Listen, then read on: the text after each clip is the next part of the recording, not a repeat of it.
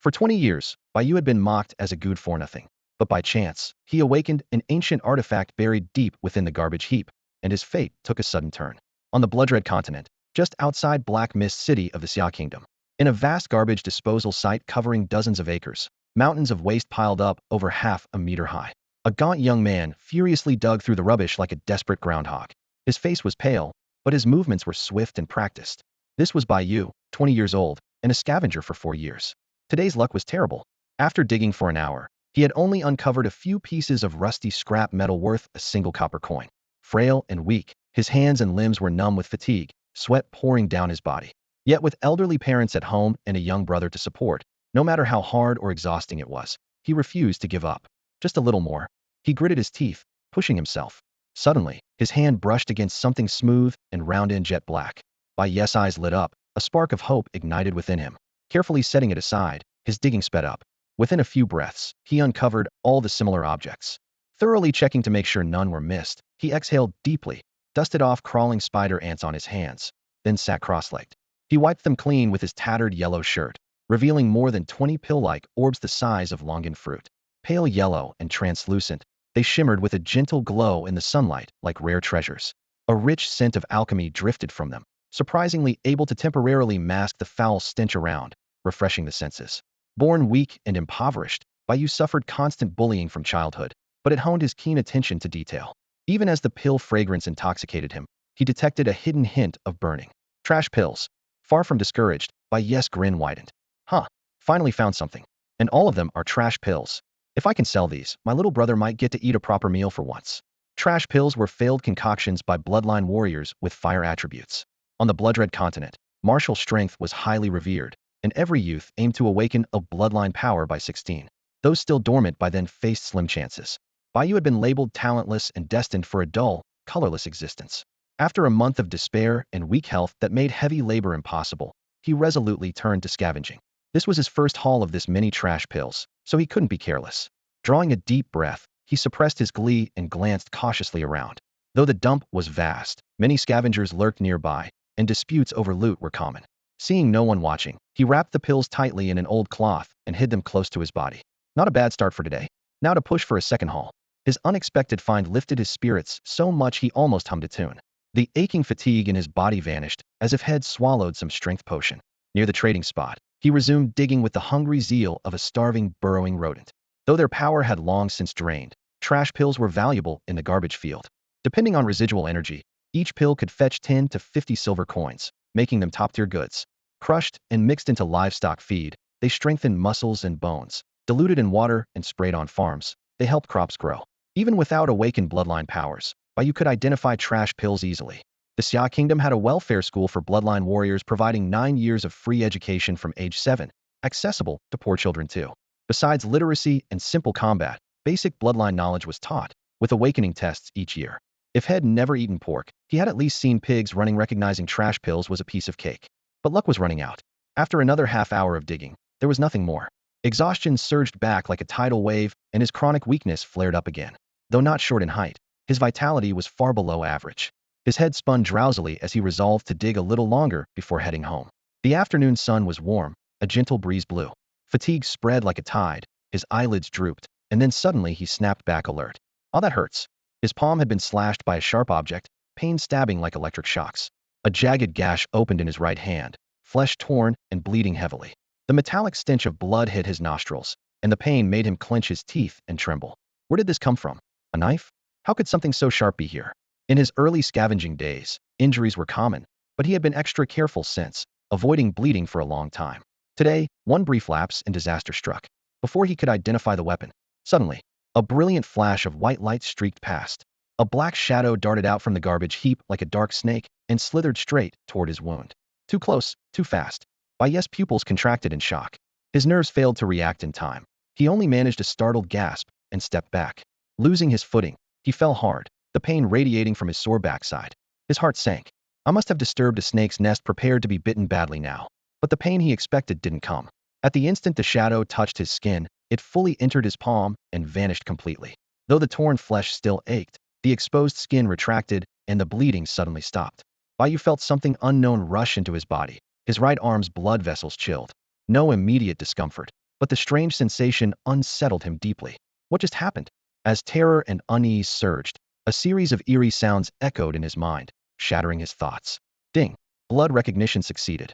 Bai Yu, congratulations. You have become the 8th host of the Hongming Creation Furnace. The Hongming Creation Furnace, also known as the Universal Creation Furnace, has fully merged with its host. Current status: severely damaged Hongming Furnace, slowly repairing. Please assist the Furnace Spirit in repairing the Hongming Creation Furnace as soon as possible. Current level and form: Level 1, Black Iron Creation Furnace. Unlockable abilities at this level: Advanced Creation, First Hongming Creation Slot. Blood recognition? So the thing that cut me just now was this broken furnace. Bai Yu stared wide-eyed in disbelief, blurting out, the Hongming Creation Furnace? Advanced Creation? Hongming Creation Slot? What in the world is going on? No wonder Bai Yu was astonished. He recognized every single character inside, but when combined, the text made no sense to him at all. As Bai Yu frowned, pondering the meaning of these strange writings, he had no idea that at the very moment he had just succeeded in binding with the Blood Oath, a storm was raging far away on the other side. Beyond the endless sky, through layers of celestial light, in another spatial dimension thousands of miles away, a towering mountain over 10,000 feet high stood, piercing the clouds, its summit swirling with mist. Atop the peak, a man with horns protruding from his head sat cross-legged, enveloped in a dense mist of blood-red fog. Within the fog, dim lights flickered. Only his vague silhouette could be discerned, his face shrouded in mystery. The space around him trembled slightly with his breathing, ripples radiating outward as if even the void itself struggled to contain his power. Suddenly, a fierce sensation surged through the man's heart. He snapped open, his eyes blood-red and narrow, with pupils glinting fierce and murderous light. Shocked, he turned his gaze to the eastern horizon, where the blood mist churned even more violently. After a moment, the man took a deep breath and raised his right hand, bringing his index and middle fingers together, pointing toward the sky. A flash of light shot from his fingertips like a fleeting firefly, tearing open the space before quickly sealing it again. Master, a man clad in white descended from the void behind the horned figure, kneeling respectfully on one knee with bowed head. Aki, the horned man said without turning his head, voice low and dark, yet full of killing intent. Hongming dares to choose a new master again. It must be in the extreme east. The spatial dimension is unknown. He paused, speaking deliberately, word by word. Issue orders: search all worlds, seize the furnace, kill without mercy. Yes, the white-clad man's face darkened as he nodded sharply. In the next instant, the light and shadow around him twisted, and he vanished oddly without a trace. The horned man made no further move, only gazing steadily toward the eastern horizon. Flickering faintly within his blood-red pupils were thoughts unknown. Bai Yu knew nothing of what was happening in the distant spatial dimension, nor that mortal danger was silently closing in. Now, with his eyes closed and mind focused, he carefully examined the changes within himself. Soon he discovered a clue floating quietly in his mind was an image of a damaged furnace. Strangely, whenever he closed his eyes, he could vividly see this scene in his mind, as if he were actually there. Through this unique perception, he finally discerned the true appearance of the Hongming Creation Furnace. It was a round, pot-bellied stove, jet black all over. At first glance, it looked ordinary, like a common household furnace. But it was in very poor condition. The whole body was covered in crack-like spiderwebs. Several chunks were missing from the mouth, exposing jagged edges these sharp parts had cut the palm of Bai Yu's right hand. The entire stove seemed on the verge of collapse, yet oddly remained intact, hovering between shattered and whole, its full form still visible. Bai Yu examined it carefully. The stove's base rested on 3 iron legs that, though damaged, seemed stable enough. Each side had a dragon-shaped handle carved with simple but imposing lines. The stove's opening was wide but lacked a lid. The interior was dark and hazy like swirling smoke, completely obscure and mysterious.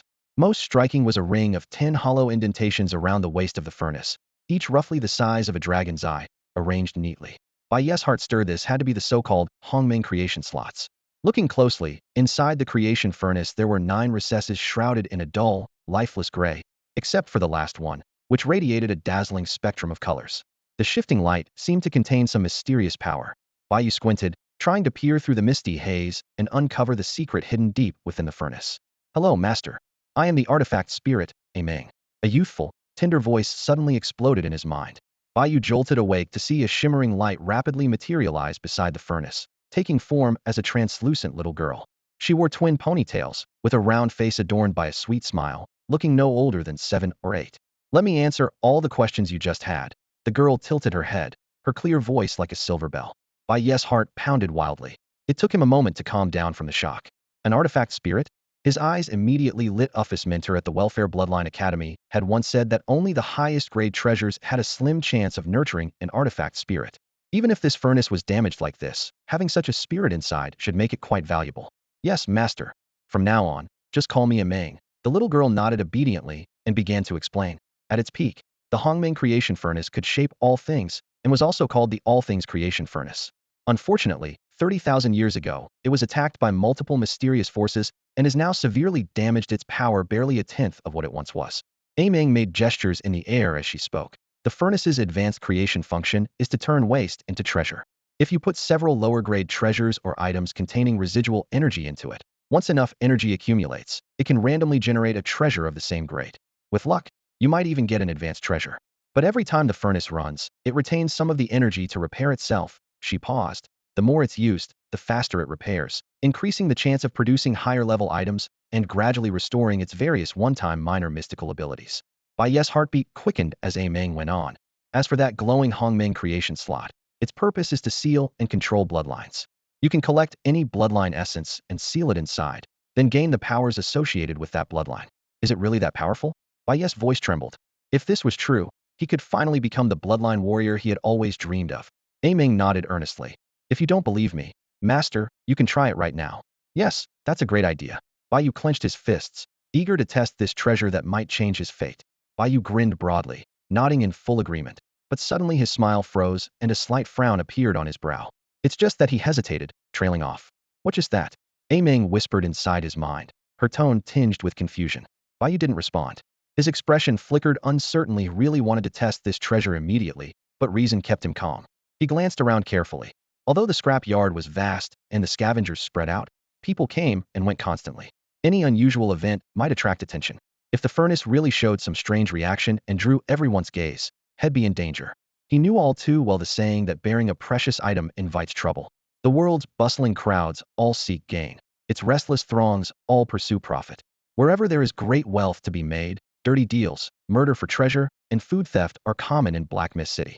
Bai Yu had seen far too many such scenes firsthand. Although the city seemed peaceful on the surface and open fighting was banned, with patrol guards keeping watch and rotating shifts, a determined person could strike secretly without being caught by the guards, and such incidents often ended in tragedy. Due to city laws, overt violence was forbidden, but covert killings were frequent. Unless the victim was someone influential or the culprit was caught red-handed, investigations were rare. Thinking of this, Bai Yu suddenly blinked, breaking free from his thoughts. He stood up quickly and scanned his surroundings vigilantly. After a thorough sweep and seeing no one watching him, he let out a relieved breath. From the moment his right palm was cut to the sudden appearance of the furnace spirit girl Amang, everything had happened so abruptly, almost dreamlike. When he communicated with Amang, he had been slumped on the ground, the entire exchange happening in his mind. To outsiders, he just looked exhausted and resting. The other scavengers probably assumed he was simply worn out, so no one paid attention. Better to head home first and test it properly. Bai Yu steadied himself and packed up his stuff, quietly reminding Amang in his mind. If you don't hear me call, don't show up. Amang replied softly. Tightening the discarded elixir hidden on his waist, Bai Yu strode quickly toward the scrap yard's exit. He wasn't sure if it was just his imagination, but now that he had the treasure in hand, he felt like the passers-by's eyes were a little more hostile. He climbed over piles of wasted junk and made it through without incident. After a while, the exit came into view. Are you leaving so soon? A voice called out nearby, tinged with surprise. It's pretty early. The mealtime's not even here yet. Bai Yu looked up to see a sturdy, dark-skinned young man standing not far off. The guy was muscular with glossy black skin, flashing a bright smile as he spoke under the sunlight. Hearing that voice, Bai Yu's spine instantly stiffened, and his fingers involuntarily clenched the edge of his clothes. He took a deep breath, quickly adjusted his expression, forced a faint smile, and turned around. Yes, Agia. For some reason, I got exhausted after just a little while of work today and didn't make any progress. I wanted to head back early and rest, then come back tomorrow. Before finishing his sentence, Bai Yu waved at him and briskly walked toward the exit without stopping. Agia, whose full name was Tanjia, lived in the same slum, was about the same age, and, like Bai Yu, scavenged to survive.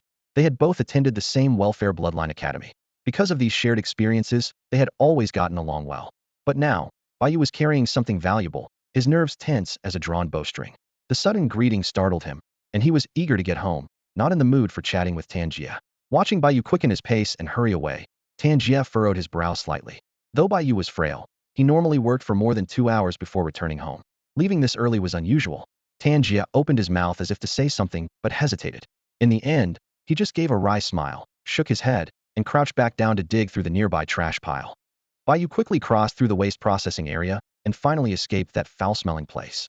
It was midday, a city of Heiwu bustling with people coming and going. The main street was wide and bright, shaded by lush trees on either side. Warm sunlight filtered through the leaves, casting dappled patterns on the ground. Occasionally, yellow tiger war riders sped past like streaks of light, dazzling and imposing. Mammoth armored carts lumbered forward heavily, their footsteps thudding so loudly they seemed to make nearby hearts pound. The yellow tiger war riders were pulled by second-rank yellow-spotted tigers, clad in gleaming golden tiger-shaped armor forged of fine metal. Agile and majestic, they were the choice of the wealthy for showing off and transportation. The mammoth armored carts, made from second-rank mammoths, hauled several tons of precious cargo and were beloved by many merchant families. Under the shade of the trees lining both sides of the main road, countless shops stood side by side. Inside, shelves were packed with elixirs, weapons, rare treasures, battle techniques, and secret arts, a dazzling array. Bloodline warriors bustled through the street in various styles and power levels, bargaining voices rising and falling in lively clamor. Bai Yu gazed at the scene before him, breathing in the refreshing fragrance of the plants lining Shangxia Avenue, contrasting sharply with the overwhelming stench of the waste processing area behind him. Every time he emerged from those depths, he felt reborn, as if stepping into a new world. For a moment, he actually hesitated, almost dazed. Then, just as Bai Yu was caught up in thought, perhaps due to a blockage ahead, whoosh! A richly dressed red-haired man rode a yellow tiger war mount, recklessly leaping from the main road onto the sidewalk, charging rapidly toward Bai Yu. "Get lost, filthy beggar!" The young man in fine clothes sneered arrogantly, hurling insults. Yet the yellow tiger war mount's speed did not slow in the slightest. In the blink of an eye, the massive beast closed to within 4 or 5 meters of Bai Yu. The thunderous pounding of its tiger claws shook the ground beneath them. The yellow tiger war mount possessed terrifying speed and strength, like a mountain moving at high velocity. If it collided with Bai Yu, whose body was so slight and fragile, he would be severely injured, coughing up blood if not killed outright, then crippled for life. Only at the sound did Bai Yu snap back to attention. The opponent's insults had come without reason, and calling him a filthy beggar was deeply offensive. His face instantly darkened. That distinctive red hair was instantly recognizable. Shangwan Yin, eldest son of the Shangwan family, one of the 5 great clans of Haiwuching, notorious land tyrants known as the Invincible Shangwan. The yellow tiger war mount was now dangerously close. Bai Yu cursed quietly, "Bastard," and quickly flipped sideways, narrowly dodging the giant beast as it brushed past. Shangwan Yin fixed his gaze forward without turning his head, as if everyone before him were insignificant ants unworthy of notice. Only as they passed did he cast a condescending sidelong glance at Bai Yu. Seeing Bai Yu's pale, filthy, foul-smelling appearance, disgust twisted Shangwan Yan's face as he coldly barked, "Humph! You're lucky this time, lowly brat. Next time you walk the streets, remember to watch where you're going. If you scratch my war mount's armor, he'll behead you limb by limb." Bai Yu listened to those high and mighty words, watching the passers-by quickly scurry out of the way, and the yellow tiger war mount vanish swiftly into the distance. Struggling to steady his footing, his face darkened like stormy water. As he stared after the rapidly retreating figure, Bai Yu suddenly clenched both fists so tightly his knuckles whitened and contorted from the strain. He had long understood that this ruthless world was ruled by brute strength, might made right. Yet it was clearly Shangwan Yin who had recklessly swerved off the main road onto the sidewalk, disregarding the law and nearly harming innocent people. Then, without remorse, he spat rude threats like he owned the place, arrogantly demanding to sever limbs as if it were his divine right. Bai Yu burned with rage. A scavenger's clothes were worn, but why was he automatically labeled a beggar? He had never stolen or robbed. He earned his keep honestly with his own hands. Just because you are rich, powerful, and skilled in combat, does that give you the right to trample on innocent lives? No matter how much Bai Yu seethed inside, the fact remained in this world that worshipped strength above all, the mighty could indeed crush others without consequence. This was the source of Bai Yu's long-standing frustration, not only his hatred for arrogant, overbearing elites, but also the bitterness over his own weakness. Born frail and sickly, he had been mocked and bullied since childhood. He could not stand seeing others abused or bullied by the strong. That was why, at 16, when he still had not awakened his lineage powers, he felt such despair. Because he had always yearned for change, yearned to grow stronger, yearned to wipe away every injustice burning in his heart. Exhaling slowly, Bai Yu's gaze sharpened with rare determination. He gradually unclenched his fists and strode swiftly toward home. Since the garbage dump wasn't far away, Bai Yu returned to the slums shortly after. The slums sprawled across a vast area, home to thousands of families scattered about. Everywhere he looked were crooked, ramshackle shacks. The walls, patched together from wooden planks, were riddled with cracks. Roofs were haphazardly covered with scraps of cloth and wood strips, giving the whole place the appearance of a disaster zone from afar. These shelters barely kept out the wind, but when it rained, water seeped through every crevice, drenching inside and outside alike. Rent in Black Mist City was expensive, forcing these dilapidated huts to be crammed tightly together. The narrow gaps between houses were so tight that you could only squeeze through sideways. The air inside was stagnant and suffocating. At the end of summer, a faint musty, damp smell lingered in the air, invading the nostrils and leaving an unpleasant sticky sensation all over. Bai Yu had long since grown used to the stench. He wove through the narrow alleyways, dodging one broken shelter after another. Along the way, he nodded greetings to a few familiar neighbors, exchanged a few words, and pressed on. After twisting and turning through the maze-like lanes, he finally stood in front of his own door. His home was deep within the slum, and by outward appearance, it was one of the slightly better shacks. Bai Yu, his father, had some skill at repairing houses and often took Bai Ping, his mother, to the wealthy district of Black Mist City to do construction work for the rich. Though their own shack was simple, it was kept neat and orderly. Mud had been packed tightly into the wood plank gaps, and the roof was reinforced enough to keep out wind and rain. Creak. Bai Yu pushed open the wooden door and hurried inside. The house was small, 2 tiny rooms, a modest hall, plus a kitchen and a bathroom. Though cramped, it had all the essentials. Inside, everything was clean and tidy. The wooden floor shone faintly from constant polishing. A subtle scent of fresh oranges filled the air. His mother, Bai Ping, burned orange peels to create a warm, inviting atmosphere. It was a stark contrast to the damp mustiness outside, making the home feel cozy and comforting. The 2 small rooms were barely enough for all of them. One was shared by Bai Yu's 2 younger brothers, while Bai Yu's parents insisted he live alone in the other, insisting that a child must learn to be independent as he grows. Meanwhile, the parents squeezed themselves into the hall each night to sleep on wooden chairs. Bai Yu felt sad about it and had pleaded many times, but to no avail. Perhaps all parents were like this, loving yet strict. At this moment, in the small hall, a thin, plainly dressed teenager sat in a wooden wheelchair, gazing out the window in a daze. Hearing the door open, he turned his head in surprise. "Brother, you're home so early today?" He was Bai Xian, Bai Yu's younger brother, 15 years old, who had not awakened any bloodline abilities. The Welfare Academy gave 1 day off a week, and today happened to be his day at home. Bai Xian's situation was much like Bai Yu's. Born with deficiencies, and years of living in this damp, moldy slum had taken a toll. At age 10, he suddenly fell ill. His legs first grew soft and numb, then gradually lost all sensation. Eventually, his meridians were severed, leaving him completely paralyzed from the waist down. At the time, their parents spent all their savings searching for barefoot doctors far and wide, but nothing cured him. After countless inquiries, the only lead they found pointed to a rare second-tier supreme medicinal pill called the Duanshu pill. It was said not only to restore broken meridians, but also to regrow lost limbs, their only hope to treat Bai Xian's strange illness. After asking about the price, Bai Yu realized that the second-tier top-grade recovery pill was shockingly expensive, so costly that even a humble family like theirs would struggle to afford it despite decades of scrimping and saving. Helplessly, Bai Xian's leg condition had dragged on until now. Since he was 10, he had to rely on a wooden wheelchair and take costly herbal medicines to barely keep the illness at bay and slow its worsening. Sitting in the wheelchair for years made Bai Xian far more mature and calm than most boys his age, but the heavy medication left him looking pale and sickly, with none of the usual youthful energy. He often preferred solitude and daydreaming. Not bad today, made some progress. I'm a bit tired though, so we'll head back early." Bai Yu closed the wooden door behind him and gently patted Bai Xian's shoulder, casually commenting. Though seeming casual, he secretly glanced at his brother's legs with a subtle flash of pain in his eyes. He had vowed to himself to one day use the recovery pill to mend Bai Xian's broken legs so he could run freely in the sunlight again. But it would take time. Even with the primordial creation furnace in hand, without absolute certainty, he didn't want to recklessly touch his brother's injury or make promises he couldn't keep, because shattered hopes hurt just as much as physical wounds. So the heartache twinkled briefly in his eyes and was swiftly masked by calmness. Bai Yu didn't want to hide what he gained outside from his family, but since the furnace wasn't yet fully tested and the matter was critical, he feared trouble from flaunting it. Therefore, with Bai Xian, it wasn't yet time to reveal too much. "Big brother, you're back. Come play with me." Before Bai Xian could speak, a small child's cheerful voice rang through the hall. Suddenly, a skinny little boy in an oversized patchwork shirt burst out of a side room, rushing to hug Bai Yu's leg and cuddle up cutely. This was Bai Fei, the youngest brother, just 5 years old. Though small and slender, he was fairly healthy and hadn't awakened any bloodline powers yet. He had a chubby, lively face and loved to be mischievous. But the Bai family was poor, rarely buying new clothes, so Bai Fei had to wear hand-me-downs from his 2 older brothers, which were noticeably big and worn.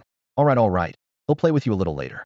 But now I've got something important to hand Lego play with second brother for a bit, okay? Bai Yu crouched down, affectionately ruffling Bai Fei's small head. Seeing him wear such oversized, tattered clothes made a tight lump rise in Bai Yu's throat, and his eyes sting. I'm sorry, little brother. It's all because I'm not capable enough that you have to suffer so young. Just wait a little longer and give me some time. I promise I'll work hard so we can all have better lives. Oh, okay then. Unaware of Bai Yu's thoughts, Bai Fei gave a disappointed look before running over to play mischievously with Bai Xian.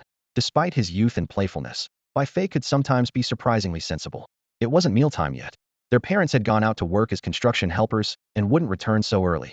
Seeing his two younger brothers playfully causing mischief without a care in the world, Bai Yu's dark mood instantly lifted, a warm feeling swelling in his chest. Outside the house lay the harsh reality, but home was a cozy refuge. He shook his head with a smile, then turned and stepped into the bathroom to quickly wash away the stench of sweat. After changing into clean clothes, he finally felt somewhat refreshed. Leaving the bathroom, Bai Yu entered his small room and locked the wooden door behind him. The room was no more than a few square meters, but was tidy and neat, with not a speck of dust on the window frames. Inside stood a worn wooden bed, a patched blanket, a low wooden stool, and a large cloth bag filled with scrap and miscellaneous junk, simple but well organized. Feeling clear-headed after the shower, Bai Yu was eager to test the creation furnace's capabilities. Yet, though the treasure was in his possession, he still didn't know how to start. Ameng, Bai Yu whispered softly to the artifact's spirit. It's safe now. What should I do next? Ameng had wandered through 30,000 years across countless eras. Hearing her master's voice at last meant she could help the creation furnace absorb energy and stimulate its repair. Excited, she replied, "All right, master. It's actually quite simple. Focus your mind to first move the creation furnace outside your body. You can adjust its size within certain limits by your will. Then, just throw energy-containing materials into it." She paused, then continued. "Afterward, I will merge completely into the creation furnace, entering a mindless spirit-attaching state, and guide you step by step. Don't worry. Got it." Bai Yu nodded, concentrating hard on moving the creation furnace out of his body. Whoosh! With a soft sound, a black iron furnace about half a person tall appeared before him. When Bai Yu first saw the creation furnace in his mind, it seemed ordinary, but now that it was outside his body, it looked much more pleasing to the eye. Though still heavily damaged, covered in spiderweb-like cracks, a faint glow shimmered over its surface, flickering brilliantly with splendid colors. An ancient, desolate aura filled the room, mysterious and awe-inspiring. Energy-containing materials. Bai Yu frowned in thought. Which exactly contain energy, and which don't? Never mind, we'll just try first. He tossed a few rusty iron scraps had dug up today into the mouth of the creation furnace. Swish! The scraps slipped in like mud, sinking into the sea, swirling down as a vortex of energy, then mysteriously vanished in an instant. Soon, a series of clear beeps sounded. Ding! This item contains no energy. Please replace and try again, came Ameng's voice, now dull and mechanical, sounding less intelligent and limited to a simple status alert. Bai Yu hadn't fully grasped yet if this was indeed the mindless spirit-attaching state Ameng mentioned. Puff, puff, puff. A sudden barrage of hissing sounds abruptly broke Bai Yu's train of thought. He looked up to see the rusted iron scraps he had just thrown in being forcefully ejected from the mouth of the creation furnace, like spitting watermelon seeds. The iron pieces traced arcs through the air before falling with clinks and clatters to the ground. Bai Yu squatted down to carefully count the rusted scraps, none missing, all returned intact. It seems these rusted pieces are useless. However, a glint of insight flashed in his eyes. At least there's no risk of loss while trial and erroring. Keeping this crucial detail in mind, Bai Yu turned and grabbed various objects from the scrap bag, tossing them one by one into the creation furnace. Tattered clothes, underwear, straw sandals, calligraphy brushes, bowls and chopsticks, leftover food, boiling water. He then searched the hall and kitchen for wood, burning embers, stones, copper wires, shovels, hammers, even a handful of hair went in. To his surprise, all of them were spit out unchanged by the furnace. Each time, a prompt sounded clearly in his mind. Ding! This item contains no energy. Please replace and retry. Frowning, Bai Yu stared at the pile of burning embers on the floor. Logically, these embers should contain fire attribute energy. So why no effect? He scanned the room. He had nearly tried everything except for the bag of discarded pills by his side. Those were his most valuable items, originally reserved to trade for food. Bai Yu bit his lip and sighed. No choice then. He grabbed a single discarded pill and resolutely tossed it into the creation furnace. Whoosh! As the pill vanished into the swirling gray mist, the furnace's glow brightened slightly. Ding! Energy value below threshold. Please continue input. Bai Yu's eyes lit up. Finally, some reaction. Without hesitation, he threw in one discarded pill after another. 1, 2, 3. As the number grew, the furnace's light intensified. When the sixth pill was thrown in, the furnace suddenly blazed forth a brilliant, dazzling light. Ding! Energy threshold reached. Advancing creation, transforming waste into treasure, random generation in progress. Bai Yu held his breath, eyes fixed intently on the furnace. After a few moments, ding! Congratulations, host. You have obtained a first-grade supreme item, a Yuan Power Pill 1. The Yuan Power Pill concentrates a vast amount of primordial energy within its core. Once refined, it can greatly enhance internal Yuan power. It is an invaluable tonic for warriors of noble bloodlines and a key to quickly advancing one's strength and rank. Swish! A pale red pill shot out from the furnace opening, slowly spinning in midair. Before it even landed, a rich and intoxicating pill fragrance flooded the entire bedroom. Bai Yu's eyes widened, his nostrils flaring involuntarily as he inhaled the pill's essence. The scent was both rich and sweet, with a potent after-effect lingering aroma instantly penetrated his body, awakening his spirit. He felt his entire chi and blood surge with renewed vigor. Yuanli pill? Just inhaling a faint trace of its fragrance, Bai Yu immediately felt his entire body's energy surge and stir. This had to be a top-tier Yuanli pill. His eyes brightened instantly, his heartbeat quickening had thrown in only 6 worthless pills, and yet the furnace had produced a single high-quality Yuanli pill. This creation furnace was simply miraculous. Suspended in midair, the pill's forward momentum weakened, and it began to gently fall. Bai Yu acted quickly, scooping it up with his right hand. The pill was warm to the touch. Opening his palm, he examined it carefully. The pill was pale red and smooth like jade, with a rich aroma that filled his nose. He couldn't help but cradle the pill in his palm, running his fingertip lightly over its polished surface, suddenly reluctant to part with it. He hadn't expected Aming to be so thoughtful, revealing the precise effects of the creation furnace's products and saving him from having to scour books. After all, he was just an average graduate of the Welfare Academy, currently lacking the advanced knowledge needed for Bloodline Warriors. Fortunately, he had studied some basics at the Bloodline Academy, so his foundation was solid. On the bloodstained continent, pills were divided into 9 ranks. Within each rank, there were 4 quality grades: low, medium, high, and top tier. Top-tier pills represented the most potent effects in their rank. There were countless types of pills with various uses, but they mainly fell into 2 categories: energy type and effect type. Energy type pills focused on boosting power levels. Their medicinal force eventually transformed into free energy, allowing for unlimited use without developing resistance. Effect type pills brought specific benefits when taken, but repeated use of the same kind was discouraged. Some high-grade, rare pills even had strict limits on how many times they could be consumed. Repeated use of effect pills led to increasing drug resistance, weakening their effectiveness. To counter this, one had to either switch to stronger pills or stop using them for an extended period to allow the body to recover gradually. Yuanli pills were by far the most widely used and in-demand energy-type pills among low-rank bloodline warriors. Even the weakest, rank 1 low-grade pill was equivalent to the power of 2 to 3 low-grade Yuan stones.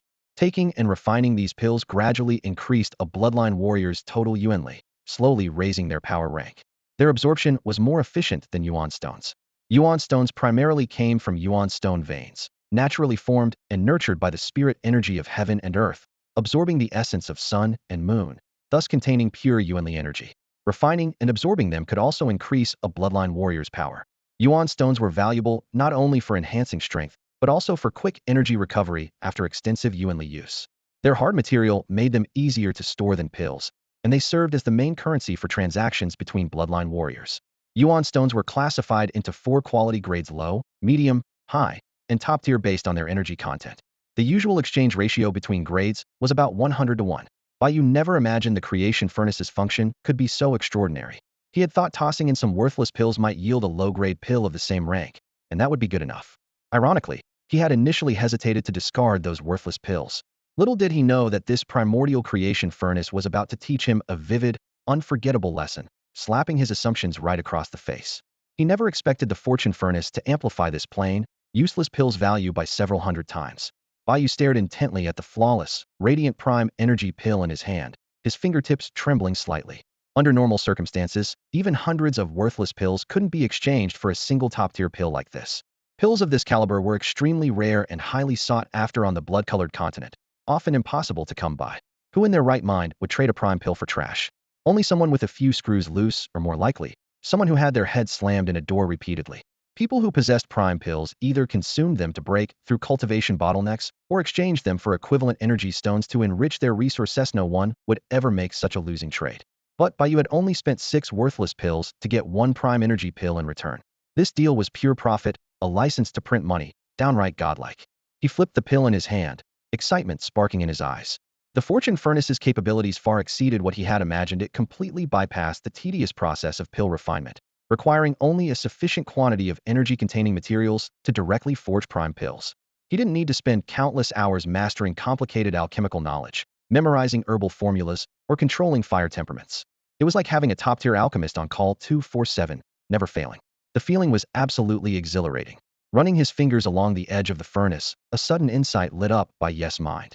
He finally understood what Aming meant by things containing energy. They were probably rare classified treasures, of course including worthless ones. The Fortune Furnace didn't care if items were intact or damaged, as long as they contained residual energy. That meant it wasn't just worthless pills that could be used. Broken magical artifacts and ruined spirit implements, as long as they still held some energy, could be tossed in too. Who knew perhaps they could turn trash into treasure? Realizing this, Bai Yu couldn't help but give himself a mental thumbs up for his cleverness. Leaning back in his chair, he quickly mapped out a clear plan. Gather all sorts of worthless pills and broken treasures, feed them into the Fortune Furnace to produce prime items, then sell those to raise money and boost his power. Then repeat hunt for more worthless items, refine them again, in a continuous loop. Without hesitation, he emptied the remaining dozen or so worthless pills from his storage pouch straight into the furnace. The moment the pills dropped in, the furnace trembled violently. Golden patterns surfaced on its surface, glowing brighter and brighter until a dazzling, blinding light erupted, illuminating the entire room. Then Aming's dull voice echoed, ding. Energy value reached.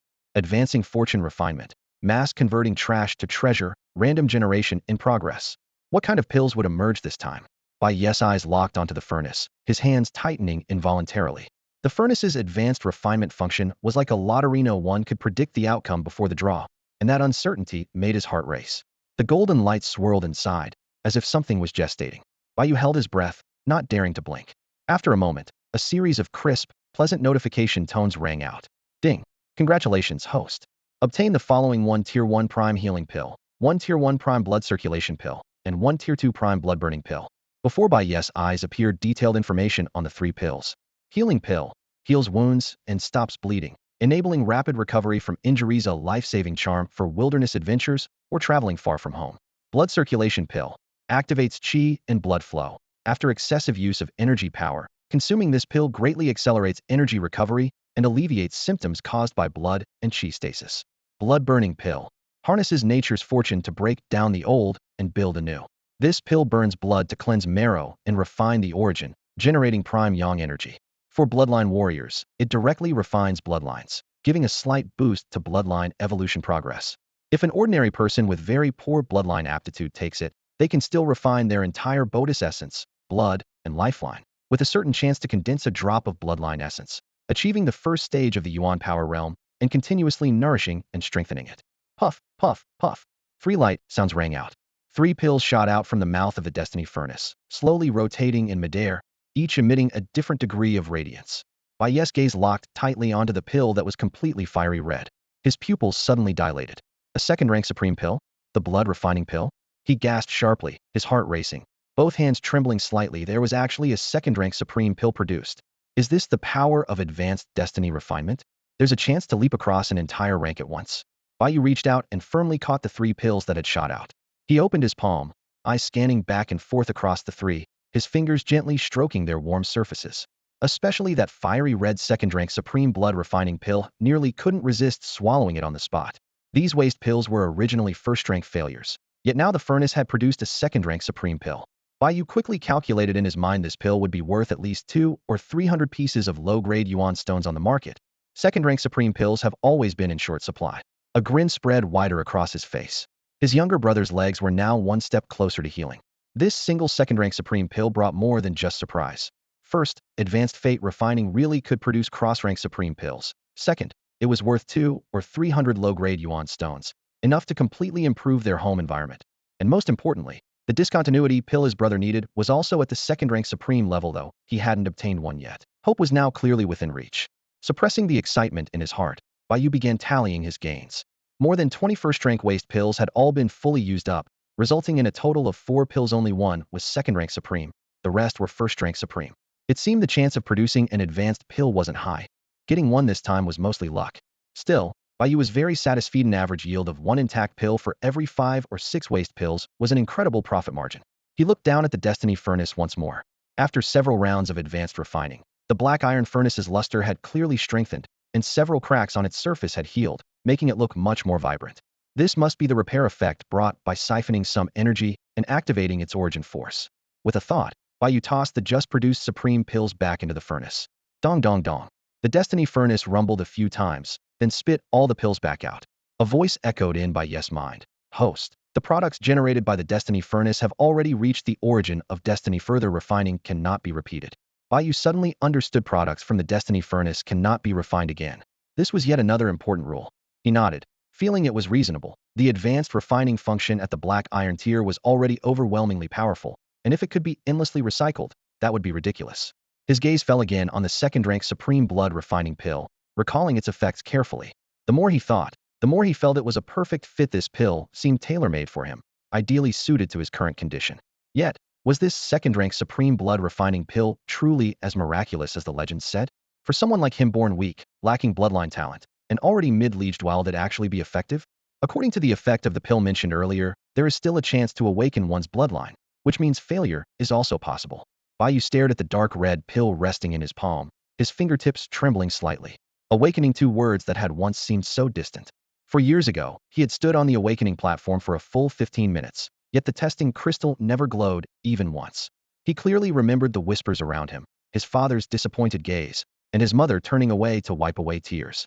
That blow left a deep scar on his heart. Physical wounds could heal, but emotional ones were much harder to mend. To be honest, even with the Fate Furnace in his possession, Bai Yu still felt nervous and afraid of the unknown like any ordinary person. This time, if he swallowed the blood incineration pill, would he be able to awaken? He bit his lip, clenching and unclenching his fingers. For years ago, he had already been sentenced to death once in spirit, and the thought terrified him. If he failed again, not only would his heart be shattered once more, but he would also suffer a heavy loss. The second-grade supreme pill in his hand was worth over 200 or 300 low-grade source stones. That was an extremely precious fortune for Bai Yu at this stage. The pill's value alone could buy a decent manor just outside the wealthy district of Black Mist City. It could lift Bai Yu's family of 5 out of the slums and provide a comfortable home, possibly with some surplus left. Alternatively, it could cover a poor family's daily expenses for decades with careful saving. Suddenly, Bai Yu felt uncertain. Should he sell it or use it on himself? The choice was agonizing. After a long moment, he took a deep breath and decisively rejected the short-sighted idea of selling it to cash out. Images flashed through his mind: Shangguan, Yin charging on a yellow tiger war mount, Bai Yu stumbling to the roadside soaked in filthy water. More memories surged in. Being pushed around as a weak child, mocked for poverty, discriminated against for lacking a bloodline. Each unpleasant memory sliced at his heart like knives. In that instant, Bai Yu awakened to the truth. On the Scarlet Continent, only strength is the foundation for survival and living with dignity. Without formidable power, even great wealth brings no joy, only disaster. Success or death. There was no way out. This time, he had to awaken.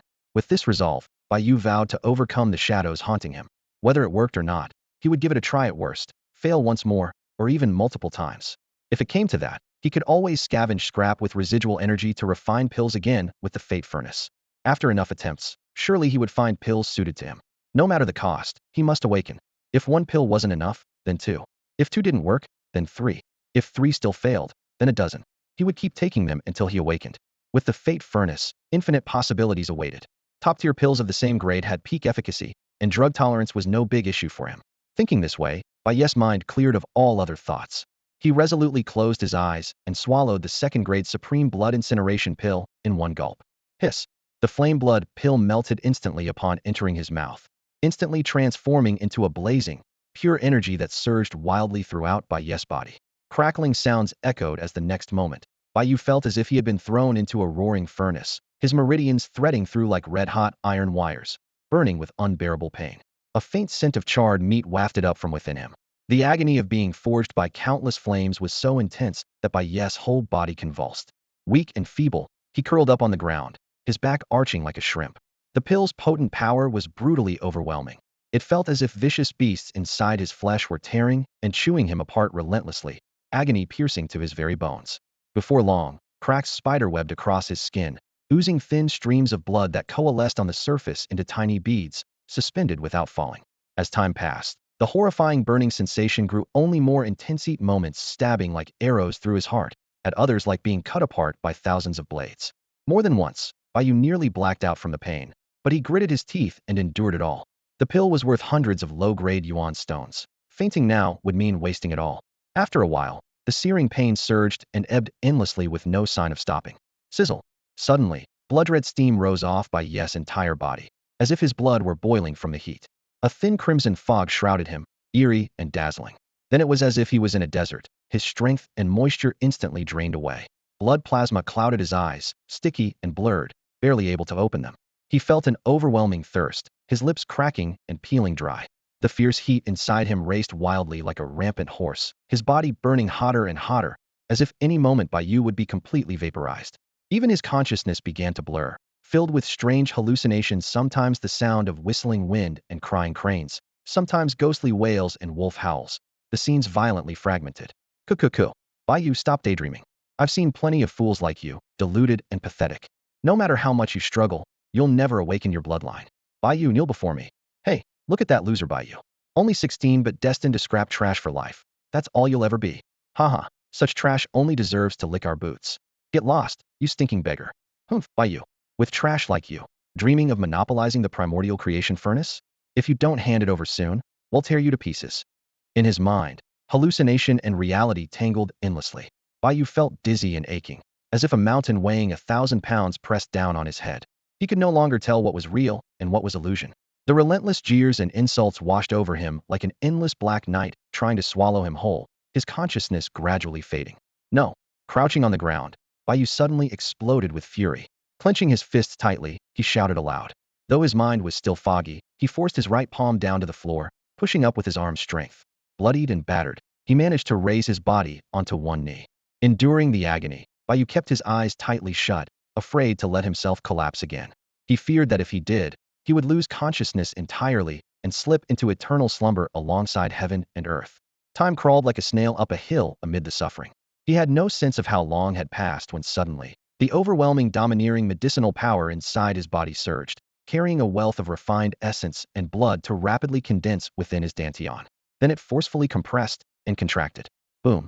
A deafening explosion erupted within him.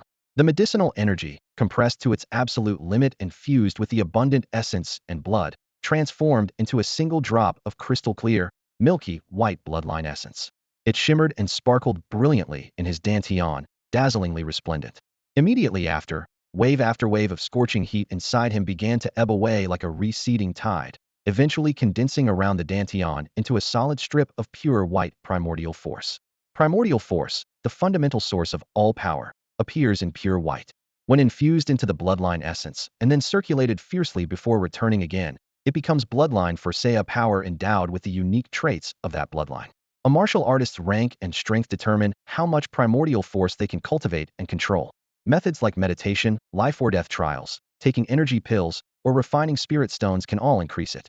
With the heat fully dissipated, the massive medicinal force of the exquisite burning blood pill was finally about 70 to 80% absorbed by Bai Yu.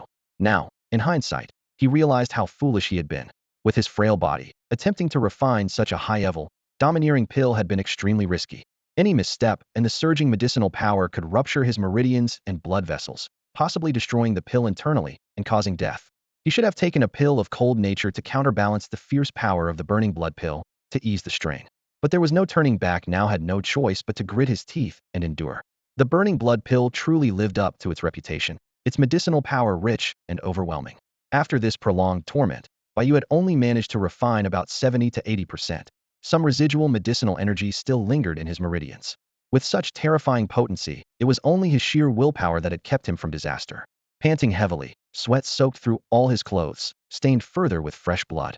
His head buzzed loudly as he gulped fresh air. His entire body was sticky with blood and grime. Every nerve ached, and exhaustion weighed down his eyelids so heavily he could barely open them. After a long moment, the worst of the discomfort lessened. Gaining back some strength, he slowly opened his eyes and carefully rose to his feet. At that moment, Bai Yu suddenly felt a wild, restless force surging in his dantian, thrashing violently like an enraged beast trapped in a cage, desperate to break free. What was this? Startled by the outbreak of power, Bai Yu quickly steadied himself. Moving with intention, he abruptly raised his right arm. Instantly, the pure white primordial force around his dantian began to spiral rapidly. His blood and meridian energy surged wildly, flowing chaotically through his entire body. All his strength instantly restored to full, every trace of fatigue vanished completely. Immediately, an immense surge of primordial energy burst forth like a flood breaking through a dam, rushing wildly into his bloodline essence. The energy swirled violently within the essence, stirring up ripples of power. Moments later, a pure white bloodline energy radiated from the core of the essence, flowing like a living thing along his meridians and instantly spreading throughout his entire network of energy channels. Bai Yu lowered his gaze to his right palm.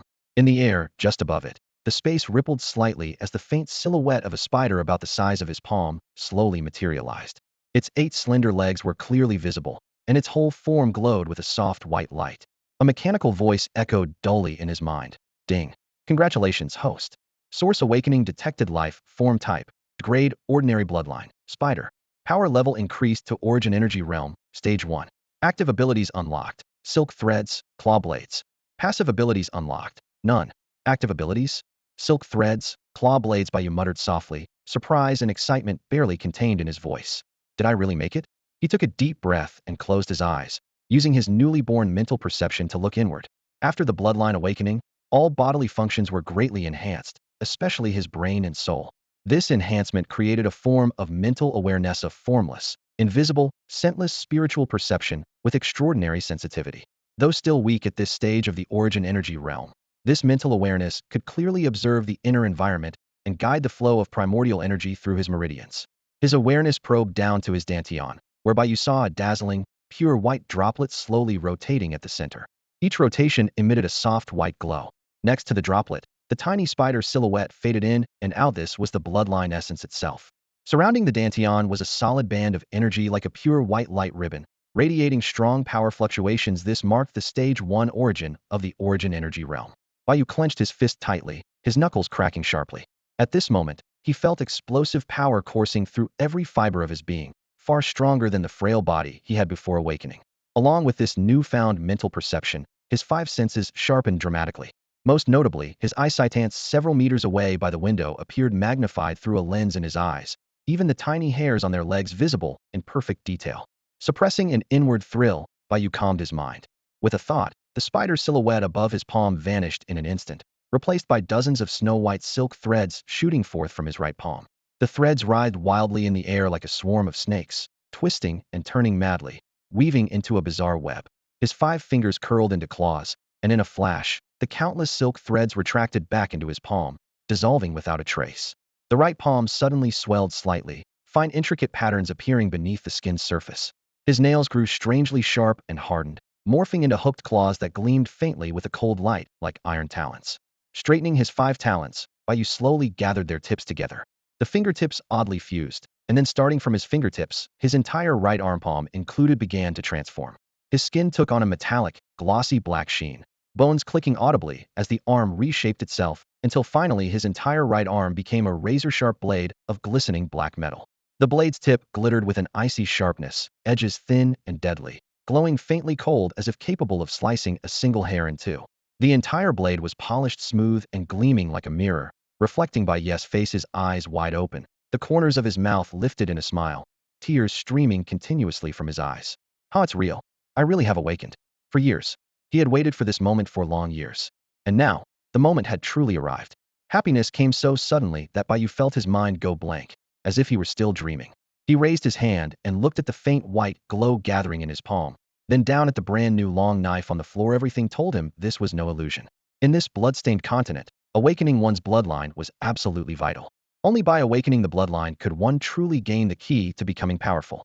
After 20 years of ups and downs, Bai Yu finally grasped that key at this very moment. He wiped away his tears, took a deep breath, and forced himself to calm down. What he had to do next was clear. First, convert the remaining pills into cash, then collect more valuable scraps. Use the Fate Furnace to craft more cultivation resources, steadily increase his strength, and ultimately change his family's living conditions. Thinking this through, Bai Yu began practicing his newly awakened spider bloodline. After a while, Bai Yu stood in the center of the room and casually pointed at a rusty iron scrap lying on the floor ahead. Swish! A thin, snowy white thread of silk shot out from his fingertip, instantly sticking to the rusty scrap. The silk retracted, drawing the scrap into his palm.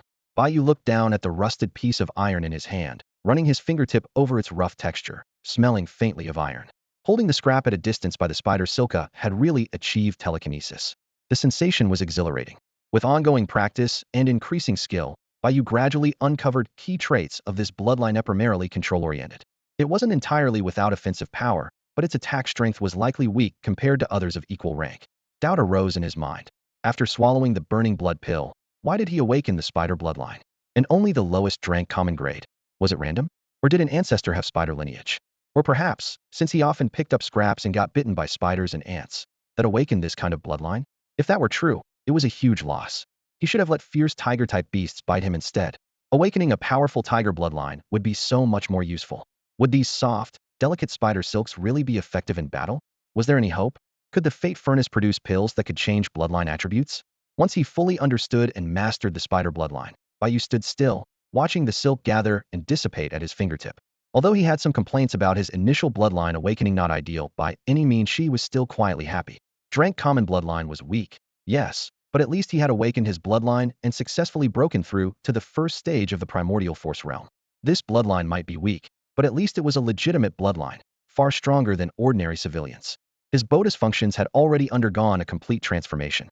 Bai Yu bent his knees slightly and lightly leapt. The entire body shot upward like an arrow released from a bow, soaring through 4 or 5 meters in an instant, his fingertips easily brushing the roof. If he hadn't yet reached the architectural height limit of the rooftop, he could definitely jump even higher by putting in full effort.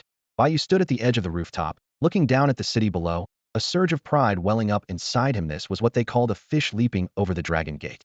Although he had started many years later than others, with the fortune furnace in hand, as long as he worked harder than them, it was certainly possible for a latecomer to surpass the rest. Moving forward, he could focus his resources on gradually nurturing and strengthening this weak, ordinary-level spider bloodline. Bai Yu had learned some details about the rank divisions of Bloodline Warrior strength from the instructors at the Bloodline Academy. The teachers had mainly explained the lower 3 tiers. He didn't know much about the higher stages. The strength tiers of the lower 3 stages, from lowest to highest, were Yuan Power Realm, Yuan Sea Realm, and Yuan Mansion Realm. The Yuan Power Realm was further divided into 9 segments, while from the Yuan Sea Realm onward, each was subdivided into early, mid, late, and peak substages. In this world, bloodlines were an unavoidable foundational theme. Throughout the long history of the Xia Kingdom, countless mysterious and divine bloodlines had emerged. Bai Yu had heard the academy instructors say that when bloodline warriors first awaken, they display different bloodline grades depending on their innate talent and aptitude. The higher the grade, the stronger the bloodline's overall abilities. At the same strength level, a higher grade bloodline would be significantly stronger. This bloodline grade advantage was a major factor in surpassing one's rank in combat. Warriors with vastly superior bloodlines could easily perform beyond their level, displaying astonishing fighting power. Bloodline grades, from lowest to highest, were divided into 7 major levels, for low levels D, C, B, and in 3 high levels S, SS, and SSS. Each major level was further divided into 3 tiers based on bloodline capability: ordinary, excellent, and top tier. Most bloodline warriors initially awaken with ordinary level or club bloodlines. Some prodigious youths are born with exceptional bloodlines and can reach at least level upon first awakening without any aid from awakening pills. Bloodlines reaching a level or S-level at initial awakening were extremely rare, essentially on 9 million prodigies. As for the various bloodline affiliations, the instructors at the Bloodline Academy had given detailed explanations, which Bai Yu had listened to with great interest. Within the Bloodred continent, bloodline affiliations were primarily divided into 5 major categories, each containing countless subcategories too numerous to fully enumerate. The 5 major bloodline categories were: 1. Transformation. Consumes Yuan power to convert into other energies, such as metal, wood, water, fire, earth, ice, wind, thunder, light, darkness, and so forth. 2. Object control. Consumes Yuan power to manipulate external objects like glass, metal, and various tools. 3. Enhancement. Consumes Yuan power to strengthen the self, either localized or whole body, for example, enhancing nails, hair, or physique. 4. Life forms. Consumes Yuan power to use partial abilities of other living creatures, such as spiders, wolves, or thorns. 5. Special. Consumes Yuan power to gain very rare and unique abilities, such as prayer or blessing. This category was the rarest and most extraordinary. Each category had its own focus, advantages, and disadvantages. Mature bloodline warriors would continually cultivate and develop their strengths according to the category of their bloodline. Bai Yu had heard his mentor mention that on the Bloodred continent, there existed a rare kind of genius known as a multi-bloodline awakener. When such an awakener appeared, the great noble families would spare no expense to compete for them, designating them as core candidates for cultivation. It was already rare to possess 2 bloodlines simultaneously, but 3 bloodlines were practically unheard of. If someone awakened 3 or more bloodlines at once, the entire Bloodred continent would be thrown into chaos, sparking a frenzied and bloody struggle. Multi-Bloodline Warriors had combat styles that changed endlessly, with countless combinations of abilities. Though they consumed enormous amounts of resources to advance each bloodline's evolution, their adaptability was unmatched, and their potential for growth was astonishingly high. As long as resources were ample and their development properly guided without untimely death, they were destined to become top-tier powerhouses. Their greatest advantage was a passive ability that allowed bloodlines to switch without losing the continuous stacking effects. However, their active skills changed with the bloodline being used. They could activate skills from different bloodlines sequentially, but rarely simultaneously unless trained by a master who helped them perfect advanced multi-bloodline combat techniques. Bai Yu closed his eyes briefly, reviewing the foundational knowledge he had learned at the Bloodline Academy. He had just successfully awakened his bloodline and broken through to the first stage of the Vital Force realm. A preliminary growth plan took shape in his mind. Now all that remained was to refine it and implement it step by step. He opened his eyes and fixed his gaze on the groove glowing softly with colored light along the waist of the Destiny Furnace. Meng, how do I use this Hongming Destiny slot? Scanning. Ding. Host. No unclaimed blood essence detected around you. The Hongming Destiny slot cannot be used now. Please acquire unclaimed blood essence and try again. Ah, got it. Bai Yu nodded. Although the function was unlocked, it was useless without blood essence. After a moment's thought, he said, Meng, let's leave it for later.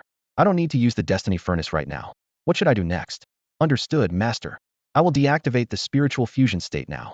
When you focus your mind again, you can move the Destiny Furnace into your body.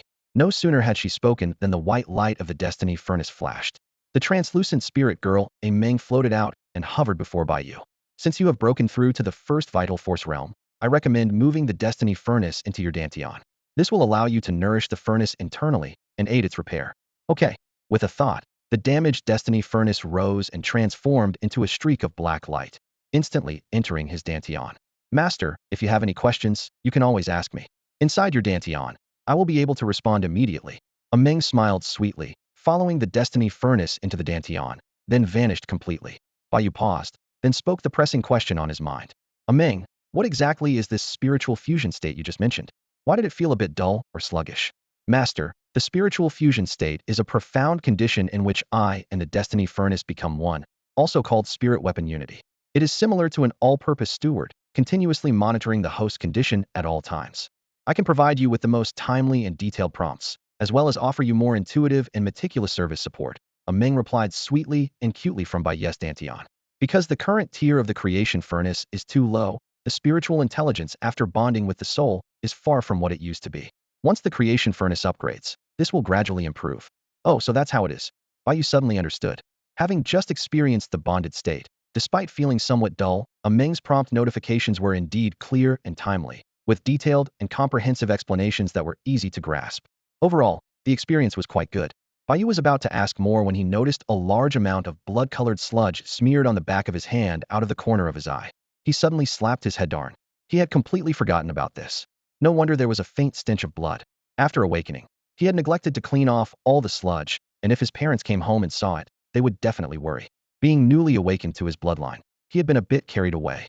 Realizing his filthy appearance, Bai Yu hurriedly dashed out of the room. His two younger brothers shot him strange looks, but Bai Yu didn't care. He rushed to the bathroom and quickly started to wash up.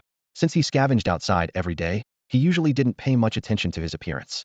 Normally, after returning from the garbage processing site, he would wash until there was no smell, which didn't take long. But this time he spent much longer washing, was afraid his parents would see the blood stains and worry unnecessarily, so he was extra thorough. He hadn't expected to be this dirty after awakening. The layers of blood-colored sludge felt like tons of grime being rinsed off. If Bai Yu hadn't noticed and cleared the drain carefully, this massive amount of sludge would almost have clogged the sink. Finally finished showering and changing into clean clothes, Bai Yu casually glanced in the mirror. Although he was still rather thin, his bone structure had clearly grown, and his previously flat muscles had swelled somewhat. He looked noticeably taller. He felt that his previous frail condition had been mostly cured by the blood-burning pill, which cleansed his marrow and fused his bones. Now, continuous strength welled up inside him like a fresh spring. All his new and old wounds had fully healed, leaving no scars at all. Even the skin on his face had become finer and had a rare flush of color. Compared with his previously pale, zombie-like appearance, he finally looked human. With his physique improving, his biggest flaw, lack of vigor, was gradually being made up for. Bai Yu had always been good-looking, but poor health had dulled his features. Now his eyes shone brightly, as if stars sparkled within them. He looked quite refined and handsome. If it weren't for the faded, patched clothes he still wore, he might even look like a wealthy young master. Stepping out of the bathroom, Bai Yu felt refreshed and light as a swallow. His two younger brothers were full of puzzled expressions, but he paid no attention and calmly re-entered his room. After closing the door, Bai Yu sat cross-legged and asked the question that had been bothering him all along. By the way, Meng, I've been meaning to ask, why is the creation furnace damaged so badly? Master, Meng doesn't actually know much either. Meng's voice carried a hint of helplessness. At that time, as the creation furnace was damaged, my own strength was severely reduced, causing the loss of many key memories. I only remember that around 30,000 years ago, for reasons unknown, a massive interdimensional war broke out, engulfing countless worlds. This event became known as the War of the 10,000 Realms. Inside his dantian, Meng ran her delicate fingers through her hair, furrowing her brow as she tried to recall. Back then, the Hongmeng creation furnace was struck simultaneously by several powerful forces, causing its fundamental energy to spiral out of control. Although the backlash wounded many attackers, the furnace itself was severely damaged, leading to a mutual devastation. I fell into a deep coma at the time, and when I woke, I found myself in the Black Mist City junkyard. The War of the 10,000 Realms. Something that happened 30,000 years ago. Bai Yu felt a stirring inside. An interdimensional war, what exactly did that mean? Knock, knock, knock. Urgent knocking interrupted his thoughts. Big brother, mom and dad are back, came Bai Xian's voice from outside the door. Okay, I'm coming right now, Bai Yu called out, rising quickly. He hurriedly tidied up the scattered mess caused by the furnace experiment, restoring the room to order. Then he quietly reminded Meng, don't drift outside without a summons from now on. Also, keep your voice low inside the dantian. If someone with ill intentions picks up on it, it could cause trouble.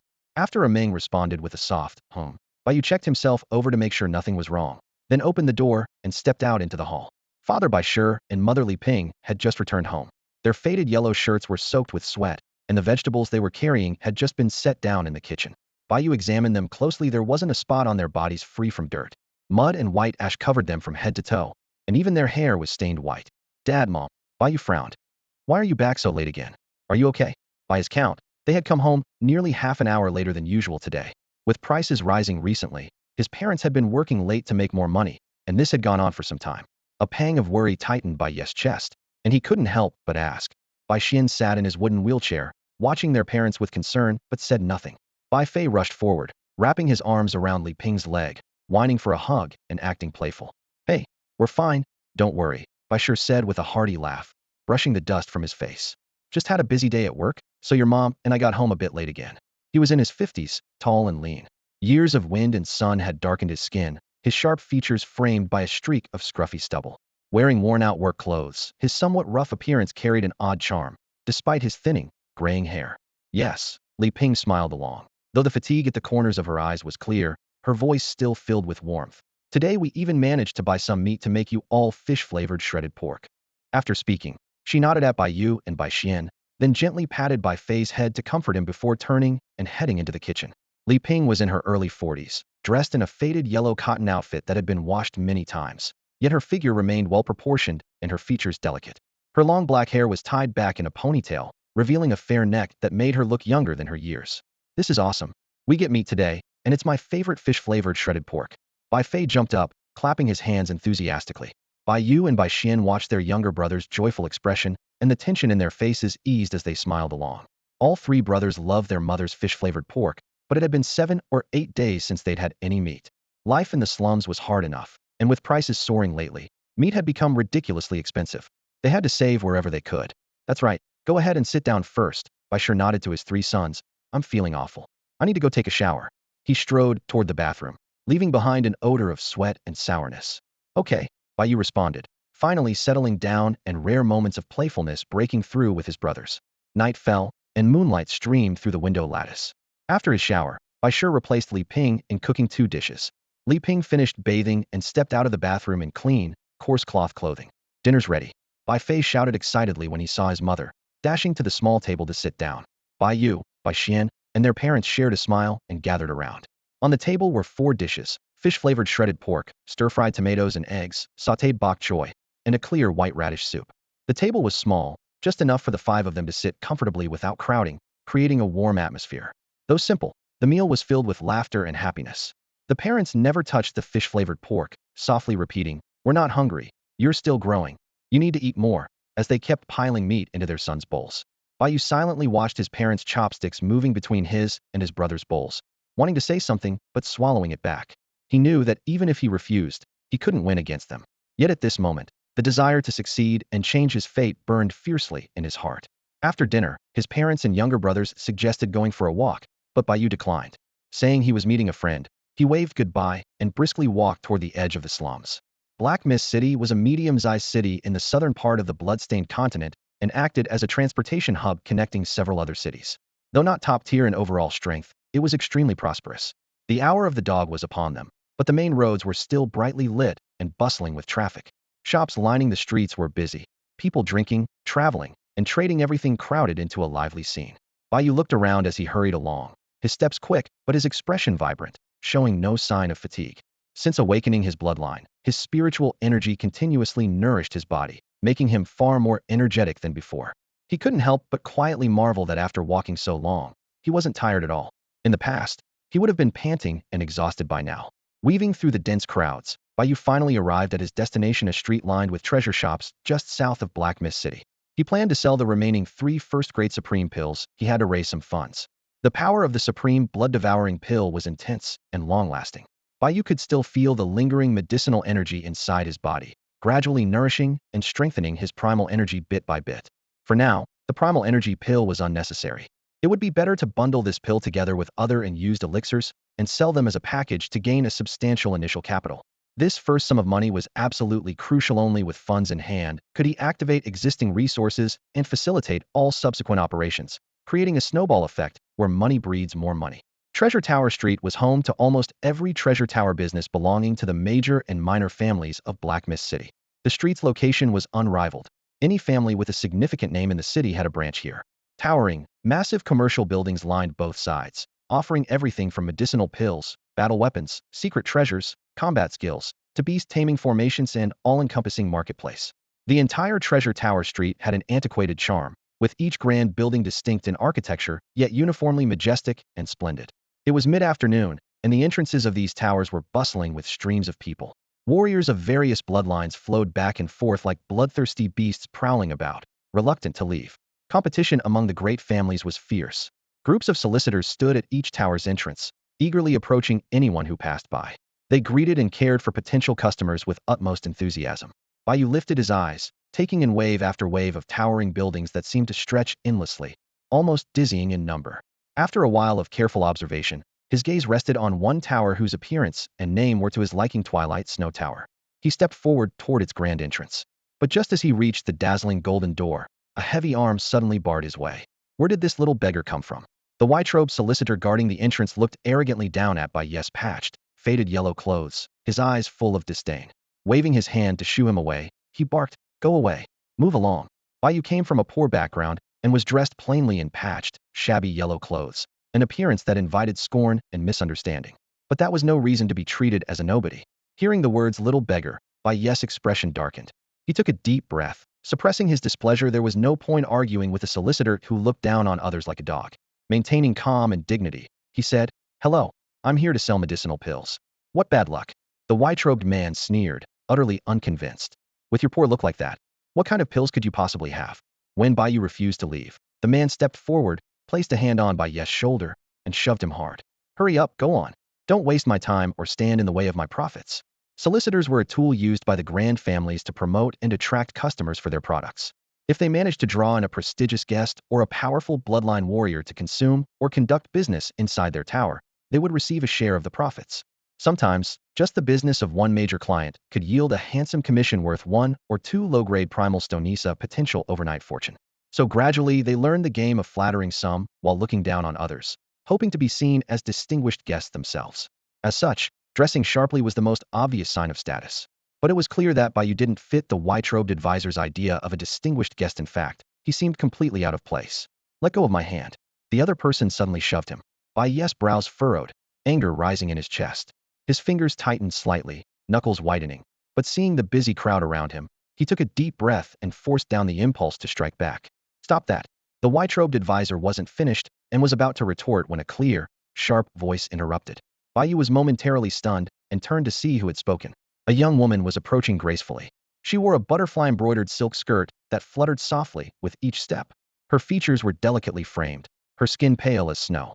Moonlight shone on her long black hair, which the breeze set drifting with a shimmering radiance. Her brows and eyes held an otherworldly elegance, every expression subtly enchanting. Bai Yu found himself staring in awe. The woman had just seen off an important guest, and now witnessed the commotion at the gates of the Mushui Tower. Her cheeks were slightly puffed, brows knitting lightly. There was a hint of amusement mixed with gentle reproach that gave her a playful charm. At the sound of the sharp command, the white-robed advisor's face changed instantly. Almost as if shocked, he quickly withdrew his hand and turned to the woman with a fawning tone, saying, "Apologies for disturbing Miss Wainer." It was this little beggar causing trouble. The servant tried to reason with him, but he was stubborn and refused to leave. Hearing this blatant distortion of the facts, Wainer's delicate brows furrowed sharply, and she shot the advisor a cold glare. Her voice grew stern. "A guest is a guest. Do not speak lies here." With that, she stepped forward, motioning for the advisor to step aside. Yes, I was wrong." The advisor quickly lowered his eyes, apologizing humbly and retreating behind the woman in embarrassment. No one dared offend this Miss Wainer despite her soft appearance. She was one of the Mushui family's key heirs being groomed to lead. Wainer ignored the advisor behind her and turned her attention to Bai Yu. She first offered a brief apology, then softly asked, "I am Mushui Wainer, the steward here. May I know your name, sir?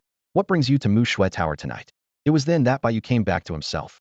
Her lips parted lightly, her voice as pure and refined as an orchid deep in a valley. A subtle fragrance seemed to spread from her words, stirring his thoughts and making his mind momentarily blank. He was not a lecherous man, but her presence was truly extraordinary, rare, and captivating enough to unsettle him at once. For a moment, he found himself unprepared for such an encounter.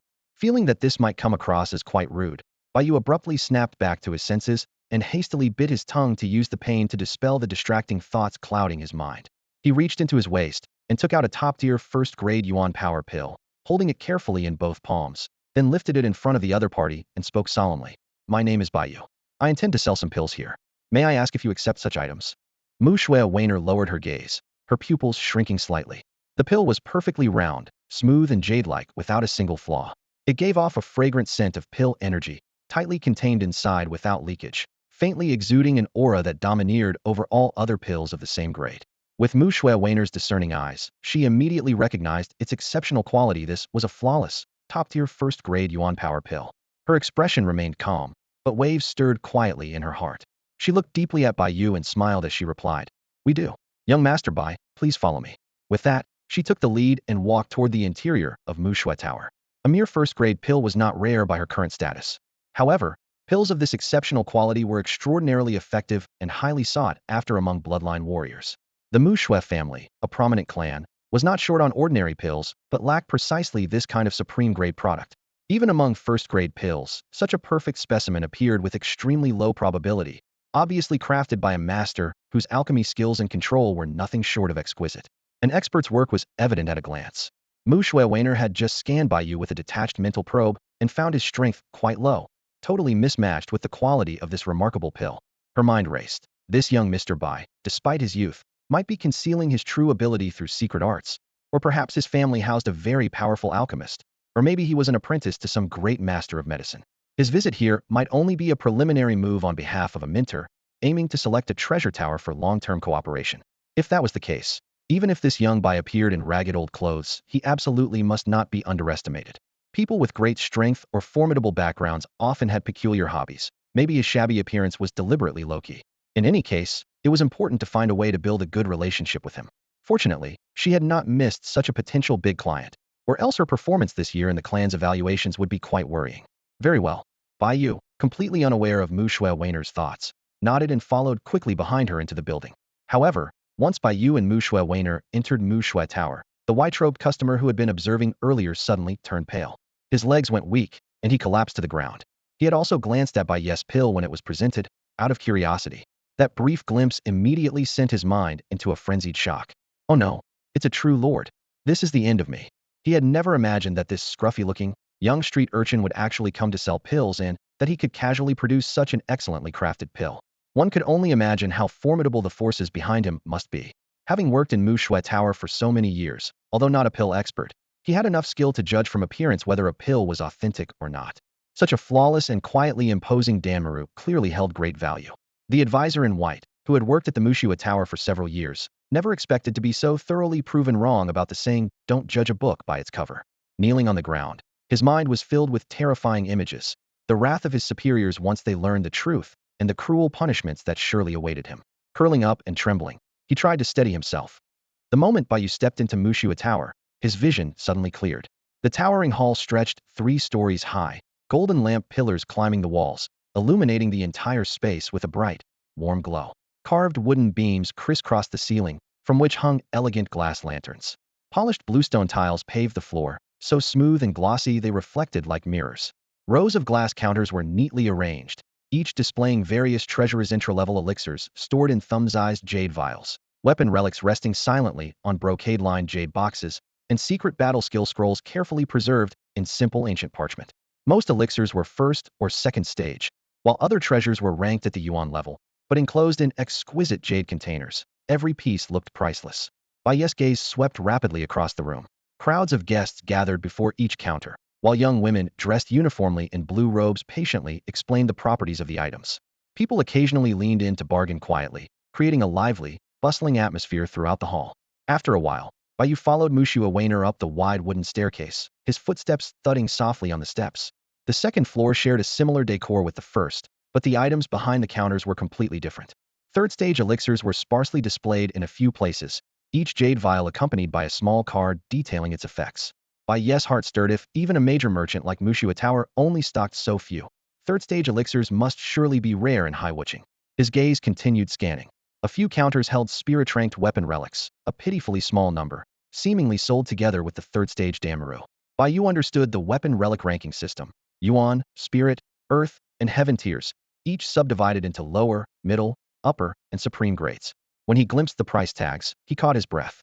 A spirit-ranked lower-grade weapon relic was listed for 30 to 40,000 lower-tier yuan stones, more than 100 times pricier than a yuan-ranked lower-grade relic on the first floor. What made it more remarkable was the price reservation auction system for these treasures. A plaque beside them explained the rule. With a Mushua badge, one may reserve the price within a week. The highest offer wins. This meant spirit-ranked lower-grade or higher weapon relics were precious commodities fiercely contested in high-witching. The second floor had far fewer guests, only scattered powerful bloodline warriors browsing quietly. Seeming to notice Bai Yu's curiosity, Mushua Wainer smiled and explained. The second floor is Mushua family's VIP area. The third floor and above are not open to the public. Besides a small selection of third-stage elixirs, we also sell some spirit-ranked treasures here. Such items are extremely scarce and high-witchingly, those holding a Mushua badge can reserve prices. Without it, you don't even qualify to purchase. So that was the case. Bai Yu nodded slightly, his expression calm and unreadable as he tried to appear less tense and uneasy, but a sharp chill suddenly ran through his heart. Third-tier pills and spiritual-grade treasures were incredibly hard to obtain. It seemed that in Black Mist City, such high-end cultivation resources were tightly controlled by a select few. No matter how many elemental stones one had, they were useless without a powerful backing to claim a share. Mushua Wainer had already led Bai Yu into a spacious VIP room. The decor was simple but elegant. Energy runes flickered faintly on the walls, clearly part of a special array that also provided good soundproofing.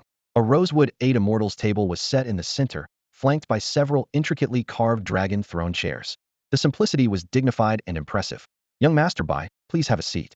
Mushua Wainer approached one side of the table and gestured politely to the chair opposite. "Thank you." Bai Yu didn't hesitate and pulled out one of the dragon throne chairs to sit down. When he first entered Mushua Tower, he had felt somewhat uneasy, but seeing the countless guests busily purchasing all kinds of treasures and the display cabinets filled with hundreds or thousands of low-grade elemental stones priced on tags had numbed him to these astronomical numbers. Though first visits naturally brought some awkwardness, since he was here to do business in good faith, he decided to settle in calmly. With the exquisite products of the Fate Furnace and the guaranteed quality of his pills, there was no need to be overly nervous. Above all, he mustn't let anyone see him falter. If his drugs were heavily underpriced here, it would ruin their true value. Evaluation it would be disastrous. Thinking this, Bai Yu just wanted to sell the pills quickly and then digest everything he had witnessed today. "May I ask, young Master Bai, what other pills do you plan to sell this time?" Mushua Wainer sat down as well, looking at him kindly and getting straight to the point. "Not many, just 3. Steeling himself, Bai Yu didn't waste words and took out a yellowed piece of old cloth from his waist, spreading it on the table. 3 top-quality pills appeared, which he then pushed toward Mushua Wainer. 1 elemental power pill, 1 blood circulation pill, and 1 healing pill. All first-tier pills, the lowest rank. Seeing the 3 pills, Mushua Wainer's face remained composed, but a trace of disappointment welled up in her heart. Yet something felt off, so she looked again carefully. Suddenly, her eyes flashed with a brilliant light, and a trace of shock couldn't be suppressed. This is... She forced down her shock, thinking she must be mistaken, and quickly moved the 3 pills closer. Using 2 fingers on her right hand, she carefully picked each one up in turn and examined them closely in her left palm. How is this possible? In the next moment, even the ever-calm and unflappable Mu Shui Wainer revealed an expression of utter astonishment. They were all flawless, perfect first-tier top-grade pills. She had expected Bai Yu to present some higher-tier pills, but all were first-tier. She had initially felt a little disappointed since she only knew about the first-tier elemental power pill. Yet, after her careful verification, she discovered the other 2 pills were of the same, flawless quality.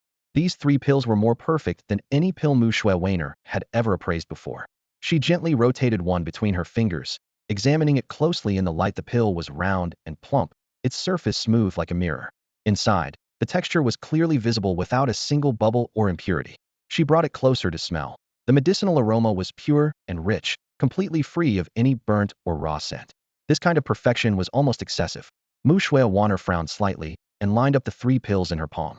There wasn't a single flaw to be found. It seemed like a naturally flawless masterpiece, as if crafted by a divine hand. This is a master's work, Mu Shui Wainer murmured to herself. A master's work meant a pill that was even purer and more flawless than a high-grade pill.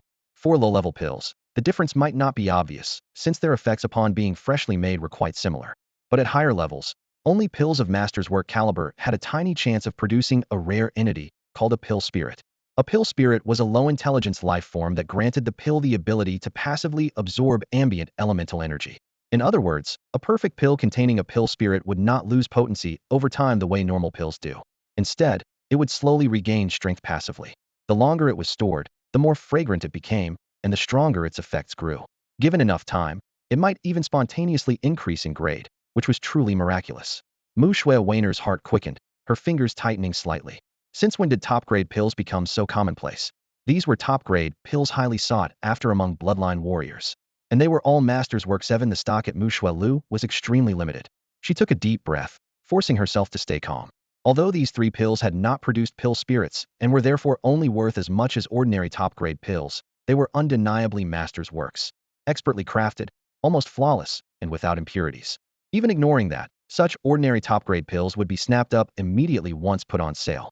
1 pill at a time might be understandable, but 3 appearing at once was truly shocking. Don't underestimate these first-tier top-grade pills. Having run Mu Shui Lu for years, she knew very well that the rate of true top-grade pills among low-tier pills was only about 1. As for high-tier pills, the success rate of pill forming was pitifully low, not to mention the even lower rate of top-grade quality. That's why the higher the grade, the better the pill quality. A top-grade pill offered the best choice at every tier, requiring fewer doses while providing better effects. Consequently, top-grade pills for each tier were very popular and sometimes nearly impossible to acquire. Mu Shui Wainer's eyes flickered with understanding. The seller must have deliberately set aside all the top-grade pills for sale, selecting only the finest ones that reached master's work quality, while keeping the other slightly lower quality pills from the same batch for their own use. Otherwise, how could so many top-grade pills appear all at once? No initial, intermediate, or advanced pills available at all. A 100 top-grade rate? That was clearly unreasonable. Yes, these are all top-quality pill capsules. Make me an offer. Bai Yu was unaware of the other's thoughts, but noticed the astonishment flashing through Mu Shui Wainer's beautiful eyes, which immediately caught his attention. Her reaction suggested these pills could fetch a good price. If Mu Shui Wainer knew that these masterfully crafted top-grade pills in Bai Yu's hand were actually exchanged for just 5 to 7 worthless pills each, she would surely be furious enough to spit blood on the spot. These grade 1 top-tier pills usually go for no more than 10 lower-grade elemental stones each, Mu Shui Wainer said with a deep breath, having quickly composed herself after her earlier shock. She straightened up and spoke seriously. However, since my subordinates were somewhat impolite earlier, this time we will purchase them at 12 lower-grade elemental stones each, a total of 36 stones. How does that sound to you? She paused briefly before adding, though these 3 pills have reached the level of masterwork, since their rank is still relatively low and they lack pill spirits, their commercial value is comparable to ordinary top-grade pills, so the purchase price is similar. Bai Yu pondered briefly, recalling the prices of pills he had glimpsed downstairs moments ago. He calculated. For low, middle, and high-grade rank 1 pills, Mu Shui Lu sold them for 2, 4, and 8 lower-grade elemental stones respectively. With the treasure house aiming for profit and factoring a normal margin of about 50%, their purchase prices would be roughly 1, 2, and 4 stones each. As for the top-grade pills, selling at about 20 stones, the purchase price would be around 10 stones. Being offered 12 stones each was indeed quite good. Considering this, Bai Yu smiled and nodded. All right, I accept that price. Please exchange one of the lower-grade elemental stones for an equivalent amount of gold coins. Certainly, no problem. Mu Shui smiled gracefully and turned toward the VIP room door, calling out crisply, Uncle Li, please bring me 35 lower-grade elemental stones and 120 gold coins. All right, one moment. A faint voice replied from outside the VIP room. The soundproofing here was impressive, Bai Yu thought, quietly impressed. Even shouting loudly would only carry as a barely audible mosquito buzz, making it ideal for confidential business talks. Within the blood-colored continent, the normal exchange rate between lower-grade elemental stones and gold coins was 1 to 100. However, gold coins were rarely used among Bloodline Warriors. Precious items of higher rank always required payment in elemental stones. Gold coins were mostly used by commoners for daily necessities and served as a tool for higher-ups to manage the populace. Few exchanged elemental stones for gold coins. The reverse exchange was more common, but still not widespread. In practice, exchanging usually required more than 120 gold coins to trade for one lower-grade elemental stone, an unwritten custom. At that moment, Uncle Li, a man in his 40s or 50s with graying hair, pushed open the door and briskly entered. Without saying a word, he glanced at Bai Yu, then turned to hand Mu Shui a ring before expressionlessly folding his hands behind his back and standing by her side. Uncle Li remained silent the entire time, which naturally piqued Bai Yu's curiosity, but he didn't intend to show it openly. The other party was clearly here for the money in this world. Money makes the man, and whether they spoke or not didn't really matter to him. Here, this is the full payment, all inside the ring. Pleasure doing business with you, Mu Shui said with a faint smile. Her slender fingers held out a ring toward Bai Yu. Since this is your first time at Mu Shui Tower, consider this spatial ring as a gifted token for our meeting. Feel free to count everything inside. All right, thank you. And the pleasure is mine, Bai Yu replied. He reached out and took the spatial ring. The cold metallic surface brushed his fingertips, making his pulse race. He clenched his fist tightly, knuckles whitening, forcing his trembling hand to steady so no one would notice and mock him. 35 or 36 low-grade yuan stones were no small sum. Earlier, he had casually talked about dozens of these stones as if it was no big deal, but now physically holding them nearly betrayed his excitement. What surprised him even more was the unexpected gift from this place for simply selling pills. Clearly, choosing Mu Shui Tower was the right call. The spatial ring, also called a storage ring, had been thoroughly explained by the Bloodline Academy instructors. In reality, it was a small extra-dimensional space contained within a ring-shaped device. After special refining by a craftsman, the ring formed a stable gateway to this miniature space, which could be linked and guided by internal energy. It allowed warriors to carry non-living items conveniently while traveling, making it an essential tool for those roaming and training far from home. A drop of crimson blood fell onto the ring's surface and instantly soaked in. Bai Yu slipped the ring onto his finger and quickly performed the blood-binding ritual to imprint his soul mark onto it. This spiritual imprint was unique to each bloodline warrior, somewhat like a fingerprint. It created a mysterious connection with the item, making it respond only to its owner's commands and preventing others from stealing what was stored inside. Then, Bai Yu focused his mind and infused a bit of his internal energy into the storage ring. In an instant, he felt the feedback through the energy, clearly sensing that the ring contained a 1-incubator storage space. Counting carefully inside, there were exactly 35 low-grade yuan stones and 120 gold coins resting within. Those yuan stones were about the size of a dragon's eye, cut into neat oval shapes. They were milky white with a faint glow, evidently rich in energy. An intoxicating aura seemed to emanate from them, irresistible and mesmerizing to anyone who saw them. The yuan stones were finally in his hands at last. Facing such a large sum of currency for the first time, Bai Yu couldn't help but smile. He had never expected that just over 20 worthless pills, after some tinkering with the Hongmeng furnace, could be exchanged for such wealth. Truly, fortune was smiling on him. Now would have to make good use of this furnace to earn even more materials for cultivation. As for the spatial ring, though it only had the lowest level 1-incubator capacity, it would cost at least 3 to 5 low-grade yuan stones if purchased outright. Receiving one as a gift was simply incredible.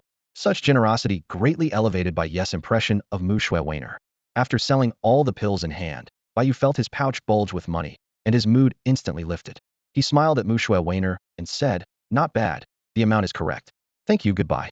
No sooner had he finished speaking than Bai Yu quickly stood and was about to leave. Wait. Mu Shui also rose to her feet. Bai Yu's expression abruptly changed, and the step he had just taken froze in place. He turned around, eyes sharp and wary as he stared at her. Is there something else?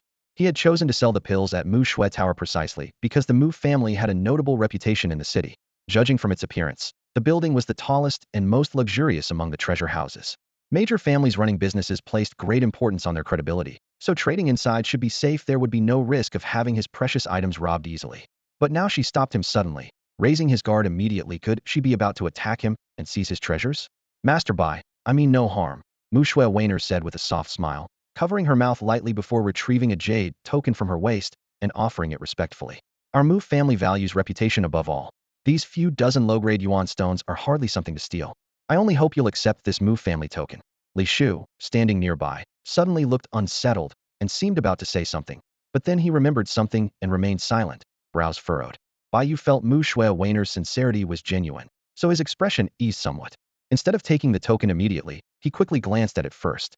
The piece resembled jade but was uniquely crafted square with rounded edges, about half a palm in size. It was milky and smooth, translucent and lustrous. The characters Mu Shui were inscribed elegantly on its surface, carved into the jade with a flowing, graceful style truly pleasing to the eye. Why are you giving me this Mu family token? Bai Yu asked skeptically. From the explanation earlier when he went upstairs, he already knew that this token signified the bearer as a Mu family VIP, granting free access to all the family's business areas. It was strictly controlled and limited in number. Such a valuable gift, why give it to him? Master Bai, hey, race the reason. Weiner glanced at him with a gentle smile and spoke warmly. First, this token will let you pass through all Mu family VIP zones without hindrance, so no one will block you again. Consider it a small apology for earlier. Second, I hope to get to know you better. Top quality pills like yours are extremely scarce, and if you have more in the future, I hope you'll prioritize selling them to Mu Shui Tower to help me out. What she said was true, but there was one thing she didn't mention. What she truly prized was the powerful family behind Bai Yu, or the influential alchemist master supporting him.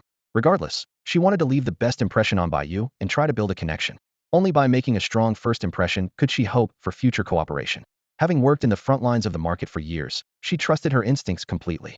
Though Bai Yu seemed ordinary, he gave her a strange, unsettling feeling everywhere, plain, yet mysteriously unusual. She was certain a strong force backed him. Who would believe someone could produce 3 master-level pills without powerful support? She absolutely would not let such an important guest slip away.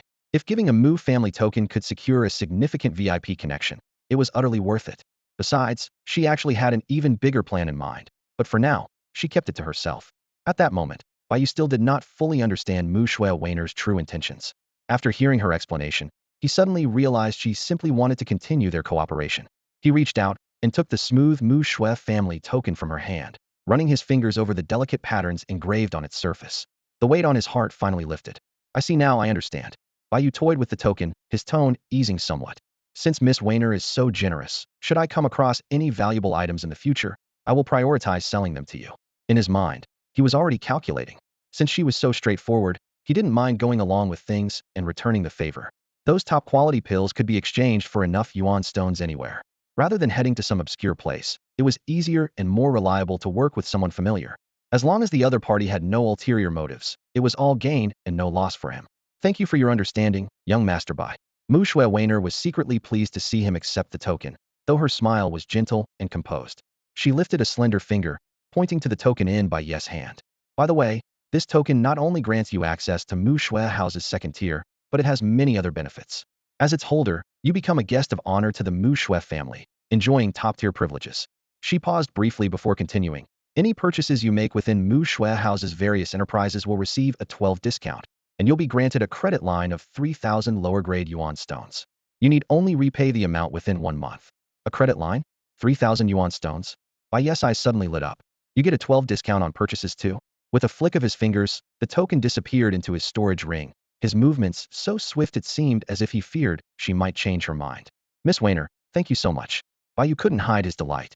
In the future, if I find anything good, you'll be the first I come to. He silently marveled. This Mu Shui token with discounts and credit line was incredibly valuable. Having a credit line meant enjoying the benefits of shopping now and paying later. And the limit was as high as 3,000 lower-grade yuan stone. Such a tactic to cultivate goodwill was truly powerful. The Mu Shui family really knew how to do business. If before he had agreed to continue cooperating just as a favor, now it was with sincere intent. Offering credit like this was a rare and irresistible incentive for guests. Bai Yu now regarded the Mu Shui family with newfound respect. He recalled rumors he'd heard at the Bloodline Academy from other students about secret family affairs. Mu Shui was one of the top 5 powerful families in Black Mist City, with large-scale business interests in elixirs, weapons, rare treasures, combat techniques, secret arts, battle formations, beast taming, miscellaneous goods, inns and entertainment, real estate sales and leasing, large commercial estates, and more truly, a diversified empire. At the time he had thought those tales exaggerated, but now he saw the Mu Shui family's genuine strength. Seeing Bai Yu's joyful expression and knowing her aims were met, Mu Shui Wainer smiled and bowed gracefully. Then this humble one, thanks young Master Bai. I look forward to our next cooperation. Of course. Bai Yu nodded with a faint smile and waved his hand. If there's nothing else, we'll meet next time. He'll make my own way down. No need to see me out. With that, he turned and left. Very well, young master, please take care. Mu Shui Wainer smiled gently and spoke softly. Her gaze followed Bai Yu's retreating figure until he completely vanished beyond the VIP room's doorway. Only then did she slowly turn around and sit back down in her chair. The VIP room fell into silence. Mu Shui Wainer waited quietly, her fingers lightly tapping the armrest. After confirming that Bai Yu should have already descended the stairs and left Mu Shui Tower, she finally broke the silence. Uncle Li, what do you make of him? From the corner, the usually silent Uncle Li spoke at last, his voice slightly hoarse. When I sent a mental message to Miss just now, I used the true sight to observe him through the wall. He paused, then said seriously, this youth has indeed awakened his bloodline, but it should be very recent. His strength is only at the first stage of the primal force realm. As for his bloodline, it's only a low-tier class D, a mundane creature spider, nothing special. Primal force, first stage? Mu Shui Wainer raised a delicate eyebrow, surprise flashing in her eyes. Are you sure he's not hiding any strength? She knew Uncle Li's capabilities well. This peak-level primal force expert was just one step shy of the next great realm. More importantly, he possessed an enhanced Class B Bloodline true sight. This pair of eyes had a passive ability to dispel illusions, penetrating all surface appearances to see the essence. It rendered him immune to deception, illusions, and hypnosis up to his own level. Actively, it was even more terrifying, allowing him to see through others' cultivation and the details of their bloodline powers at a glance. Though power levels can be roughly gauged by aura, bloodlines are different. They are condensed spiritual essence deep in the dantian, impossible to detect without the target revealing them. Bloodline abilities are highly secret, rarely exposed unless desperate. The terrifying strength of the true sight lies exactly in this capacity to pierce hidden bloodline truths. Furthermore, the true sight could work with related bloodline secret techniques to deduce others' refining formulas and key methods, even replicate core pills with about 70 to 80% accuracy. Uncle Li had served the Mu Shui family for many years and was knowledgeable and experienced, the top appraiser in Mu Shui Tower. Even he found no abnormalities. Yes, I honestly saw nothing unusual. Uncle Li shook his head, worry etching his face. Miss, the Mu Shui badge is extremely precious and tied to that big matter. Are you sure you didn't overlook anything? Giving it away just like that, could that be too hasty? Should I send someone to track him? He truly did not understand why Miss Wainer favored that young man so much. Today was their first meeting, yet she willingly gave him the invaluable Mu Shui badge. Even he felt a little envious just watching. Besides, he knew the badge was more than just a symbol of credit and discounts. It was deeply connected to a looming, critical event. Though the miss hadn't spoken of it yet, if he revealed it now, he doubted Bai Yu would dare take that badge. Still, Mu Shui Wainer trusted her instincts just as unwaveringly. This rank common bloodline, if it were a dominant offensive type, would definitely allow one to run rampant within a mid-tier city like Black Mist City. The only pity is that this bloodline is not of the attack type. On the Scarlet Continent, all bloodlines are divided into three main categories based on their ability orientation. Offensive bloodlines focus primarily on assault and killing, possessing the strongest aggression and overwhelming dominance. Bloodlines like Flame, Sword, and Fierce Tiger fall into this category. Control bloodlines specialize in restricting opponents' movement, featuring moderate offensive power but unpredictable abilities. Spider, Thorn, and various eye-based illusion bloodlines belong here. Support and defense bloodlines prioritize auxiliary functions, with weaker offensive capability but the widest range of functional abilities. For example, the Farsight Eye's power to analyze and see through, or bloodlines that temporarily boost teammates' strength and speed, are included here. Being non-offensive does not mean zero attack power or absolute weakness. It merely reflects a difference in ability orientation. There is a saying on the Scarlet Continent: there is no weak bloodline orientation, only weak bloodline warriors. A certain high-level illusion control bloodline can completely enslave weaker enemies, even forcing them to self-destruct, a terrifying prospect. Meanwhile, support and defense bloodlines, though generally less aggressive, are often the most valuable and indispensable roles from the perspective of a team or clan. If it weren't for Uncle Li's Farsight Eye bloodline being of the support defense type, and the fact that years ago he owed the head of the Mu Shui family a favor, he would never have stooped to working as a top-tier treasure appraiser at Mu Shui Tower. Uncle Li, there's a reason I chose him. The soft voice of Mu Shui Wainer echoed through the hall. I trust my intuition. Besides, the matter is urgent. I have no time to wait, and must take a gamble. Track him? Absolutely not. She shook her head sharply, a bitter smile crossing her lips. Many people with power or connections hate having their secrets uncovered. I've finally found a promising candidate. I don't want to offend him easily. Mushua Wainer pulled 3 pills from her sleeve and placed them on the table. Take a careful look at these master-level pills. See if there's any mystical techniques involved. If we can replicate even the basic formulas, our clan's alchemists will improve tremendously.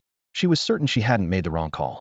After all, the owner of the Mushua identification badge and the forthcoming crisis would determine her future status within the clan. If her instinct weren't so strong, she wouldn't have given this away so readily. All right, Uncle Lee sighed softly before nodding slightly. Since it's come to this, I understand.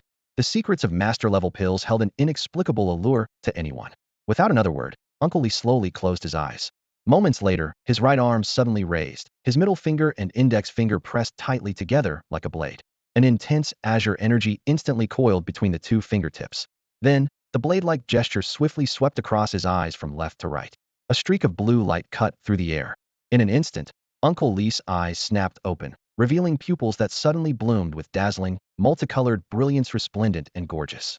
His gaze locked intensely on the 3 top-grade pills resting on the table, his focus tightening as if trying to see right through them.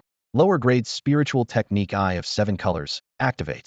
As he spoke, each pupil unleashed a spiraling, radiant light like a kaleidoscope swirling in rapid motion. In the next moment, wherever the dazzling light touched, Uncle Lee seemed to possess a powerful microscopic vision. Soon, his microscale sight reached the pills. The 3 top-grade pills suddenly appeared massively magnified before his eyes. Even the tiny pores on their surfaces were enlarged countless times, seen with absolute clarity. In an instant, this microscopic vision seemed unstoppable, rapidly piercing through the tiny pores on the surface layer of the pill. In the blink of an eye, it penetrated the pill's outer layer and entered the inner flesh layer.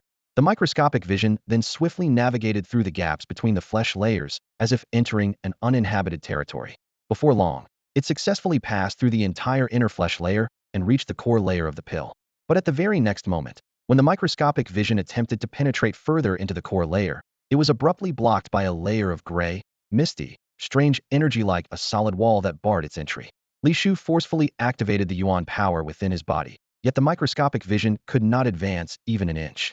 That gray, misty energy wall completely sealed him out from the core layer. If the microscopic vision could not penetrate to the very center of the pill's core layer, it would be impossible to obtain the recipe for the core ingredients or deduce the key techniques used in refining the pill. Even high-level pills could be forgiven, but to be foiled by a mere first-grade pill was unacceptable. He had never felt so frustrated before. Hoo. Still unwilling to believe it, Li Shu's expression suddenly darkened as he wildly stirred his dantian. The dense cyan bloodline yuan power surged through his entire body and continuously converged on his eyes. His face flushed a deep crimson, almost like raw liver. Veins bulged from his temples, and his eyes turned a terrifying blood red. Yet it was all in vain. That layer of strange gray energy stood invincible, blocking him completely. No matter how hard Li Shu strained every ounce of his strength, he could not break through. Overexerting himself, Li Shu suddenly turned pale and spat out a large mouthful of blood mist, his breath weakening. The cyan bloodline yuan power instantly dissipated, and the luminous brilliance in his eyes abruptly dimmed, becoming completely dull. Li Shu, are you alright? Seeing Li Shu suddenly coughing up blood, Mushua Wainer was shocked and anxiously asked with concern. I'm fine, just a minor injury. Li Shu's face was as pale as paper, looking quite alarming. After calming the chaotic breath inside him a little, he weakly said, but you do have sharp eyes, miss. This master-level pill really is strange. He paused. That guy must be strange as well. Looks like giving you the Mu Shui token wasn't wasted. He hadn't expected such a fiasco today. To be so flustered over just a few first-grade pills. Such a small pill already had such twisted protective measures. Whoever was behind it must be formidable. Giving out the Mu Shui token certainly befitted their status. Why do you say that? What exactly happened just now? Mu Shui Wainer was bewildered and greatly shocked by Li Shu's unusual state. When my 7-colored eye power tried to pierce into the pill's core layer, it was suddenly blocked by a layer of gray, misty, strange energy. Li Shu smiled bitterly. To be honest, I've never failed to analyze a low-grade pill before. Then he spoke with some hesitation. The pill refiner behind this isn't ordinary at all. Their strength feels like an ocean deep and unfathomable and like a towering mountain utterly despairing. Far beyond me in skill.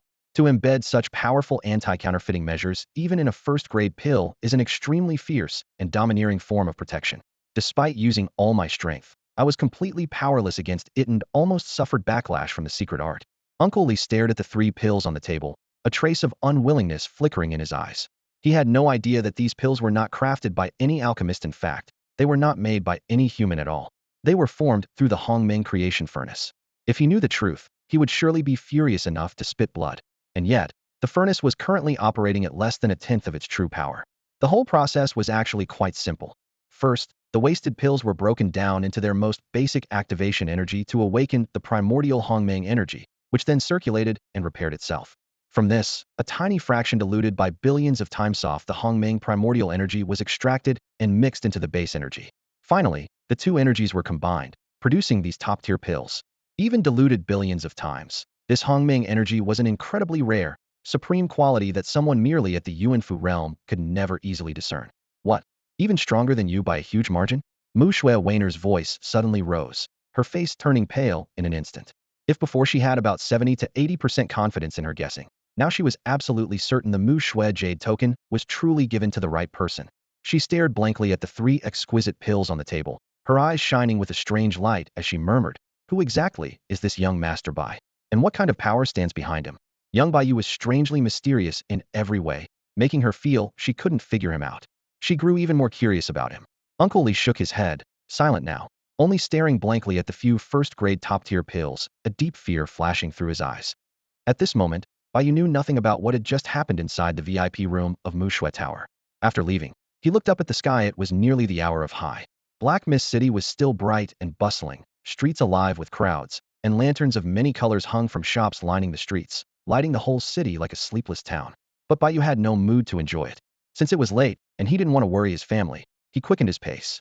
Luckily, after awakening his bloodline, he had Yuan energy to rely on, so he didn't pant heavily.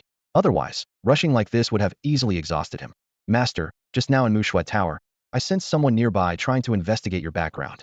The voice of the artifact spirit Aming suddenly sounded softly inside his dantian, calm yet cautious. There really was someone. Bai Yu's expression changed, and he paused briefly. Then, walking while speaking, he asked, "Did they find out anything?" "No. Their strength and realm were far too weak to see through the creation furnace protected by Hongmeng energy," Aming said with a light smile. Confidence mingled in her tone. "Plus, as soon as I sensed them, I quickly set a visual shield over the creation furnace. That person definitely saw nothing important at most. They could only sense your own strength." "Well done." Bai Yu raised his eyebrows and couldn't help but praise. "From now on, whenever you come out with me, be careful and cautious. Always hide yourself as you did today." He didn't want to act secretively, but possessing such a treasure also made him a target. His current strength was too weak, and if he didn't keep a low profile, disasters would surely come. He also understood that being investigated by those with ill intentions was inevitable when he was out. Since there had been no strange moves from Mu Shui Tower's people, it meant they probably hadn't discovered anything, perhaps out of mere curiosity that they made a reckless probe. The low-leveled grade spider bloodline and power tier weren't really a big secret. After all, this continent was fiercely martial in nature, filled with many talented and extraordinary individuals. Trying to hide completely was nearly impossible. As long as the greatest secret, the Hongmeng creation furnace, remained concealed, nothing else really mattered. Bai Yu calculated silently. He had exchanged just over 20 worthless pills for 36 low-grade yuan stones. This creation furnace would be his strongest trump card, and the key was that it directly related to yuan stones. If this card stayed hidden, it didn't matter if others uncovered lesser secrets.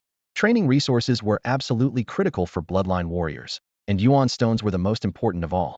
Aside from some extremely rare treasures, yuan stones could be exchanged for nearly every common cultivation need: meditation, restoring lost yuan power, purchasing various treasures, maintaining battle formations, and so on. Their uses were vast. As the saying went, when going to war, supplies come first. To become strong, you had to learn how to make money. Bai Yu roughly ran the numbers in his head. If he couldn't find enough discarded pills later, he could simply buy large amounts of low-grade Stage 1 pills at the Mu Shui Tower to use as fodder for the creation furnace, then sell the refined products for profit. Repeating this process would still yield some earnings. Stage 1 low-grade pills definitely contained more energy than waste pills, so fewer were needed. If 35 low-grade pills were put into the furnace each time, the cost would be under 610 yuan stones. Even without factoring rare advanced pills, successfully refining a Stage 1 premium pill could sell for at least 10 low-grade yuan stones. After expenses, while not huge, it would still turn a small profit of around 10-20. Though it would earn less than scavenging waste pills yourself, small gains add up. Of course, this method was only a last resort. Producing too many premium pills for frequent buying and selling, without needing to buy spirit herbs for refining, would be suspicious. It could attract unwanted attention and trouble. No matter how he made money, Bai Yu had to keep the Hongmeng creation furnace's existence as hidden as possible. So whenever possible, it was best to get waste pills himself. Pure trading could only be done sparingly. He knew he would have to deal with Mushua Tower more in the future anyway, so he wouldn't begrudge their attempt to spy on him this time. All right, master. At Bai Yu's praise, Meng responded proudly, clearly pleased. Bai Yu nodded silently, saying no more, and quickened his pace, weaving rapidly through the crowd. After a while, Bai Yu finally saw the entrance to the slums off in the distance. Since awakening his bloodline, his eyesight had become excellent. Even at this distance, he could see clearly. The night was growing darker, but strangely, thousands of ramshackle houses were brightly lit, an unusual sight, as if many slum residents were still awake. Bai Yu felt a prick of curiosity and unease. Just as he was about to grasp the key to the matter, a sudden noise caught his attention, some chaotic sounds resembling a fight coming from deep within the slums. Bai Yu halted mid-step, tilting his head to listen. Since awakening, his senses had far surpassed those of ordinary people. Not only had his eyesight sharpened dramatically, but his hearing had become astonishingly acute as well. Although still some distance from the source, the clash and uproar were clearly penetrating his ears. Judging by the volume, the commotion was surprisingly close to his home. What exactly was happening ahead? Bai Yu's expression darkened suddenly, a sense of foreboding rising in his chest. The slums rarely saw lights this late at night, and now this disturbance meant something was seriously wrong. With no hesitation, he poured his internal energy into his legs. His figure shot forward like a leopard, racing swiftly toward the heart of the slums. At this very moment, deep within the slums, several burly intruders stood in the center of a clearing, surrounded by throngs of slum residents packed tightly in tiers all around. Men, women, elderly, and children were jammed together in a dense, restless sea of faces. Among them stood Bai Yu's parents and his two younger brothers. Listen up, everyone. Yang.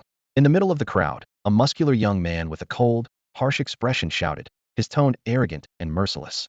By order of the Shangwan family, starting next month, all residents of the slums will have their rent doubled. You must pay tonight and have it registered. If not, get out immediately. For even more muscular men dressed in black stood by his side, all wearing grim expressions and cracking their knuckles, their eyes scanning the crowd like predators selecting their prey. Double the rent? God, do the Shangwan landlords want us dead, or what? Damn those blood-sucking Shangwans. They hike rent almost every quarter, and now they want to double it? Is there any law left in Black Mist City? They just open their mouths and demand double. Might as well rob us outright. Shangwan scum, you're trying to drive us poor folks out for good. Pay their damn rent. The usual collection day is 3 days from now. Why should we settle it tonight under threat? The crowd erupted instantly, shouts of outrage echoing back and forth. Why? Shangwan Yang sneered cruelly, lifting his right fist slowly, a savage smile curling on his lips. Because of my fist. As soon as the words left his mouth, the 4 black-clad men exploded forward like wild bulls, charging into the densest parts of the crowd. Bang, bang, bang. The dull thuds of fists smashing into flesh erupted one after another. The crowd erupted in screams and roars of discord. How could these frail, defenseless poor withstand such brutal muscle from the Shangwan clan? Within moments, over a dozen slum residents were felled, spitting blood, their fates unknown. After this brutal warning, the once unruly crowd suddenly fell silent. The poor dared to be angry, but not to speak. They could never have imagined that the members of the Shangwan family would suddenly lash out without warning, recklessly harming innocent people. It was truly despicable. The Shangwan clan was a well-known landlord family in Black Mist City, owning properties all over the city. The slum areas, being less desirable locations, were rented out for mere gold coins, while the clan's prime lands and beautiful estates brought in huge monthly payments in precious gems. This made the Shangwan family extremely wealthy, and they had cultivated many powerful direct-line descendants within the clan. Shangwan Yang, however, was a low-ranking branch member of the family. The clan enforced strict discipline, so he had trained his body from a young age and become physically strong. But his bloodline talent was terribly poor at 18 years old. Even after taking 16 second-tier superior blood-burning pills, he still hadn't awakened his bloodline. Although the difference between superior and exceptional pills might seem small, their effects varied drastically. The chance of obtaining the top-tier pill was only 1, making it incredibly rare, or else he might have had a better shot at awakening. Because of this, Shangwan Yang was often mocked and bullied by the direct line members, twisting his personality into one of bitterness and violence. As the lowest branch member, he was often tasked with dirty, poorly paid jobs like collecting rent from the slum tenants. The slum was located close to the city's northwest corner, near the waste processing plant.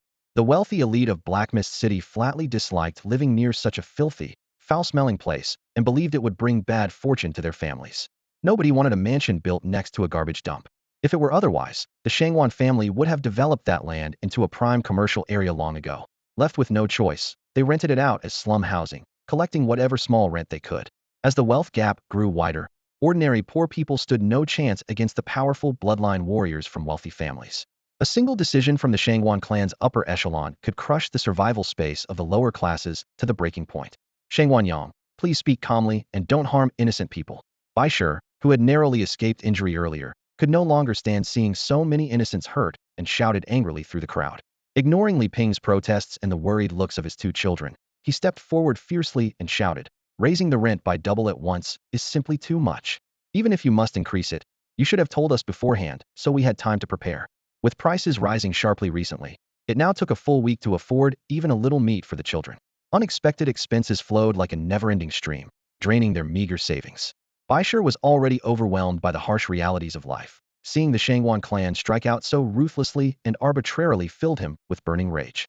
Thinking of his wife trailing behind him each day, worn and disheveled, and their pale, thin children dressed in tattered rough cloth only deepened his fury. That rage piled up inside him like a volcano suppressed to the breaking point, weighing down on his chest so heavily that he could barely breathe. Originally, the Bai family had to pay a hefty land rent of 2 gold coins every month.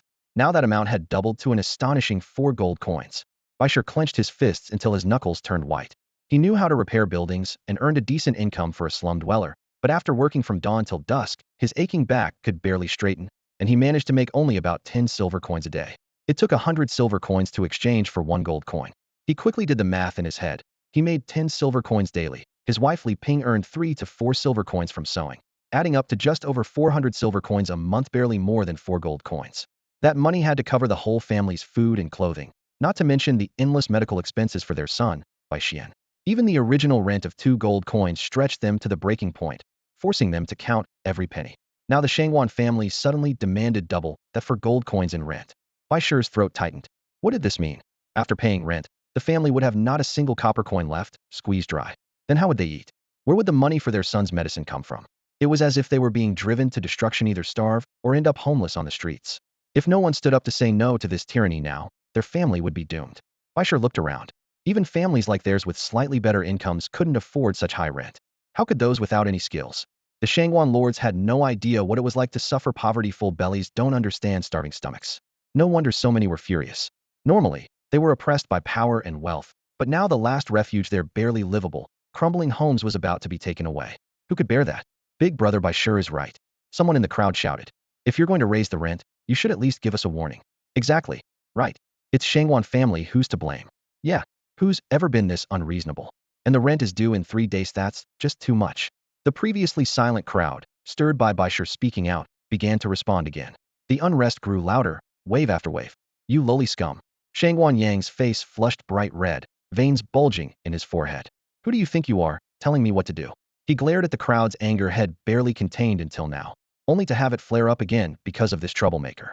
Rage surged to his head. In the next instant, Shangwan Yang lunged forward, lifted his right leg, and with all his strength, ruthlessly kicked Bai Shi square in the stomach. Bai Shi was just an ordinary poor man. After reaching middle age, he had long given up practicing martial arts, consumed instead by the daily struggle to put food on the table. No matter how angry he felt inside, he could not escape the harsh reality. Was no match for the strong and powerful Shangwan Yang. Bang! With a dull thud, Bai Shi was violently kicked in the chest by Shangwan Yang, flying backward and crashing hard onto the ground. He spat out a mouthful of bright red blood, his body twitching twice before he slipped into unconsciousness. The worn work clothes on his chest bore a deep, unmistakable footprint, the fabric visibly dented from the blow. But it wasn't over yet. Shangwan Yang strode forward, raising his right foot high, ready to crush Bai Shi's head while he lay helpless on the ground. At that moment, Bai Yu was rushing over at top speed. Though not yet on the scene, he had already closed a great distance. Shangwan Yang. A flicker of confusion crossed Bai Yu's mind. I just met Shangwan Yan today, and now I'm running into another from the Shangwan family? He could barely catch snippets of the conversation ahead.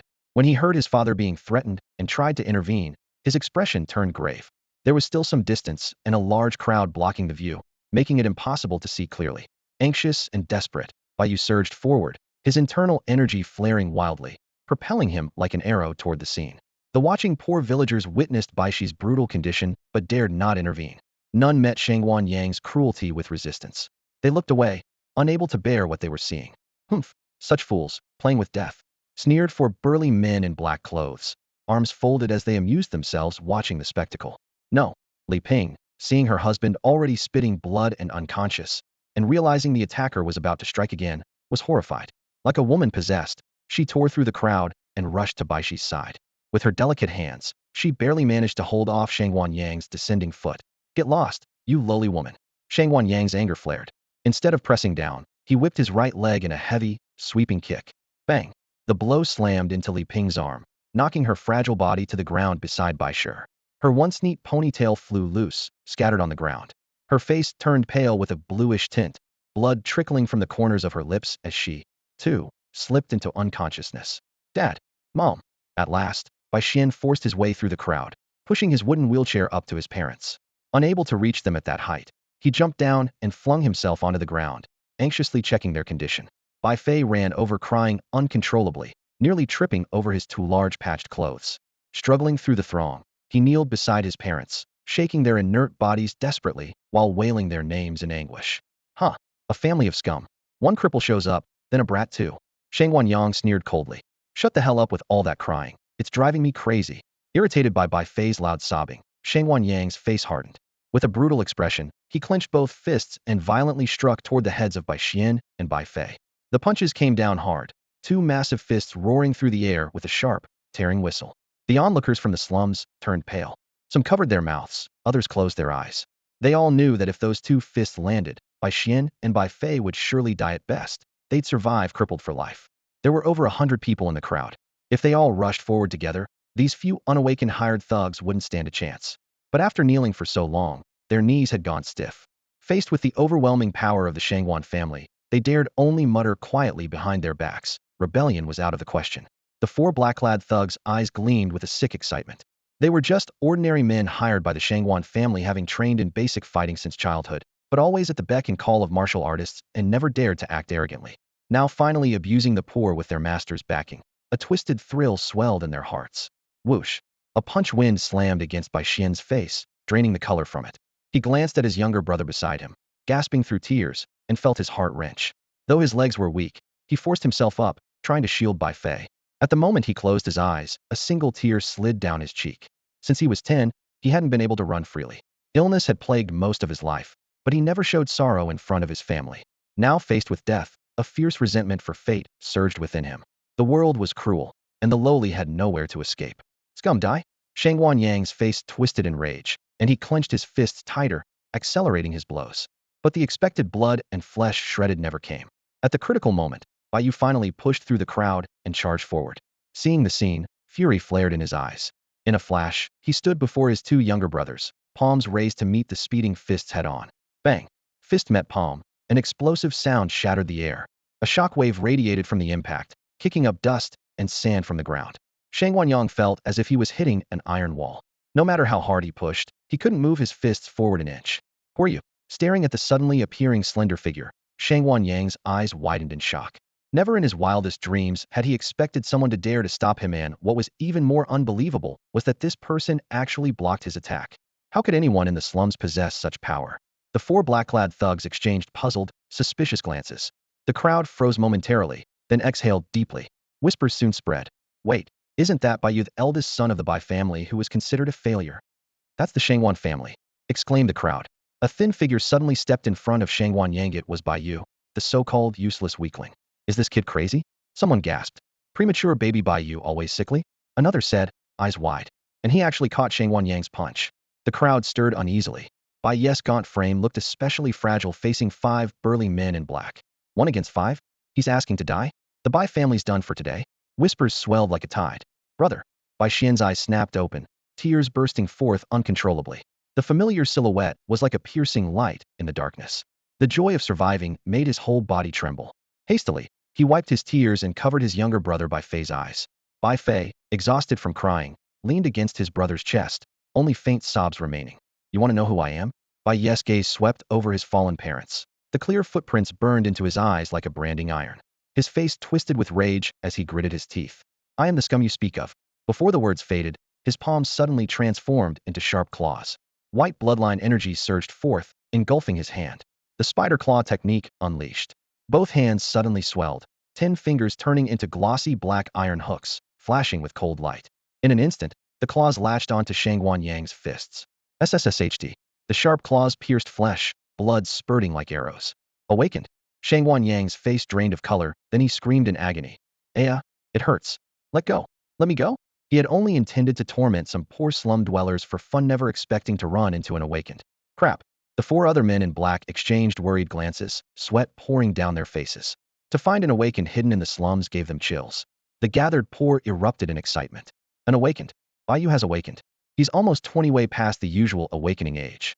Why can this useless guy awaken, but I can't? Jealousy, shock, and resentment rippled through the crowd. Brother actually awakened. Bai Xian beamed with joy, while Bai Fei, utterly exhausted, finally slipped into sleep. At that moment, the black claw hook sank deep into the bone marrow, piercing through Shangguan Yang's palms. He tried to pull his hands back, but it was like a bear trap biting down tighter. The more he struggled, the sharper the pain. Blood gushed wildly, pooling on the ground. Cold sweat poured down Shangguan Yang's forehead like a waterfall. His screams echoed through the entire street. Seeing this, he dared not act rashly, but his eyes blazed with a wild, frenzied anger as he screamed hysterically. Damn it, let go. If you don't, they'll call people to wipe out your whole family. The fury inside him was like a volcano suffocating beneath the surface, threatening to erupt at any moment. Protected by his father Shangguan Zhan since childhood, he had never suffered such humiliation before. Aside from the few arrogant relatives he dared not cross, every servant and underling had to pamper and flatter him. No lowly peasant would ever dare defy him. With just a flick of his finger, the beautiful daughters of those peasants would be cleaned up and sent to his bed to be toyed with at his whim. When bored, they would be discarded like trash, and their families wouldn't dare utter a word. But now, for some unknown reason, all those backing forces seemed to have failed him. The skinny youth before him acted like a fool who couldn't understand human speech. No matter how kindly or harshly he spoke, this guy even dared to defecate on his head. This was outright rebellion. You keep calling me a lowly peasant and threatening to kill my whole family. Are you human while others are just animals? Bai Yu's anger exploded. His eyes shot out a terrifying murderous glare. Suddenly, his grip loosened with a tug, and he truly released his hold. Shangguan Yang felt his hand slip free unexpectedly. Overjoyed, he clenched his bloodied hands tightly, forcing back the sharp pain and prepared to retreat quickly. But before he could turn, whoosh, Bai Yu's gaze grew icy cold. His black, hooked right claw lunged forward with lightning speed, giving Shangguan Yang no chance to react. It easily clamped around his neck. White energy swirled wildly over Bai Yu's right arm. With a fierce pull, he lifted Shangguan Yang entirely off the ground. Shangguan Yang's body suddenly lost all support, his pupils shrinking in shock and fear. Let me go. His throat was locked suddenly. Breathing became difficult. His face reddened, and his voice turned hoarse and high-pitched, broken and ragged. Both arms struggled desperately to pry Bai Yu's hard claw apart, while his legs kicked wildly in midair. But no matter how hard he struggled, the hooked claw on his neck held firm as if cast from bronze and iron. He couldn't break free. Shangguan Yang's fury surged, blood circulation impeded by suffocation, turning his face dark red like a pig's liver. He rasped hoarsely through clenched teeth, enraged. You guys, what are you still waiting for? Kill him now. Yes. The four black-clad men dared not hesitate any longer. With grim faces, they charged fiercely at Bai Yu. They knew well that ordinary fighters couldn't stand against one with lineage powers like Bai Yu. But they also understood the terrible consequences of defying Shangguan Yang. They had no choice but to obey the commands of the much more powerful Shangguan family and risk everything to fight. Humph. Watching the four rush in, Bai Yu issued a cold snort. White elemental energy surged through his body, flowing down to his feet, and then pouring furiously into the ground. Whoosh, whoosh, whoosh.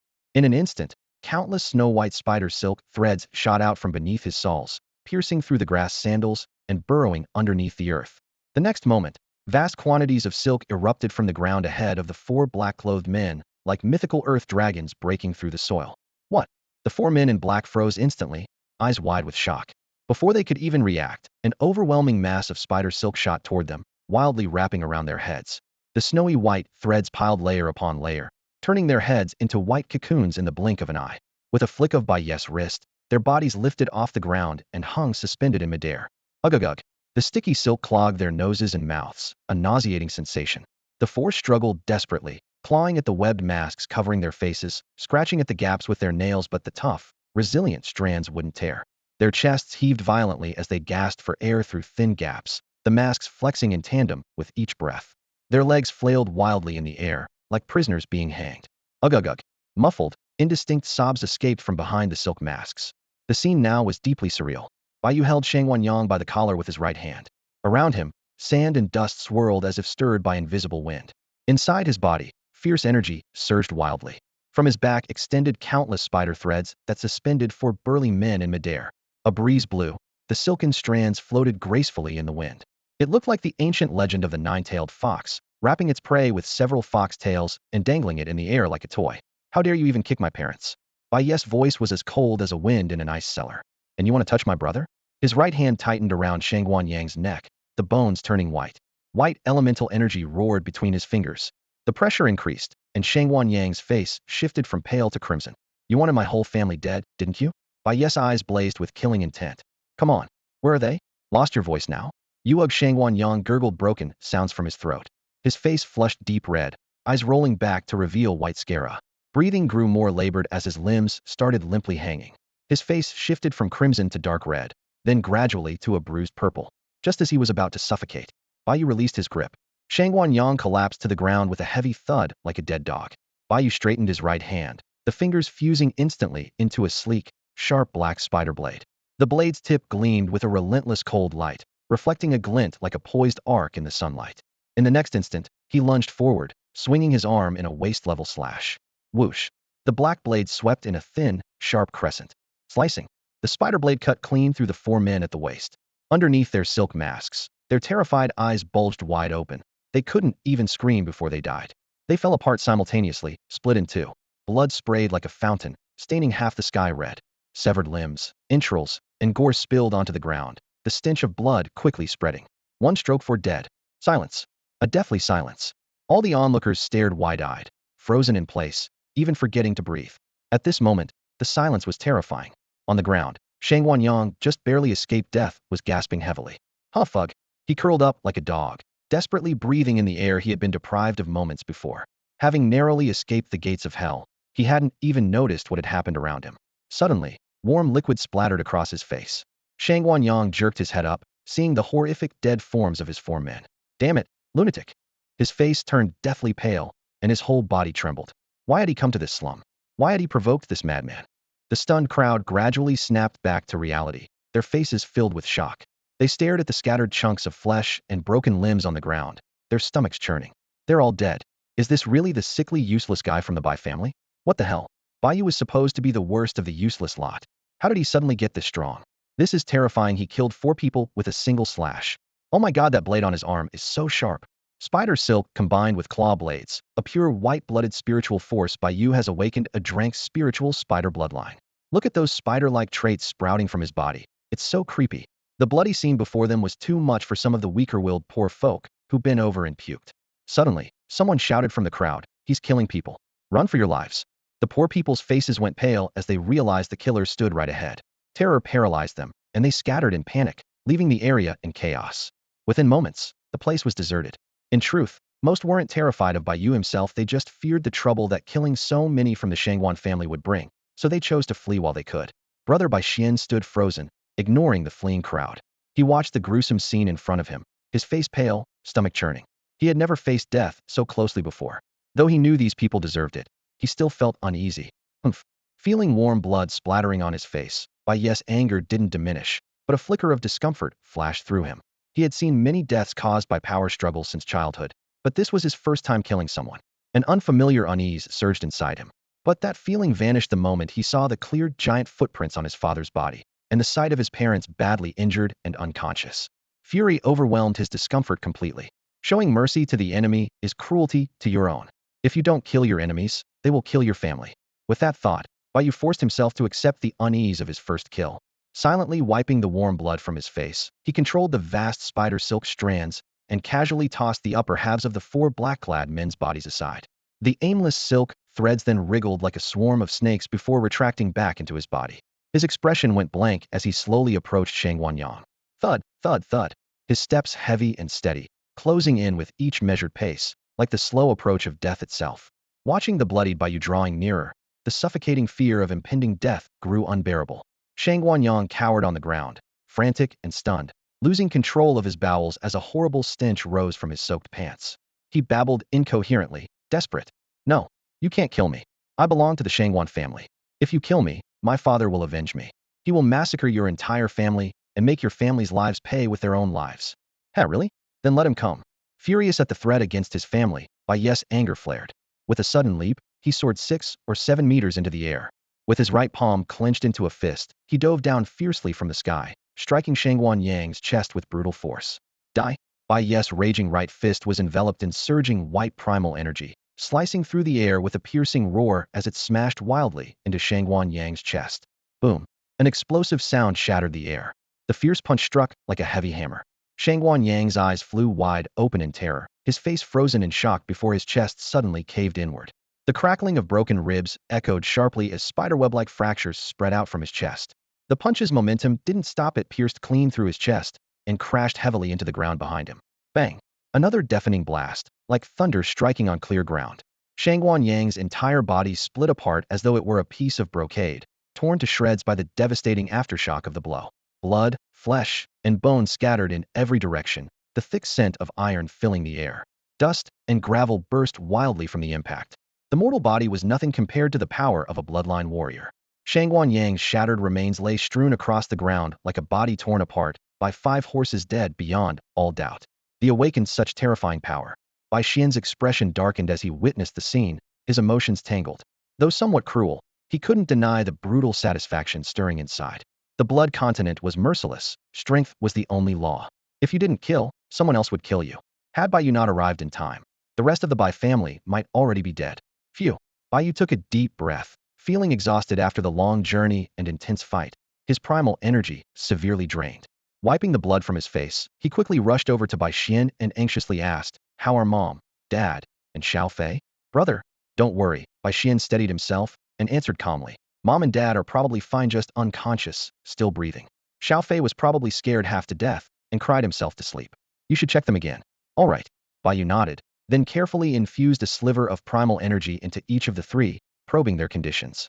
The parents were both severely injured internally and had lost a lot of blood. Immediate treatment or healing pills were necessary, or else their lives would be at risk. Xiao Fei had no major injuries, just extreme fright.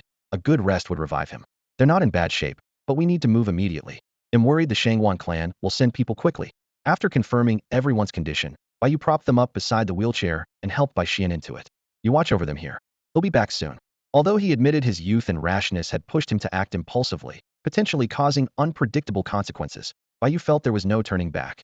Shangguan Yang had insulted his family, seriously wounded his parents, and even tried to kill his 2 younger brothers. If he had the chance again, he would make the same choice. Family was the one line Bai Yu could never allow to be crossed, could never endure being trampled and insulted. Besides, he had made sure no patrol guards were nearby before striking so hard. But Bai Yu's greatest concern right now wasn't his parents' injuries or the guard sit, was the Shangguan family's inevitable revenge. Even though he had awakened his bloodline and managed to escape into the wilderness, cautiously making his way to a nearby city, his family was exhausted from the long journey and constantly struggling to fend off dangerous beasts in the wild. They simply couldn't leave easily. Bai Yu's mind Reseta had to move them away from this place quickly and find somewhere safe to hide, or disaster would strike. After unexpectedly obtaining the Hongmeng creation furnace, he was supposed to lie low and gradually build his strength to avoid attracting trouble. But Shangguan Yang's arrival had completely thrown all his plans into chaos. In this critical moment, his thoughts spun wildly, and a brand new comprehensive plan took shape in his mind. "All right, brother, don't worry. He'll watch over them." Bai Xian nodded solemnly. He also understood clearly that after today's mess, staying here any longer was out of the question. With his brother's promise, Bai Yu immediately set to work cleaning up the scene. He gathered all the scattered limbs and remains into one pile and set it on fire, reducing everything to ashes in the roaring blaze. By the flickering light, Bai Yu's sharp eyes spotted a glowing red spatial ring, most likely left behind by Shangguan Yang. Without time to inspect it further, he casually slipped it into his own spatial ring. Done with that, Bai Yu rushed inside and quickly packed the essentials. Clothes and basins took up too much space, so he left those behind, common items he could easily buy later with money in hand. Before long, he stuffed his not-so-big bundle into his spatial ring. Fortunately, the house was practically bare, so the important things barely filled up 1 cubic meter of space. Once packed, Bai Yu dashed out the door and sprinted toward the outskirts of the slum. He spent twice the price of 2 low-grade elemental stones to rent a spacious second-tier Windwolf Express carriage. This kind of carriage was the most popular vehicle in Black Mist City, pulled by a pair of second-tier Windwolf beasts harnessed to a metal-wheeled body. It could comfortably hold 5 or 6 passengers, plus luggage in the rear. It was roomy, comfortable, and incredibly fast. Bai Yu carefully lifted his unconscious parents and younger brother Bai Fei, gently laying them down inside the carriage. Then he helped Bai Xian get in and loaded the wooden wheelchair into the rear luggage compartment. Once everything was in place, he urged the driver to speed off fast, racing southeast out of Black Mist City. Meanwhile, far to the north of Black Mist City, in a luxurious mansion. Master, please open the door quickly. Something terrible has happened. An old man staggered over, pounding desperately on the door to the training room, his voice full of panic. What could be so urgent? The training room door slowly opened, revealing a formidable middle-aged man with a cold expression. Master Yang, he seems to be dead. The old man trembled so much his voice shook. What nonsense are you spouting? The formidable man's eyes widened with disbelief and anger. Don't joke around. Didn't he take his Jingwei-level martial guards with him when he left today? I swear I wouldn't joke about something like this. The old man turned pale. Those guards, the young master usually rampages around the city and hates having them following him everywhere. It's always annoyed him. The guards he kept by his side were usually a casual bunch, sometimes just unawakened lackeys, and other times had even venture out alone. The old man's eyes were filled with panic, his lips trembling violently as he spoke. Just now I was cleaning near the shrine and found young master Shangwan Yang's longevity jade token shattered. Bang! The powerful man's gums burst open as he punched through the door. Splinters flew everywhere, and his roar shook the entire room. This infuriates me beyond reason. That fool. How could he leave no Jingwei at the Yuan power stage by his side?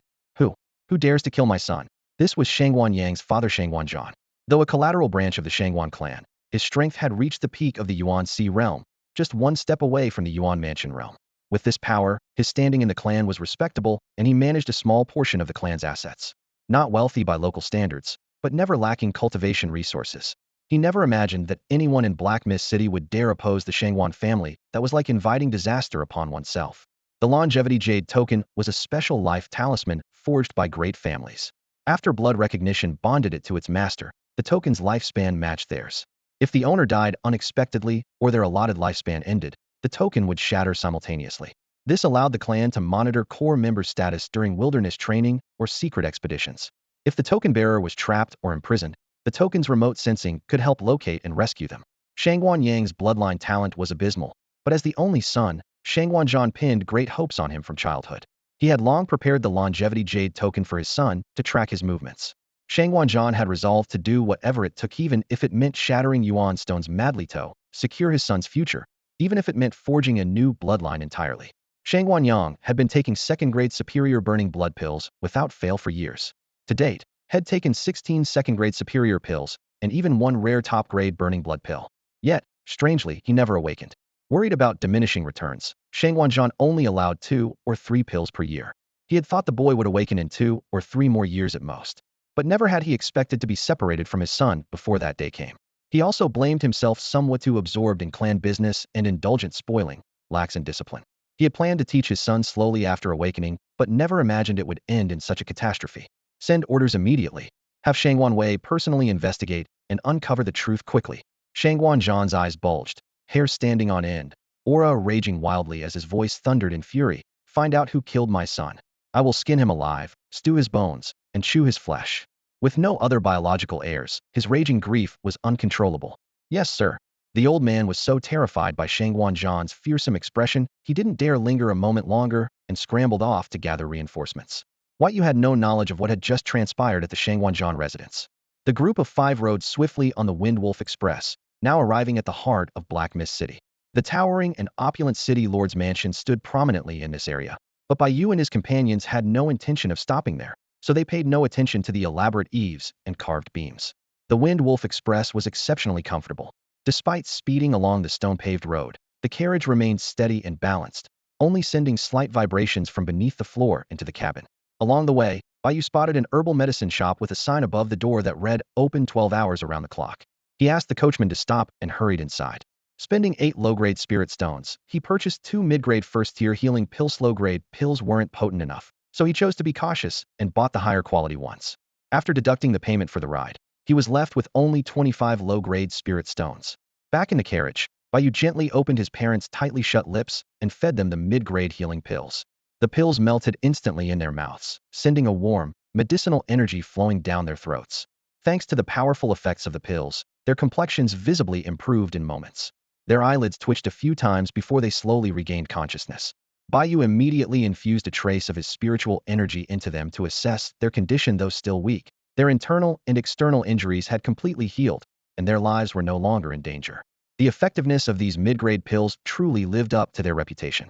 Finally, Bai Yu exhaled deeply, feeling the heavy weight on his heart lift.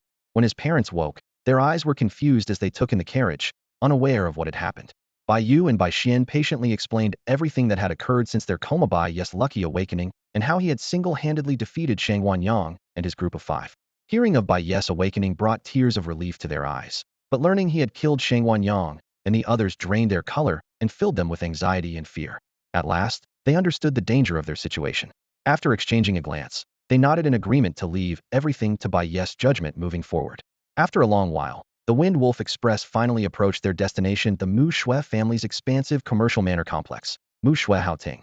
Among the Mu Shui family's many commercial properties, this estate ranked in the top 3 in both scale and value. Bai Yu planned to purchase a residence here as a new stronghold for the Bai family. It was the hour of high, gentle moonlight bathed the scene as the main road nearby remained brilliantly illuminated. The southeastern part of Black Mist City was the most prosperous district, with a prime location and dense commercial activity. Even deep into the night, signs of shops and stalls sparkled with light, streets bustled with endless streams of people, and calls and bargaining echoed through the air. "We've arrived," Bai Yu announced. Everyone got down from the carriage. Sensitive to the risk of their movements being noticed by the coachman, Bai Yu decided to disembark a short distance early. Knew he had been reckless earlier when he killed Shang Wanyang with a single punch and now needed to be more cautious. Bai Fei still slept on, so Bai Sure carried him on his back. The group walked a little further until the majesty of Mu Shui Haoting came fully into view. This is. Looking up, even seeing just this glimpse of Mu Shui Haoting left Bai Yu and the others awestruck by its grandeur and luxury. The manor's gate towered over 3 zhang in height and was wide enough to let 5 carriages pass side by side, making it utterly imposing. Surrounding the estate was an enormous, supercharged defensive barrier wall, thick and seemingly impenetrable. The surface was carved with countless complex defensive runes that twisted across the wall like flowing dragons and snakes, with occasional shimmering clouds of light flowing along the patterns, exuding a mysterious and profound aura. Mu Shui Haoting looked as if it could withstand any devastating frontal assault, casting the formidable impression of a fortress with walls of bronze and iron. Battle formations are specialized area arrays crafted by formation masters. Depending on their complexity, they mainly fall into 2 categories: inscribed types and portable simplified types. Inscribed formations require the master to carve intricate runes onto walls or the ground, which are then linked to form the array. This process is time-consuming and complicated, but yields immense power and versatility. The only downside is that once established, the formation cannot be moved. In contrast, portable simplified formations consist of a formation plate and feet, pre-engraved with runes by the master. The 2 components combine through energy interaction to activate the array. These are compact, easy to carry, require no skill to deploy, and are simple to operate. Battle formations are divided into 4 major tiers based on their power level: Origin, Spirit, Earth, and Heaven tiers. Each tier is further subdivided into 4 grades: Low, Medium, High, and Supreme. Classified by function, they include Offensive, Defensive, Mixed Defense, Traps, Illusions, Concealment, Support, and Special types. Bai Yu stared at the dense runes etched on the wall, quietly relieved. Had he not spent time studying bloodline lore at the academy, he might never have recognized these complex defensive formation inscriptions. His gaze swept along the formation walls, noticing numerous white-clad guards on patrol. They regularly expelled suspicious passers-by, clearly unwilling to let unknown individuals wander freely around. Bai Yu's sharp eyes caught that every single white-clad guard was an awakened one. Even the lowest ranked among them was at least Origin Force Stage 3. Some were clearly far stronger, their true power beyond Bai Yu's full comprehension. After bloodline awakening, one's body and senses far surpass those of ordinary people. When meeting someone of roughly equal strength, you can discern true power by comparing their energy fluctuations. Against much weaker opponents, you can see through them clearly. But facing a vastly stronger enemy, it becomes nearly impossible to perceive their reality accurately. To Bai Yu's astonishment, this Mu Shui manor employed a large number of awakened warriors as regular guards. The world of the wealthy was truly beyond his understanding. But this showed that the manor's security and privacy were extremely well maintained, key factors for the upper class on the blood-colored continent when choosing large estates. No wonder Bai Yu often heard others say Mu Shui Manor was the preferred residence for bloodline elites in Black Mist City. As Bai Yu and his family neared the gate, a loud voice suddenly thundered out. 5 people ahead, take heed. This is the Mu Shui family's commercial and residential stronghold. Outsiders are forbidden to approach. A white-clad guard took a defensive stance and shouted fiercely. His eyes scanned Bai Yu's party of 5, their worn cloth clothing starkly out of place beside the luxurious manor, marking them as highly suspicious.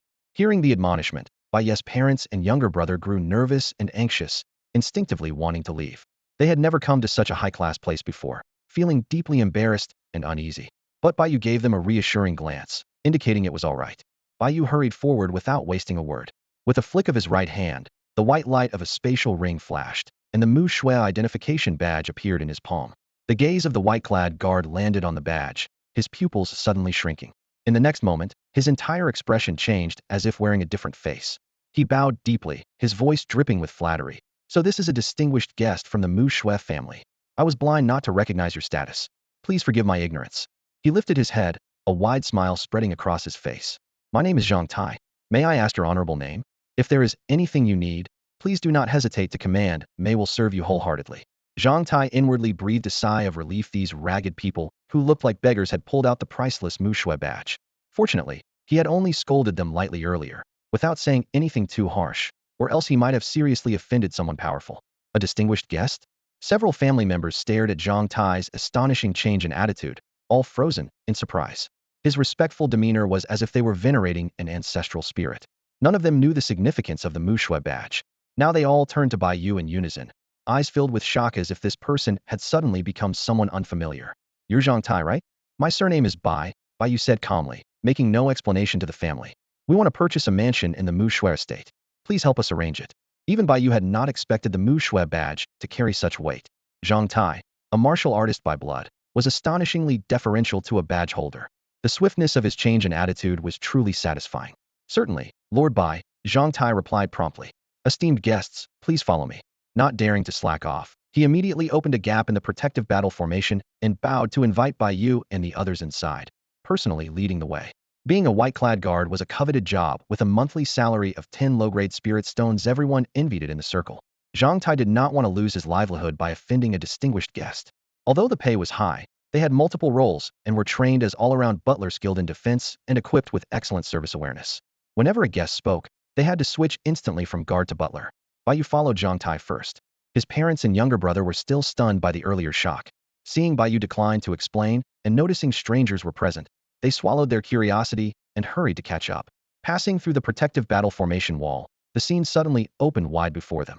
The Mu Shui estate stretched out endlessly, vast fertile fields to the horizon. Though night had fallen, the wide roads were brilliantly lit on both sides, shining with dazzling radiance. Nestled by mountains and water, the scenery was breathtaking, with winding green forests and fruit trees, and the fragrance of flowers and birdsong refreshingly pure. Even the ambient spiritual energy was far denser than outside. Even more impressive were the countless grand mansions scattered throughout, rising and falling with majestic stature, spread like stars across the landscape. Bai Yu's gaze swept across the surroundings, a flicker of surprise flashing in his eyes. Within the Mu Shui manor, nearly every residence was enveloped in a unique battle formation glow. Some mansions were surrounded by thick luminous barriers, resembling solid fortress walls.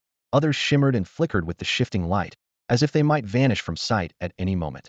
Still others were shrouded in a faint mist that obscured the interior.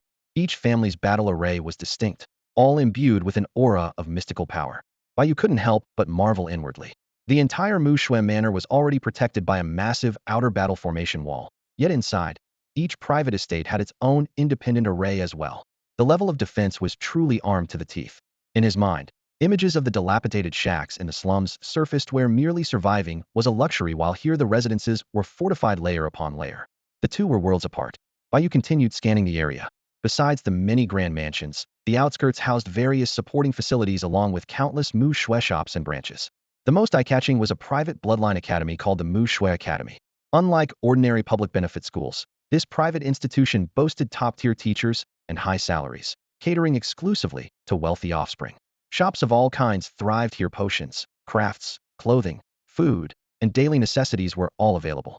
Occasionally, members of noble families could be seen moving through the streets, whether shopping or entertaining, their presence never ceasing.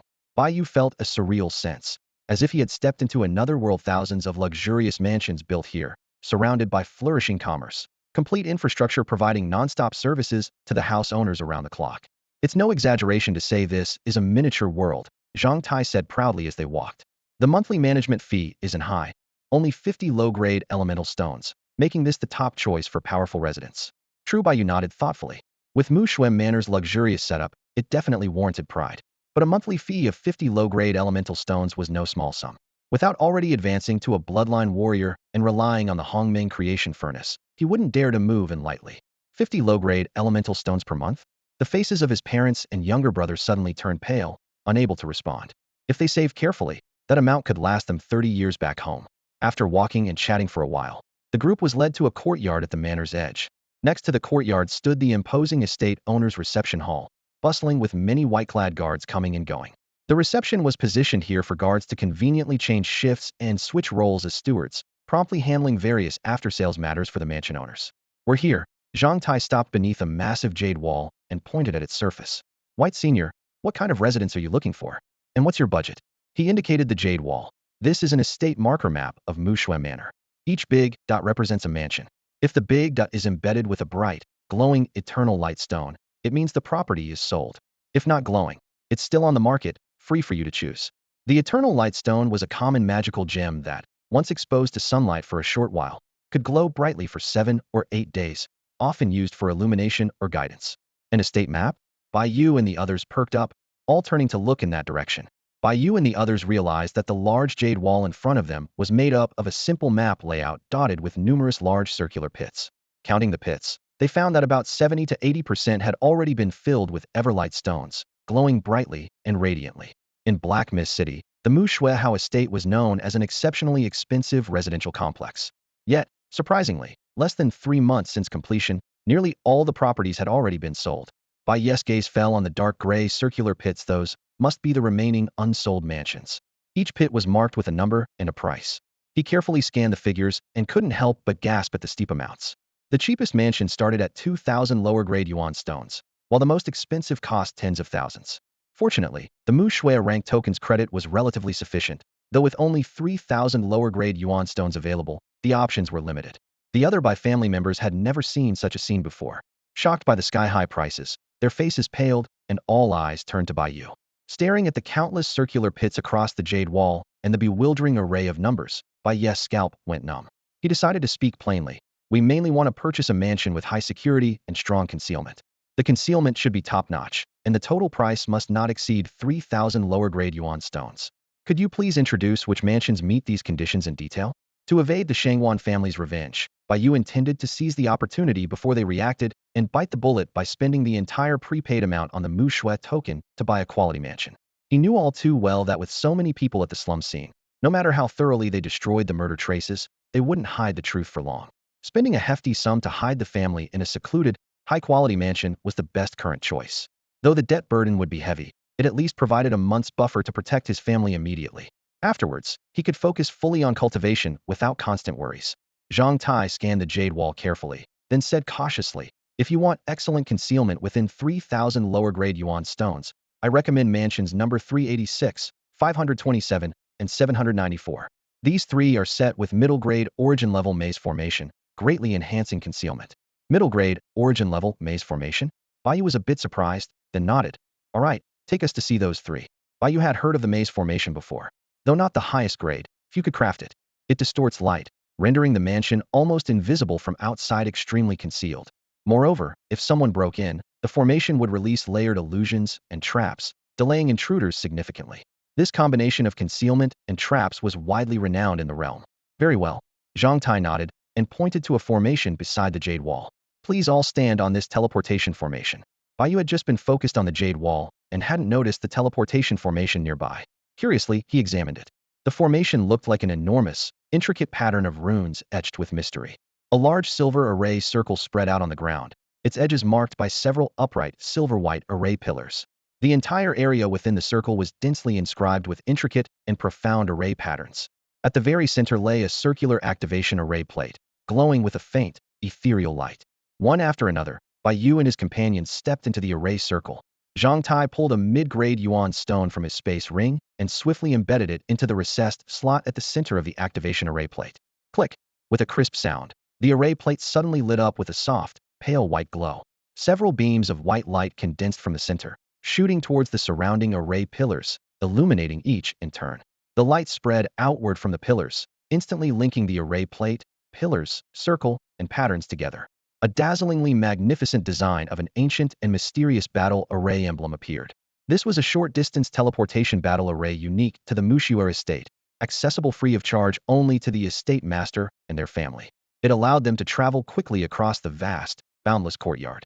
Each activation required a mid-grade yuan stone for energy, with each stone powering roughly 200 short-range transports. The array was maintained regularly by dedicated personnel, who promptly replaced the yuan stones. It was Bai Yu's group's first time using the teleportation array, and their eyes were full of wonder. Suddenly, Zhang Tai drew a black iron forged door plaque from his space ring. On the front was engraved the number 386, and on the back, the words Central Courtyard.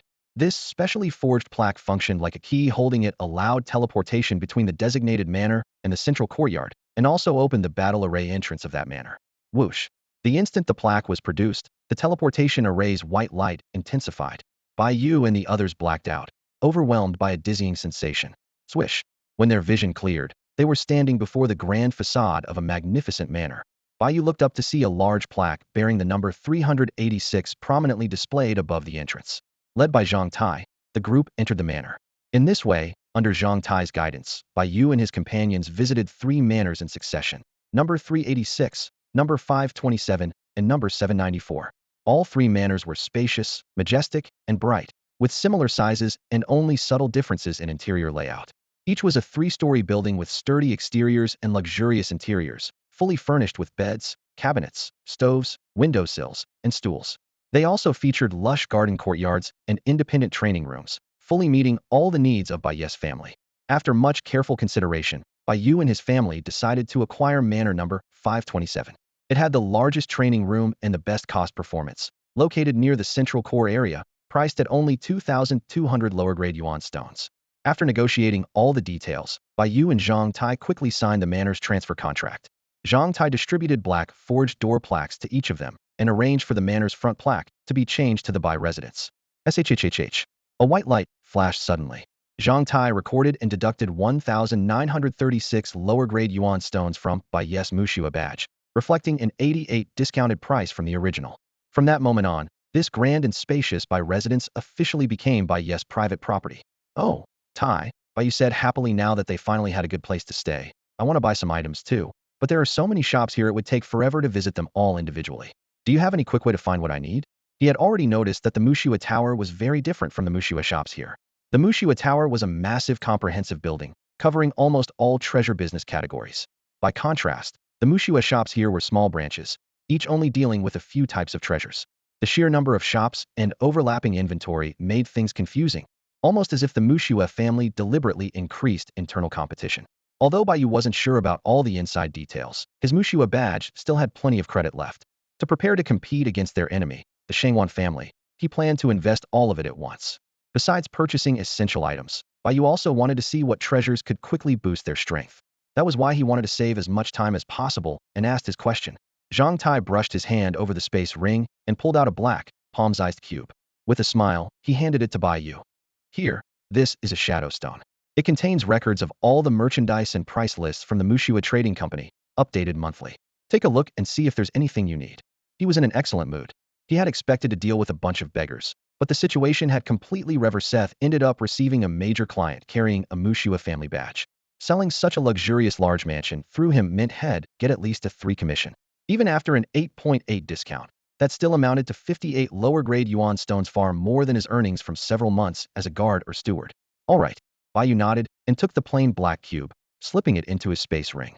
He knew a bit about the origin of these black shadow stones.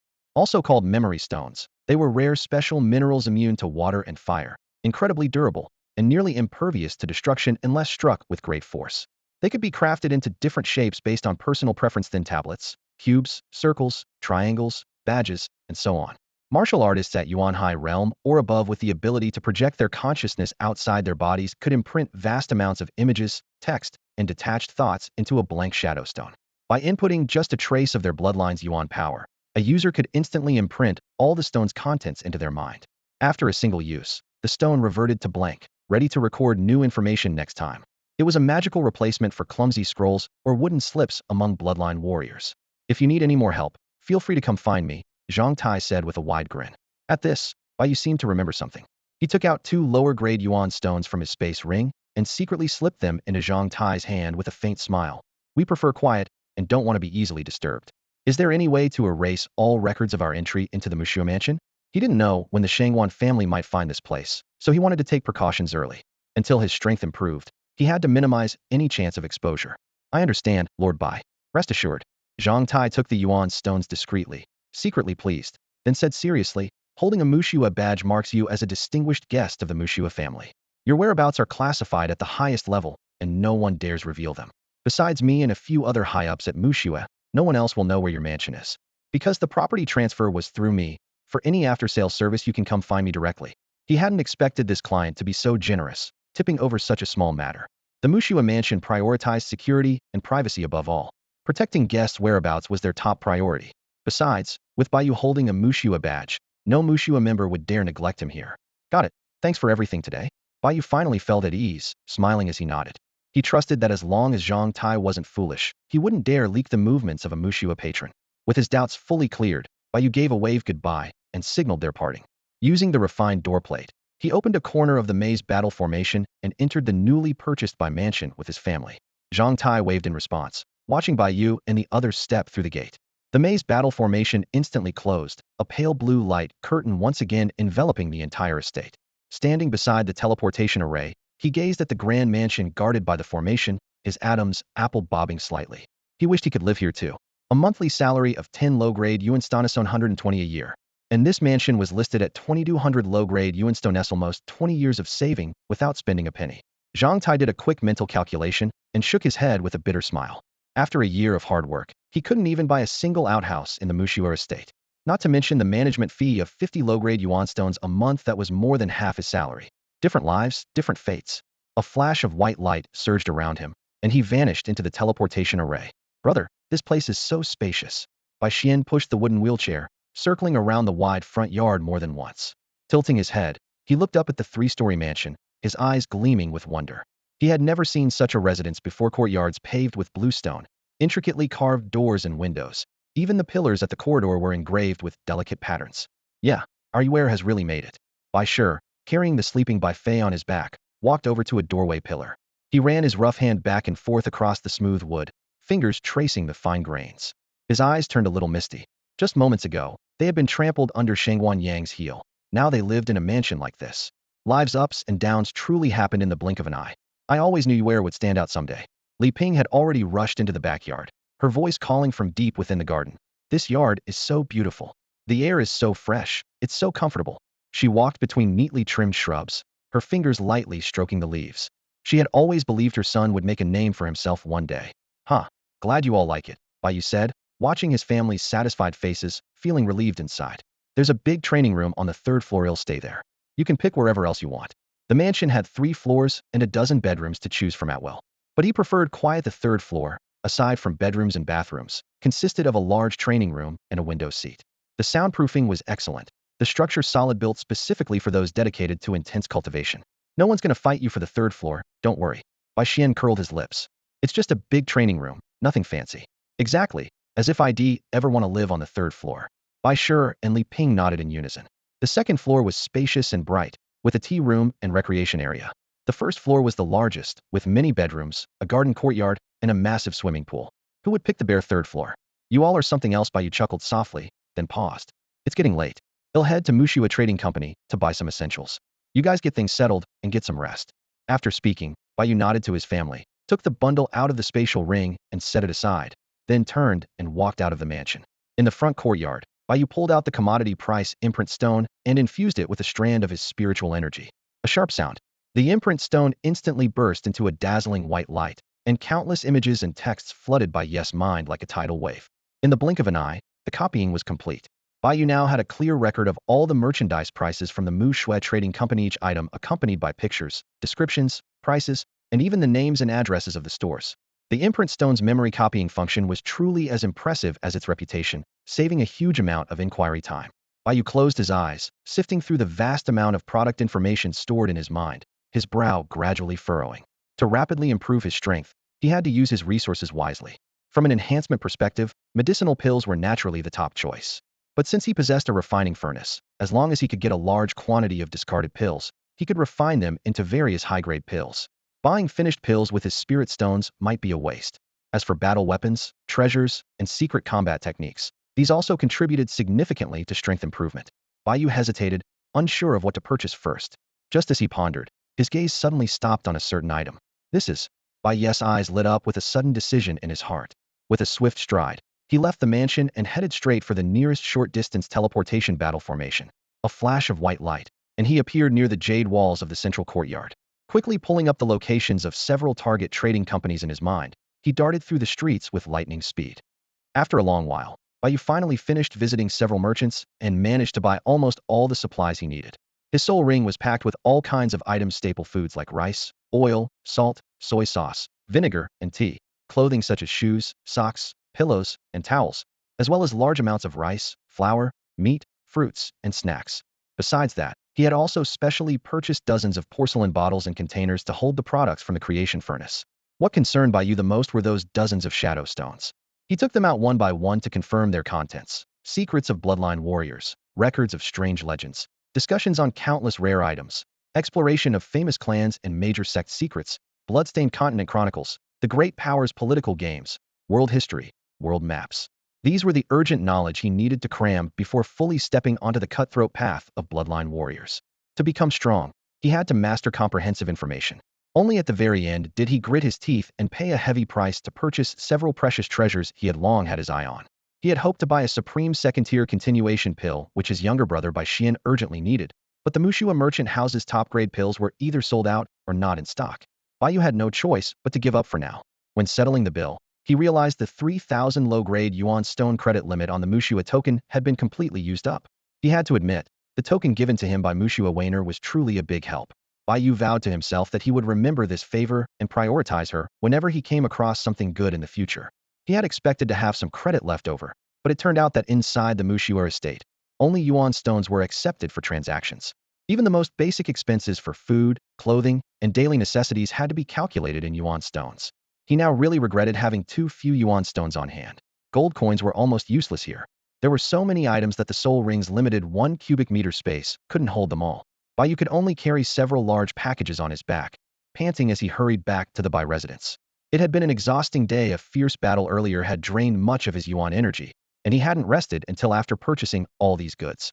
Even with his enhanced constitution thanks to awakening his bloodline, he still felt noticeably fatigued. Back at the Bai residence, he unloaded most of the supplies in the ground floor hall, leaving only a small amount in the soul ring. Then he called a few family members over, his expression serious as he instructed, "We'll be very busy lately. Everyone try not to go out.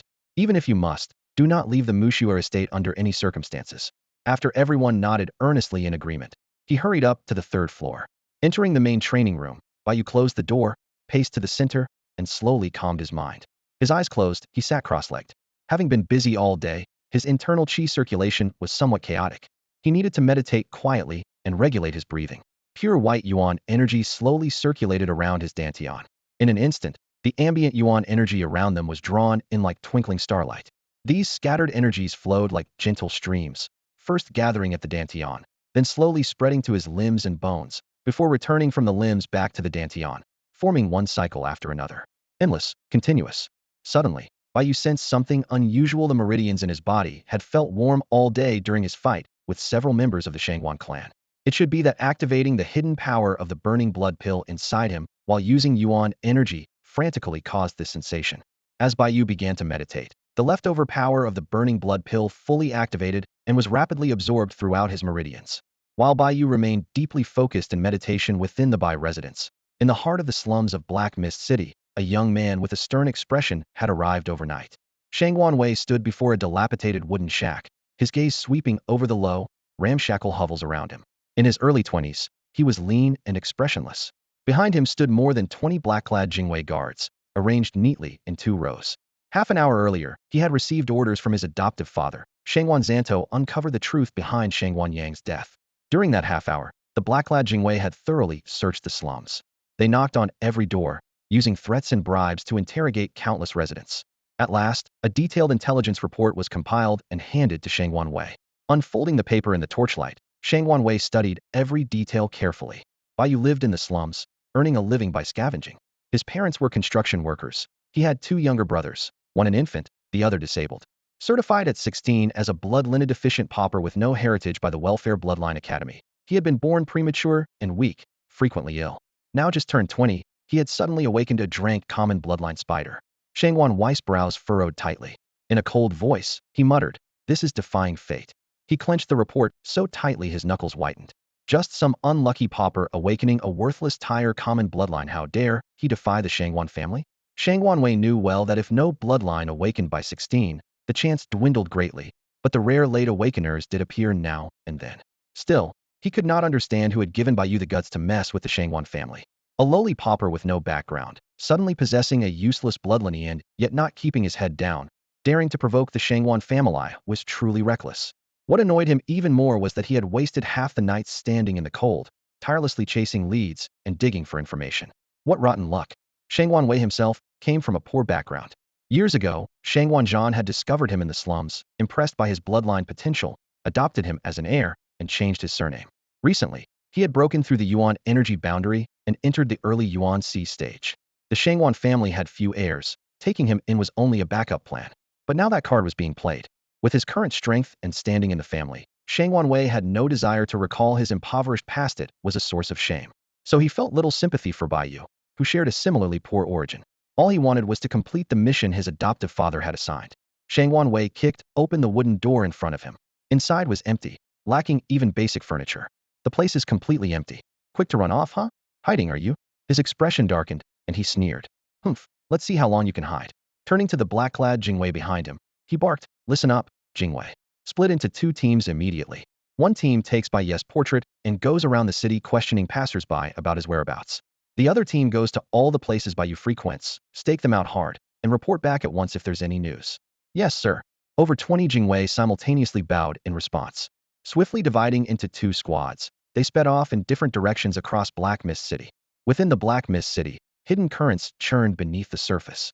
Bai Yu sat cross-legged on the pavilion, completely unaware of the looming crisis. Moonlight poured over him like flowing water, the night deepening around him. Bang! A muffled sound suddenly erupted from within his body. Pure white primal energy surged wildly from his dantian, flooding through his meridians like a breached dam. Bai Yu snapped his eyes open, a spark of surprise lighting them up. Primal energy level 2, stage 1. He hadn't expected the breakthrough to come so quickly. The potency of the second-grade supreme burning blood pill far exceeded his expectations.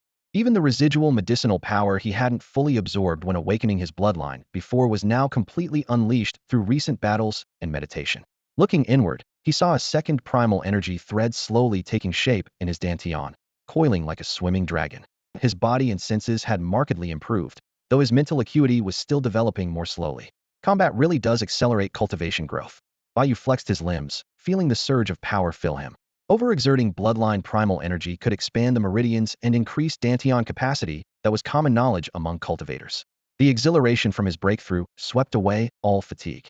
Bai Yu retrieved a spatial ring obtained from Shangwan Yang and sealed it with his blood. The moment his primal energy poured in, his eyes widened in shock. 1,000 cubic meters. The space was enormous, a perfect cube measuring 10 meters on each side, far beyond the norm. This underscored the Shangwan family's wealth.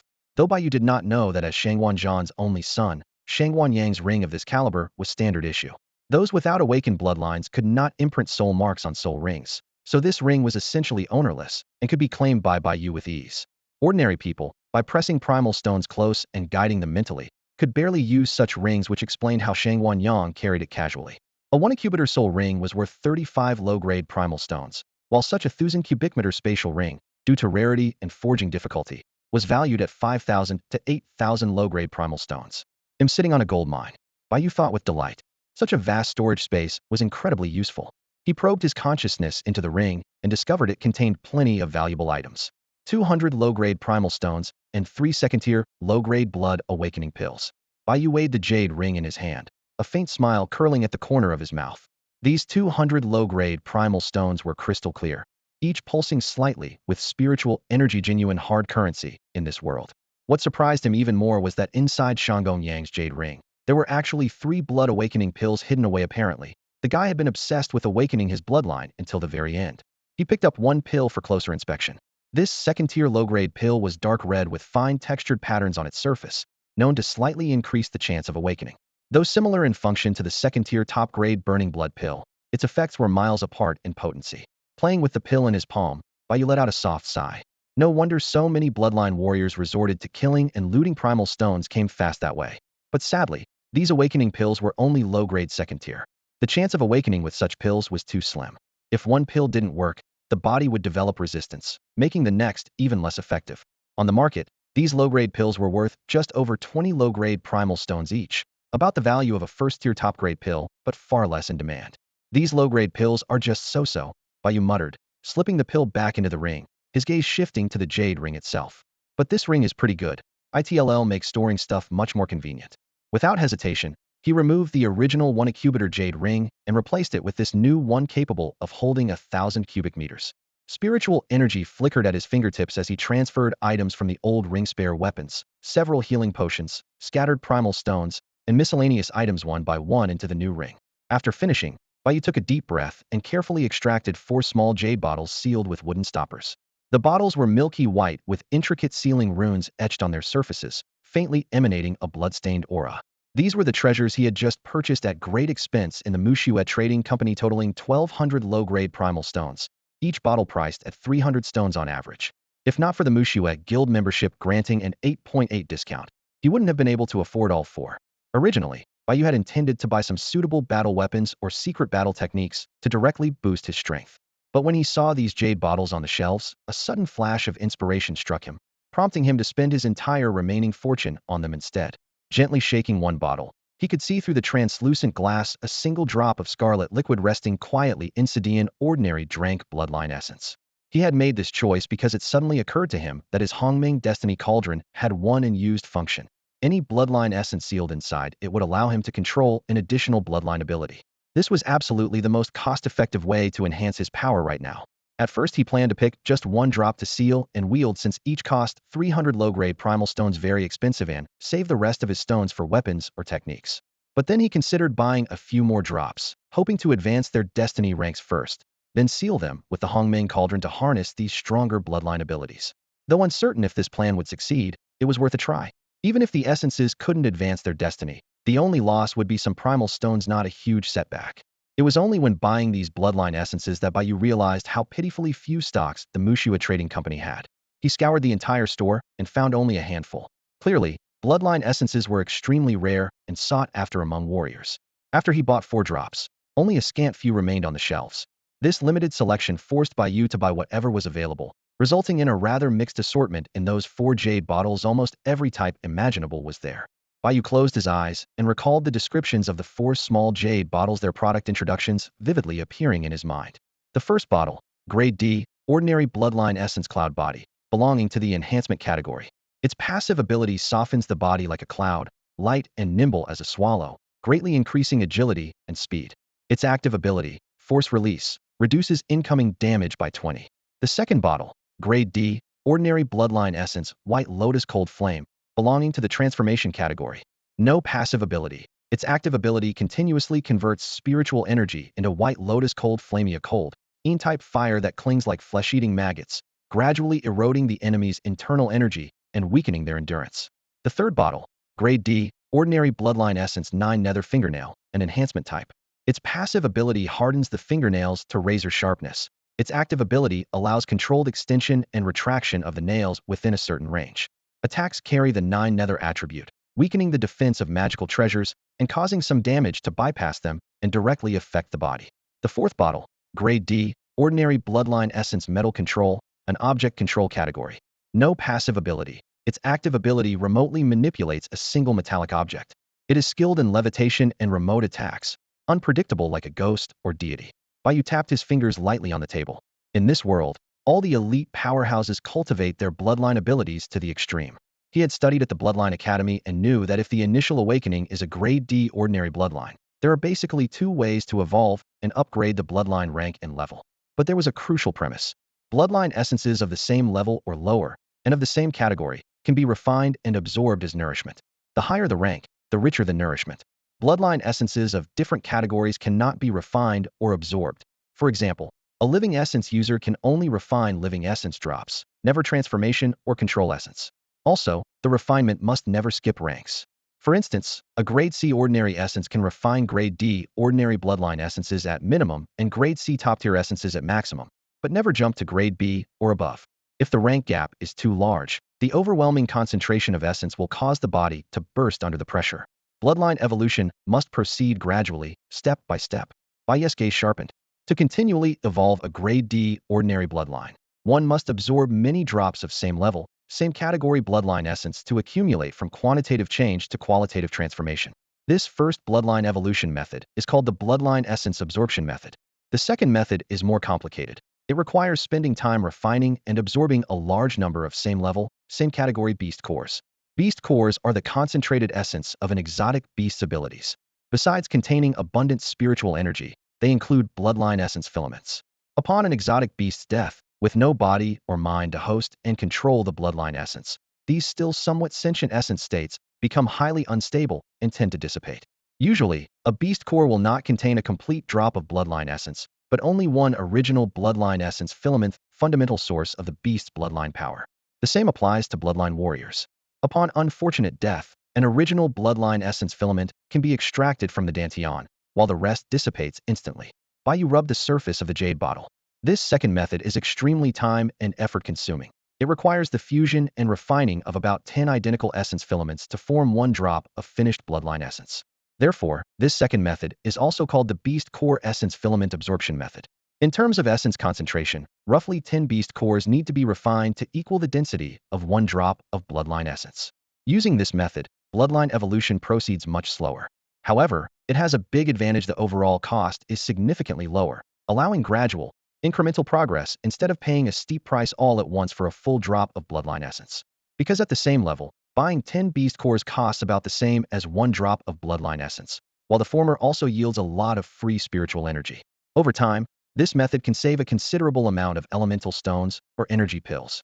However, this approach has a very obvious drawback: the sheer quantity of beast cores needed makes the refining process extremely lengthy.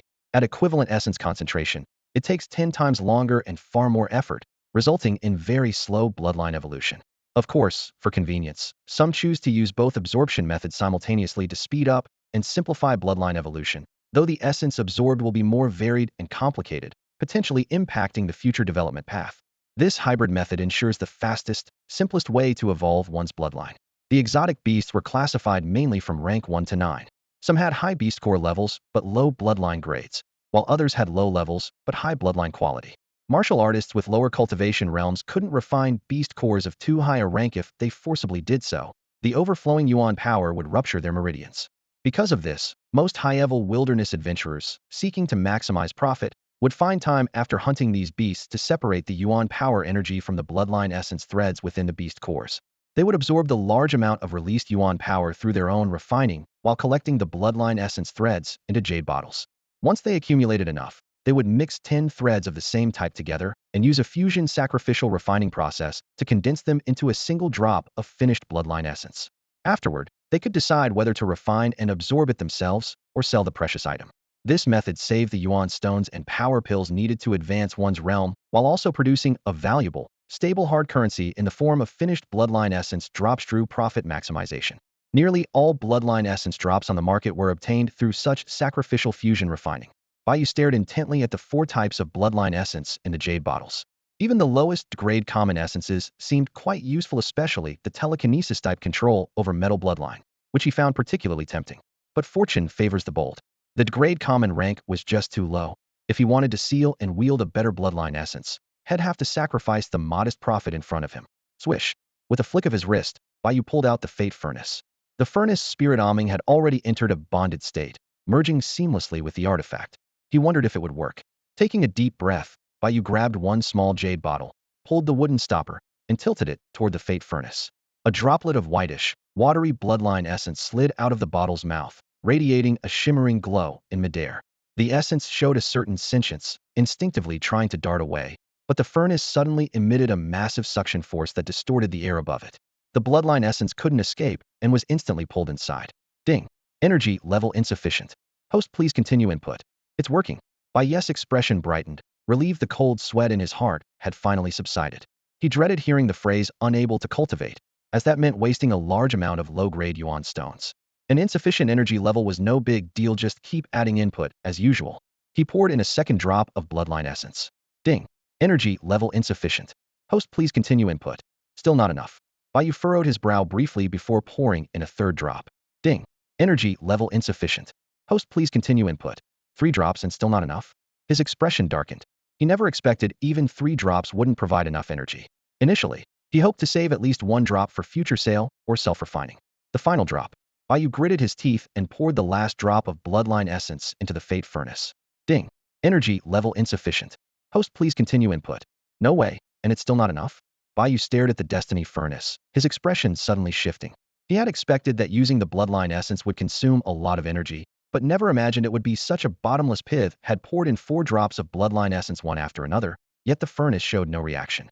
That was the equivalent value of 1,200 inferior grade elemental stones. His fingers trembled slightly as he checked his spatial ring. Aside from the 1,936 inferior grade elemental stones spent on buying the Mu Shui residence, the remaining stones were just enough to buy those 4 drops of bloodline essence. What should I do now? He gritted his teeth as fine beads of sweat formed on his forehead. He had no more bloodline essence left. Suddenly, Bai Yu's eyes lit up. What if he put in some other kind of item? Giving up halfway wasn't his style. No matter what, he had to try. Without hesitation, he quickly took out 3 second-tier inferior grade awakening blood pills and threw them all into the destiny furnace. Ding. Energy level insufficient. Please continue to input items. Bai Yu froze for a moment. He hadn't expected mixing in a different kind of pill would even work, but it still wasn't enough energy. Rubbing his temples, he felt both surprised and speechless. Those 3 intact pills probably contained the equivalent energy of 6 or 7 second-tier defective pills. On their own, they should have provided enough energy to forge a second-tier supreme pill in the furnace. What kind of calculation was the furnace using to determine sufficient energy? Sometimes it demanded more, sometimes less. It was completely unpredictable. His gaze scanned deep into the spatial ring where his remaining valuables lay. Only 223 inferior grade elemental stones left. His fingers hovered over the ring hesitantly. After a moment's pause, he gritted his teeth and withdrew 1 elemental stone, tossing it into the destiny furnace. Ding. Detected essence energy of heaven and earth. The current furnace tier is too low to forge this item. However, when the input energy is insufficient, this item can be directly consumed to supplement energy. A trace of surprise flashed in Bai Yu's eyes. So elemental stones couldn't be forged in their current form, but they could be consumed as energy supplements. The destiny furnace even had that kind of charging mechanism. But elemental stones were precious trade currency. If not absolutely necessary, he really didn't want to waste them. It felt like throwing money into the ocean, luxurious to the point of heartache. Well, might as well throw money away then. Bai Yu smiled wryly, trapped with no other options. Reluctantly, he took out another elemental stone and began feeding them one by one into the furnace. Not knowing how many he needed and fearing wasting too many, he cautiously added them cautiously, one after another. Ding. Energy level insufficient. Please continue to input items. Another one. Ding. Energy level insufficient. Please continue to input items. One more. Ding. Energy level insufficient. Please continue to input items.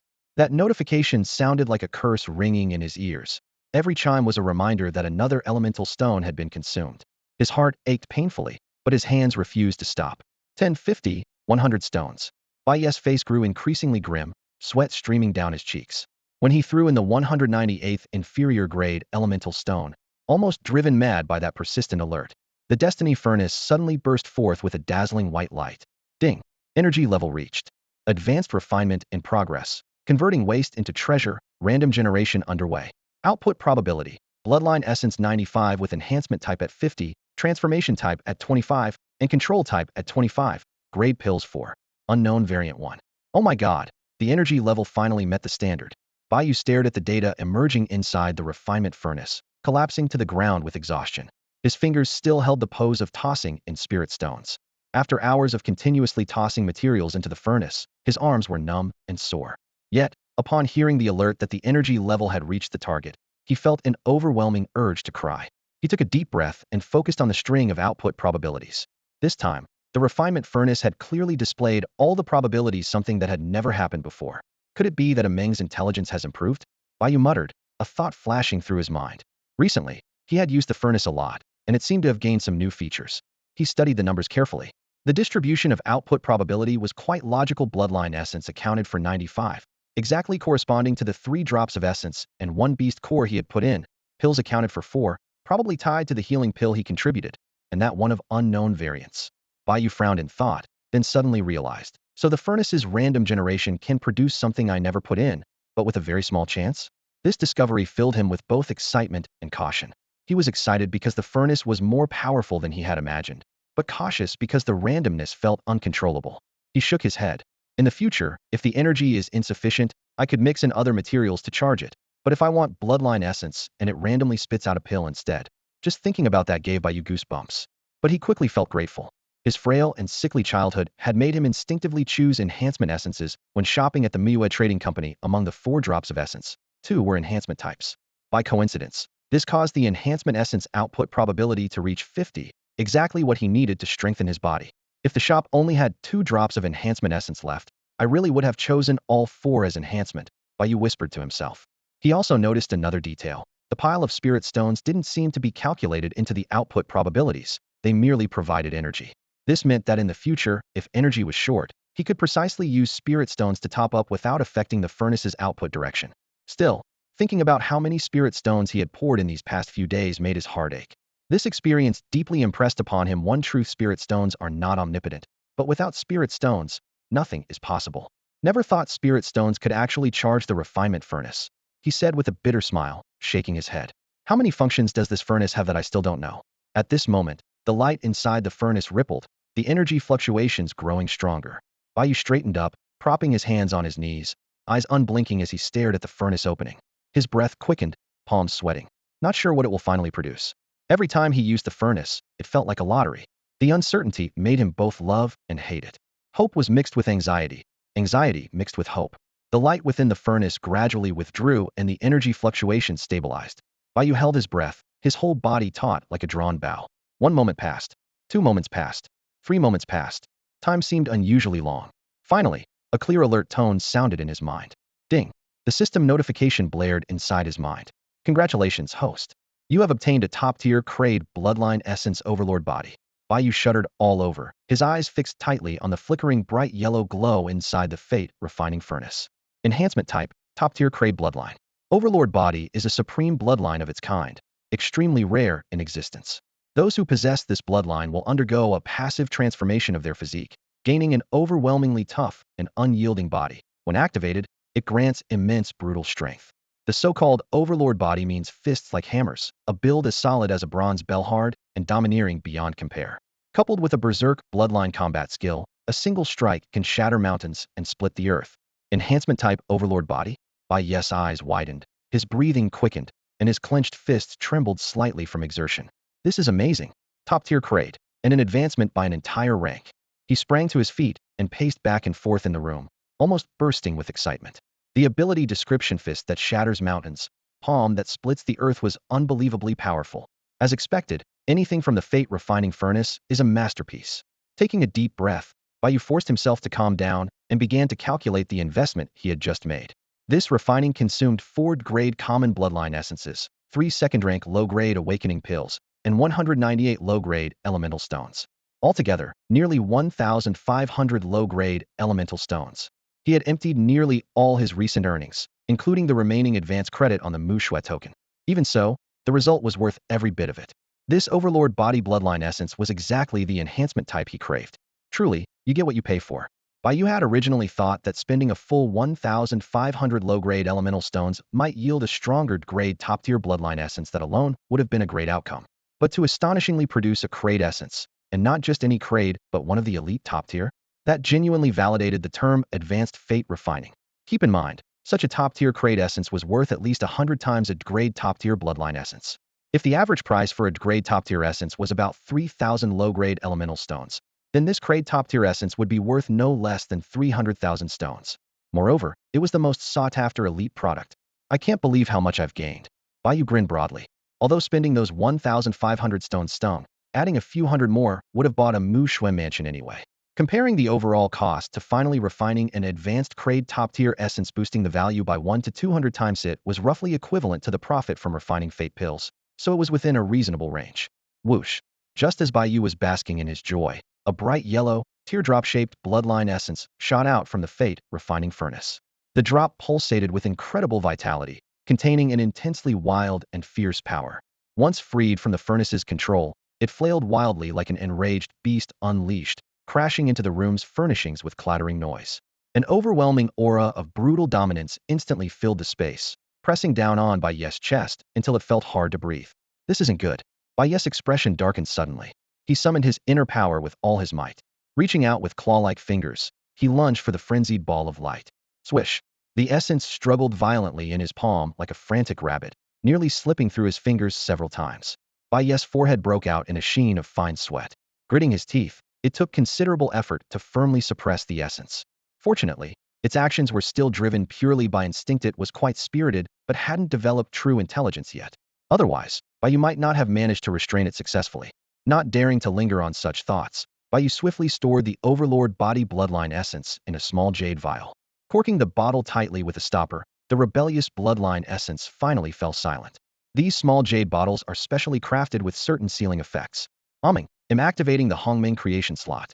Bai Yu placed the jade bottle in his left palm and said urgently. Such a powerful and domineering Bloodline essence made him eager to seal and control it for himself. Fortunately, he was using the miraculous ability of the Hongming creation slot to seal the Bloodline essence, bypassing the usual restrictions of Bloodline type and level. Otherwise, an ordinary Clevel Bloodline Warrior could only refine and absorb a tough-bodied Bloodline essence at best, slightly improving their Bloodline evolution progress, but never gaining a completely new Bloodline power. And given Bai Yu's level ordinary Spider Bloodline, he certainly couldn't refine a different type of reinforcement essence, let alone one above level. Detection in progress. Ding. Host, an unclaimed Bloodline essence has been detected in your hand. Please insert it into the Hongming creation slot to use. Got it. Bai Yu quickly removed the cork. His right hand formed a sword finger with the index and middle fingers and gently tapped the bottle's mouth, injecting a trace of origin power. Then, swirling his finger carefully, he tightly wrapped that rebellious Bloodline essence with the origin power and slowly pulled it out. Whoosh!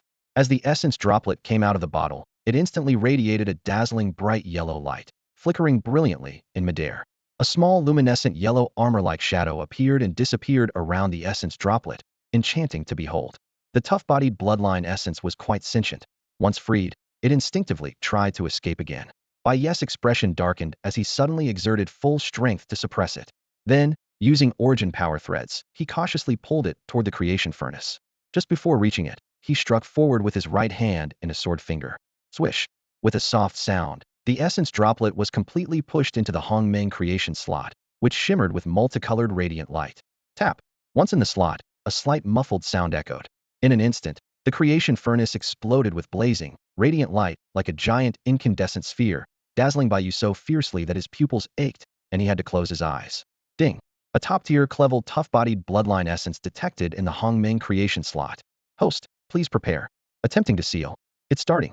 Feeling the blinding light gradually soften, Bai Yu slowly opened his eyes and, upon hearing the notification, secretly rejoiced. But before he could savor the moment, the air around him suddenly swirled violently, and a fierce, domineering invisible shadow appeared right before him. The next moment, the shadow pounced like an unknown transparent beast, forcefully ramming into Bai Yu's dantian. Bang! A muffled thud hit him like a thunderbolt, his eyes popped wide, and a trace of fresh blood trickled from the corner of his mouth. What the hell is this? It hurt so much. Before he could think further, the terrifying invisible shadow reappeared, targeting his dantian with another devastating blow. Bang! This strike was even more ferocious and terrifying than the last, like being smashed heat-in by a speeding mountain. His dantian throbbed with unbearable pain. Pfff. Bai Yu's face turned as pale as paper, a gush of blood mist erupting fiercely from his mouth, bursting into a crimson cloud in the air. Clutching his chest tightly with both hands, he let out a hoarse roar. What the hell? This Bloodline essence seal it hurts this much? The fierce, invisible shadow paid no heed to his screams. Suddenly, the surrounding air currents surged violently, howling winds converging toward the center. An unbearably terrifying invisible force emerged from the void above Bai Yu's head. The air twisted and condensed, forming the massive translucent phantom of a hammer towering thousands of feet high. At the instant the giant hammer took shape, it slammed down like lightning. Whoosh! The violent wind rose as thunder exploded. Where the hammer struck, the air was torn open with visible cracks, all things recoiling in fear, as if everything would be crushed into nothingness. Bai Yu's pupils shrank sharply, his eyes reflecting the approaching colossal hammer. His expression twisted wildly, despair flooding his heart. He desperately tried to channel his primordial energy to block or dodge, but it disappeared like water into sand, completely unresponsive. His legs felt as if filled with lead, stiff and numb, unable to move even a toe. Boom! The giant hammer violently struck his crown. Overwhelming force exploded above his head, a piercing agony spreading through his entire body like a tidal wave. Bai Yu's spirit trembled violently. His consciousness shattered and vanished like a sandcastle swept away by a tidal surge. Darkness suddenly engulfed his vision, and his body fell stiffly to the ground, completely unconscious. Ding! Congratulations, host. Bloodline Essence Seal successful. Fusion in progress. Essence Fusion progress. 1. The progress slowly climbed upward. Before long, the creation furnace silently floated above Bai Yu's body. One of its slots glowed with bright yellow light. With a swift whoosh, it darted into Bai Yu's dantian. Pulses of bright yellow light flickered erratically there, breathing in and out like a living thing. Bai Yu curled up on the ground, senseless, utterly unaware of the ongoing progress updates from the creation furnace. Though unconscious, his power realm was mysteriously soaring at an incredible speed. Time passed unnoticed, slipping by in the blink of an eye. After an unknown span, Bai Yu finally stirred, his eyelids twitching before slowly opening his eyes. Just now I actually fainted. Rubbing his eyes, Bai Yu pushed himself up from the ground with effort. His head felt unbearably heavy, as if filled with lead, and a dull ache lingered. He shook his head, and immediately his joints cracked and popped loudly as surges of power surged through his body relentlessly. The sensation was both surprising and strange, as if he had changed into an entirely new vessel. What made it worse was the thick layer of sticky blood and grime clinging to him, giving off a foul stench that made him feel utterly uncomfortable. He turned his head toward the windowsill outside. The sky was beginning to lighten with the first hints of dawn. From the moment he lost consciousness till now, several hours had passed and it was already the next morning. Only now did he realize how reckless he had been yesterday. It wasn't that sealing and controlling a bloodline was always so agonizing, enduring constant life or death torment. Rather, with his previous physical strength, attempting to seal and command such a high-tier Berrybuddy bloodline essence in one go had been far too much. Next time, if he wanted to fuse such an advanced bloodline essence, he would need to prepare thoroughly at the very least, have some supplementary pills on hand to ease the pain. Otherwise, it was too dangerous, like hanging his life by a thread. Before Bai Yu could dwell any longer on these thoughts. Ding! The fortune furnace beeped repeatedly, cutting off his train of thought completely. Essence Fusion Progress. 100. Congratulations, host. Successfully fused Crank, top-tier, Bloodline Berrybuddy. Detected power level advancement to Yuan Force Realm, Stage 5. Active ability unlocked. Ferocious Might. Passive ability unlocked. Berrybuddy. Ferocious Might. When actively invoking the Berrybuddy Bloodline Essence, the user gains immense strength. Attacks delivered carry far greater power and weight than that of ordinary awakens. Berrybuddy. Body constitution is thoroughly transformed, becoming incredibly tough like forged metal, greatly boosting defense. When damaged, the passive Berrybuddy trait triggers, partially converting Bloodline Essence power into ethereal armor, further reducing incoming harm. Bai Yu's eyes widened in overwhelming joy. This Bloodline ability was truly formidable. And after sealing this drop of Crank top-tier Berrybuddy essence, his realm had soared 3 stages unbelievable. He never expected that successfully sealing and controlling this Berrybuddy bloodline essence would be like clearing blockages in all his meridians, allowing him to rapidly absorb the large amount of residual free yuan power remaining inside the essence. This caused his cultivation realm to skyrocket incredibly fast. Thankfully, this was a Crank top-tier essence, containing abundant free yuan power. Otherwise, with an ordinary Drank essence, even gaining half a stage would be considered lucky. Just moments ago, while sticky and choking on the foulness, Bai Yu hadn't had a chance to carefully sense the changes in his body. Now, reminded by the fortune furnace and feeling the constant flow of power bubbling out of him, he was instantly delighted. His cultivation realm had advanced continuously, saving him weeks of meditation. His prior resentment over the painful sealing process vanished like smoke. At that moment, Bai Yu used his internal awareness to inspect the subtle changes throughout his body in even greater detail.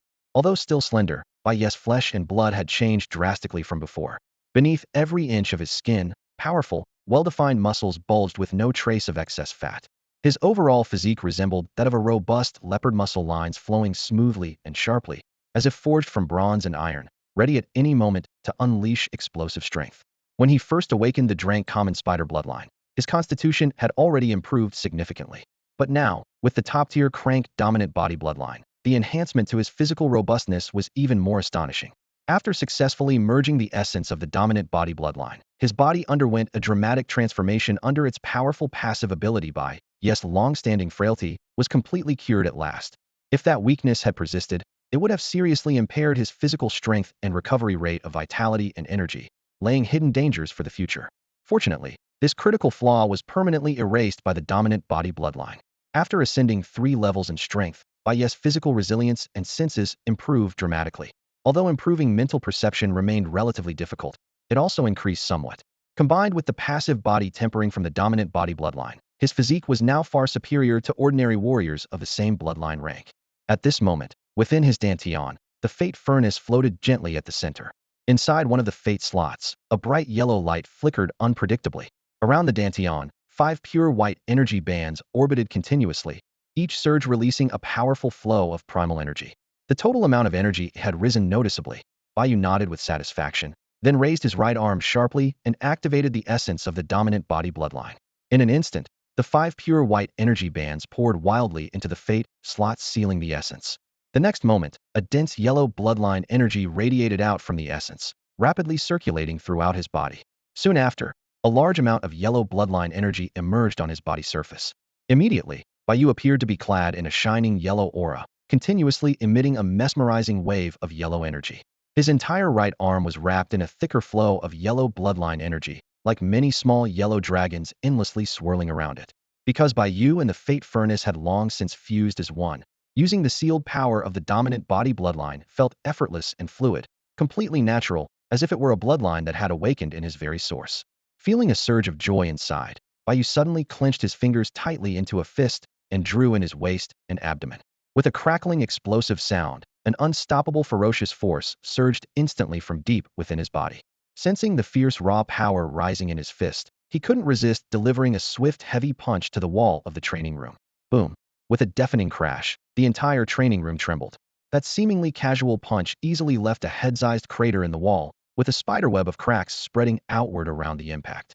After a brief moment, the terrifying crater slowly began to rebound and become shallower.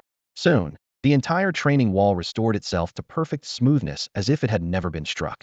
Witnessing this scene, Bai Yu felt not sadness but joy, his eyes fixed steadily on his right hand, shimmering with a strange light. A casual strike like that actually left such a deep dent in the specially constructed training room's wall.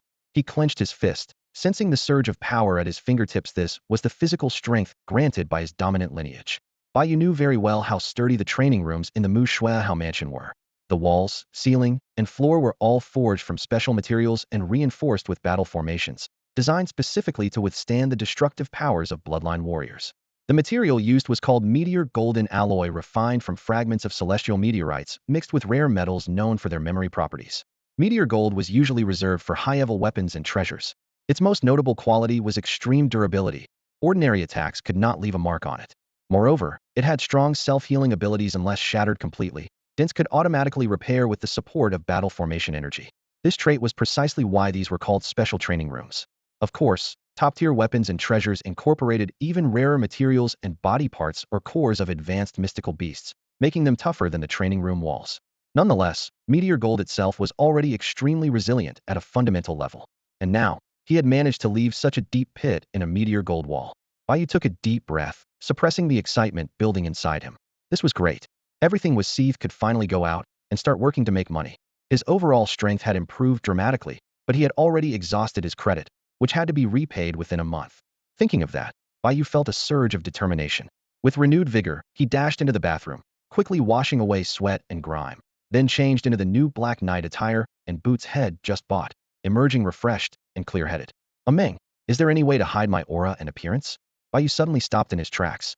He just remembered it wasn't yet safe to move about casually. Though his power had soared, facing the Shangwan family Heiden would still be like hitting a rock with an egg. His biggest weakness was his shallow foundation, which needed time to be nurtured and strengthened. He wasn't sure if the Shangwan clan already knew the full story, but regardless, he had to be extremely cautious and not act rashly. Otherwise, he might endanger his family, and that was something he absolutely wanted to avoid. There is a way, Master, Meng floated quietly within his dantian, frowning thoughtfully as she spoke seriously. But manifesting such divine powers consumes a lot of energy. At your current level, it requires at least 3 low-grade origin stones to slightly activate the destiny furnace and draw on a trace amount of primordial chaos energy diluted billions of times for the spell. She paused, then added, each use lasts at most half a day. Also, the higher your power level becomes, the greater the energy consumption and more origin stones will be needed. Consumes energy? Bai Yu's expression shifted subtly, his jaw clenching. Only half a day costs 3 low-grade origin stones, and it gets more expensive as I grow stronger. He felt the sting of the cost, but there was no better choice available right now. Fine, let's do it. With reluctant resolve, Bai Yu took out 3 low-grade origin stones from his spirit ring. The moment the stones were pulled out, a sudden fierce suction force erupted from the destiny furnace inside his dantian. Swish! Accompanied by a soft sound, the three stones transformed into pure energy, flowing through his dantian before being fully absorbed into the furnace. Then, a faint gray divine light projected out from the furnace, descending over him and enveloping his entire body. The divine light condensed about an inch above his skin, forming a slowly rotating gray halo that shimmered with an uncanny glow. Master, it's ready, Meng said joyfully, clapping her small hands with a bright smile. It's called the Gray Light Shield. It's a little magical ability that can block visual and mental reconnaissance when your consciousness leaves the body. As long as you don't fight others, no one below the third realm, meaning within the Yuan Mansion realm, can easily perceive your true strength or appearance. It generally lasts for half a day. She paused briefly, then added, when you're defending with Yuan energy circulating on your boda's surface, it's fine. But if you exert excessive Yuan energy that extends beyond the gray light aura, especially when attacking, your energy leaks outside the shield, letting others roughly gauge your power. So, to hide yourself better, remember to avoid fighting whenever possible. Meng blinked, then said, if Bai Yu uses the creation furnace more often, he'll be very happy. That activates the Hongmeng energy to keep flowing regularly, which speeds up repairing the damaged furnace body and helps restore its former strength as soon as possible. Separation of consciousness from the body only becomes possible starting from the Yuan Sea realm. She explained further, upon reaching the Yuan Sea realm, one's consciousness undergoes a qualitative leap and can be released outside the body. This mainly assists in combat, such as remote sensing, reconnaissance, and beast control, and many other mystical functions. The higher the realm, the farther the separation distance, and the stronger the perceiving ability. Those with even deeper mastery can even materialize their consciousness to fight physically. Good. Bai Yu felt the faint gray halo surrounding him and smiled slightly, nodding with satisfaction. He turned and strode toward the window ledge. With a swift push of his feet, his figure suddenly sprang out of the third-floor window. Whoosh! The morning air rushed past him as he flew like a swallow, lightly landing on the ground with toes touching down gently to dissipate momentum, steady and sure in the courtyard below. It was early morning. His family should still be asleep, so there was no need to stir them by taking the stairs. The large amount of survival supplies purchased yesterday would ensure the family's needs were met for a long while. He first fused the Grade C Batai essence, then advanced to the 5th stage of the Yuan energy realm. Now, all his bodily functions were becoming stronger and stronger. Even leaping 10 meters or 8 meters was no longer a challenge. Bai Yu quickly exited Bai Residence's maze battle formation and stood upon the teleportation array. Whoosh! A flash of brilliant light, and he teleported to the central courtyard. Then, carefully avoiding the notice of other mansion heads, he swiftly left Mu Shui's grand mansion. Only those of great background could afford to buy residences inside Mu Shui Mansion. This place was truly a den of hidden talents and fierce contenders. Though he had the gray light shield, under current circumstances it was best to remain low profile. The morning air of Black Mist City was fresh, and the sunlight warm. Bai Yu walked along the bustling streets, feeling content and at ease. Merchants and travelers hustled and bustled, various carriages flowing like a steady stream. Bai Yu quickly flagged down a Wind Wolf Express carriage. After paying 1 low-grade yuan stone, the coachman sped off, racing ahead swiftly. After his bloodline awakened, Bai Yu suddenly realized spending 1 low-grade yuan stone could save huge travel time and greatly boost efficiency, making it quite worthwhile. So there he sat inside the steady, well-balanced Wind Wolf carriage, sometimes meditating and practicing breathing to familiarize himself with his newly sealed Batai bloodline. Sometimes using numerous secret scrolls and spirit imprinting stones to absorb all the abundant secret knowledge of the blood color continent, constantly synthesizing and deepening his understanding of bloodline warriors, and occasionally pulling back the curtain to gaze idly through the window, watching the diverse scenes of everyday life by the roadside. Before this, he never could have imagined that he would experience a bloodline awakening. He had thought that for the rest of his life, he would only ever deal with the garbage disposal site. Worn-out work clothes, the pungent stench of rot, endless mountains of trash, these were supposed to be his entire existence. Who would have thought that now he could casually ride in such a luxuriously extravagant Wind Wolf Express? Inside the carriage, Bai Yu leaned back against the soft animal hide seat, his fingertips lightly brushing the gold thread armrest. The Wind Wolf's claws struck the ground in a rhythmic pattern, and the wheels rolled over the stone-paved road, kicking up clouds of dust. Time flew by. After an hour or two, the Wind Wolf Express suddenly slowed down. Bai Yu lifted his head and looked out the window. A familiar sight of decay came into view. They had reached the slums. Low shacks leaned crookedly against each other, sewage flowed slowly along the streets, and several raggedly dressed children rummaged through piles of garbage. Bai Yu's gaze lingered on this land for a moment, his fingers unconsciously clenching. 20 years. A full 20 years he had lived here. Though in this lifetime, he might never return. Just as Bai Yu was about to look away, his peripheral vision suddenly caught several dark shadows. He narrowed his eyes and looked more carefully. Several black-clothed martial artists at the elemental force realm were scattered throughout various corners of the slums, their vigilant gazes sweeping over passers-by. Shangwan family's people. Bai Yu's heart skipped a beat. He immediately pulled back, quickly drawing down the carriage curtain.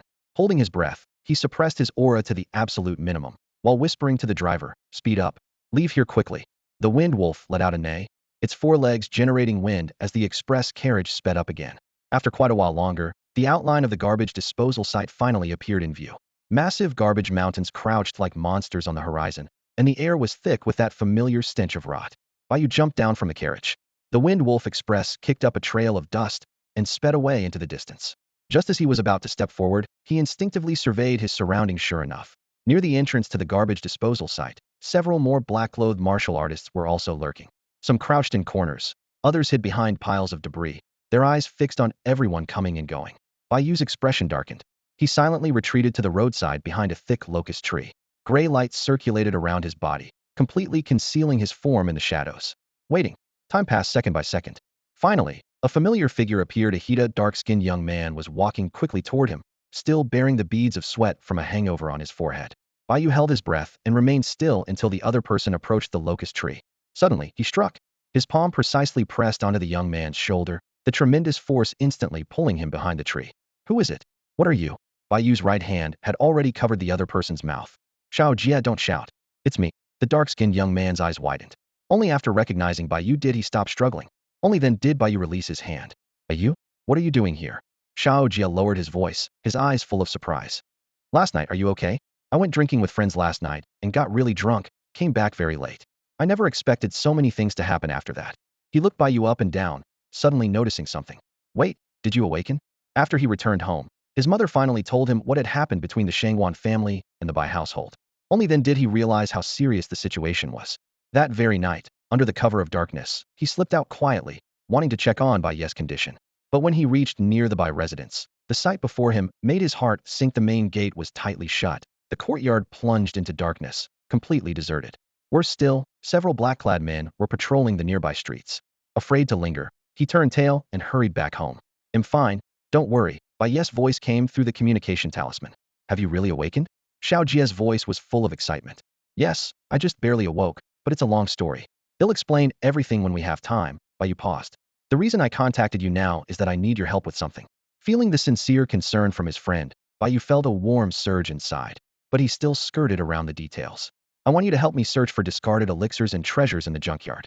Try to find more people to place orders for buying them. Don't mention my name, just say you're collecting them, and then sell them to me. They'll pay 2 gold coins per item. No limit on quantity, however many you get, they'll buy." This was a carefully considered decision. With the Shangwan family watching so closely, he couldn't risk entering the junkyard himself to find useful discarded items anymore. So he had to entrust Xiao Jia with the task. Paying 2 gold coins per item was a negligible cost compared to the value those discarded elixirs held for him. At his current status, this amount was a mere trifle. However, for ordinary people, this was an outrageously high purchase price. Offering a tempting price meant more people would be motivated to help him. Knew that logic well. Otherwise, if he kept showing up in front of those black-clad warriors, even with the protection of the gray light shield, it would be too easy to get exposed. So that's what's going on. Xiao Jia's slightly tanned face broke into a smile, his white teeth standing out clearly. He patted his chest confidently and said, "No problem, leave it to me. He'll make sure it's done right." He was well liked in the slums and could easily gather people with just a few words. When it came to scavenging waste pills and broken treasures in the junkyard, he was sure of himself. Ordinary waste pills were usually worth no more than 50 silver coins each, but Bai Yu's price was 4 times that, 2 gold coins per pill. Whether he dug them up himself or bought them from others for 1 gold coin each, there was plenty of profit margin. It helped his friend and earned him gold for supplies. What was not to like? "All right, then he'll trouble you." Bai Yu nodded with a faint smile. "He'll wait under that big locust tree every evening. Well, settle payment and delivery then." Seeing how quickly Xiao Jia agreed, Bai Yu felt relieved. The source for waste pills and treasures was finally settled, could at last put a great weight off his chest. Having someone else gather or buy in bulk was much more efficient than digging for them alone. "All right," Xiao Jia nodded. "It's a deal. Remember to be careful," Bai Yu said, patting his friend's shoulder before turning to leave quickly. Watching Bai Yu hurry away, Xiao Jia's eyes filled with genuine envy. Awakening at such an advanced age, 4 years older than the usual latest awakening age of 16, was rare.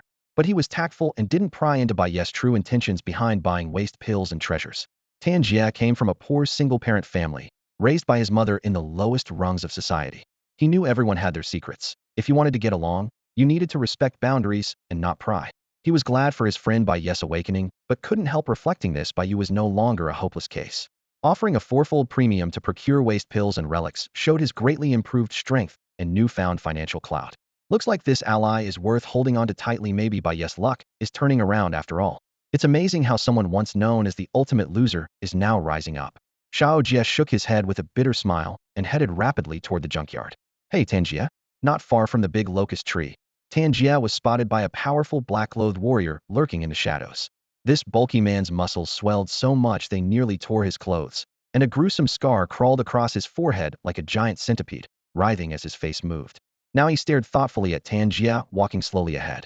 He's one of Bai Yu's few friends. This scarred black warrior was Yang Ming, one of two elite squad leaders under Shangwan Wei's command. With strength at the peak of the 9th stage of the Yuan power realm, just one step away from reaching the Yuan Sea realm, Yang Ming and a black-clad Jingwei operative had been crouching at this hidden observation point the entire night, but gained nothing. All the black-clad Jingwei from the Shangwan family had already thoroughly studied the detailed dossiers on Bai Yu, and were fully aware of his network of connections. Anyone with even a slight association to him was now a key surveillance target. Hey, wake up! Yang Ming instinctively scanned around Tanjie, his gaze suddenly fixed on a figure leaving not far behind. His expression tightened as he shoved the dozing black-clad operative beside him, urgently pointing toward the distance. That person just left from behind Tanjie. Their build seems a bit like Bai Yu's, but their appearance is very blurry. You checked too? Could that be Bai Yu? Yang Ming's brow furrowed deeply. At the peak of the 9th stage of the Yuan power realm, he was among the strongest of the black-clad Jingwei. It was rare to encounter a situation like this. Even when a high-level martial artist used secret techniques to conceal their appearance and aura, their full silhouette was usually still discernible. This was really strange. Ahei was roughly pushed, nearly stumbling, and still dizzy. Not daring to anger his captain, he quickly steadied himself and shook his foggy head as he lazily replied, "Captain, which one do you mean?" He squinted in the direction Yang Ming pointed. Suddenly, Ahei's eyes snapped wide open. He looked again and again, even rubbing his eyes several times, as if refusing to believe what he saw. After confirming multiple times, he exclaimed in shock, "Captain, this is weird.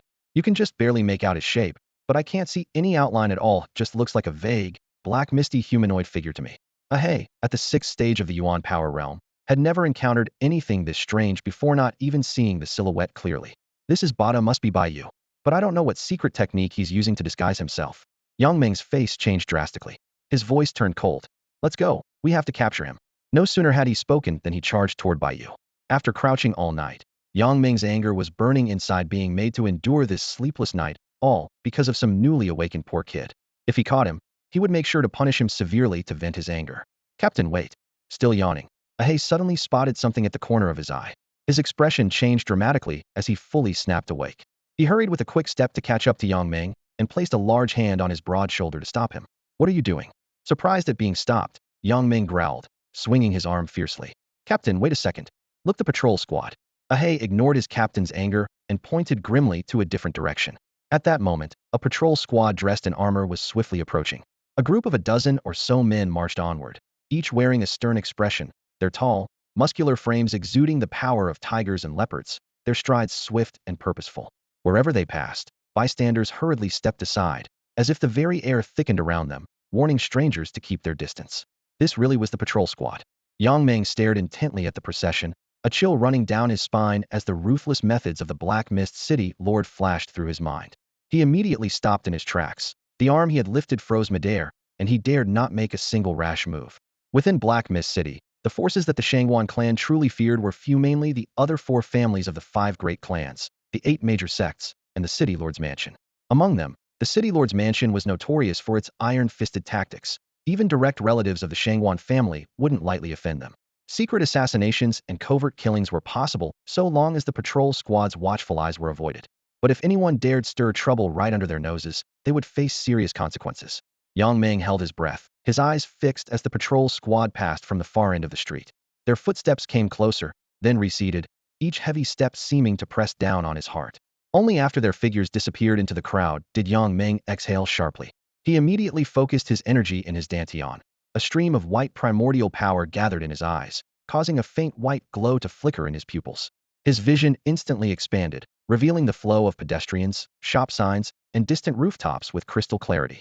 He scanned the area ahead like a hawk, every corner swept under his watchful gaze. Yet at this moment, the faint, white-feathered figure he had glimpsed earlier was nowhere to be found. That dark figure had long since vanished into the bustling crowd, like a drop of ink dissolving into the sea. Damn that lucky brat. Yang Ming paced back and forth, searching repeatedly, but still finding no trace. Veins bulging on his forehead, he growled coldly, "Hey, don't report this to young Master Shangwan yet. Stay sharp and keep a close watch on the entrance to the scrapyard. Especially keep an eye on Tanjiai refused to believe they want meet up again." He didn't want Shangwan Wei to know about this. If Shangwan Wei found out that Bai Yu had escaped right under their noses, the punishment would be severe. "Yes, sir." Ahei nodded grimly, exhaustion etched across his face. He had been crouching there all night, from the starlight of last night to the sunrise this morning, now nearly noon. His eyelids were fighting to stay open.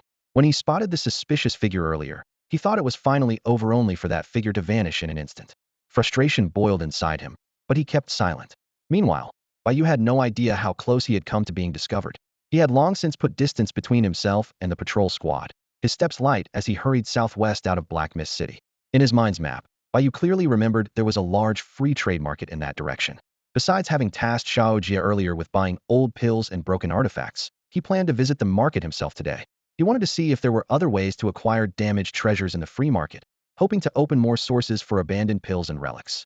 If he still couldn't find enough there, he would have no choice but to take risks hunting beasts in the wilderness outside Black Mist City.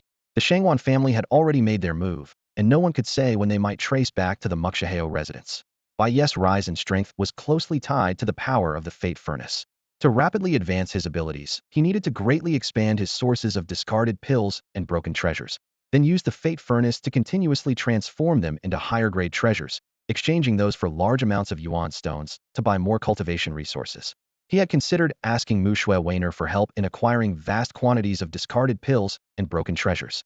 Her clan's vast business empire surely gathered many alchemists and treasure crafters, producing a sizable amount of such waste. But on second thought, his relationship with Mu Shui Weiner was still too shallow, and he couldn't be sure if she was trustworthy. Whether buying up low-value discarded pills and treasures in bulk or buying large amounts of inferior pills to resell rare premium ones, such activities were easily traceable. Anyone from a major faction would find those actions highly suspicious. If these traces led determined people back to the Fate Furnace, it would spell major trouble. If someone discovered he possessed a rare supernatural treasure, the resulting danger would be far worse than offending the Shangwan family. The latter might mean being hunted by just one clan, but the former could lead to a massive manhunt involving expert warriors from multiple aristocratic families. Without solid trust established, it was best not to let any major power learn about his needs. He couldn't assume others were fools. Anyone paying close attention to his unusual bulk purchases could deduce the possibility of him having a supernatural treasure. Therefore, except in absolute desperation, expanding his sources of discarded pills and treasures had to be solved on his own. Only once his strength was so formidable that most people dared not covet him could he afford to act openly. With that in mind, Bai Yu abandoned the idea of turning to Mu Shui Weiner for help. His thoughts turned over and over as he considered his next steps. After a while, he finally arrived at the journey's destination, the Freedom Market in Black Mist City. Looking up, Bai Yu noticed the market was quite peculiar. It stood behind a towering ancient stone gate with traditional architecture, completely surrounded by a dense, impenetrable white radiance. From a distance, the whole market appeared like an upside-down luminous dome, making it impossible to see inside, clearly only a hazy blur. The entire market was shrouded by an enormous battle formation. Carved prominently on the lintel of the stone gate were the characters reading Black Mist City Freedom Market. The calligraphy was vigorous and flowing, powerful yet elegant. Bai Yu stepped forward to study it more closely. Each stroke twisted and turned in deep relief, occasionally shimmering with dazzling white light, giving off a grand and magnificent aura. Beneath the stone gate was a vast empty frame rather than a solid door. Instead of wooden panels, there was an enormous white glowing energy wall standing in place of a door. Right at the center of the doorway's base lay a circular teleportation array, emitting a faint white light. Bai Yu moved steadily closer. "Customer, please wait." A clear voice interrupted his steps. A tall, thin man clad in gray stepped out to block Bai Yu's path, frowning as he said, "This is your first time here, isn't it? I'm the steward in charge here. If you want to enter the market district, you need to pay 1 low-grade spirit stone each time." The steward in gray spoke with a hint of impatience. He was a bit annoyed, feeling that this person didn't quite understand the rules. He had initially wanted to give him a hard time, but when he carefully probed the visitor's spiritual presence with his mid-level Yanhai realm detached consciousness, he couldn't get a clear read. The aura was shrouded in a mist, utterly unfathomable. A flicker of caution appeared in the steward's eyes. It wasn't unusual for many experts to conceal their true strength and appearance when out in the world. Still, after this test, he thought he might have encountered someone formidable. Reluctantly, he suppressed his temper and softened his tone to explain patiently. Bai Yu blinked slightly, then recalled that the map in his mind did indeed mark an entrance fee to the free market. After a brief hesitation, a flash of white light came from his spirit storage ring. Raising his right hand, he tossed a low-grade spirit stone toward the steward. The stone traced an arc through the air. His movement betrayed a slight reluctance. Sorry, this is my first time here. Here, take the stone. Bai Yu secretly calculated in his heart how quickly these spirit stones were being spent. He hadn't even begun shopping yet, and only about 20 low-grade spirit stones remained. All right, welcome to the market. The gray-clad steward deftly caught the spirit stone, weighed it briefly, then relaxed his brow and broke into a smile. If you want to set up your own stall in the market, come see me to exchange for a native stall jade token. It costs 3 low-grade spirit stones per day. Saying this, he gestured politely toward the teleportation array. Okay, they'll just take a look around for now. They'll come back if I need anything. Bai Yu nodded with a smile and stepped into the teleportation array. Though he said it so casually, he thought to himself, setting up a stall here is quite expensive, 3 spirit stones a day. If the foot traffic isn't busy, that would be a huge loss. Better to observe first. All right, once inside the market, please do not engage in fights or killings. Otherwise, the market's guardians will personally step in to punish offenders.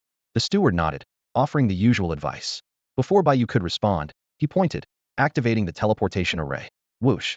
A dazzling white light suddenly flared, and Bai Yu felt the world spin as an invisible force pulled him forward.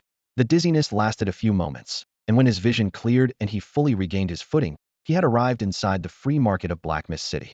In an instant, a bustling market scene unfolded before him, like stepping into a new world. The entire free market within Black Mist City consisted of a single main avenue, surprisingly wide enough for 20 or 30 people to walk side by side. On both sides of the avenue, the bluestone pavement was marked with white lines delineating a series of adjacent vendor stalls. Each stall's front was numbered. The stalls themselves were small, about 2 meters square, already filled with a diverse array of sellers sitting on the ground. There were burly men clad in beast pelts, masked and mysterious figures, as well as young cultivators dressed in elegant robes. Bai Yu scanned the scene. Many stalls along both sides were already backed up with long lines extending far into the distance.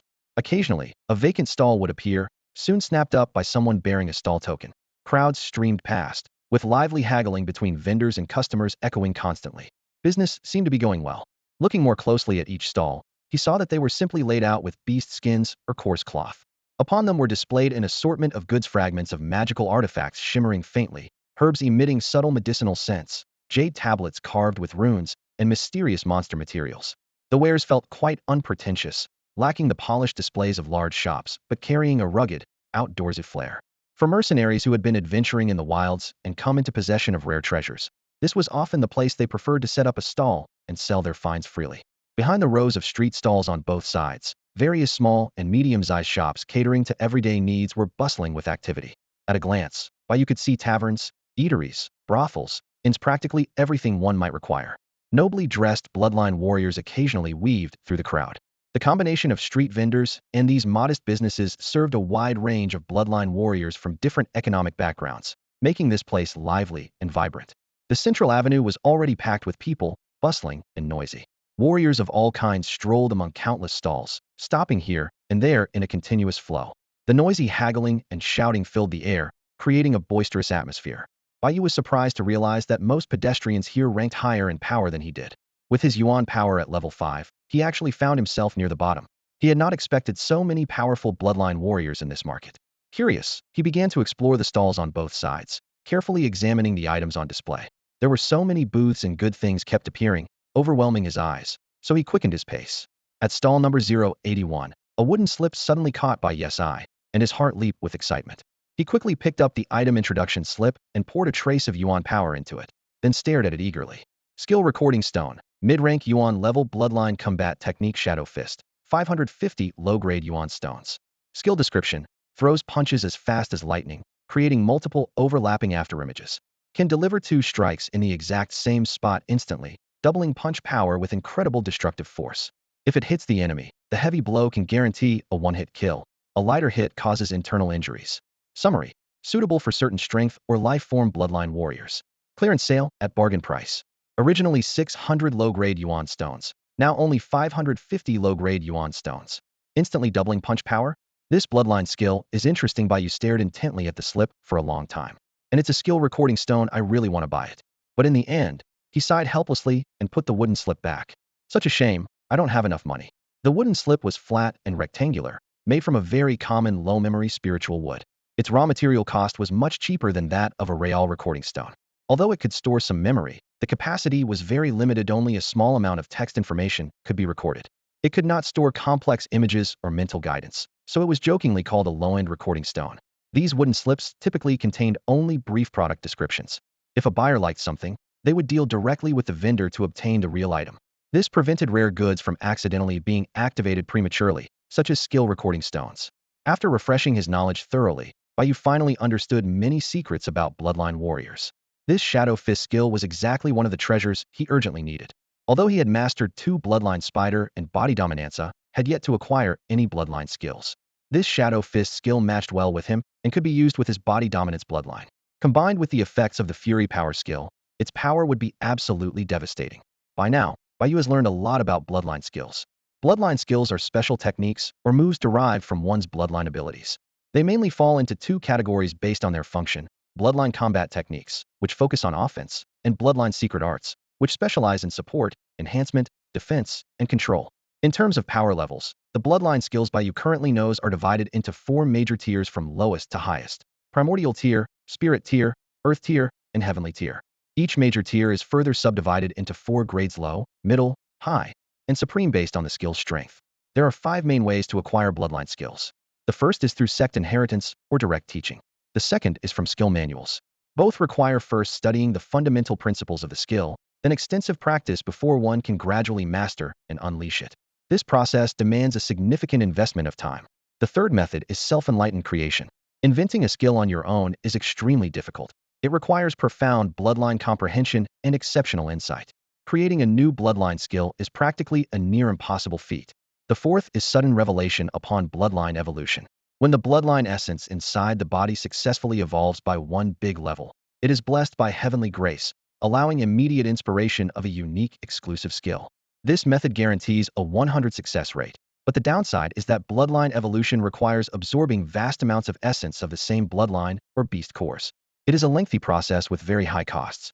Originally, Bai Yu's crank overbody essence was formed by refining several drops of drank essence, not from direct evolution within the body. Therefore, it did not receive heavenly grace.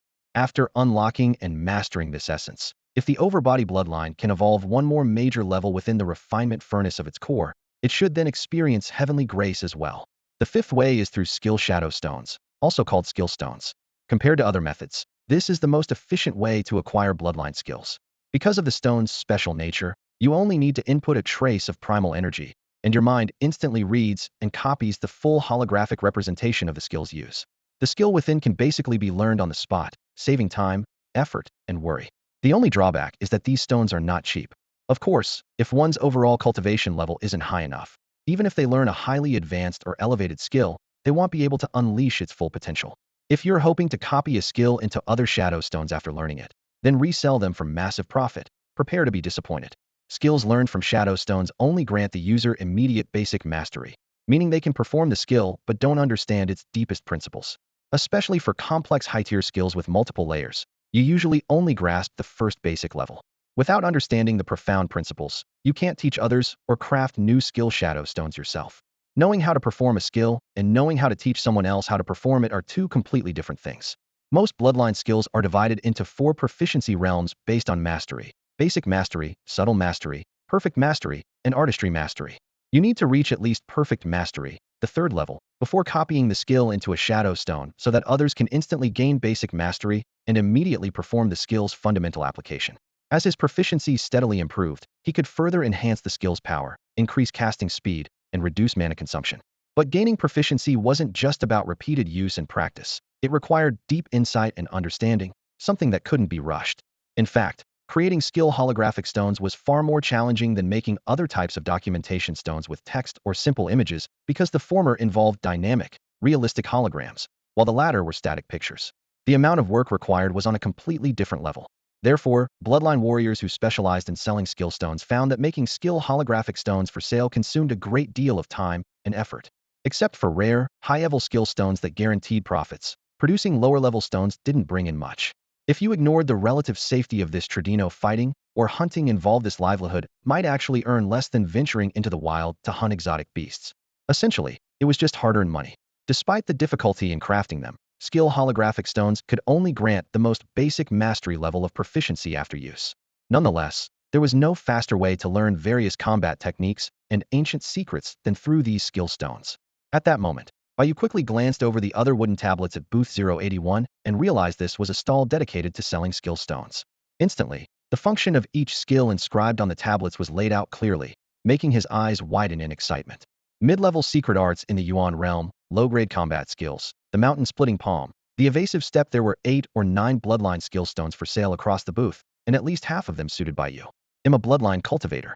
Go ahead and buy some skill stones. All of these were painstakingly transcribed by my master, a strong warrior in the Yuan Mansion realm. The owner of booth 081, a young man in his 20s, enthusiastically promoted his wares as he noticed Bai Yu's prolonged interest. Ah, I wish I could, but I just can't afford them. Bai Yu sighed with regret, shaking his head helplessly as he gently placed the tablets back. He felt utterly powerless. Even the lowest tier, low-grade Yuan realm skill holographic stones cost nearly 300 low-grade Yuan stones each, and he didn't have nearly enough currency on hand. Upon hearing this, the young vendor sneered and lost interest in Bai Yu, turning back to attract other passing warriors. Bai Yu's expression darkened as he quickly left the booth, gloomily wandering toward other stalls. He suddenly realized how frustrating it was to spot something valuable but be completely unable to buy it. He took a moment to gather himself before silently browsing the other stalls, quickly filtering through the goods. With only 20 low-grade Yuan stones left, most of the items throughout the market were prohibitively expensive for him. His choices were limited to trying to find cheap junk treasures or hoping to catch some bargains or overlooked items. Those 3 things of yours are just a bunch of dead eggs not worth 15 low-grade Yuan stones at all. Suddenly, a loud argument broke out not far ahead, catching Bai Yu's attention. He immediately quickened his pace toward the source of the voices, casting his gaze toward booth 129. A burly, muscular bloodline warrior was crouching down, frowning as his rough fingers poked at a small brocade pouch on the stall. These things are worth at most 3 low-grade elemental stones. Even if they're dead eggs, I can still feed them to my pet beast for some nutrition. A crowd of bloodline warriors gathered around the stall, whispering among themselves, clearly treating it like a spectacle. 3 low-grade elemental stones? No way. The owner of stall 129 was a young man, not yet 20. He rolled his eyes dramatically and snapped, "Don't talk nonsense. These aren't dead eggs. They're a bit weak right now, but they still have some life in them." Growing more agitated, the young vendor added, "My brother said even though we don't know what breed these beast eggs are, we absolutely won't sell for less than 15 low-grade elemental stones. If you buy them and raise them well, successfully hatching a powerful strange beast would be a huge profit." He clearly resented how this customer was slashing the price. Cutting from 15 to 3 was downright insulting. When his brother took over the stall, he was explicitly told not to sell these beast eggs for less than 13 low-grade elemental stones. These beast eggs had been obtained by his brother's mercenary group after a costly expedition into a mysterious ancient forest. Despite their unclear origins, they didn't want to sell them cheap. If the eggs weren't already almost lifeless when found, they were worried they might fail to hatch even at 15 stones. So they were eager to sell quickly. Otherwise, they wouldn't put them up for sale at all. Beast eggs.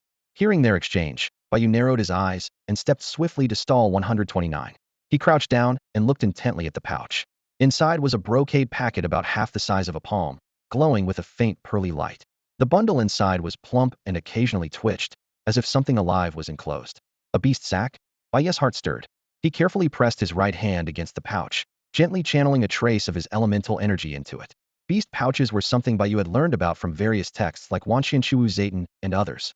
These curious items contained a hidden extra-dimensional space with excellent sealing properties, capable of storing all kinds of insects and beasts, both pets that had bonded to a master through blood recognition and freshly captured wild creatures not yet bonded.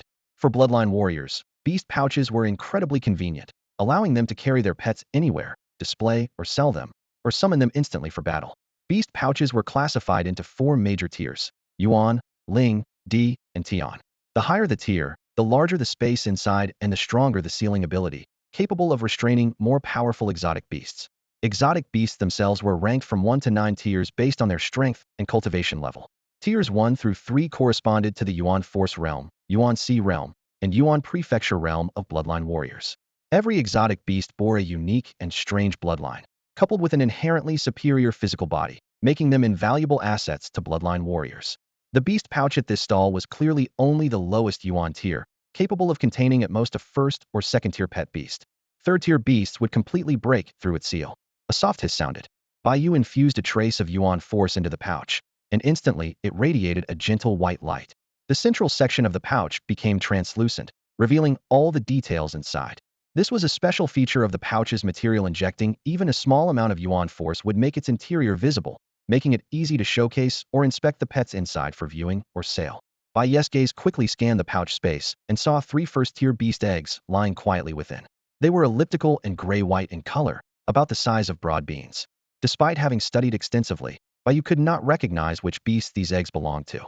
However, his sharp eyes caught something else. Around the 3 eggs hovered a faint gray-white aura of death. The life energy surrounding the eggs flickered weakly, appearing barely alive. Only then did Bai Yu understand. The burly Bloodline Warrior and the owner of stall number 129 had exaggerated slightly. Calling them dead eggs was an overstatement, but they certainly seemed to be at the brink of death and unlikely to hatch successfully. Unless one specialized in breeding methods or had other exceptional means, any ordinary buyer would almost certainly suffer major losses. This is, Master, no matter the cost, you absolutely must get the black beast hide hidden under stall number 129.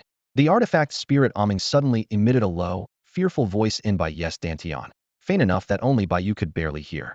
For some reason, there is a power within that black hide that causes both me and the Hongming creation furnace to instinctively tremble with fear. In all my memories, I have never encountered anything like this. It frightens me 1,000 times more than that terrifying combined force from 30,000 years ago, which severely damaged the creation furnace. What? This is true? Which item is that black beast hide you're talking about? Bai Yu's heart jumped in alarm, but he kept his expression calm and his voice as low as possible. The gray light shielding and the near whisper volume meant nearby people wouldn't overhear. Pulling himself together, Bai Yu swiftly turned his gaze toward the pile of ragged goods that Aming had mentioned. Originally, he had been so focused on the 3 beast eggs that he hadn't paid attention to anything else on the stall. Besides the eggs, there was a pile of broken relics stacked in the corner. They looked like discarded gear from some small mercenary group haul, low-grade yuan-class junk, maybe a dozen or so pieces. Each item was heavily worn. Blades curled at the edges, bracers cracked, armor plates scratched and rusted beyond use. Ordinary fighters couldn't rely on them anymore.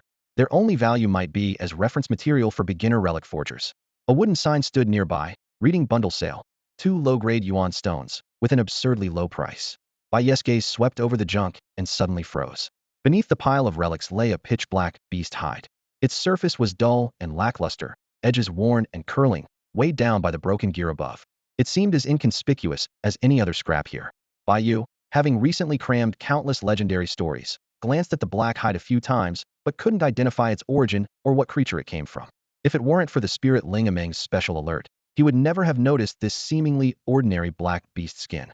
Bai Yu never imagined that the most valuable thing at stall 129 wasn't the 3 beast eggs, nor the pile of junk that might be useful, but this unremarkable black beast hide buried at the bottom. Clearly, it had been treated carelessly. The stall owner at 129 definitely didn't know its true worth. All right, understood. I have to get it. Bai Yu's eyes narrowed as he lowered his voice to reply to Aming. Aming nodded slightly inside Bai Yu's Dantian, silent, but continuing to intently sense the aura radiating from the black beast skin, as if afraid to miss anything. 15 low-grade yuan stones, this way too expensive. At that moment, the burly warrior of noble blood who had been eyeing the eggs and other goods raised his voice a bit, clearly anxious. For these 3 beast eggs, the most ill offer is 6 low-grade yuan stones. So, are you selling them or not? He had no intention of incubating the dying beast eggs. The survival rate would be too low. But before they died, these first-rank eggs were a great boon to other pets, perfect as nourishment to strengthen his own pet's abilities. Unhatched beast eggs were rare on the market. Pristine first-rank eggs usually went for over 300 low-grade yuan stones, which he couldn't afford. So he still wanted to acquire them if possible. But since these eggs were dying, 6 was his limit. Any higher, and he wouldn't find it worthwhile. If he hadn't noticed Bai Yu showing some interest nearby, he wouldn't have raised his offer at all. Only 6 low-grade yuan stones. That's too low. No way he'll sell them. Stop dreaming, the stall owner at 129 said with displeasure, flatly rejecting the offer. The price was far from what he expected, so he wasn't even considering it. Humph. Then keep guarding those useless eggs and watch them rot. Rejected again and again. The burly noble warrior, flushed with embarrassment and anger, stood up and stomped off in a huff. TCH, I'm only selling these 15 low-grade spirit stones. Take it or leave it. Behind stall number 129, The young vendor gritted his teeth and muttered under his breath, refusing to budge even half a step on the price. Just as the customer who had been bargaining turned and started to walk away, Bai Yu stepped forward quickly. Sir, I'm interested in them. He wasn't the type to snatch something someone else was eyeing. But seeing the black beast hide about to be lost, Bai Yu wasted no time and jumped into the conversation. The burly martial artist with strong lineage who had just taken a few steps stopped when he heard the voice behind him. Driven by curiosity, he quietly slipped back into the crowd and peeked toward the stall, wanted to see if that mysterious youngster was actually planning to buy those beast eggs. All right, 15 low-grade spirit stones, the vendor at stall 129 said, lifting his eyelids with a hard tone. If you're sure, pay up and you can take them anytime. He was still fuming from the earlier tough bargaining and looked at Bai Yu with no warmth. After a pause, he added, if you want to haggle, don't bother. No chance. You've got it wrong. Bai Yu smiled wryly and shook his head. I'm not trying to bargain. I just want to make a little proposal. He hesitated a moment, then pointed to a pile of broken scrap items in the corner of the stall. I'm willing to pay 15 low-grade spirit stones for these 3 beast eggs, but would you consider giving me this pile of useless junk next to them as a bonus? Someone from my clan is a novice artifact blacksmith, and he could really use these scraps for study and practice. Bai Yu hadn't expected the vendor to be so stubborn and hot-headed. Before he could even negotiate properly, he had already been shut down. So he switched to a more indirect approach. The deal you're suggesting. The eyes of the vendor at stall 129 flickered, clearly showing some interest. His gaze shifted between the pile of broken artifacts and Bai Yu as he pondered the offer. The vendor at stall number 129 kept shifting his gaze between Bai Yu and the goods on his stall, eyes flickering uncertainly. His fingers drummed lightly on his knee without thinking. The air seemed to freeze. After a long moment, he finally exhaled slowly. All right, I agree. In his mind, the calculations were clear. The lowest acceptable price for the 3 beast eggs was originally 13 inferior yuan stones. As for that pile of scrap junk, it had long been discarded by his brother's small mercenary squad and had sat unsold here for days. Now that someone actually wanted it, he couldn't be happier. 3 beast eggs plus the rubble totaled 15 inferior yuan stones, exactly what he had hoped for. Besides, most of the stall stock had already been sold. If he could clear out everything at once today, he could pack up and rest early. No need to keep slogging away at the stall. At the thought, he smirked slightly. The burly Bloodline Warrior looked at Bai Yu with a mocking glint in his eyes and sneered inwardly. Huh, what a sucker. Haggling down to just 2 yuan stones for 3 dying beast eggs and then accepting all that junk on top? That's not how you spend money. You'll end up losing out. Watching the prized eggs about to be bought for a high price by someone else, jealousy gnawed at him like worms and ants. Nearby, spectators whispered to one another, eyeing Bai Yu like he was a fool. They shook their heads, lips curling in derision. What a dummy, a total fish. Okay, thanks. Bai Yu said calmly as he pulled out 15 inferior yuan stones from his ring and handed them over. Here, count it and make sure everything's there. His heart beat a little faster at the thought of soon owning that black beast hide, but his face betrayed no emotion. He dared not mention the black beast hide directly, doing so would invite suspicion. If a high-level warrior nearby noticed it and grew curious, that would spell trouble. The safest way was to quietly buy the other items and then slip the black beast hide in with them.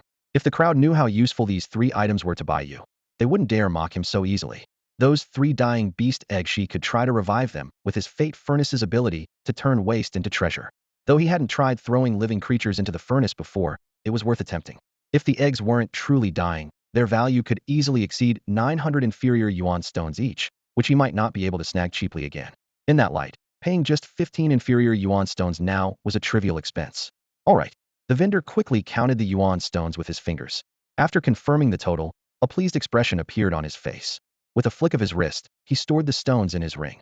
Then, with his left hand, he scooped up the beast pouch and handed it over. Here, this is the beast pouch. Okay. Bai Yu took the beast pouch without inspecting it closely and hung it at his waist. Look, this pile of junk isn't worth much. Just stash it in your soul ring yourself, said stall number 129's owner lazily, barely bothering to hand over the heap of rubbish. To him, the 3 valuable beast eggs were already handed over personalia first-rate service. Even if his brother had been present, he wouldn't have found any faults. The remaining scraps could easily be grabbed with a casual sweep, so why bother passing them back and forth? All right, Bai Yu nodded, his fingers tightening ever so slightly. But there's quite a lot of broken pieces here. I'm worried it'll be hard to keep everything together, and if they scatter inside the soul ring, they might mix up with my other items. He tried to sound casual, yet a fine sweat was already forming in his palm. How about I wrap them up in this piece of beast hide, then store the whole bundle in the soul ring? Would that be okay? He had racked his brain to come up with that excuse. The black beast hide was right there in front of him. The closer he got to the end, the faster his heart raced, and the sweat in his palm became impossible to hide. TCH, what's the big deal? It's just a scrap of beast hide. Take it. The stall number 129 owner waved dismissively, completely unconcerned. The buyer was so straightforward that he hardly haggled and cleared the junk away in no time. The tattered beast hide didn't even catch his eye. Good, Bai Yu said, feigning indifference as he gathered the broken parts into the center, folding the beast hide's corners over to form a bundle. With a flick of his right hand, the bundle instantly vanished into the soul ring. He quietly breathed a sigh of relief and smiled. Thanks, goodbye. Goodbye. The stall number 129 owner nodded with a grin. Without another word, Bai Yu stood up and strode quickly toward the exit. Wait. A raspy elderly voice suddenly came from ahead. Bai Yu's heart jumped. His steps came to a halt. He looked up, forcing down his wariness, and asked calmly, Sir, may I ask your business? He already had the black beast hide and was ready to leave, least wanting to stir up trouble. About 3 meters ahead stood an old man in black robes, with white hair but youthful-looking features. His face was ruddy, tall and slender but strikingly thin. The pale long hair and 2 wisps of white beard fluttered in the breeze. Were it not for his large, gnarled hands resting naturally at his sides, sporting inch-long black nails and that eerie black robe, might have seemed like an ethereal immortal. I am Jian Wuchang, a newly minted artifact smith, the old man said with a faintly mocking smile, his tone chilling. Though I arrived a bit late, I caught a glimpse of the scraps you just purchased and found them quite appealing. I'm willing to pay 10 times the price you paid. Would you consider parting with them? The Bloodline Warriors nearby, and stall number 129's owner all froze. 10 times the price. For a pile of junk? At best, that damaged pile was worth 1 or 2 low-grade yuan stones on the market. A tenfold offer meant nearly 20 low-grade yuan stones. Where could you find so much scrap for that kind of money? What no one realized was that Bai Yu and Jian Wuchang weren't actually fighting over junk. They were after that unassuming black beast hide. The one feeling worst about all this was stall number 129's owner was just regretting not spotting the real value earlier and missing out on a fortune. But the transaction was already complete, and even if he wanted to back out now, it was too late. Thanks for your kind offer, Brother Wuchang, but I have no intention of selling, Bai Yu replied coldly, his tone resolute. He caught a flicker of sharp light in the old man's eyes. This so-called Jian Wuchang had definitely sensed something unusual about the black beast hide. The claim of interest in worthless scrap was a blatant lie. What was worse, Bai Yu couldn't gauge the man's cultivation level at all. The old man's aura was unfathomable, like an abyss with no bottom. Hehehe, Jian Wuchang let out a harsh laugh as his withered fingers gestured through the air. Kid, don't take me for a fool. While I still have patience, you'd better hand over that beast hide. His expression suddenly darkened. Otherwise, don't blame me for being ruthless. It turned out that when Jian Wuchang passed by the stall, he happened to glimpse someone wrapping scraps in the black beast hide. Out of habit, he instinctively sent out his mental awareness to investigate. At first, nothing seemed unusual. But then, he suddenly realized his consciousness was being absorbed by the hide. The process was slow and faint. If not for his special bloodline granting him extraordinary mental perception, he wouldn't have noticed the subtle change. But that tiny amount of absorption sent chills down his spine. It was as if some terrifying entity was silently watching, ready to pounce and tear apart its prey. A peak-level Yuanfu realm expert like him being terrified by a scrap of beast hide. His entire body involuntarily shuddered in alarm, and it took him a long moment to calm down. Having lived so many years, had never encountered anything so strange.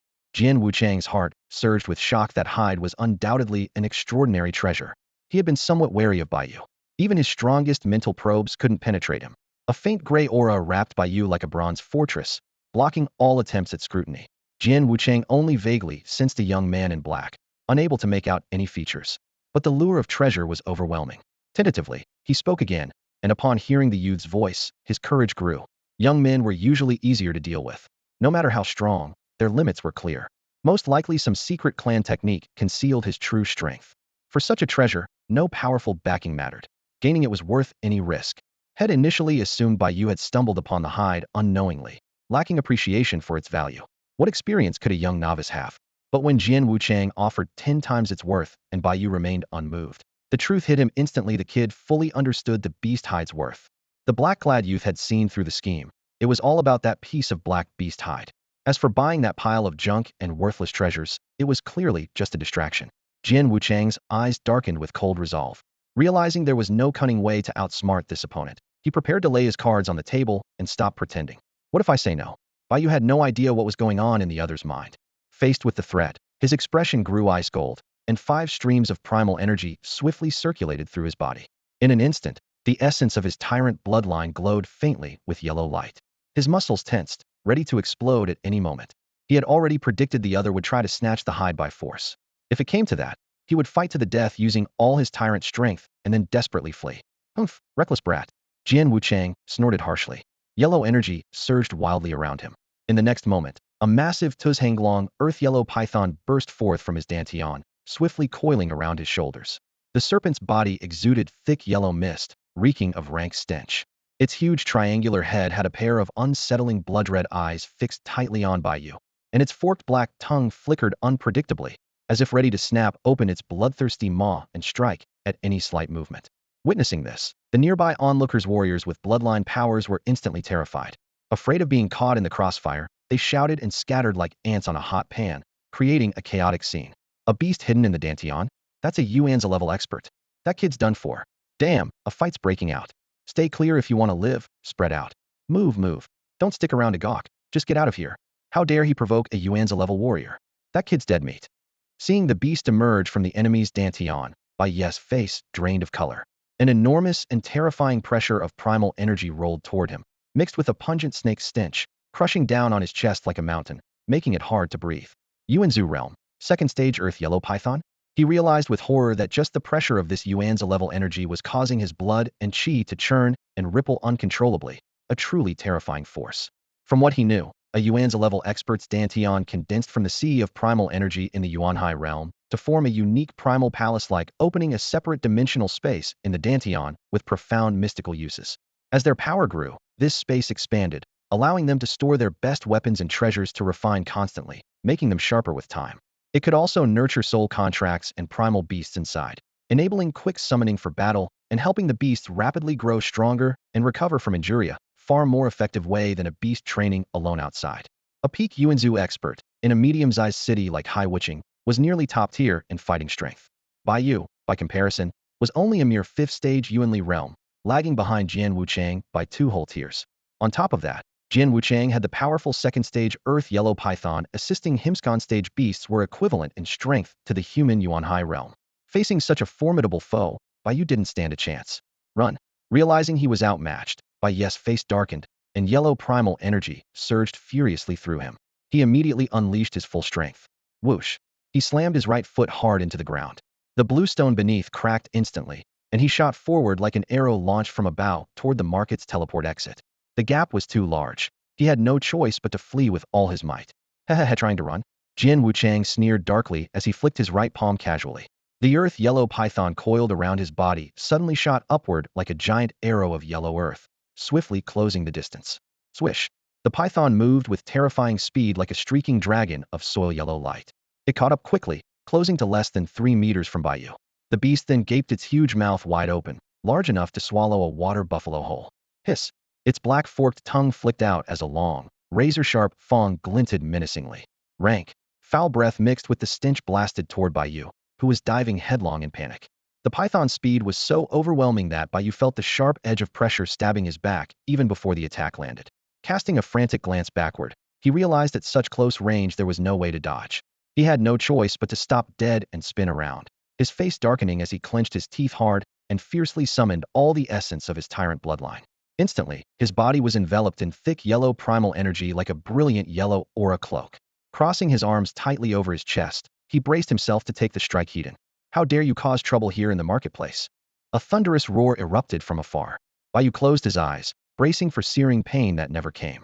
Abruptly, he opened them and saw a streak of golden light blasting down from the sky, reaching him in a blink.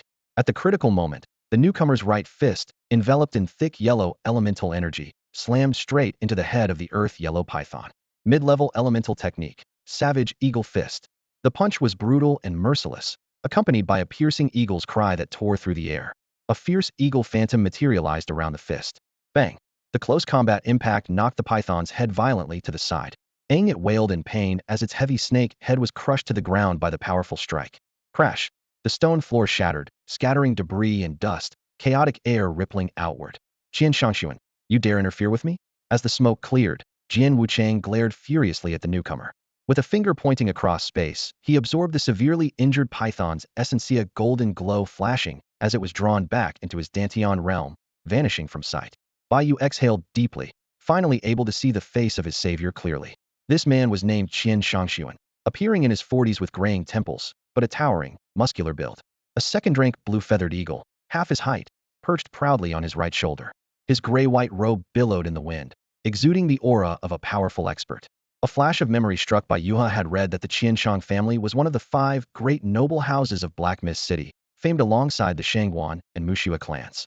He hadn't expected the Black Mist City marketplace to be the territory owned by the Qianshang family. Jian Wuchang, I advise you to stop right now. Qian Shangsun's gaze was stern and fearless despite Jian's murderous glare. His authoritative voice swept over the crowd. I am the guardian of this place. Anyone who dares bring chaos to the Black Mist City market is challenging the Qianshang family and will be severely punished. He hadn't encountered troublemakers here for a long time and hadn't expected it would be an old rival. Qian Shangshuan was used to Jian Wuchang's reckless arrogance. The onlookers hurriedly stepped aside, murmuring in surprise. Wow, what day is this? Another elemental realm peak expert appears. Who do you think will win? So this is the market guardian? He looks really powerful. And anyone daring to cause trouble on Qianshang family turf must be suicidal. Both are peak experts. This fight's outcome is anyone's guess. Such arrogance. Jian Wuchang's face darkened as he ignored the whispers. With a forced sternness hiding his inner unease, he said, Qian Shangshuan, are you sure you want to make an enemy of our Qian sword sect? All over some insignificant worm like him? His strength was ranked just below Qian Shangsun's. They had clashed many times over the years without a clear winner. If Qian Shangshuan insisted on blocking him, Jian Wuchang would never succeed today. The Qian sword sect was one of the 8 great sects of Black Mist City, its members known for their fierce, domineering nature. Jian Wuchang, a sect elder, was as tempestuous and violent as his name suggested, unpredictable in mood and quick to anger. Although immensely powerful, Jian Wuchang was notorious for his penchant for killing and treasure plundering. Ants. Bai Yu clenched his teeth as the 2 words spat out by Jian Wuchang burned his pride like a branding iron. Rage churned in his chest, his knuckles white from clenching his fists, yet he was powerless to retort. This was the harsh reality. He was too weak. Anger, frustration, and unwillingness surged within him like a tidal wave, nearly overwhelming him. Bai Yu's breathing grew heavy. His eyes ignited with an almost mad thirst. Power. He needed power. He longed for strength above all else. The guest is always welcome. Qian Shangshuan stepped forward, his expression suddenly grave. Since our Qian family has opened its doors for business, we must maintain order here. A wild aura erupted from him, golden light flooding outward like a tide. Fixing Jian Wuchang with focused intensity, he said deliberately, whoever tries to cause trouble must first get my Qianshang Phantom Hawk's approval. No sooner had he finished than a breeze swept by. The second-tiered Sanyu hawk that had perched on Qian Shangsun's right shoulder suddenly dissolved into countless starlight specks. Those countless lights swirled and converged in midair, quickly forming a massive yellow hawk-shaped phantom that flapped its enormous wings behind Qian Shangshuan. In an instant, the giant hawk shadow blotted out the sun, plunging the surroundings into darkness. A terrifying presence pressed down like a physical force, stirring disordered air currents that sliced through the atmosphere with shrill whistles. The huge hawk's fierce red eyes locked onto Jian Wuchang unblinkingly, as if poised to tear the prey's throat out at any moment. The Qianshang Phantom Hawk, a living creature lineage, top-tier crank bloodline. This was the Qian family's hereditary bloodline. The evolved second form of the Shrank Supreme bloodline, Qianshang Divine Eagle, and the evolved form of the initial excellent crank line, Qianshang Mad Hawk. The Qian family was uniquely fortunate once awakened. Their bloodline's baseline started at a high crank.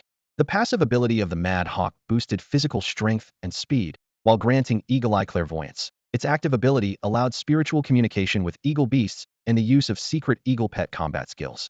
Evolving into the crank top-tier Phantom Hawk allowed the user to actively manipulate the Hawk Shadow, to possess a phantom battle state granting panoramic eagle vision, greatly enhanced physical strength, and exceptional speed. Further bloodline evolution would unlock even stronger auxiliary abilities, making it a deadly asset among close combat bloodlines. Jian Wuchang snorted coldly as a fierce yellow aura surged uncontrollably around him, shimmering brilliantly like a coiling dragon. 9 heavens blades.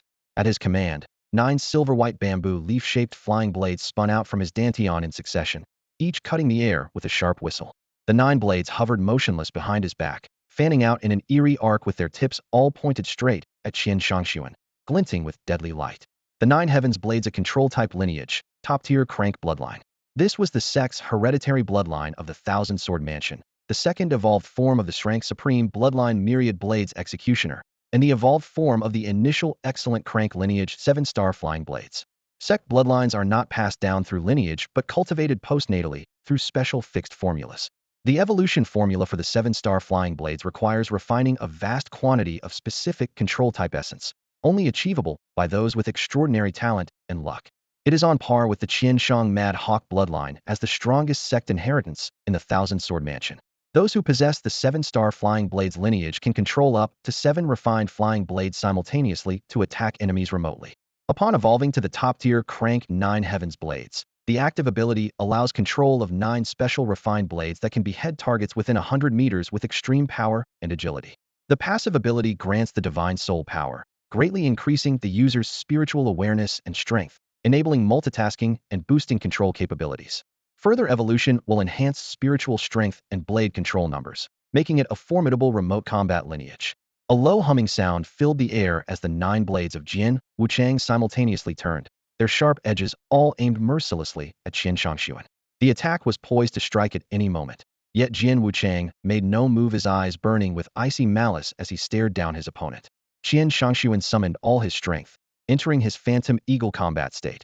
His speed suddenly exceeded all expectations. Jian Wuchang knew full well that if he acted recklessly now, it would mean fighting to the death.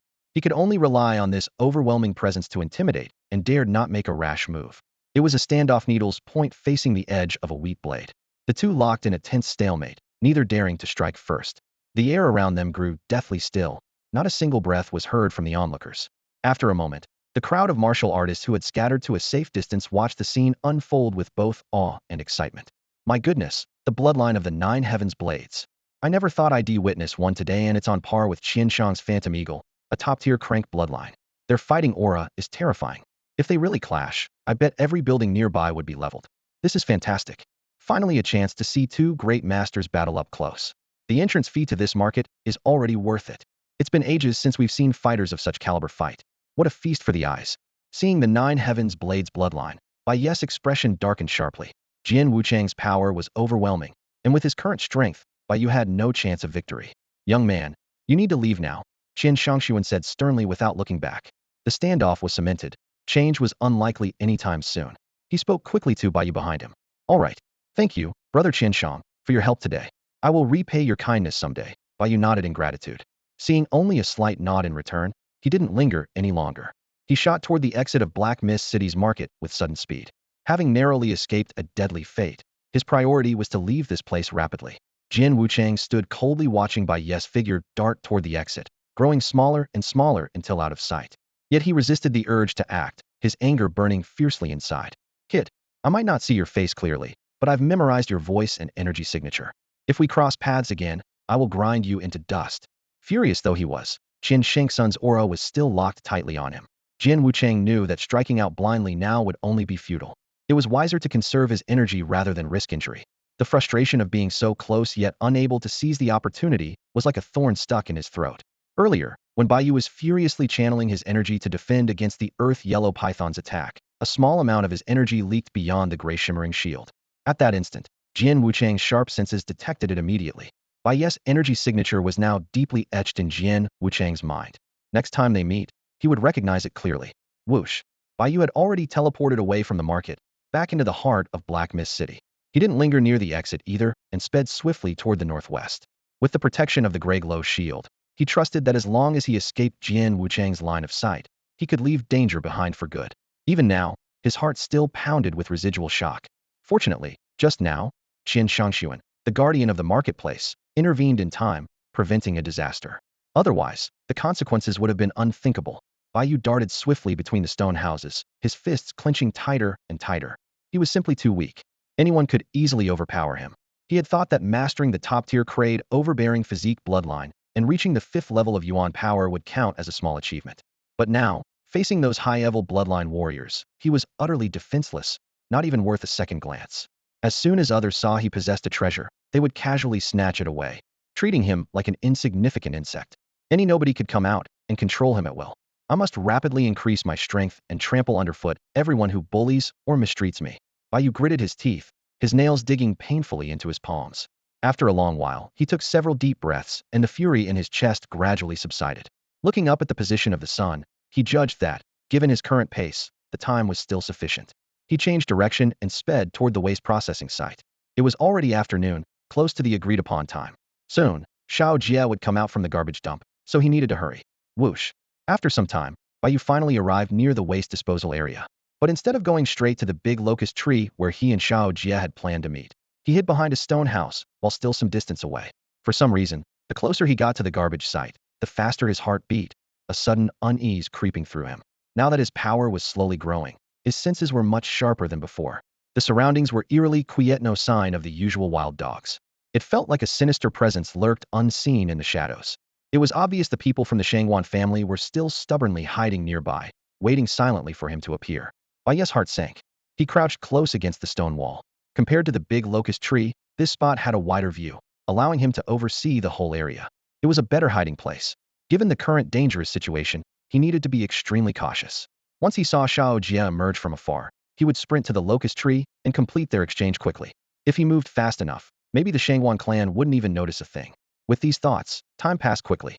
After waiting a little longer, Bai Yu's sharp eyes finally spotted Xiao Jie, filthy and covered in mud, stepping out of the waste processing site. Xiao Jie strode steadily toward the big locust tree they had agreed on. Bai Yu's gaze sharpened, but he didn't move immediately.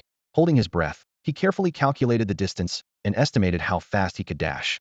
Just as Xiao Jie was about to reach the locust tree, Bai Yu suddenly sprang into motion, racing toward the tree. Whoosh! The next moment, just as Xiao Jie arrived, Bai Yu appeared right behind him in a flash.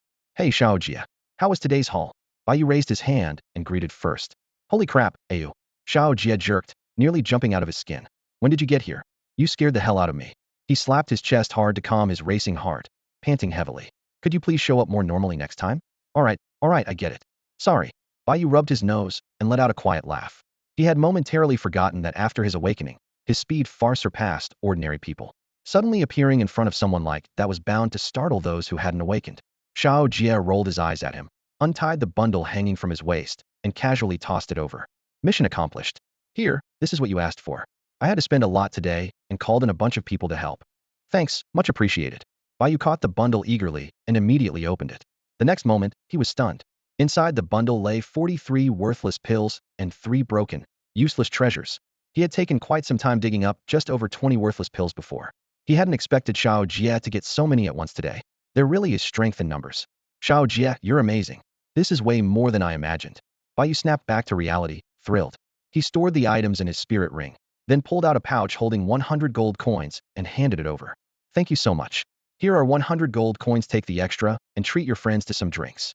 Haha. Bai Yu, you're too kind. Thanks, I won't argue with you.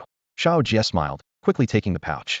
He tossed it up to weigh it in his hand, didn't bother counting, and just put it straight into his pocket.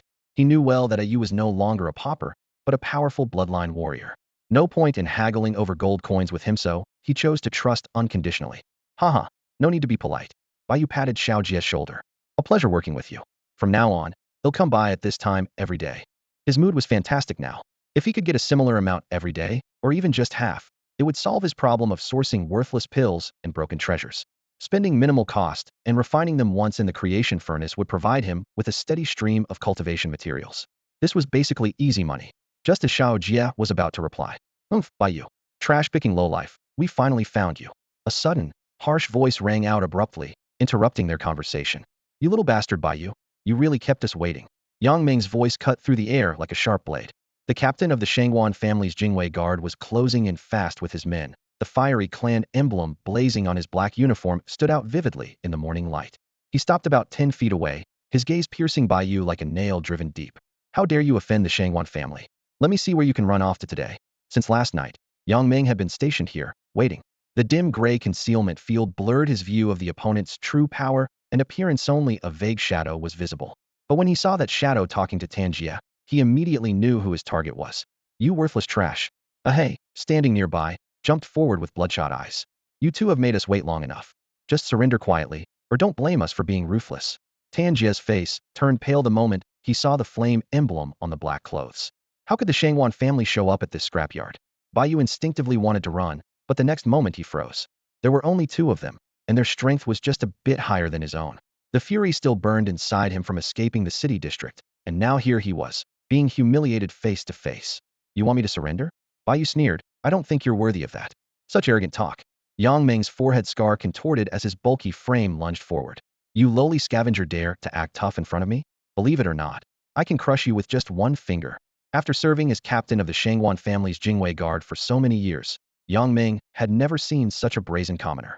Every one of those people usually lowered their heads trembling when they saw him.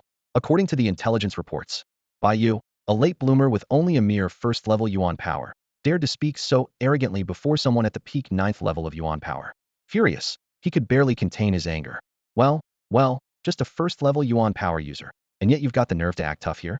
Ahei sneered with disdain. Possessing a formidable 6th-level Yuan power, he looked down on Bai Yu without reservation. Huh, so clueless thinking that some bluff and smoke screen can make you look like a master? He had never encountered such an idiot before. Bai Yu had only recently awakened, and his power was barely at the first Yuan level. His awakened bloodline was just a low-grade class, ordinary spider. Yet he dared to loudly provoke not only a peak 9th level Yuan power expert, but also a 6th level bystander. Truly a fearless rookie, unafraid of tigers. Near the garbage dump, passers-by sensed the tense atmosphere. Some were terrified and scattered in panic. Others stood back, whispering among themselves. Look, they're about to fight. Yeah, it seems like it's 2 against 1. A bystander pointed ahead.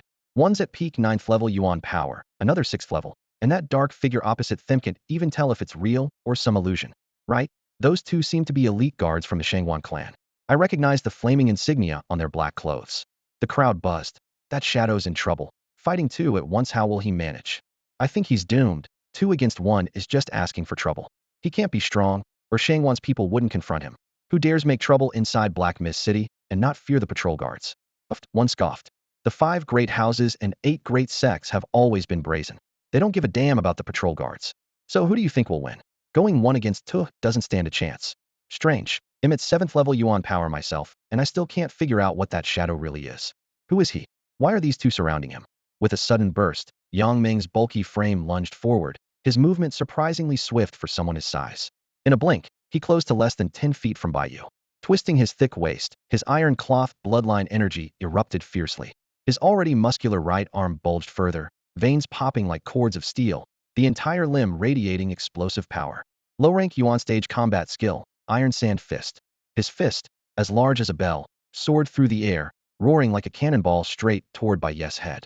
The rushing wind crackled loudly as it sliced the air. A dull metallic sheen rose across Yang Ming's skin, giving an iron-like coating. Qi surged visibly over his body, forming a protective aura. His fist glowed with dense white bloodline Yuan energy, radiating lethal force. Any ordinary person struck by it would either be killed or terribly wounded. No lucky escapes. The Iron Cloth bloodline was a reinforced tier, top-leveled class. It had evolved gradually from the low-grade class Iron Body bloodline. Yang Ming had awakened this bloodline years ago and possessed strong talent. By absorbing large amounts of hard-type fortified Yuan energy, his Iron Body bloodline had been constantly refined and upgraded to this advanced stage. Recently, his bloodline evolved to the upper echelon of class Iron Cloth, dramatically boosting his strength. Now the bloodline's passive ability rendered his body as tough as iron, impervious to normal blades. When activated, protective Qi enveloped him like an iron armor, further enhancing his strength and durability. Swish! Before the fist landed, the fierce wind blasted Bai Yu's face, lifting strands of hair from his forehead to reveal sharp, flickering eyes. Humph! Bai Yu's gaze chilled sharply. He shoved the nearby Xiao Jie aside, signaling him to run. Xiao Jie was pushed forcefully, tumbling to the ground with a white face. He scrambled up in panic and fled without looking back. As an ordinary civilian, caught in a fight between bloodline warriors, he only wanted to escape with his life and avoid becoming collateral damage. Seeing Yang Ming charging fiercely, Bai Yu's gaze grew intense. Instead of retreating, he advanced. Suddenly, he triggered his dominating bloodline power. In an instant, his right palm clenched into a fist, thick yellow bloodline energy flowing over it like molten lava. A wild, overwhelming force surged through his entire body. Without any hesitation or fear of Yang Ming's attack, he unleashed a powerful punch forward. There was no flashy martial skill, just one solid, all-out blow. The punch was heavy and forceful, like a hammer thrown with immense strength. The wind howled as his fist cut through the air, leaving behind a ring of rippling waves where the atmosphere was smashed aside. Yang Ming sneered coldly when he saw this. Humph. All bluff and no substance, completely reckless. Contempt flashed in his eyes. Just recently awakened. Without even a bloodline technique, how dare you directly clash with me at the peak 9th stage of spirit force? Before he finished speaking, Yang Ming pushed even harder, increasing the power behind his punch. The roar of his fist grew louder, and the sandy, metallic sheen over his body glowed even brighter, intended to crush Bai Yu with a single strike. Bang! Their fists collided explosively, shattering the air with a deafening boom. A terrifying shockwave radiated from the point of impact, blowing leaves in all directions like a strong gust of wind. Yet in that moment, The smile froze on Yang Meng's face.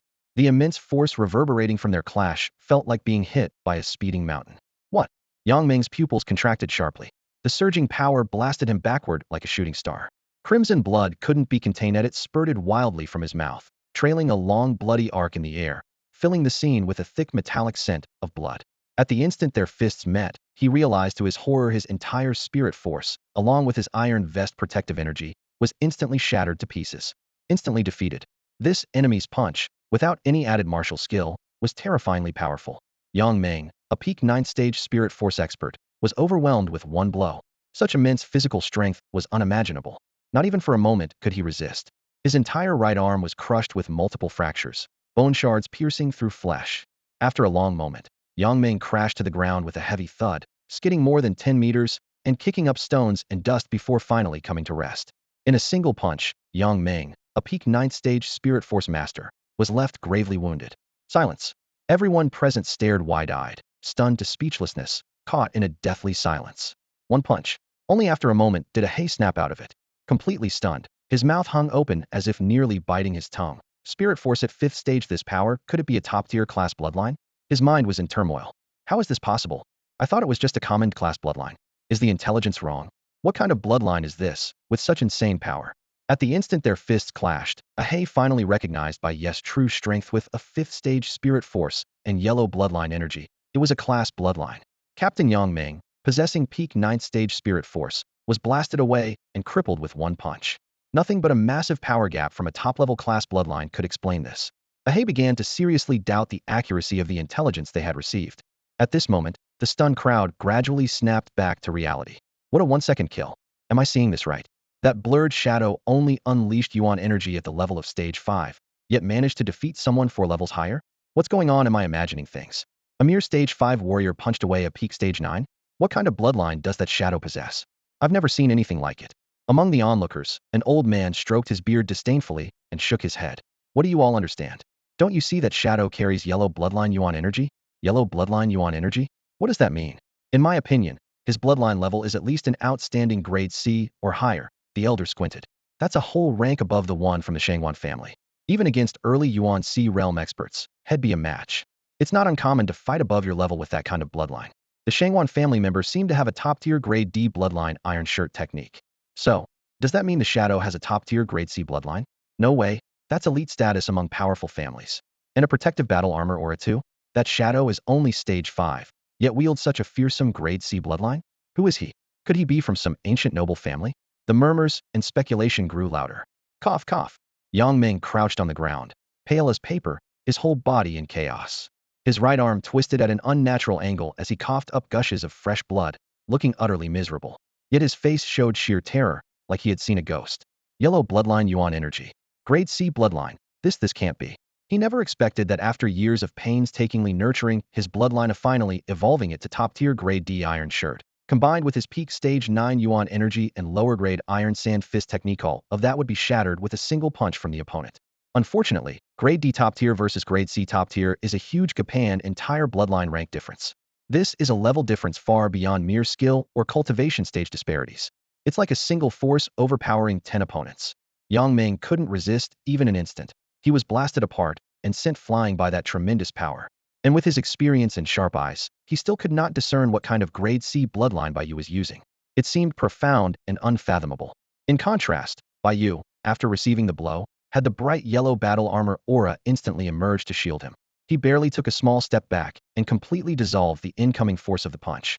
The battle armor aura appeared ancient and majestic, radiating a faint bright yellow light, looking incredibly extraordinary. Heh, didn't you just say you'd squeeze me to death with one finger? Bai Yu sneered coldly. With a flash, he appeared before the crouching Yang Meng and casually delivered another heavy punch to his chest.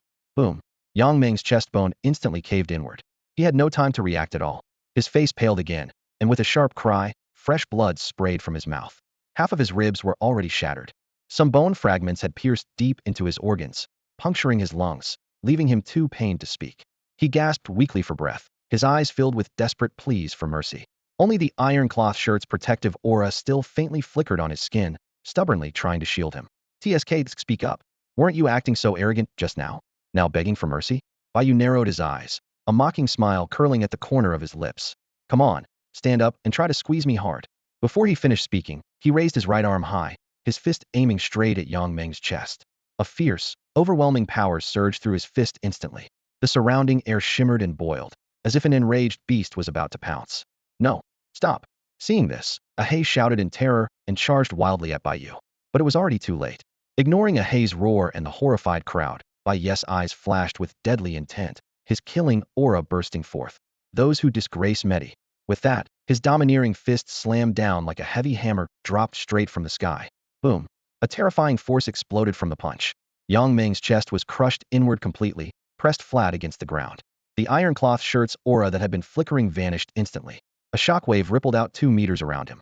The stone floor beneath cracked deeply from the punch, spiderweb fractures spreading out from the impact. Yang Meng's chest was a gaping crater, blood spurting wildly onto the ground. His eyes were wide open, pupils bulging, black irises swimming with terror. Then his pupils dilated, his mind sinking into endless darkness, life extinguished completely. He was dead beyond all hope of revival. Yang Meng had been incredibly tough in life, far stronger than ordinary people. When Bai Yu struck, he only used about 60 to 70% of his strength, so although Yang Meng's head and limbs were twisted and deformed, they didn't completely shatter. He died with his eyes wide open, unable to rest in peace. Yang Meng's eyes bulged, bloodshot, his pupils filled with the last trace of unwillingness. Until his final breath, he couldn't understand. According to the intelligence reports, Bai Yu was only at the first level of the Yuan power realm, awakened with the lowest grade class spider bloodline. How was it possible? In just a day or two, this person had reached the 5th level of the Yuan power realm and even possessed a top-tier class bloodline. No. Ahei's legs suddenly weakened, almost causing him to collapse. Yang Meng's mangled body lay right before him, blood continuously oozing out. Yang Meng, a peak 9th level Yuan power expert, had been killed with a single punch. Run. Reason instantly overcame rage. Ahei spun around, exploding his legs with full force, turning into a black shadow as he sprinted wildly into the distance. Within 3 breaths, he had already run over 3 meters away. With his 6th level Yuan power and low-level bloodline, rushing forward would only mean certain death. He had to go get reinforcements immediately. "Heh, didn't you say you'd be ruthless with me just now?" Bai Yu's lips curled with mockery. His right palm aimed at Ahei's fleeing figure as white light blossomed in his palm. Hundreds of spider silk strands, each finger-thick, shot out from Bai Yu's palm like white dragons slicing through the air. The silk moved incredibly fast, reaching Ahei in a blink, wrapping tightly around his waist and limbs. Spider silk? Ahei's body froze, his face turning pale as paper. So the intelligence wasn't completely wrong. Bai Yu. You're actually a dual bloodline freak. He finally understood. It wasn't that the intelligence was wrong, but incomplete. Who would have guessed Bai Yu carried 2 bloodlines? Regret surged like a tidal wave. From the start, they should never have provoked such a freak. This wasn't an ambush, it was a death sentence. The crowd watching erupted into chaos. Spider silk? That shadow is a dual bloodline warrior. He's hidden it so deeply, truly a dual bloodline freak. Look at that white Yuan power should be just a basic class bloodline, average strength. You don't understand. Don't underestimate multi-bloodline warriors. Even the lowest class has infinite potential given time. No wonder he dared to fight against 2 and turn the tide. It's a rare freak. Voices rose incessantly. Humph.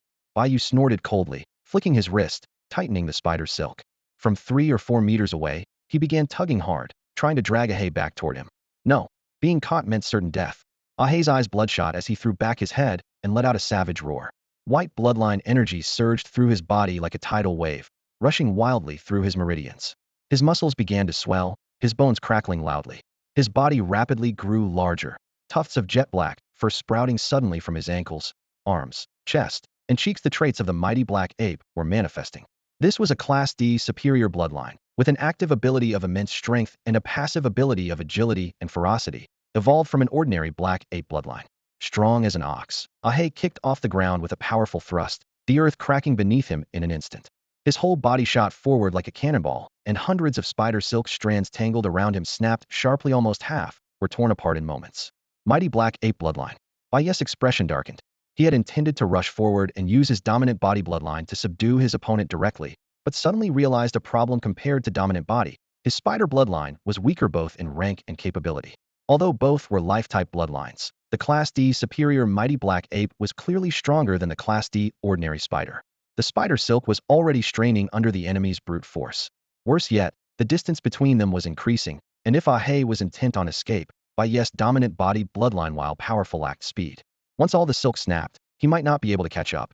Just as Bai Yu debated whether to forcibly switch to dominant body and try pulling back or play it safe and pursue. How dare you fight and kill inside Black Mist City? Everyone stop. A thunderous shout exploded like a bolt of lightning. Leading the charge was the armored captain of the patrol squad with a grim, fierce face, rushing in close to the ground. Behind him followed a dozen or so patrol guards with cold expressions. The captain was mid-Yuan High realm, with the others just entering Yuan High real man intimidating squad like a group of deadly reapers. Mother of, the Black Mist City Patrol is here. Get out of the way. Don't block the path. Move or get lost. The watching crowd scattered like frightened birds, hastily clearing a path for the patrol. Damn. Bai Yu's heart clenched. Fighting and killing were forbidden inside the city, with harsh punishments for violations up to death for the most serious cases. And now the patrol guards were all powerful Yuan High realm warriors. There was no way he could win with his current abilities. Time was pressing. Bai Yu decisively switched to dominant body bloodline. Yellow bloodline energy instantly covered both his palms as terrifying strength surged within. Get up. His eyes blazed with fury as he gripped the remaining spider silk tightly and pulled back with all his might. Ahe panicked as an irresistible force surged up the silk. No matter how much he frantically activated his Mighty Black Ape power, it was useless. Snap, snap, snap. More strands of silk broke, but before they all shattered, Ahe was yanked off the ground, uncontrollably thrown into the air. Damn it, let me go. His face drained of color from the weightlessness as he struggled wildly in midair. Bai Yu paid no heed and swung his arms fiercely, unleashing his full dominant body strength. Whoosh! Ahe flew like a cannonball, smashing straight into the patrol guards rushing up behind. With a flick of his wrist, Bai Yu's silk-like thread instantly wrapped around Ahe. The power of his dominant bloodline burst explosively within him. Suddenly summoning all his strength, he managed to hoist the hefty Black Ape warrior completely off the ground. Ahe's body arced through the air like a massive boulder, hurtling straight toward the rushing patrol guards. Snick! The silk thread snapped on impact. Bai Yu's right palm swept horizontally, drawing Yang Ming's corpse into his storage ring. There was no time to deal with the battlefield now. Better to secure it first. With a heavy stomp of his right foot, the blue stone floor shattered violently, and he dashed off to the side like an arrow released from a bow. The patrol guards had already arrived ahead. Delaying any longer meant losing their chance. Bai Yu didn't dare take risks. She just hoped Ahe could buy him some time to escape. You lot, block this incoming powerhouse with Black Ape bloodline. Remember, capture him alive. The patrol captain's eyes turned cold. Spinning on his heel, he charged after Bai Yu. I'm going after the one trying to flee. Yes, sir. A line of armored guards responded in unison and halted. Facing the flying Ahe, they raised their arms, palms glowing with intense white light. The lights intertwined rapidly, condensing instantly into a Tuzhong square energy wall. The next moment, bang! Ahe slammed into the energy wall, carried by overwhelming brute strength. The thunderous crash shook the air, sending sand, dust, and debris scattering. Like hitting a copper and iron fortress, the immense recoil forced Ahe to cough up a mouthful of blood mist, collapsing unconscious. Cracks radiated outward from the energy wall's center, spreading at lightning speed. Blinding light shone through the fissures as the barrier threatened to shatter. The overwhelming force from Ahe's dominant bloodline surged through the shielding like waves pounding a cliff. What is this power? The dozen or so armored patrols trembled violently, their faces draining of color. Gritting their teeth, they pushed their inherited bloodline energy to the limit. After a tense moment, the cracks stopped spreading and began to mend. The terrible force was finally repelled. Everyone exhaled deeply and wrapped the unconscious Ahe tightly in swirling white energy, securing him as their captive. Though these patrol guards possessed early Yuan High realm strength, their bloodline quality was average, mostly grade ordinary or exceptional bloodlines. Just now, that overwhelming force, like a vast ocean surge, caught everyone off guard and nearly caused serious injury. The moment the dark shadow crashed down, the defensive array trembled violently, its light flickering erratically. The guards' faces went pale, their hands trembling as they struggled to maintain the spell. What had been a carelessly formed barrier now emitted harsh cracking sounds under the brutal impact, with spiderweb-like fractures spreading rapidly. Hold it together. The lead guard growled through gritted teeth, veins bulging on his forehead. The others hurriedly intensified their energy output, barely stabilizing the array. Only after the immense force fully dissipated did they collapse, breathing heavily, sweat soaking their collars.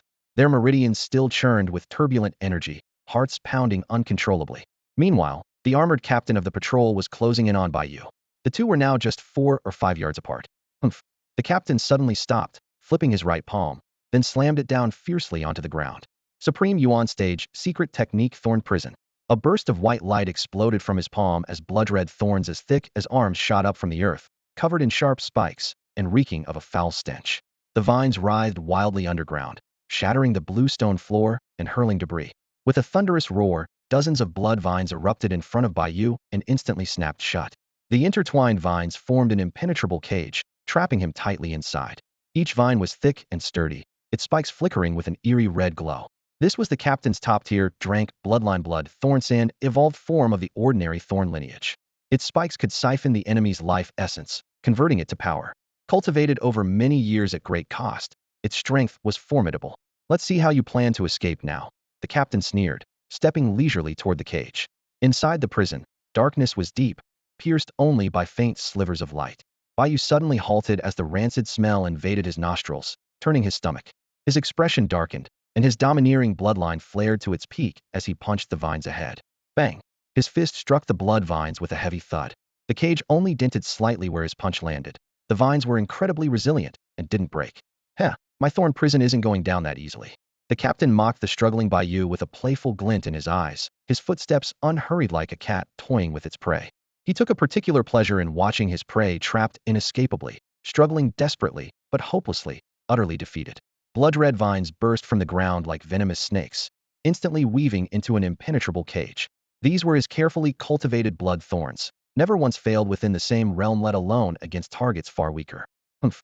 He slammed a fist against the cage, but the thorns didn't budge. Bai Yu furrowed his brows, twisted his waist sharply, and clenched his right fist tightly. A surge of intense yellow bloodline energy instantly enveloped his fist, gathering savage power in a frenzy. His second punch struck the same spot, even heavier. Smack! The blood-red cage finally cracked under the force, leaving a fist-sized hole. Bright yellow energy blasted outward as Bai Yu crouched low like a leopard, darting through the breach and ripping the thorns apart brutally as he fled forward. The sharp thorns only left faint white marks on his body. His reinforced physique couldn't even be pierced at the surface. What a clever bloodline. The captain of the armor guard squad stared wide-eyed.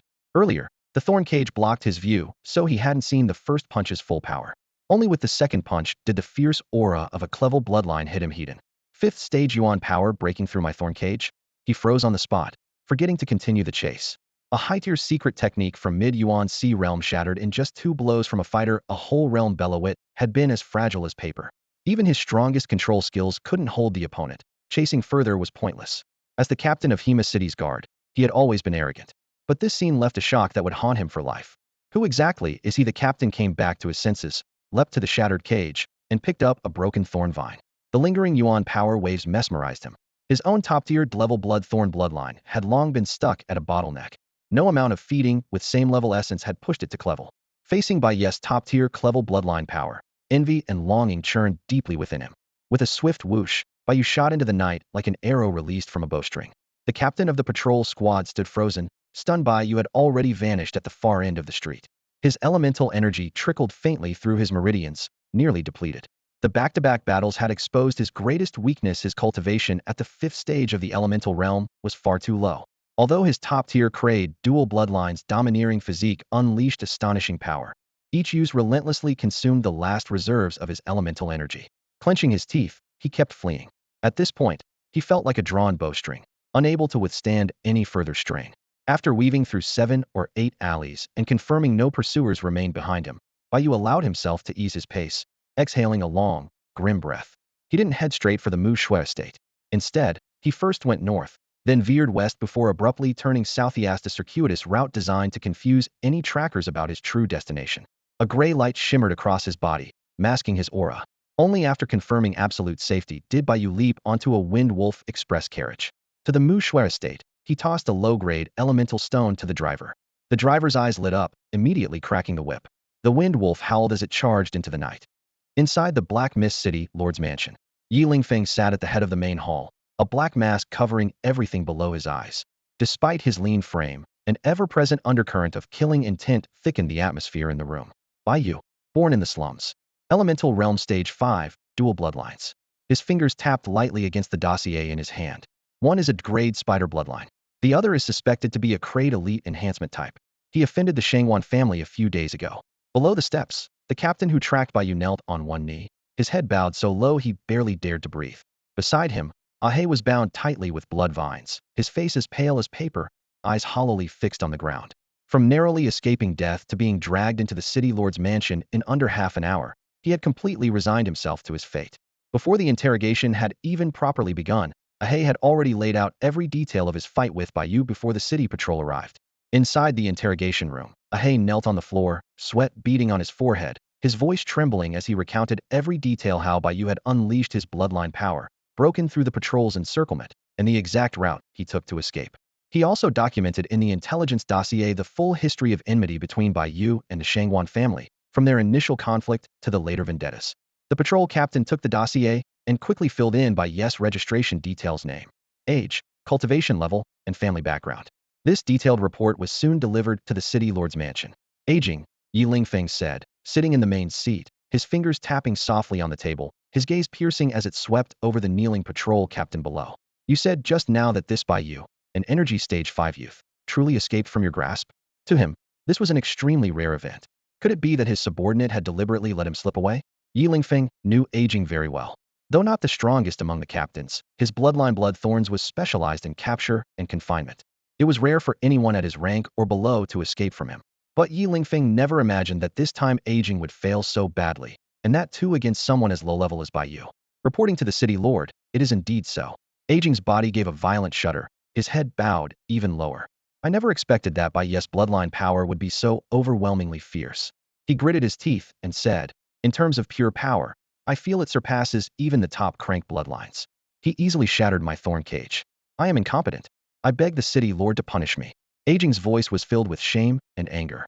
He had mid-stage Yuan C cultivation and a top-tier Drank Bloodthorn's bloodline, along with several high-level bloodline combat skills and secret techniques. Yet he failed to capture a mere energy stage 5 youth. This was a huge blow to him. Felt he had shamed the Black Mist City Patrol and indirectly shaken the city's order and the city lord's authority. This Bai Yu is from a poor family and should have awakened a low-grade, miscellaneous bloodline, Yi Lingfeng said, a gleam flashing in his eyes as his fingers paused. Interesting, though his cultivation level is indeed rather low. He leaned back in his chair, a faint curve appearing at the corner of his mouth. However, Bai Yu is a promising dark horse. Perhaps we should consider having him secretly join our forces. With a little help, pushing him quickly to Yuan C stage, he might still catch up with the big event that's coming. Yi Lingfeng was already calculating in his mind. Such an excellent bloodline prodigy appearing unexpectedly could be made utterly loyal to him with a bit of support. The fact that Bai Yu had killed people in the city was long forgotten. City Lord, Aging raised his head slightly, cautiously asking, am willing to redeem myself. Should I immediately order a city-wide manhunt with wanted posters for him? He was uncertain of the city lord's intentions. Because the city lord didn't seem angry at the moment, he only dared to cautiously inquire. Jing lowered his voice to a whisper, carefully watching the city lord's expression. According to the strict laws of Black Mist City, anyone who dared to kill recklessly within the city without a powerful backing would meet only one in death. No need. Yi Lingfeng waved his hand calmly. I already know about the feud between Bai Yu and the Shangwan family. Since it's a private grudge and no innocents were harmed, let them settle it themselves. He paused, a hint of meaning flickering in his eyes, warned both sides firmly not to cause any more trouble. Jing was about to reply when the city lord flipped his wrist, sending a green token slicing through the air, landing steadily in his palm. Go quickly and notify the Shangwan family. Bring 1,000 lower-grade primal stones as ransom. Yi Lingfeng's voice remained casual, but his eyes were like a bottomless abyss, impossible to read. Also, find Bai Yu and give him this city lord's token. Tell him to come see me when he's free. Jing held the heavy token, his heart trembling. In Black Mist City, the fate of anyone who disrupts the order depends solely on the city lord's will. This ruler possesses terrifying power that commands respect even from rival factions. Dissatisfaction had to be swallowed silently.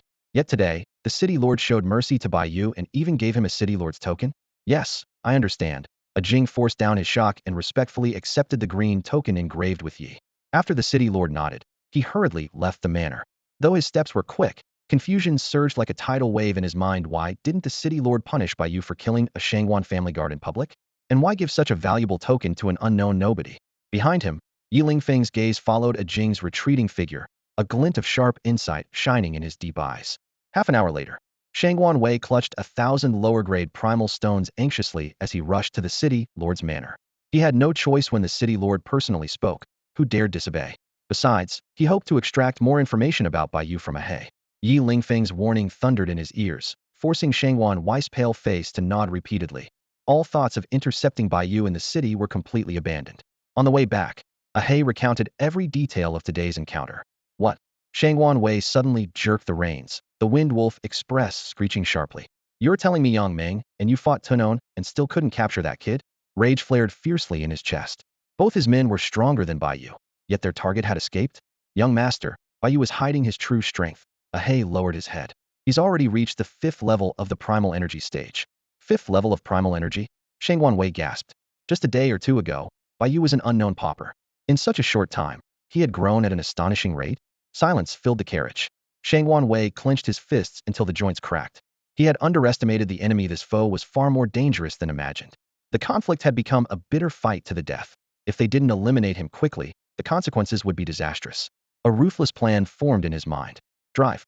He lashed the reins hard, and the Windwolf Express became a blur racing toward the Shangwan Manor. Meanwhile, Bai Yu was completely unaware of what was unfolding at the city lord's manor. The sunset bled across the western sky. He drove the Windwolf Express in wide circles through the city. After confirming no one was following him, he leapt down, disappearing swiftly through the grand gates of the Mushua Manor. It was dinner time. Around the edges of the Lushua mansion, restaurants stood side by side. Smoke curled into the air, and the aroma of roasted meat filled the streets. The heads of households strolled out of their estates in small groups, some arm in arm with their wives, others with children in tow streaming into the various eateries. The clatter of chopsticks against porcelain bowls rose and fell, mingling with the laughter and chatter of diners. Bai Yu walked along the stone path, his eyes sweeping over the lively scene. Compared to the constant threats lurking outside, the Lushua mansion brought him a rare sense of ease. Whoosh! With a flash from the teleportation array, he appeared at the Bai family gate. Pushing open the door, the scent of food hit him. In the kitchen, spatulas flipped in pans as his parents busily cooked. Oil popped and crackled, dancing over the hot surface. Both wore freshly bought elegant clothes. Though sweat dotted their foreheads, their faces bore smiles. Bai Xian sat in a wooden wheelchair in the main hall, dressed in white, holding a scroll. Father, mother, second brother, Bai Yu greeted them in turn. Big brother. Bai Fei burst out of his room and threw himself straight at Bai Yu. Bai Yu lifted his third brother and twirled him around, noticing the well-fitted new clothes. A warm feeling blossomed inside him. The earlier crying was forgotten, replaced by a bright smile on the child's face. Dinner's ready. Their mother came out of the kitchen carrying the last dish. The table was laden with food, spicy chicken gleaming with red chili oil, a stuffed 8 treasure duck filled with sticky rice and dried fruit, steamed sea bass sprinkled with scallions, fish fragrant shredded pork coated in rich sauce, hand-shredded cabbage crisp and fresh, and a steaming pot of carrot, corn, and pork rib soup. 5 dishes and 1 soup, balanced between meat and vegetables. A feast like this was once unimaginable, even at New Year. The family gathered around the table. Bai Fei grabbed a chicken leg and bit in, oil dripping down his chin. Their father carefully placed some fish meat on Bai Xian's plate, while their mother ladled soup for everyone. Living like this, we never even dared to dream of it before, father said, raising his cup, eyes glistening with emotion. Bai Yu raised his glass to drink alongside him, feeling deeply moved. Without strength, he couldn't even provide his family with a decent meal. After dinner, Bai Yu rose and headed upstairs. Go on and get busy, his mother said quietly as she cleared the dishes. Everyone understood Bai Yu was working hard to resolve the deadlock with the Shangwan family. Though being confined at home was frustrating, they chose to wait silently, not adding to his burden. Bai Yu briskly climbed to the 3rd floor and pushed open the door to the training room. Time was tight. Not a second could be wasted. Bai Yu fully understood that his family, confined at home day after day like birds trapped in a cage, must have been feeling restless and frustrated. Once the turmoil settled, he planned to send his 2 younger brothers to the Mushua Private Academy. The academy charged a hefty tuition fee every semester, affordable only to well-off families of bloodline martial artists. But the teaching system there was comprehensive, offering far more detailed knowledge than the free 9-year compulsory schooling. Now that they had awakened their bloodlines and gained this ability, he couldn't shortchange his brothers. By then, he also intended to find suitable livelihoods for his parents, so the whole family could return to a normal life as soon as possible. But for now, dangers lurked everywhere, and the situation was still worsening. It was far too early to relax. Bai Yu pushed open the door to the training room, locked it behind him with a flip of his wrist, and quickly walked to the window. He summoned his spatial ring and counted today's spoils. 3 dying beast eggs, 1 strange black beast hide, the corpse of Yang Meng's spatial ring, 43 discarded elixirs, and 21 broken treasure items. Though perilous, the rewards were considerable despite only 4 low-grade origin stones left. The most exciting moment has come again, Bai Yu said, a faint smile playing on his lips. With a thought, the creation furnace appeared before him. The furnace's dark surface was cracked and worn, but the moment it manifested, the entire training room was filled with an ancient, solemn atmosphere. Bai Yu was barely able to contain his anticipation, eager to throw all these spoils into the furnace. Aming had already entered spirit-attached mode, ready on standby. Let's try this black beast hide first. He took out the hide and ran his fingertips over it. It felt supple like cowhide, its surface covered with textured, weathered patterns. Without hesitation, he tossed it into the furnace. A gray mist spiraled instantly, and the black hide vanished like a mud ox sinking into water. Bai Yu stared fixedly at the furnace, unblinking. Among all his spoils, this beast hide was what intrigued him most after all. It had driven the peak latestage sword master Wu Chang to risk everything to seize, and even Aming and the creation furnace had trembled in response. What marvel would it create? A moment later, Aming's mechanical voice rang out. Ding! The creation furnace's current rank is insufficient. Unable to process this item for now. Please upgrade the furnace before trying again. The black beast hide was ejected intact from the furnace's mouth. What a pity, Bai Yu muttered, catching the hide with a slight frown. He had hoped for a surprise, but the furnace simply wasn't powerful enough. Since the beast hide can't be processed, let's try the corpse. He carefully put away the beast hide, then took out Yang Meng's corpse and placed it fully into the creation furnace. Bai Yu knew very little about the secrets of the creation furnace, so no matter what object he encountered, even a corpse, as long as it hadn't been tried in the furnace before, he was determined to give it a shot. Whoosh! Though Yang Meng's body was strong and tall, once thrown into the creation furnace, it sank in like a mud ox plunging into the sea. The corpse unusually and rapidly shrank until it was instantly swallowed by the furnace's core. Inside the creation furnace seemed to hide a vast, strange space that could swallow objects of any size whole, miraculous beyond belief. Soon, a familiar prompt sounded. Ding! Current creation furnace level insufficient. Unable to process this item for now.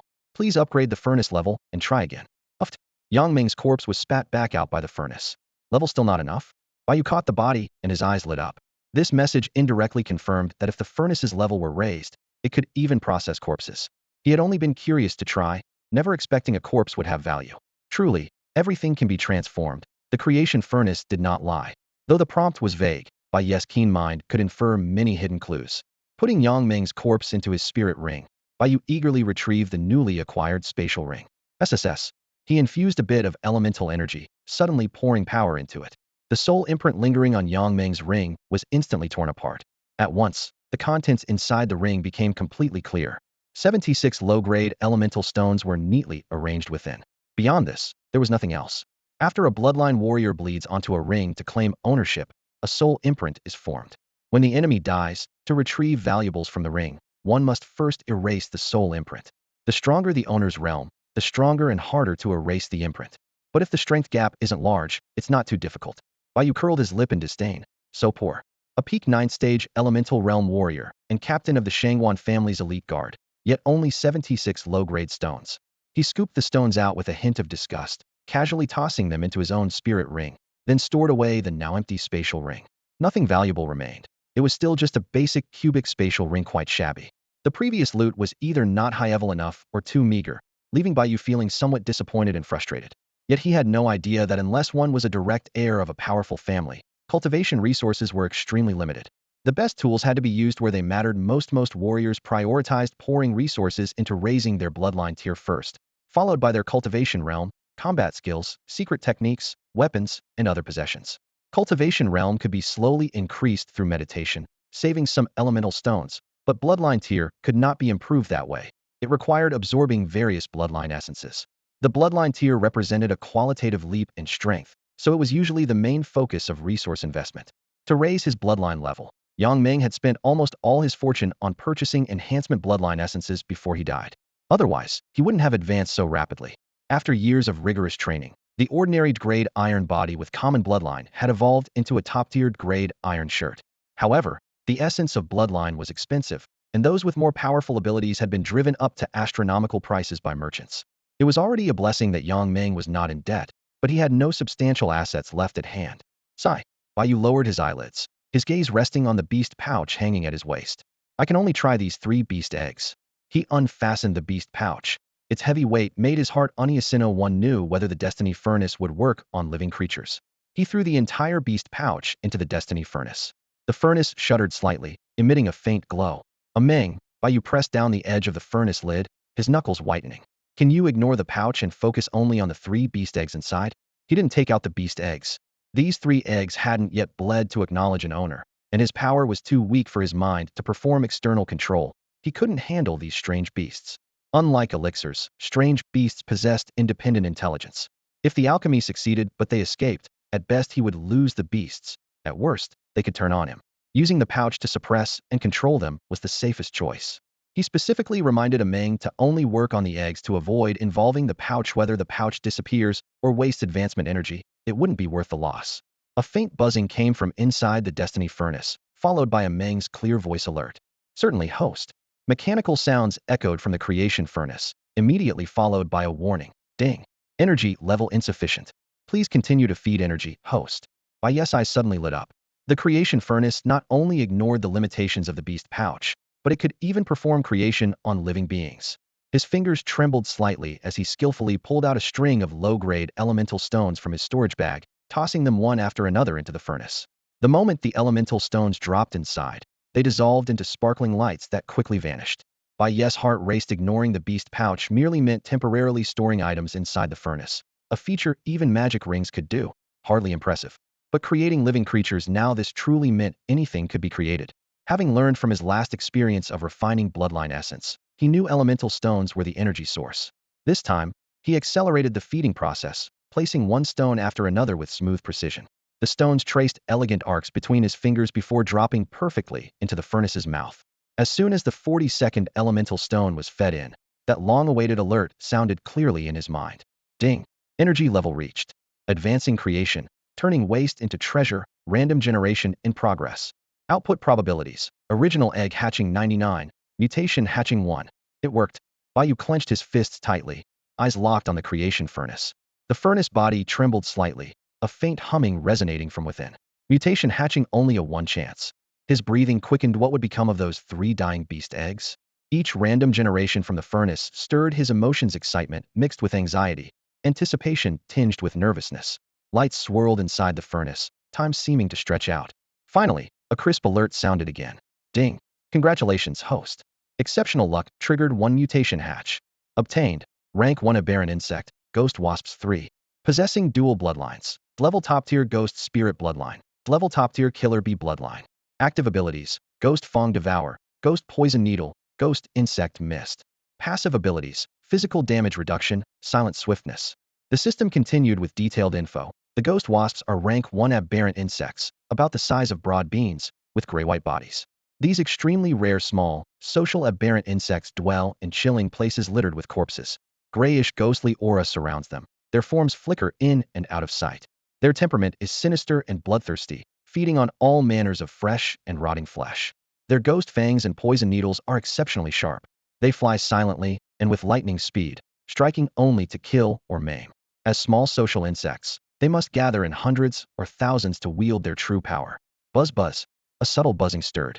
Suddenly, the Creation Furnace jolted violently, spitting out the beast pouch. The pouch tumbled through the air, its surface swelling and contracting as if something inside struggled desperately. Physical damage reduction, silent swiftness, ghost wasps. Bai Yu grabbed the beast pouch with a hand, feeling a slight vibration in his palm. An expression of uncontainable joy spread across his face. He never could have imagined this outcome. The Fate Furnace not only fully revived the dying beast eggs, but directly hatched them into bees, even triggering the rare 1 chance of mutated hatching. A dual-grade top-tier bloodline. This advanced fate function was simply miraculous. What surprised Bai Yu even more was that these strange insects called ghost bees had no records whatsoever in any of the data stored in his mind. There were some records about ghost-type bloodlines. These were rare spiritual bloodlines with ghostly traits, naturally possessing silent and swift passive abilities, their bodies as light as smoke. Combine that with killer bee bloodlines, and their flight speed was astonishingly fast and nearly soundless. The gray-white ghost aura swirling around them wasn't just for show. The hazy gas greatly reduced physical damage. This protective trait, paired with their silent, rapid movement, made them perfect for close-quarters combat.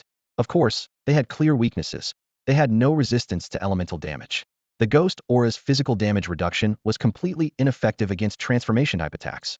But despite these flaws, they were undeniably extremely powerful strange insects. Without the Fate Furnace's detailed explanation, plus filling in gaps from his mental database, Bai Yu wouldn't have understood the true strength of the ghost bees at all. Originally, he only intended to save 3 dying beast eggs to sell at the Mushua Tower, so he hadn't even performed a blood recognition ritual. But the Fate Furnace had directly created such a rare dual bloodline strange insect, immediately changed his mind and decided to keep them for himself. Although the data clearly noted they were difficult to nurture, with the Fate Furnace, turning trash into treasure was no problem. Everything could be taken step by step. Hiss. Bai Yu infused a trace of spiritual power into the beast pouch. The pouch instantly became transparent, revealing everything inside. Buzz. The three little creatures were wildly tossing around inside, lively and vigorous, showing no signs of weakness or dying. A satisfied smile spread across Bai Yu's face as he bit his index finger and let a few drops of fresh blood drip inside. The moment the blood drops fell, they turned into a thin mist that filled the entire pouch space. The three ghost bees quickly absorbed the mist. Their bodies flickered with white light for a moment before falling completely silent. The recognition ritual was complete, and soul marks were imprinted. At this point, Bai Yu had already formed an invisible bond with them. Implanting soul marks after blood recognition not only allowed him to control them, but also prevented backlash. Unless the strength of the beast insects grew too rapidly and far surpassed the master, they wouldn't disobey. Next, he just needed to quickly break through to the spiritual sea realm to master the ability to project his consciousness outside his body. Then he could command them effortlessly. He couldn't let them out to fight, just yet the spiritual power realm's consciousness couldn't be projected externally, while controlling beast insects constantly consumes projected consciousness. With his weak internal awareness at this level, he couldn't control them precisely. Releasing them rashly would likely lead to loss of control. It's easy to let them out but hard to get them back, and it would be a shame if they escaped. Even with the blood recognition and soul mark, if his consciousness strength couldn't keep up with the pets, stray beasts, or insects roaming outside still risked breaking free. Better to raise them carefully first. As his own strength increased and the number of ghost bees grew, they would definitely become a powerful trump card in the future. Time to refine those waste pills. Tying the beast pouch to his waist, Bai Yu was in high spirits. He took all 43 waste pills from his ring of collection and threw them all into the Fate Furnace at once. He was already familiar with pouring waste pills in batches. Similar items could be enhanced en masse, so there was no need to add pills one by one and waste time. Ding. Energy level reached the target. Advanced refinement. Batch transformation of waste into treasure. Random generation in progress. Output probability. Pills 99. Mutated unknown types 1. A gentle prompt sound rang out. Hopefully something good would come out. Bai Yu stared intently at the Fate Furnace. He was used to the one chance of mutated unknown types perhaps. That was the greatest allure of the Fate Furnace. Soon, a series of clear prompt sounds came one after another. Ding. Congratulations, host. You have obtained the following. Inside the Furnace of Fate, radiant lights flicker as 8 beams of energy shoot out. Tier 1 Superior Goods. Yuan Power Pills 2. Toad Detox Powder 2. Clear Breeze Spirit Dew 1. Tier 2 Superior Goods. Time Paste 1. Embryo Forming Pill 1. Soul Nourishing Water 1. The Toad Detox Powder is a dark green powder made primarily from toad venom mixed with 7 rare spiritual ingredients, capable of curing all kinds of poisons. The Clear Breeze Spirit Dew is contained in a crystal clear tiny bottle. The liquid is as clear as water and crafted from dawn, dew collected atop mountains combined with sacred herbs, specifically designed to dispel hallucinations and hypnosis. The Time Paste is a brownish ointment blending several rare spirit grasses favored by exotic beasts and century-old sandalwood. Opening a jar in the wild emits a fragrance that can lure beasts from 10 miles away. The embryo-forming pill is round and plump, specially developed for high bloodline warriors since the higher the bloodline rank, the harder it is to conceive. This pill can raise the pregnancy rate by 20 for women with supreme rank bloodlines or below. The soul-nourishing water comes in a specially designed container and can enhance spiritual awareness in warriors above the Yuan Sea realm upon ingestion. The cracks on the surface of the Furnace of Fate have mostly healed, and the furnace body emits a faint glow. Uft. The 8 pills burst forth, each wrapped in a sphere of light, gently drifting downwards. The liquids, powders, and dew remained separate, seemingly arranged for by Yes' easy collection. Not bad luck. 8 pills total, 3 are Tier 2 superior. Bai Yu's eyes gleamed with joy as he quickly produced 8 emerald green porcelain bottles, setting them out in a row on the ground.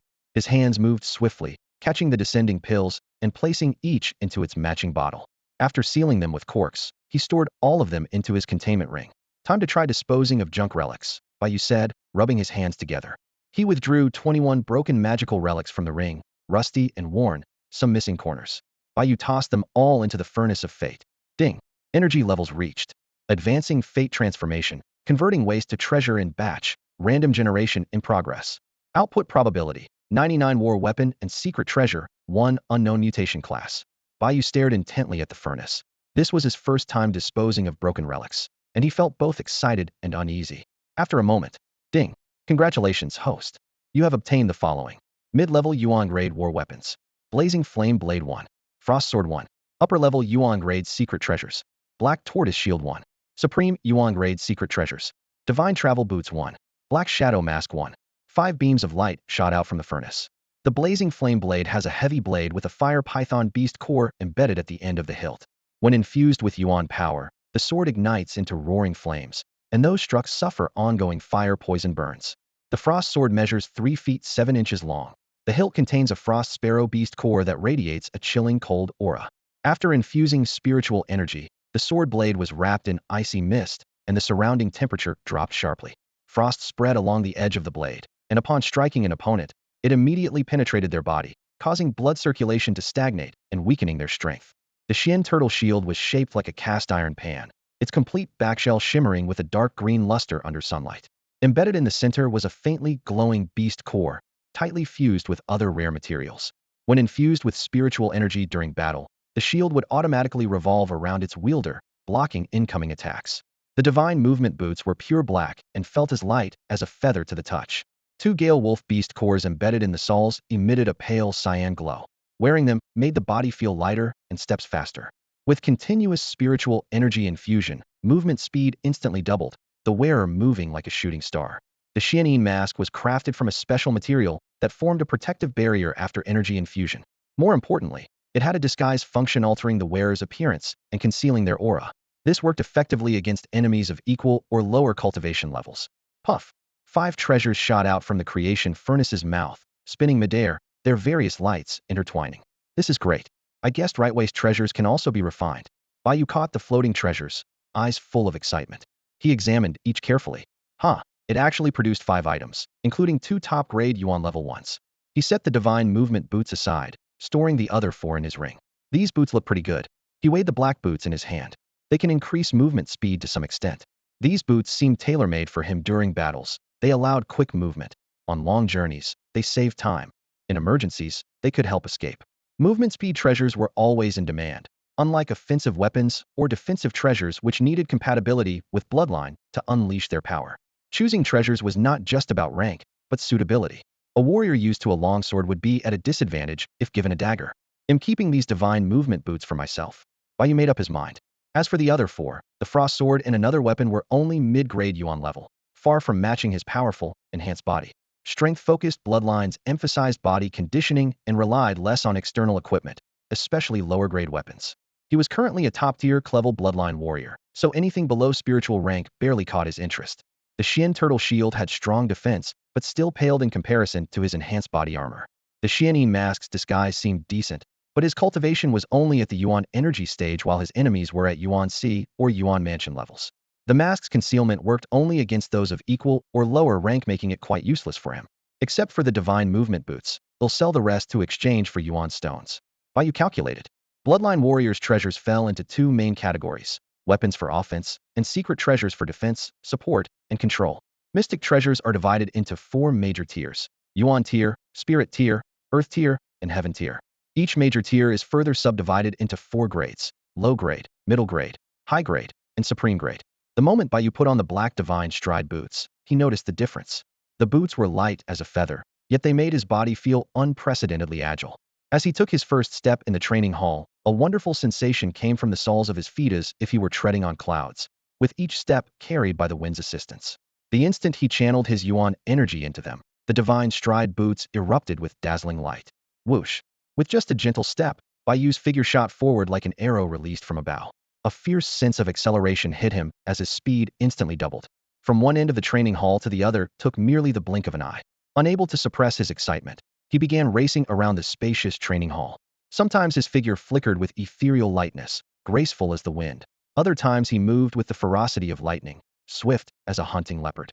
Each burst of power consumed a large amount of Yuan energy, but the might of this Yuan tier supreme grade mystic treasure filled him with ecstatic joy. It perfectly compensated for the tyrant body Bloodline's shortcoming in movement speed.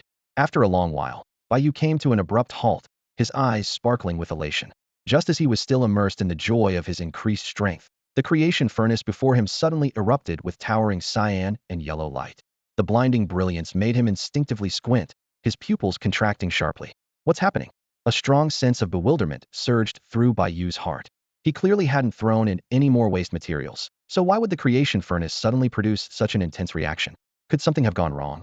Bai Yu's surprise hadn't yet faded when the cauldron of creation before him underwent a monumental transformation. Waves of bright green and yellow light surged like a tide, and the shocking cracks and chips on the cauldron's surface healed before his very eyes. Each fissure quietly sealed itself under the soothing glow, every damaged part restoring its vitality anew. After a moment, the intense light dimmed. The cauldron of creation looked brand new, its bronze body shining like a mirror, flawless and immaculate. Ding! Congratulations, host. Cauldron of creation rank increased. A system alert sounded. Current rank and form. Rank 2, Bronze Cauldron of Creation. Unlocked abilities at this rank. Creation Decomposition, second primordial creation slot. Creation Decomposition. Able to break down various energy-containing waste into key materials and more useful items, separating the valuable from the useless. Each use of the cauldron draws some energy to activate primordial power. Frequent use of the various creation functions accelerates repair and upgrades of the cauldron's capabilities. Second primordial creation slot adds an additional creation slot, allowing the mastery of one more bloodline ability upon use. What? Bai Yu's eyes widened in a mix of shock and excitement. Not only had the cauldron of creation upgraded, it had unlocked the decomposition function. More importantly, had gained a second primordial creation slot. This was an incredibly valuable treasure.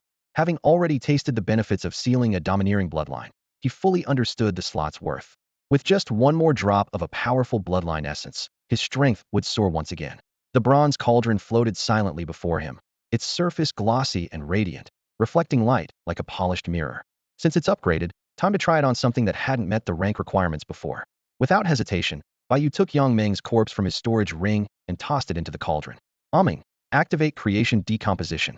Gray mist billowed as the corpse was instantly devoured. Ding. Decomposition target. Yuan Power Realm. Ordinary human corpse identified. Creation decomposition. Simplifying complexity. Random generation in progress. Output probabilities. 33 bloodline essence. 33 skill imprint stone. 33 previously ingested pill. 1 unknown mutation type. Bloodline essence. Skill stones. Pills. Bai Yu gasped sharply. These were all precious resources. A seemingly useless corpse could break down into such valuable treasures. He secretly breathed a sigh of relief when the patrol troops had been closing in rapidly before. He had almost abandoned the corpse to escape. After all, risking everything for a single drank bloodline strand didn't seem worthwhile.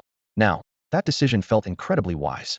Looks like he'll have to start collecting all sorts of energy-bearing waste, including powerful creatures' corpses. This decomposition function is as game-changing as advancing the creation cauldron itself. The last system prompt sounded inside the cauldron. Ding. Congratulations, host.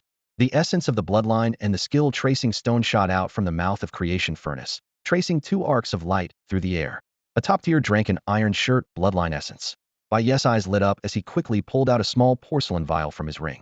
The iron shirt bloodline belongs to the enhancement type and ranks at the top of tier. When channeling primordial energy, the body is enveloped in a layer of hard iron-like armor that, combined with protective aura, makes ordinary swords and blades ineffective. Once refined and absorbed, it can advance the hardness evolution of enhancement-type bloodlines. Also, there's a skill tracing stone explosive spinning kick, a high-grade primordial bloodline combat skill, suitable for some enhancement and living creature cultivators. After mastering the power release technique, the cultivator can leap into the air, spinning twice rapidly before delivering a full-force kick. This move combines leg strength, rotational force, and body weight, instantly unleashing triple leg power, a true hammer-like strike with explosive force. Both are rare treasures. Bai Yu sealed the iron shirt bloodline essence into the porcelain vial floating in midair and caught the skill tracing stone with a casual hand. I originally thought it would split out Yang Meng's iron sand fist skill, but it turned out to be a leg technique. This leg technique ranks 2 levels higher than iron sand fist. It seems Yang Meng only tested with a single move and never had the chance to use his stronger skills before dying at his hands. It can triple leg power, and combined with the user's own strength, that's roughly 4 times total force. Bai Yu silently calculated the potential. Normally, when a living being dies, their bloodline essence and soul imprint dissipates swiftly. Even for humans, at most only a single thread of original bloodline essence remains. But he had managed to extract a complete drop of iron shirt bloodline essence from a human corpse, proving the furnace's extraction ability was truly extraordinary. On a whim, Bai Yu fed the iron shirt bloodline essence back into the creation furnace. Host. This item has already ascended to the primordial source of creation and cannot be re-refined. The system prompt rang out. It turned out that regardless of whether refining or extracting, the resulting item could not undergo repeated refining. Bai Yu originally planned to immediately use his primordial creation slot to seal the Iron Shirt essence and gain another bloodline ability. But he reconsidered these slots were rare and precious, and the next one might not unlock for a long time. It wasn't worth wasting on something only comparable to a crank top-tier tyrant bloodline essence at best. Besides, he already possessed a living creature spider bloodline and an enhancement-type tyrant bloodline. The Iron Shirt, being the same enhancement type, felt overlapping. Combat styles needed to be diverse. It was better to seal and master bloodline essences from different categories to maximize versatility. He dismissed the impulse to hastily use the second creation slot and resolved to wait until he found a better essence before deciding. I finally have my first skill tracing stone. Bai Yu grinned, corking the vial of Iron Shirt bloodline essence tightly and tossing it back into his ring. Then he infused a thread of primordial energy into the skill tracing stone. A sharp sound. A blade of white light sliced through the air as the explosive spinning kick's motion instantly formed in Bai Yu's mind. Every point of force, every muscle movement, burned into his memory like a brand. Bai Yu's eyes suddenly brightened. His dominant body lineage activated immediately, his joints cracking loudly as he sprang off the ground, spinning rapidly in midair. Yellow spiritual energy surged into his right leg like a tidal wave, coalescing into a piercing glow. Advanced Yuan-grade combat skill explosive spinning kick. Boom. His right leg struck out with 4 times its usual power, tearing a shrill whistle through the air. The special reinforced wall of the training room buckled under the terrifying force, forming a deep pit nearly 10 feet in diameter. Spiderweb cracks spread wildly outward. The entire training hall shook violently. Below, tea splashed from cups, and several family members exchanged knowing smiles, recognizing Bai Yu had made another breakthrough before returning to their tasks. The falling metal and energy of the battle formation slowly shifted, sealing the cracked wall inch by inch. Bai Yu landed steadily, gazing at the sheer destruction on the wall with an excited grin. The skill memory stone lived up to its reputation, instantly teaching him this powerful leg technique. Even better, the explosive spinning kick paired perfectly with his dominant body lineage, flowing with effortless grace, as if had trained for years. My strength has leveled up again. Bai Yu clenched his fist. Against unknown dangers, my chances of survival have just improved. Suppressing his excitement, his eyes settled on the mysterious black beast hide. It's finally your turn. The black beast hide was thrown into the fate furnace, swallowed by billowing gray smoke. Ding. Decomposing target. 1 unknown black beast hide. Fate decomposition in progress, simplifying complexity, random generation underway. Outputs. 33 chance of bloodline essence fiber, 33 chance of skill tome, 33 chance of rare materials, 1 chance of unknown mutation. Bai Yu frowned slightly. As expected, isolated body parts yielded far less than intact corpses, dropping the output grade by a tier. 10 fibers of the same type were needed to synthesize 1 drop of finished essence, but gathering 10 rare black hides was no easy feat. As for Scrade or higher bloodline essence drops, those were fanciful dreams in a place like Black Mist City. The elites there rarely surpassed Crade bloodlines. Finding Scrade was harder than climbing the sky, and even if found, the price was astronomical. Guess it'll have to be a slow grind, Bai Yu sighed inwardly. Skill tomes required painstaking study, far less convenient than skill memory stones. Rare materials had to be refined, and without knowledge, paying a high price for someone else to do it was the only option. Time ticked slowly by. This decomposition process dragged out unusually long, taking nearly half an hour before the fate furnace's glow steadied from flickering to constant. Ding. A clear prompt finally sounded. Ding. Congratulations, host. You have received the following rewards. The essence of bloodline essence flickers with an eerie glow. Its level is unknown. The blood curse mark lies quietly within the system space, emitting a dangerous aura. An aged skill manual slowly unfolds, recording the low-rank, primordial-grade devouring realm technique. The origin of the blood curse mark is mysterious, likely belonging to a special bloodline with a rating of S or higher. Despite multiple searches through the system's database, no information has been found. Since the essence has yet to be synthesized, its true function remains a mystery. The text describing the devouring realm technique flows within the manual. This primordial-grade low-rank bloodline secret art has a mysterious origin. According to calculations using the power of Hongmeng, this technique ranks among the rarest in the myriad worlds. Although its initial grade is low, it possesses unlimited growth potential. Because its starting power is relatively weak, the difficulty of mastering it is not overly high. Within the myriad worlds, rarity is classified into 6 levels from the most common, to rare, near extinct, ancient, among the few, and ultimately the unique top level. While rarity does not directly equate to strength, it marks the degree of scarcity and the unpredictability of abilities. The higher the rarity, the more mysterious the power, making it hard for foes to discern and easier to seize the upper hand in battle. Upon successfully cultivating the Devouring Realm technique, a black devouring pearl, about the size of a dragon's eye, will condense near the dantian. The pearl is pitch black as ink, harboring a terrifying devouring power within.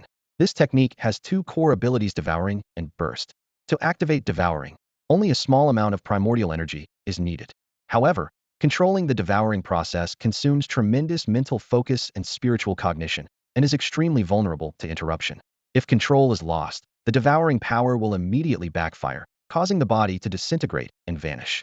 Only those whose spirit and cognition reach the realm of one thought creates 1,000, and who have perfected mastery can wield it skillfully in battle. Therefore, beginners can only use the devouring ability safely within sealed chambers. Heavenly materials, flesh and blood bodies, essence and mental energy, pills and metals, treasured artifacts and magical devices. All kinds of mysterious energies, anything containing energy, can be devoured.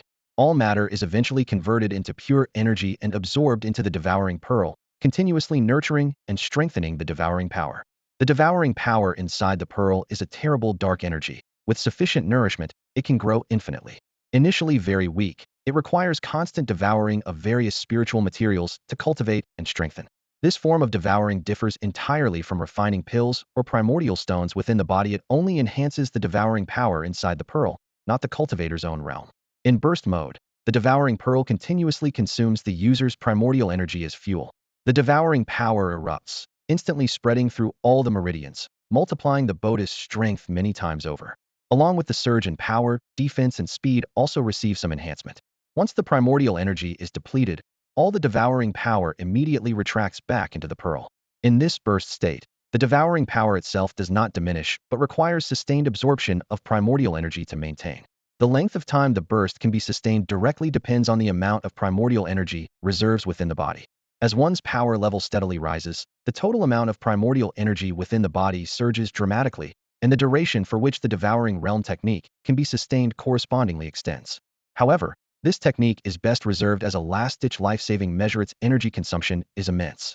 Practitioners whose foundations are weak will have their entire energy reserves instantly drained upon activation, leaving their bodies limp and powerless. After initially mastering the Devouring Realm technique, cultivators gain a doubling of devouring power, causing their physical strength to instantly multiply. Yet while the technique is easy to begin learning, advancing it is notoriously difficult, as challenging as scaling the heavens. Even more perilous is its ruthless demand for physical resilience. The body serves not only as the vessel and container of the devouring power, but also determines the strength of muscles, bones, skin, and the toughness of the meridians. The stronger the physique, the higher the ceiling for energy absorption, and the greater the multiple of devouring power the body can withstand.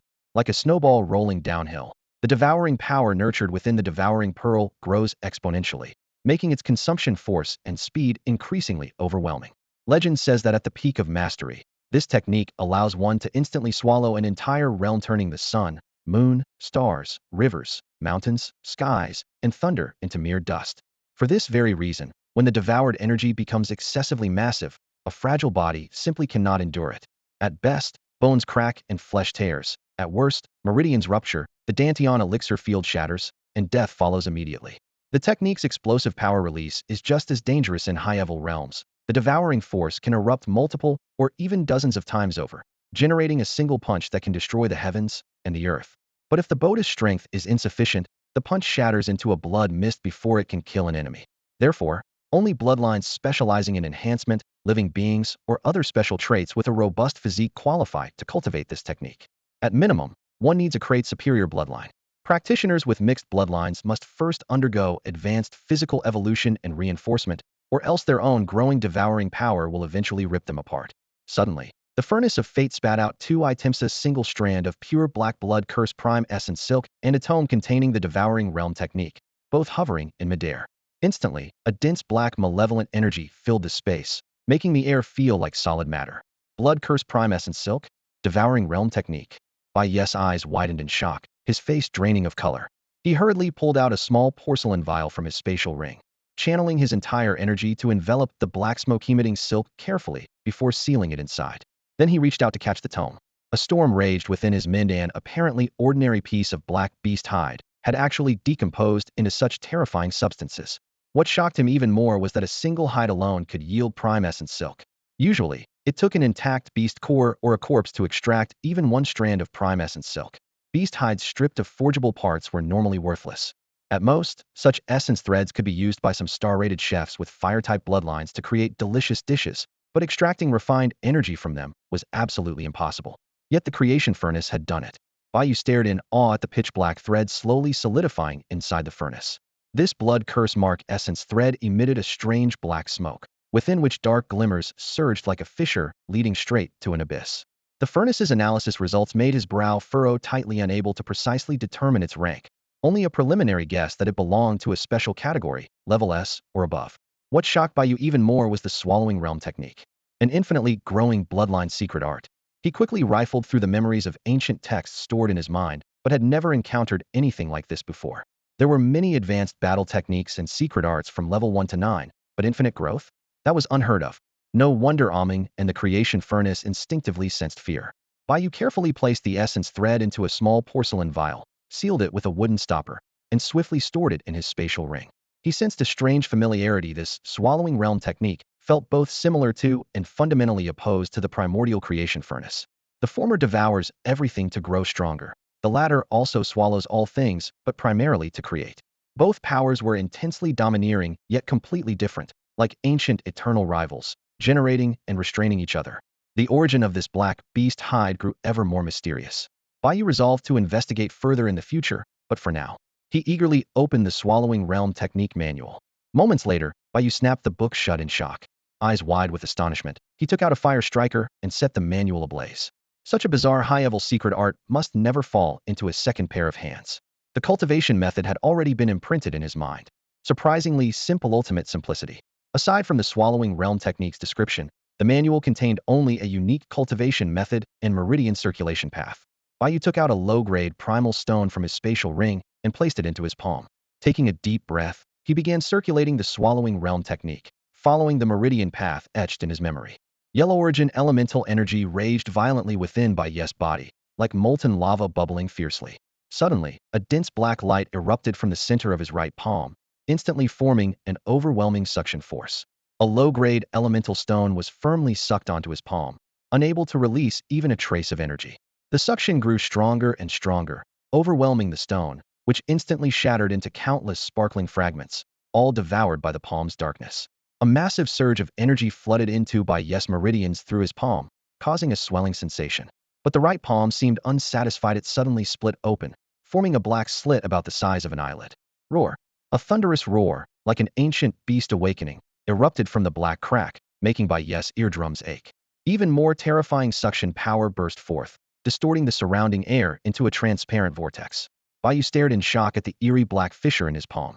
Impulsively, he pulled out 17 or 18 low-grade elemental stones from his storage ring and hurled them all toward his right palm. Shoo! As soon as the stones touched his palm, they instantly disintegrated into pure energy, completely absorbed by the black crack. What? Bai Yu gasped in alarm. A tremendous energy surge flooded through the meridians of his right arm, wildly coursing through his entire body. Excruciating pain struck, and Bai Yu's face turned pale as he gasped, baring his teeth in agony. The domination of the Devour Realm technique was beyond imagination. It swallowed energy equivalent to nearly 20 elemental stones at once, unlike the slow, refining absorption during normal training. But this gluttony came with terrible side effects. Overwhelming energy filled his body, causing his meridians to swell and nearly burst. Tiny blood vessels ruptured first, blood seeping out beneath his skin, filling the air with a faint metallic scent. 1,000 needle stabbing pain coursed throughout his body, cutting deep to the bone. The pain intensified relentlessly, as if countless embroidery needles were crazily piercing through his vessels and meridians. Bai Yu trembled and convulsed in pain, drool spilling from his mouth, his meridians seeming on the verge of exploding at any moment. Bang! With a muffled sound, all the dispersed energy finally converged into a jet-black crystal orb, about the size of a longan fruit, slowly spinning near his dantian and glowing brilliantly. The intense pain vanished instantly, and Bai Yu felt as if a great weight had been lifted. He gasped heavily for breath. After a while, his strength gradually returned. He immediately performed internal inspection and, seeing the black crystal orb next to his dantian, finally showed a faint smile of relief. It worked. His hair was jet black and glossy, the color of rich ink, the very vessel concealing the power of the Devouring Realm, the Devouring Realm Pearl. Faint beast-shaped patterns rippled across its surface, as if something struggled and writhed within. A violent and sinister energy oozed from the pearl, sending chills down his spine. Devouring Realm Technique, Unleash. Bai Yu's eyes snapped wide open, his innate invincible bloodline roaring awake. The Devouring Realm Pearl responded immediately, spinning rapidly like a ravenous beast, greedily consuming the yellow bloodline energy inside him. His energy poured out like floodwaters breaking through a dam, leaving Bai Yu's face pale and his legs trembling. At that moment, a burst of black ink-like power exploded from the pearl, surging through his entire meridian system. One fold of Devouring Realm power surged within him. Black smoke seeped from his pores, swirling around his body. The floor groaned under the force of the turbulent chi. Bai Yu's complexion flushed from pale to an unhealthy crimson, his bloodshot eyes glowing an eerie, terrifying red. A murderous rage roiled in his chest, his strength desperate to break free like a trapped beast. Now wrapped in black smoke, blood-red eyes flickering, Bai Yu resembled a fearsome, demonic beast. He leapt up sharply, spinning twice midair before whipping his right leg out like a steel whip. A superior Yuan stage martial technique, explosive spinning kick. Tripled leg strength, combined with one fold of Devouring Realm power and the ferocious might of his invincible bloodline, gave this kick nearly 6 times the power of an ordinary Bloodline Warrior's strike. Boom. With a deafening crash, black smoke exploded outward. The solid meteorite iron wall was blasted through by this terrifying kick, stone shards flying to reveal a massive hole. The remaining force transformed into a smoke-twisting shockwave that tore through the wall, dissipating in the distance. A cool breeze rushed in through the hole, dispersing the dust inside. Under the influence of the meteorite iron's properties and the battle formation's power, the wall began to slowly self-repair. Landing lightly, Bai Yu stared at the hole with a brief glimmer of triumph before a crushing weakness washed over him like a tide. His face drained of color, shifting from crimson to steel gray. The power of the Devouring Realm technique was indeed incredible, but the cost was equally devastating. What was more alarming was the violent bloodlust that had nearly overwhelmed his reason. If he lost control, the consequences would be dire. The black Devouring Realm energy receded rapidly like a retreating tide, replaced by an ever-growing exhaustion. Bai Yu's face turned deathly pale, his legs gave out, and he collapsed heavily onto the ground. Every bit of Devouring Realm power had withdrawn back into the pearl. He never could have expected this. After just a short burst using the boundary devouring technique, the devouring pearl had completely absorbed all his internal energy, without a drop left. Bai Yu felt the emptiness in his dantian and frowned slightly. The power of this cultivation method was undeniable. It could multiply his strength several times over. If he could advance to higher levels, its destructive potential would be unimaginable. But the problem was clear: his current realm was too low, and his internal energy reserves were pitifully small. That single strike had already drained all his energy. In actual combat, he might only last a move or two before collapsing from exhaustion. Then he'd have no choice but to flood his system with pills or refine energy stones to replenish his power, making sustained fighting impossible. This consumption, Bai Yu shook his head. What was worse, the boundary devouring technique consumed energy recklessly during practice, pushing the meridians to the brink of rupture. Its explosive power was wild and uncontrollable. Any mistake could cause it to backfire and seriously injure him. Without his top-tier grade, overbearing constitution bloodline, he probably wouldn't even qualify to train this skill. Looks like I need to speed up improving my overbearing constitution, Bai Yu resolved silently, knowing he also had to practice diligently to master this technique efficiently. Still, no matter what, he had gained a powerful ace up his sleeve. Taking a deep breath, Bai Yu withdrew a crystalline top-quality energy pill from his spatial ring and swallowed it, then settled into meditation to cultivate. All the loot had been sorted, and the most urgent priority now was elevating his realm. His biggest weaknesses were glaring low realm and insufficient energy reserves, both deadly in combat. Today's harvest was substantial, but truly useful items were scarce. 3 ghost wasps, 2 bottles of energy pills, a vial of time, a pair of swift travel boots, a bombastic spinning kick manual, and strands of blood curse impernescent silk. The ghost wasps required nurturing, and the blood curse essence silk needed time to accumulate, so they were of little immediate use. The rest were either low level or unusable, destined to be sold tomorrow at the Mushua Pavilion along with the Iron Cloth Constitution essence. Products from the Fate Furnace couldn't be replicated, and since the Iron Cloth Constitution wasn't high level, sealing it in the Hongmeng Fate slot would be wasteful. It was better to convert it to energy stones and purchase better materials for refining. Today's ordeal had been perilous, and combined with the terrifying consumption of the boundary devouring technique, raising his realm was urgently necessary. He decided to keep all the premium energy pills for personal use. As for the time, it was actually a great item. A drop of it sprayed outdoors would attract plenty of exotic beasts. Once strong enough, he could hunt them in bulk using it, guaranteeing impressive gains. With his thoughts cleared, Bai Yu fully immersed himself in cultivation. Bai Yu, deeply focused in meditation, lost track of time. When he finally opened his eyes, the sky was just beginning to pale with the first light of dawn, signaling the approach of the Mao hour. A cool breeze drifted in through the window, startling his drowsy senses awake. He rose, stretched with a satisfying series of crisp joint pops, shaking off the last traces of sleep. He felt pleased with last night's cultivation. The supreme Yuanli pill had fully dissolved, and his strength had broken through to the 6th stage of the Yuanli realm. He had wanted to continue training, but fatigue overwhelmed him, and he ended up sleeping until the break of day. Yawning, Bai Yu entered the bathroom and splashed cold water on his face, washing away the final stubborn weariness. He changed into his black night walking clothes and stepped into his top-tier, Yuan-level divine walking boots, instantly feeling refreshed and renewed. Clenching his fists, he sensed the surging Yuanli power within. Like a dormant beast, it lay quiet yet threatening, pulsing with fierce energy. After this breakthrough, his physique and senses had markedly improved. The feeling of commanding such power was intoxicating. In this warrior's continent, strength was respect, and at last, he was no longer a weakling to be bullied. Having risen from the slums, he understood the true value of power. Now, he held the right to choose and the strength to protect his dignity. Only by becoming strong can one truly control their fate, Bai Yu said firmly as he leapt down from the windowsill, his divine walking boots making his movements light and agile.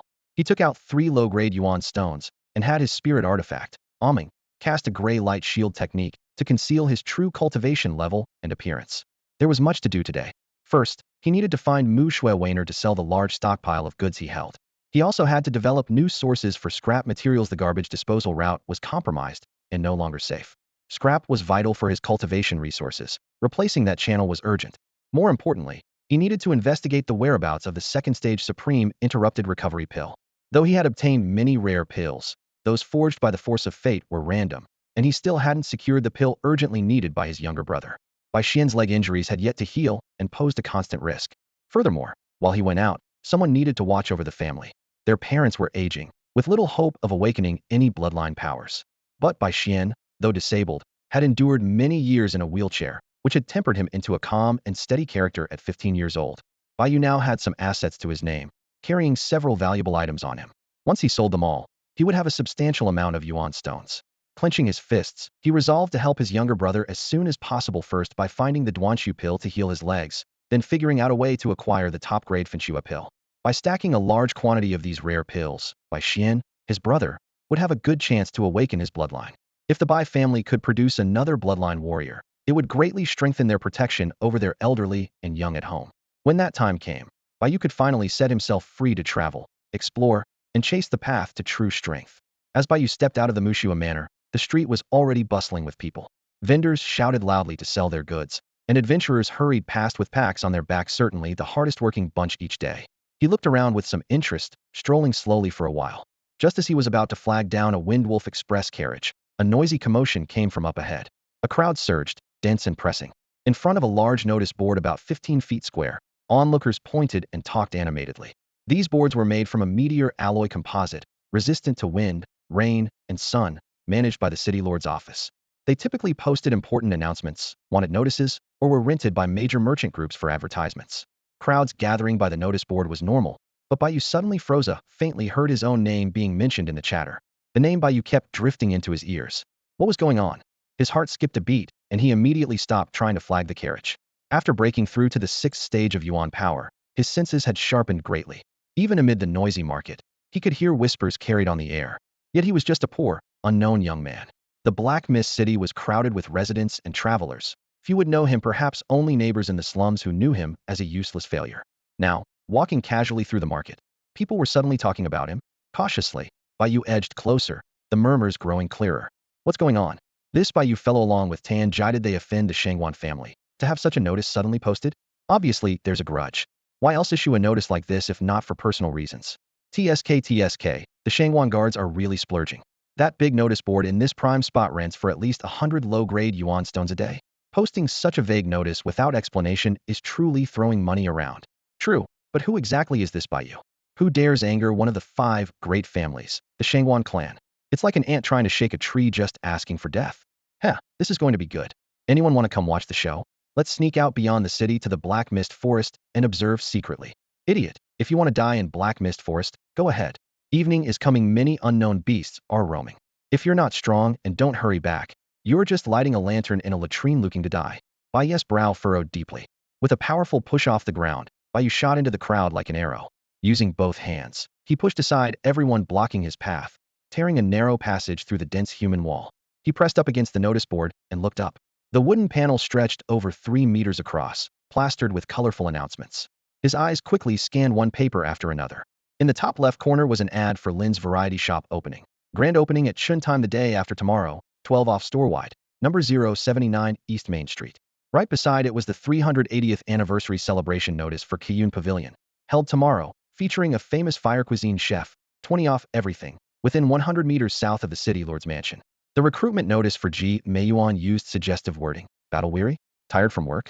Come to the North City Ji Meiyuan to experience a gentle refuge. A missing person notice was stuck in the middle. Little girl disappeared the evening before last in the Black Mist Forest, portrait attached. Generous reward for information. Contact room 3, Tian Building, Lakeside Inn, West City. The Ironblood Mercenary Corps recruitment was densely written. Expanding staff. Requirements. Peak 9th level Yuan power. Outstanding level bloodline. Outdoor experience preferred. Address. Due east within the city. Bai Yu's gaze flicked rapidly among the chaotic notices until, right in the center of the board, a giant blood-red poster caught his eye. Bai Yu, Tanjia is already in my hands. Before the hour of you today, you must go outside the east gate of the city, near the center of the Black Mist Forest. Otherwise, there will be no further warning. All that will be left for you, then, is a cold corpse. Shengwan Weilu. The blood-red ink was still wet, each stroke dripping with malice. Bai Yu's fist slammed into the bulletin board, splinters flying. Shengwan Wei. The name exploded in his mind. Even someone like Tanjia, a poor man scraping by digging up worthless pills, was not spared. The methods of the Shangwan family had sunk to a truly vile low. If you have a grudge, come for me. If you have a complaint, take it out on me. Why drag the innocent into this? The proud 5 great families stooping to such dirty tricks? Bai Yu's chest heaved violently, rage coursing through his veins like wildfire. But he had to admit, this move was ruthless. The huge bloodstained notice posted on the busiest bulletin board in the city drew the eyes of all passing martial artists. Bai Yu's name, his association with Tanjia, everything was exposed to the public. Anyone with an ounce of curiosity could easily dig into his background. This was an outright public trap, forcing him to walk right into it. Bai Yu's mind raced through everything he knew about the Shangwan family. Shangwan Wei was only a few years older than him, already at the early Yuanhai realm. As for Shangwan Yang's father, Shangwan Zhan, he had reached the peak of the Yuanhai realm years ago. Even the cadet branches of the family controlled cultivation resources far beyond ordinary fighters. And how long had Bai Yu even awakened his bloodline? The gap in power was like an insurmountable chasm. But he had no choice. Tanjia had helped him dig up so many worthless pills and treasures. Without Tanjia, he could never have amassed the resources he had in such a short time. What made Bai Yu feel even more guilty was that by using the gray light to block the Shangwan family's tracking, he had effectively made Tanjia the scapegoat. If they could capture Tanjia today, tomorrow it could be his family. This hidden danger had to be eliminated before it grew. The Black Mist Forest lay 1,000 zhang beyond the city's east gate. It was the place adventurers in Black Mist City frequented most. Towering ancient trees intertwined to form an impenetrable canopy, sunlight barely filtering through. The forest was shrouded in mist year-round, cold and damp. It was rich in rare materials and treasures, but also harbored deadly 3rd and 4th-rank beasts. A perfect place for the strong to train, but also a place for bones to be left behind. Bai Yu had originally planned to slowly develop his resources through the fortune furnace. While he couldn't repeatedly forge the same treasure, he could continuously find worthless relics, craft them into something valuable, sell them, then search for more relics in an endless cycle. This steady and safe approach was slow but reliable. But now, the Shangwan family wouldn't give him that chance. As long as he didn't mind putting in a little extra effort, he could quietly and safely gather a decent amount of yuan stones and cultivation resources, accumulating like a rolling snowball. Bai Yu stared at the map in his hand, his fingertips lightly tracing the location of the Black Mist Forest. The edge of the forest was densely dotted with red marks, areas frequented by low-level exotic beasts. According to his original plan, he had intended to lay low in the city for another 3 months, growing stronger before venturing into the wild. After all, recklessly entering the wilderness without sufficient strength was tantamount to a death sentence. The Black Mist Forest was the first adventure ground for most Yuan Power Realm and Yuan Sea Realm Bloodline Warriors, and also a gold mine for small to mid-sized mercenary companies. It was mockingly called the Novice Forest. But the information in Bai Yu's mind clearly indicated another truth: this seemingly accessible forest was actually riddled with danger. Especially at night. When the Yin energy was at its peak, vast numbers of exotic beasts became exceptionally active. They roamed in packs, foraging while absorbing the essence of stars and moon. What was even more terrifying was that some had witnessed fourth-tier exotic beasts deep within the forest, horrifying creatures far beyond the Yuan Mansion realm. The novice forest was simultaneously a graveyard for beginners. Countless people went missing or died there every year. But now, the announcement from Shangwan Wei had completely disrupted his plans. Bai Yu clenched his fists tightly until his knuckles whitened. He strode quickly to the street corner and hailed a Windwolf Express carriage. To Mushui Tower. Fast. The coachman cracked his whip, and the Windwolf howled as it charged out of the street. Bai Yu gripped the window frame tightly. Ijie's life hung by a thread, allowing no delay. There was still some time before Yu hour. This mission meant facing two Yuan Sea realm powerhouses simultaneously, so he had to prepare in advance. Thankfully, the Shangwan family had left enough time. Otherwise, rushing in unprepared would have meant certain death. The Windwolf Express galloped over the cobblestones. Bai Yu lifted the curtain and looked outside. Every bulletin board was surrounded by crowds. The blood-red announcements were glaringly prominent, and murmurs repeatedly whispered his name. Second bulletin board, third, all the way down the street. Every board posted the same content. Suddenly, Bai Yu understood, unable to track his whereabouts. Shangwan Wei had effectively rented every bulletin board in the city to make sure he would see the message. Those bastards. Bai Yu ground his teeth until they ached and trembled. What did they take him for? An ant? A mere plaything? Forcing him to show himself in such a brazen way, and launching such a farce to humiliate him. The carriage wheels rolled forward, closing in on Mushui Tower. Cold light flashed in Bai Yu's eyes as his nails dug deeply into his palms. One day, he would make these arrogant bullies from the Shangwan family pay dearly for their abuse of power. After a moment, the Windwolf Express pulled up by the roadside, having arrived at its destination, the Twilight Snow Pavilion. Bai Yu leapt down from the carriage, his black knight attire flapping in the night breeze. The supreme Yuan-tier divine travel boots beneath his feet struck the stone path with soft but powerful footsteps. A gray halo, like a thin mist, swirled around him, wrapping his figure in a hazy glow. His appearance immediately attracted attention. The clients lingering near the entrance parted respectfully upon seeing his attire. Their eyes followed him with a mix of awe and restraint, but no one dared to approach. Bai Yu strode confidently toward the main door of the Twilight Snow Pavilion. Unlike his hesitant first visit, now his steps were steady and eyes resolute. The anger stirred by earlier events was consciously suppressed deep within his chest. Passing through the display hall on the first floor, various treasures gleamed brilliantly under the lights. Bai Yu headed directly for the antique wooden staircase on the left. Leaning against a pillar by the stairs, a young woman responsible for welcoming VIPs was dozing off. Hearing footsteps, she rubbed her sleepy eyes and saw a dark silhouette approaching the stairs. Honored guest, the VIP area is on the second floor. Before she could finish, a finely crafted nameplate appeared before her. The Twilight Snow Pavilion emblem shimmered under the lights. Her drowsiness vanished instantly as her eyes widened. She had expected a quiet night as usual, never anticipating a patron with an official invitation. Please follow me, she stammered hurriedly, straightening her collar and leading the way respectfully. In the VIP reception room, sandalwood incense curled lazily in the air. The young woman fumbled nervously while brewing a pot of misty cloud tea, spilling a few drops onto the tea tray. "They'll notify Miss Mushui right away," she said, setting down the teapot and quickly leaving the room. Bai Yu lifted a teacup, lightly scraping the rim with its lid as the fragrant aroma wafted to his nose. He sipped leisurely, waiting patiently. Knock, knock, knock. The door opened. "Young Master Bai?" Mushui Weiner's voice carried a hint of surprise. She smiled softly as she looked at the familiar, though hazy gray figure. Her skirt swayed lightly as she stepped inside and sat across from Bai Yu. "Long time no see. Up early today?" Bai Yu put down his cup and returned her smile. "Yeah, not bad. I've been busy, so I came early." He infused spiritual energy into his ring, causing a flash of white light to reveal several treasures neatly arranged on the table. Spirit stones, pills, magical implements, all categorized. "Here are the goods," Bai Yu teased. "I promised you I'd rush over as soon as I got anything good." This time, he laid out all the treasures he intended to sell in one go on the table. Under the light, the pill bottles glowed softly. 2 bottles of dark green toad detox powder, a fragrant vial of Qingfeng spirit dew, and inside a jade box, Jitai pills, and soul-nourishing water. Nearby, the blade of the flaming sword shimmered with a faint red glow, and the frost sword's edge was chilled with icy mist. The Xian turtle shield felt heavy and steady, the Xian Yin mask shrouded in swirling black smoke, and finally, there was the blood essence of the top-tiered grade iron cloth lineage. Coming all the way here in such a hurry, really? Mushui Weiner's fair cheeks flushed faintly.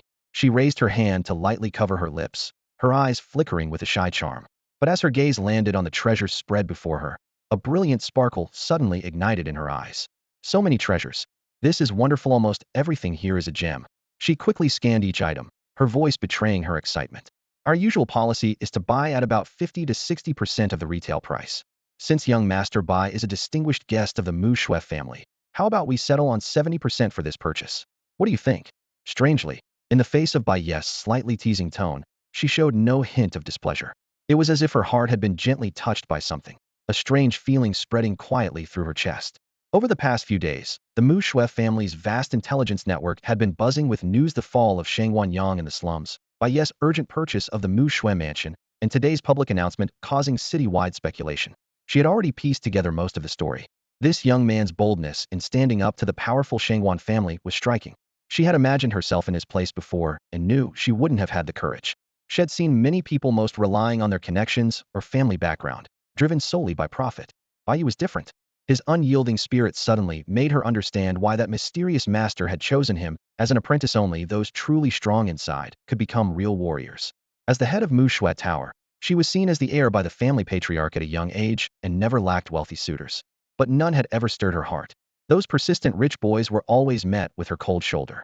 If any of them saw her now, slightly shy, they would be furious. But the treasures on the table quickly refocused her attention, allowing her to push aside those distractions for the moment. 70% buyout. Bai Yu pondered briefly, then nodded. All right, no problem. He didn't have to pay for shop rent, nor did he need to cover costs for staff, lamp oil, or candles. With just one transaction, he could get a large sum of ready cash. Bai Yu knew perfectly well that a 70 buyback price was already quite generous. Truth be told, he was still getting the better end of the deal. Besides selling to Mu Shui Tower, another option was to set up a stall at the free market in the southwest of Black Fog City. Other treasure houses certainly couldn't match Mu Shui Tower's buyback prices. While setting up a stall could earn more money, it would take considerable time, and the liquidation period would be unpredictable. More importantly, he had just had a conflict with Jian Wuchang from the Thousand Swords Manor. Who knew if that fellow might plant informants in the market to catch him like a turtle in a jar? Before achieving a major breakthrough in his strength, going to the free market again would be too risky. Bai Yu agreed to the 70 buyback price with almost no hesitation. Very well. A gentle smile played at the corners of Mu Shui Wanner's lips as her slender fingers lightly tapped the treasures on the table, counting them while quoting prices. First-tier pills, 2 low-grade, for medium-grade, 8 high-grade, and 20 top-grade spirit stones. For your 3 first-tier top-grade pills, the buyback price is 42 low-grade spirit stones. Her voice was crisp and melodious, each number articulated with crystal clarity. Second-tier pill prices jumped significantly. 20 for low-grade, 40 for medium-grade, 80 for high-grade, and 200 low-grade spirit stones for top-grade. However, these top-grade birth formation pills and soul-nourishing water are rare varieties that are frequently out of stock, with selling prices of at least 300 stones each. I'll value these two at 420 low-grade spirit stones for you. Bai Yu listened quietly, calculating in his mind. Yuan-grade treasure weapons, 300 for low-grade, 600 for medium-grade, 1200 for high-grade, and 2,500 low-grade spirit stones for top-grade. Mu Shui Wanner continued. 2 medium-grade pieces, 1 high-grade, and 1 top-grade, totaling 3,430 low-grade spirit stones. Drank Bloodline Essence, 300 for ordinary, 1,000 for excellent, and 3,000 low-grade spirit stones for peak quality. This drop of drank peak quality Bloodline Essence has a buyback price of 2,100 low-grade spirit stones. She raised her head, her gaze clear and bright. All goods total 5,992 low-grade spirit stones. I'll round it up to 6,000 for you. How does that sound? The amount of information was indeed substantial, and Bai Yu needed time to process it. He couldn't help but marvel in Wardlithis Mu Shui Wanner truly lived up to her reputation as the steward of Mu Shui Pill Tower. She had complete mastery of the selling prices, buyback rates, and inventory status of all kinds of goods, and her calculation speed was astonishing. Every price was transparent and fair, and she didn't hold back wherever she could offer concessions. This way of treating customers was simply impeccable. 6,000 low-grade spirit stones. A smile bloomed across Bai Yu's face. Excellent, let's go with that number. I'm very satisfied. He was already blooming with joy inside. Although yesterday had been perilous, the harvest was truly bountiful. With one operation of the fortune furnace, he had transformed that pile of broken equipment into treasures worth 6,000 low-grade spirit stones. This was practically a business with enormous profits and minimal investment. However, if he opened his own shop, the profits would certainly be even more impressive. Treasure houses' buyback prices were mostly at half price, with 60 to 70% already being generous considering their relationship and the quality of the goods difficult to maintain long-term. A thought suddenly popped into Bai Yu's mind: why not open his own general goods store? If he could successfully develop new sources of waste pills and broken treasures, With the fortune furnace at his disposal, he could obtain a steady stream of high-quality treasures. Opening a general store that sold various treasures seemed like a pretty good idea. Bai Yu quickly calculated the feasibility of opening a shop in his mind. The prices of stores in Black Mist City were exorbitant, and the monthly rent was a significant expense. His strength was still weak, and his spiritual stone reserves were far from sufficient. Moreover, the location of the shop needed to be carefully chosen. Too remote an area would mean no customers at all. More troublesome was the unresolved grudge with the Shangwan family. Rushing into business now would only draw unwanted attention. With all these concerns flashing through his mind, Bai Yu finally shook his head and set the idea aside for the time being. All right, if you're satisfied with this price, that's what matters, Mu Shui Weiner said softly with a gentle smile. She lightly brushed her delicate hand over the jade ring at her waist and pulled out a finely embroidered pouch patterned with clouds. Here are 6,000 lower-grade spiritual stones. Please count them. She was in high spirits. Although this batch of goods was bought at a 30% discount, the profit was still considerable. Second-tier top-quality pills were perpetually out of stock in Black Mist City, and once first-tier supreme spirit artifacts appeared, they were immediately snatched up. As for grade elite bloodline essences, those were the breakthrough resources countless martial artists dreamed of. In this medium-sized city, these already counted as top-tier goods. The real first-line resources 30-year pills, spirit-grade weapons, and crave bloodline essence were treasures held tightly by major clans and rarely seen by outsiders. Even if one or two pieces appeared, they would be sent straight to auction, sparking intense bidding wars among powerful factions. Ordinary martial artists could only dream of acquiring such items. Only core members of prestigious clans had a chance at them. Bai Yu's goods perfectly filled a gap in the market. High quality, yet reasonably priced, not too expensive, making them the top choice for mid to high-end customers. With the foot traffic Mu Shui Tower enjoyed, these goods would sell out within 3 days of being displayed. A pure profit margin of 30 was essentially a windfall. A flicker of surprise crossed Mu Shui Weiner's eyes. Ordinary martial artists at the elemental force level struggled for months just to earn 100 lower-grade spiritual stones. A 10-person mercenary squad risking their lives for half a year might make only about that much. But Bai Yu had managed to produce top-tier goods worth 6,000 spiritual stones in just a few days. What convinced her even more was how fresh the goods appeared. The pills still carried a faint medicinal fragrance. The runes on the artifacts shone like new, and the bloodline essences were perfectly preserved with no signs of leakage. This indicated Bai Yu must have powerful help behind him, not only a master pill maker, but also a master craftsman, with both skills at an expert level. All right, Bai Yu said as he took the pouch and passed a thread of his elemental force through it to inspect. In the next moment, Bai Yu quickly counted the yuan stones before him. After confirming the amount was correct, he efficiently tucked all of them into his storage ring, a smile creeping onto his lips. That's right, exactly 6,000 lower-grade yuan stones. Thanks a lot. With 6,000 yuan stones deposited, the heavy weight inside the ring made his heart leap with joy. Adding the 14 stones he already had left, his total assets instantly reached 6,014 lower-grade yuan stones, enough to buy quite a few valuable items. Don't mention it, young Master Bai. Mu Shui Weiner twirled a strand of her hair delicately with slender fingers, her eyes smiling warmly. If you find anything good next time, remember to come to me first. Another smooth and pleasant transaction was completed. Their cooperation was seamless, exactly the outcome she wanted. Sure, no problem, Bai Yu replied promptly, then suddenly remembered something. By the way, does Mu Shui Manor still have any residences available for rent? I have an urgent matter and need an extra place to stay. He thought of Tanjia, who had gotten into trouble with the Shangwan family because of him.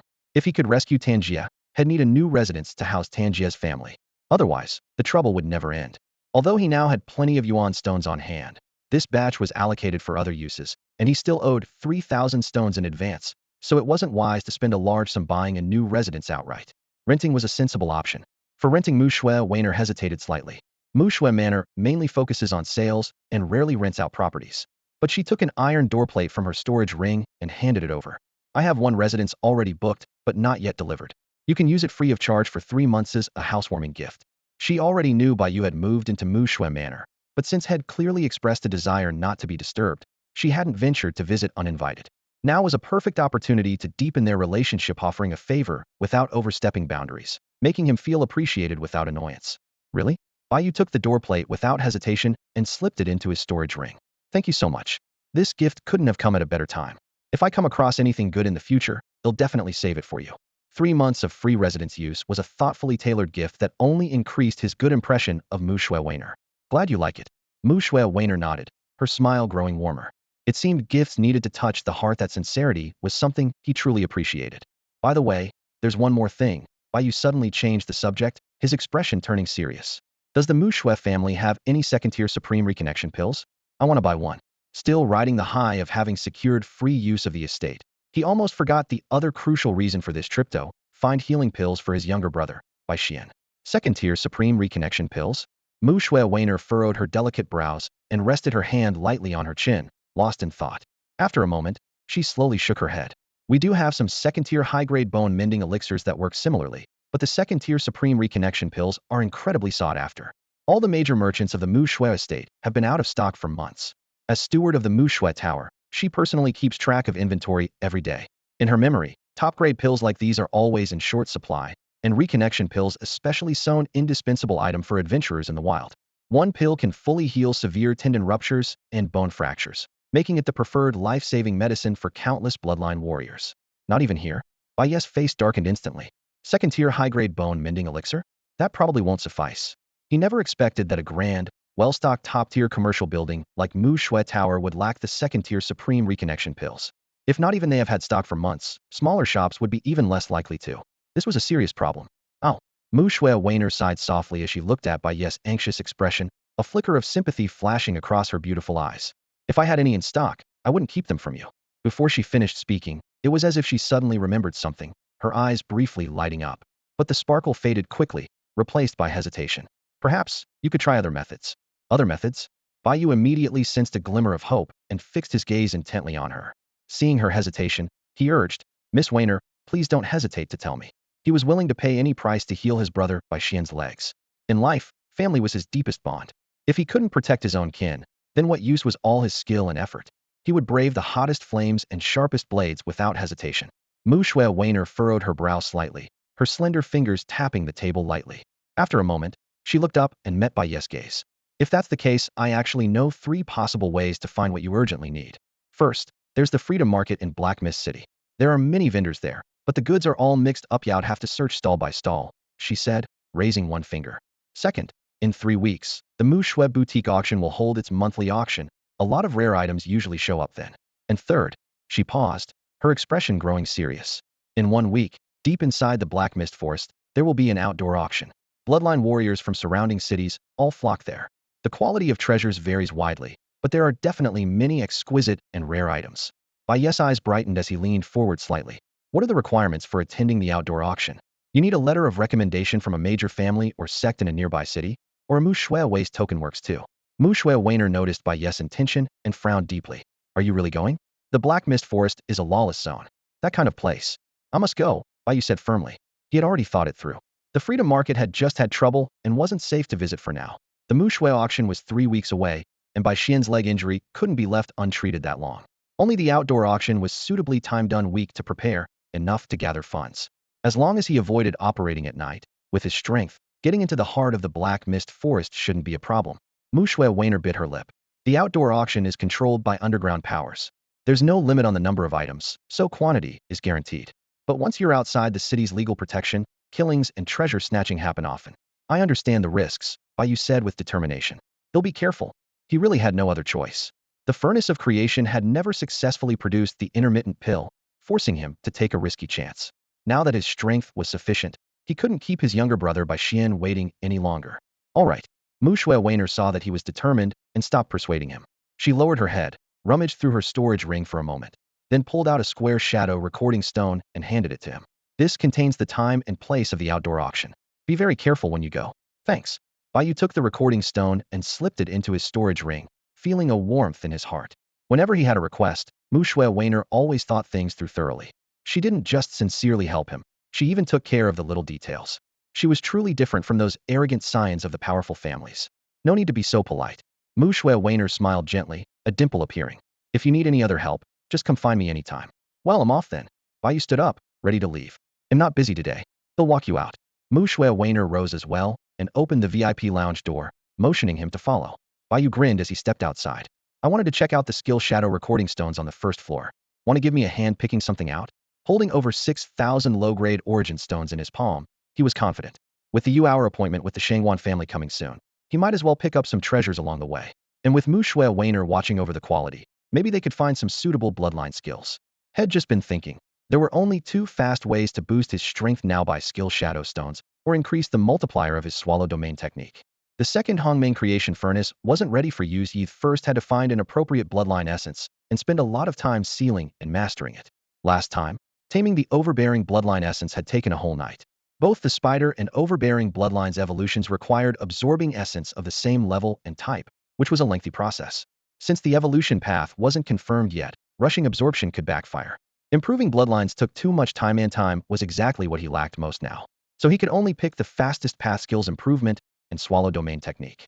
Glad to help. Mu Shui Weiner fell into step beside him. Walking side by side, chatting and laughing, they headed toward the stairs on the left. Weiner, I finally caught you today. Just as they were about to go down, a voice rang out from the right, interrupting their steps. A figure suddenly darted out from the side. The man in the embroidered robe was muscular, his features sharp and chiseled like carved stone. His eyes locked onto Mu Shui Weiner with an unmasked greed flickering deep within his pupils. Weiner, are you free today? He flashed what he thought was a suave smile. Let's go rowing at Qingyu Lake on the west side of the city later. Behind him trailed a sword-bearing man dressed in simple cloth, his expression cold and presence nearly invisible. Nangongyan. Mu Shui Weiner's face immediately turned cold. Please leave. I've told you multiple times no one without a Mu Shui badge is allowed on the second floor. Her voice was laced with restrained anger. Don't keep using the Nangong family's name to break the Mu Shui family's rules every day. This man was more difficult to deal with than other suitors, like stubborn glue that refused to peel off. Relying on the Nangong family's influence, the servants in Mu Shui Tower dared not intervene. The heads of both families were long-standing friends who turned a blind eye to disputes among younger generations. Nangong family, Nangong Yin? Bai Yu's heart skipped a beat. Lately, it felt like these powerful clans showed up everywhere he went. According to the information Head purchased, the Nangong family was one of the 5 major clans in Black Mist City, running gray market operations like slave markets, gambling dens, brothels, and distilleries, making a fortune daily. The clan was full of experts, most members arrogant and wild. Nangong Yun was only 20 but already at late Yuan high cultivation, with bloodline rank close to top-tier class, a strong contender for the next clan leader. Weiner Nangong Yun smiled awkwardly. Why do you always push people so far away? At first, his eyes focused solely on Mu Shui Weiner, treating Bai Yu as merely an incidental guest. His mental scan couldn't detect Bai Yu's face or cultivation clearly, which puzzled him. But the Mu Shui Tower regularly entertained strong figures from all over, so it wasn't unusual. But the stranger kept standing there, showing no sign of leaving. Nangong Yun's expression darkened as he scrutinized Bai Yu, frowning deeply. Who are you, to dare come so close to my Weiner? Get lost right now.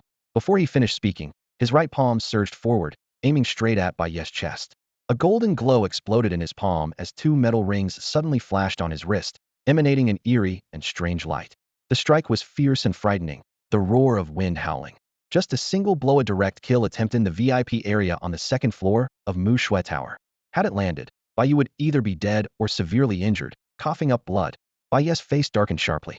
Bai Yu never expected Nangong Yun to lose all reason and lash out so recklessly, completely ignoring right and wrong or the occasion. His behavior was sheer brutality. A fierce gust of wind howled through the air. Just as Bai Yu's innate body power began to surge, a graceful silhouette flashed forward to block the attack. Nangong Yun, stop. Mu Shui Weiner's delicate brows knitted tightly in anger as she sharply raised her jade-like hand. Yellow energy danced between her fingers, instantly forming a crystal-clear ice shield. Frigid mist seeped from it, causing the entire hall's temperature to plummet. She braced the shield firmly against the furious palm strike. With a deft twist of her wrist, she skillfully dissipated much of the force. Bang! The remaining power slammed against the ice shield, which shattered instantly. Ice shards scattered like shooting stars, revealing her trembling hand beneath. Mu Shui Weiner let out a muffled groan, her face pale as she staggered backward. Bai Yu's quick reflexes kicked in as he caught her slender waist with surprising strength and gentleness. There was no time to think. Are you all right? Thanks, I'm fine. Weiner struggled to steady herself, though her blood still pounded violently. Her gaze locked on Nangong Yun, blazing with fierce anger. Weiner, you actually dare to block me for his sake? Nangong Yun's eyes widened in disbelief. Seeing the close, supportive stance between the two, his face twisted with rage. You brat, how dare you touch my Weiner? He'll kill you. A furious roar erupted from him as yellow energy flooded out like a tide surrounding his body. Buzz. 2 metal rings on his wrist emitted a sharp, piercing sound, lifting off and hovering.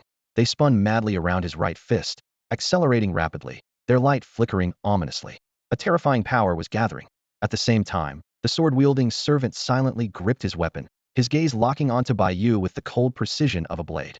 An invisible killing intent radiated off him, chilling the heart. Violent gusts swept through the hall. Hanging decorations swayed wildly, Potted plants toppled one by one with crashing sounds as soil scattered. The maid screamed and fled in all directions.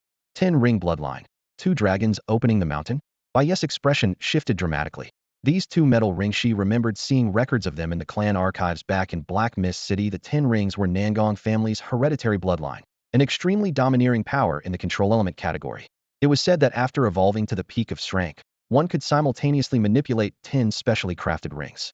These metal rings are forged from extremely rare metals through a special process, making them impervious to water and fire and incredibly durable. They can also freely expand or contract in size.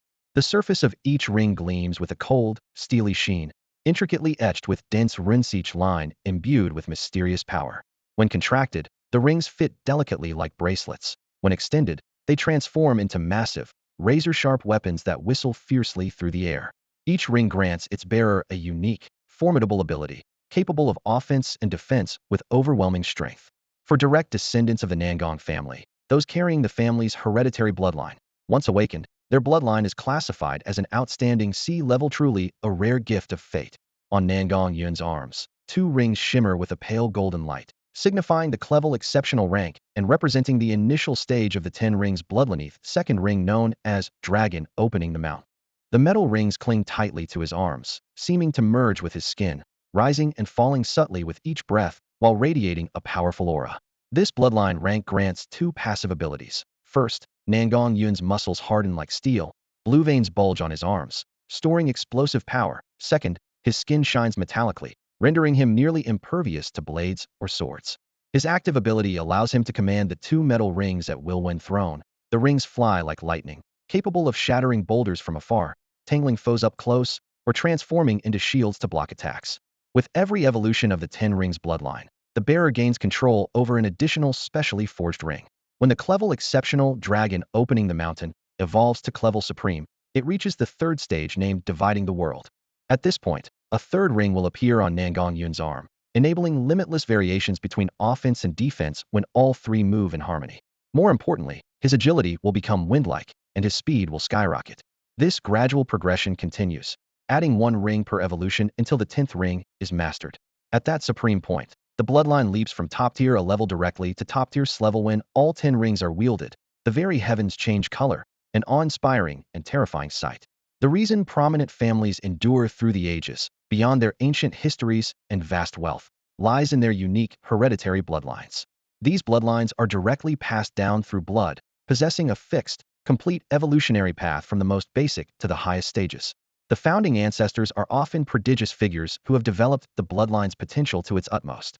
They ventured into rare and mysterious realms, receiving divine blessings that greatly strengthened the heritable nature of the bloodline, ensuring their descendants can almost certainly awaken the initial form of the bloodline. The greatest advantage of the family's hereditary bloodline is its completely fixed evolutionary path. Absorbing bloodline essences of the same rank and category will never deviate this course, no matter how differing those essence abilities are. Every step is predictable and efficient. Every family's bloodline is famously powerful and terrifying. In stark contrast, ordinary commoners' bloodline evolution is full of uncertainties. Even if they are lucky enough to awaken a bloodline, their evolutionary path is never fixed. Everything remains unknown. They must carefully choose which bloodline essences to absorb. If a power-type warrior absorbs more hard defense essences, their bloodline will evolve toward hardened skin like rock. If they absorb more flexible body essences, their body will become as supple as a snake, capable of unimaginable movements. The worst are those indiscriminate absorbers who consume essences of all kinds, causing chaotic, useless bloodline evolution, some sprouting claw-like hands, others with half-soft, half-hard skin, leaving them ineffective both offensively and defensively. This unpredictability means that the next evolution of awakened bloodlines and commoners varies wildly in strength, with messy, luck-dependent paths. Thus, those with hereditary bloodlines often jokingly call commoners awakened bloodlines mixed stray bloodlines. The lineage of sect inheritance is fundamentally different from family bloodlines or mixed blood heritage.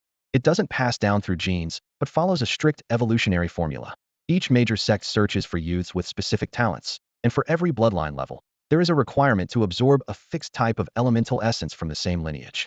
This cultivation system is like a precise alchemical recipe, gradually shaping ordinary disciples into the initial form of the sect's inherited bloodline. What follows is a long evolutionary journey meticulously recorded in the sect's ancient texts where disciples absorb specific bloodline essences step by step until reaching the highest form. Yet, this postnatal cultivation is full of uncertainties. A single mistake in essence absorption or an unexpected accident can render years of effort worthless and completely derail the evolutionary path. This explains the huge power gaps among sect disciples. At this moment, Nangong Yun's combat technique is nearly perfected. Whoosh! Two metal rings on his right fist transform into spiraling streams of light, moving too fast for the naked eye to track. His fist is wrapped in a high-speed vortex, compressing terrifying power in a concentrated form. The surrounding air shreds into countless fragments, producing a sharp, piercing sound. Bai Yu's expression darkened suddenly. His overbearing lineage sprang to life as the devouring realm technique quietly gathered power. Although uncertain if he could match Nangong Yun, who possessed a family inheritance bloodline, he refused to give up without a fight. A fierce battle was about to erupt. Nangong Yun. Mu Shui Weiner's voice cut through the air like a sharp blade. Her hand pressed firmly on Bai Yu's shoulder, just as he was about to strike, her knuckles whitening from the force. Are you trying to declare war on the entire Mu Shui family? Rage boiled inside her chest. After all the effort to build a cooperative relationship with Bai Yu, now their honor in this VIP area was at risk. She had felt the tension in Bai Yu's muscles several times already, a sure sign he was about to make a move. But she had to stop him if they came to blows. Everything would spiral out of control, and Bai Yu would make enemies for no reason. Nangong Yun abruptly paused. As if remembering something, he suddenly halted the buildup of his battle technique. The overwhelming pressure that made the air tremble vanished instantly. Two metal rings whistled as they flew back to his right wrist, settling quietly as mere ornaments once more. The sword-wearing attendant behind him relaxed his hand from the hilt. The chilling murderous intent dissolved without a trace, reverting him to just an unremarkable follower. Miss Weiner, that's not what I meant. Nangong Yun adjusted his ragged breath, his eyes darting nervously as he forced an awkward smile.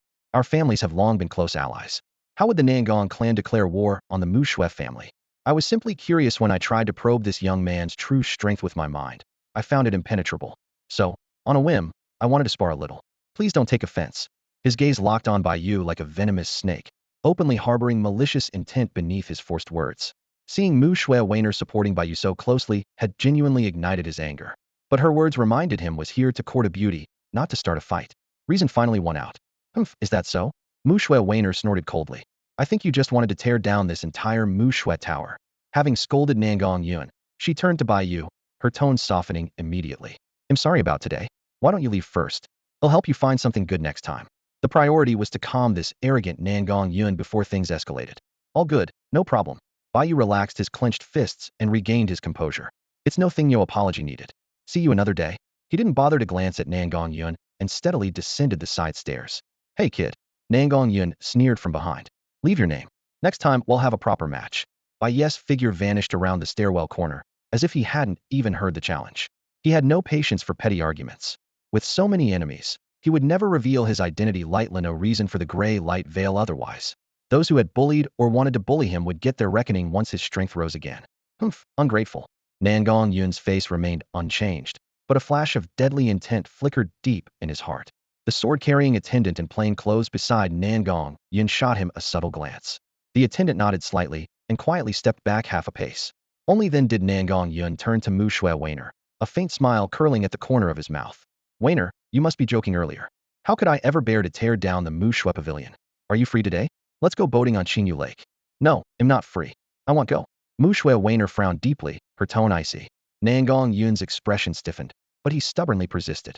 Weiner kept her face stern and coldly rejected every one of his advances. Taking advantage of their back and forth, the sword-carrying attendant silently crept toward the stairs. He pressed close to the corner of the wall, avoiding the guests passing by, and quietly made his way to the first-floor hall. The soundproofing of Mu Shui Pavilion truly lived up to its reputation. None of the argument from the second floor traveled down here. The first floor remained bustling. Guests poured in and out, browsing the various counters. The attendant quickly spotted his target Bai Yu darting swiftly between counters, eyes scanning the merchandise. He carefully kept his distance, hiding behind shelves while observing Bai Yu's every move. Bai Yu stopped at the skill stone counter, examining a few memory stones closely before selecting 3. Then he moved on to the medicinal herb section, picking out 3 healing pills from the many bottles and jars. Finally, he chose a set of formation plates from the magical devices area before paying and leaving. Stepping out of the pavilion, Bai Yu hurried to the street curb and raised his hand to hail a Wind Wolf Express carriage.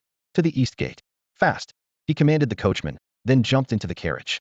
With a sharp neigh, the Wind Wolf spurred forward, pulling the carriage swiftly toward the city's east side. The attendant watched the carriage disappear into the distance, then turned and returned to Mu Shui Pavilion. He found several maids tidying up merchandise and casually struck up conversation to inquire. That young Master Bai who was just here, has he visited before? Oh, you mean young Master Bai? One maid recalled. I think it's his second time. Last time Miss Weiner even specially received him. The attendant then chatted with a few other guests, fishing for more details. After confirming no further useful intelligence, he quietly waited in a corner near the first floor side stairs. After a while, Nangong Yin stormed down from upstairs, his face dark and steps hurried clearly in a foul mood. The attendant immediately approached. That treacherous Mu Shui Weiner. She doesn't give me even an inch of face, refuses to go anywhere with me. It's enough to drive me mad. Nangong Yin spat, lowering his voice as he strode toward the door. Once the master of the Mu Shui family marries her off to me, and I fully control all the family's key businesses, she'll be kneeling at my feet, licking my boots. Young master, please don't be angry, the attendant urged quietly, following closely. The big plan is still unfinished, patience is still needed. I know, don't worry. Nangong Yin took a deep breath and forced himself to calm down. After a few steps, he suddenly remembered something and asked sideways, by the way, did you manage to glean any useful information about that man? He remained puzzled. Why was it that no matter how many times he tried to probe with his mind, he couldn't see through that man's true nature? If not for relying on the Nangong family's influence in Black Fog City and his own angry impulse, he wouldn't have dared act rashly without understanding the man's strength. I found out a little, though not much, the attendant frowned. Strangely enough, I couldn't penetrate his appearance or power with my own mental probe either. According to some Mu Shui servants, Miss Weiner calls him young Master Bai, full name Bai Yu. This appears to be his second visit. The sword-bearing attendant in simple clothes wore a grave expression, his eyes narrowing slightly as he said. He just bought 3 skill shadow stones, 2 Spider Clan secret techniques, and 1 close quarters combat skill along with 3 healing pills and a basic magic array set. His fingers tapped lightly on the sword hilt. Then he took the Wind Wolf Express straight to the east gate. Judging by that, he's probably heading out of the city. His brow furrowed, even tighter. After repeatedly using mental probing, the gray aura shield surrounding the man acted like an invisible wall, completely blocking all his attempts. Aside from hearing the man's voice, he gained nothing else. Appearance, cultivation level, all hidden beneath that strange gray glow. In the end, he had no choice but to follow him visually from a distance. What? Nangong Yun suddenly spun around, his expression changing drastically. Sword uncle, even you can't see through him? His fists clenched so tightly they cracked audibly. The surname Bai Yu? There's no one by that name in the city. He paused, eyes flickering, but the name does ring a bell. Nangong Yin knew Sword Uncle's strength all too well. This seemingly ordinary middle-aged man was already a peak Yuan Mansion realm master. His bloodline had evolved into a top-tier class shadow sword, just one step from class. His swordsmanship was masterful, shadowless and formless, and his spirit beast was a third-rank sword ghost he had cultivated for years. In a mid-level city like Black Mist City, his power placed him among the top tier. His apparent role as an attendant was just a disguise. In reality, he was Nangong family's personal bodyguard. Yet, even Sword Uncle couldn't pierce the man's defenses, which sounded alarm bells in Nangong Yun's mind. Yes, young master. Sword Uncle's expression was unusually serious. He hasn't made a move, so it's hard to tell his true intentions. But that gray aura shield is no ordinary artifact. Its level is extremely high. He paused. I have a feeling he's supported by a powerful figure behind the scenes. By the time they spoke, they had already left the Twilight Snow Tower and boarded their Wind Wolf Express carriage. The wheels rolled while the wind howled past. Humph. Nangong Yin slammed himself heavily into the soft seat, his eyes almost blazing. I don't care who's backing him. If he dares to stand over me, Nangong Yun, and lay eyes on Mu Shui Weiner, I swear I'll make him die beneath my 10-ring strike. The Wind Wolf Express raced along the street, the carriage jostling slightly. Nangong Yun's fingers dug sharply into the armrest. Once we return, immediately dispatch 2 external affairs attendants with insight and tracking bloodlines from the clan. I want every detail about him uncovered. Mu Shui Weiner and all the assets behind the Mu Shui family were his prize to claim. No one else was allowed to touch a single bit. Yes, young master. Sword Uncle sat upright opposite him. A subtle gleam flashed deep in his eyes as he respectfully nodded in agreement. Bai Yu was completely unaware of Nangong Yun and his followers' conspiracy, and even less aware that he had now crossed another powerful family. The Wind Wolf Express sped along the official road, less than an hour away from the east gate of Black Mist City. The treasures in the Mu Shui Tower were dazzling, but with a thin wallet, he had to be careful. After wandering around the tower a few times, Bai Yu finally settled on buying 3 skill imprint stones, 3 first-grade mid-level healing pills, and a portable disguise formation set. The disguise formation is a low-grade elementalist artifact, consisting of a formation plate and footings.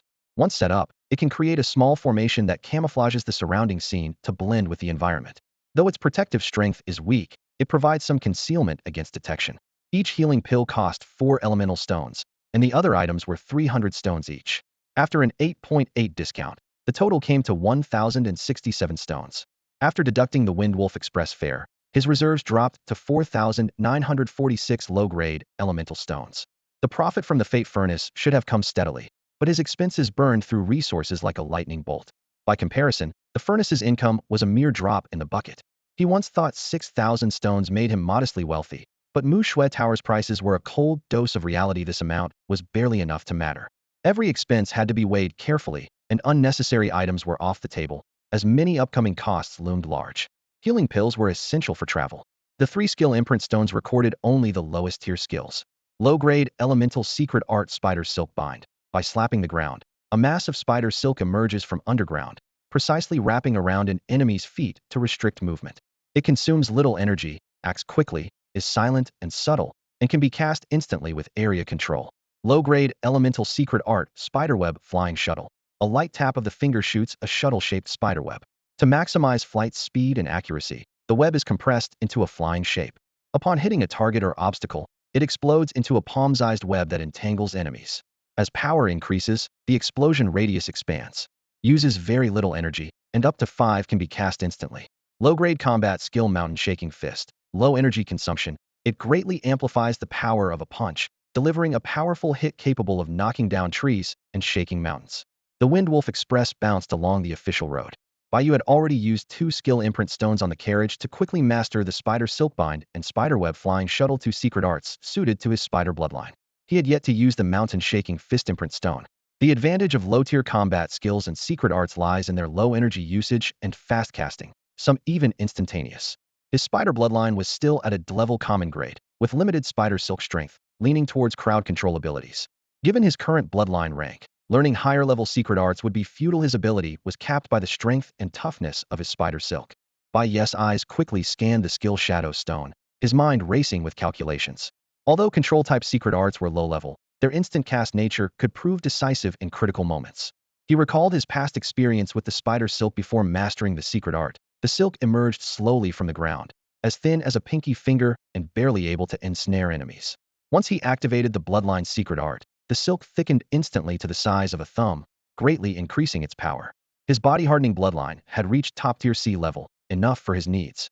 He already possessed leg-based combat skills, but urgently needed a matching fist technique. He pocketed the mountain-shaking fist skill Shadow Stone, intending to fuse it in the creation furnace to see if he could forge a higher-level fist skill. These low-tier skill stones are reasonably priced, but the advanced ones are beyond my budget. Bai Yu silently congratulated himself. Skill manuals were cheaper, but took far too long to learn. More importantly, he needed to save low-grade yuan stones to increase the multiplier limit of his swallowing realm technique. The Windwolf Express thundered past as the black mist-shrouded city's east gate gradually came into view. Merchant caravans streamed in and out, and bloodline warriors moved constantly. Bai Yu leapt down and strode toward the city gate. Just as he was about to step outside, 2 long spears crossed in front of him, blocking the way. Who goes there? A tall armored guard squinted, his voice booming. The city is under lockdown. Anyone leaving must remove all light shielding covers for inspection.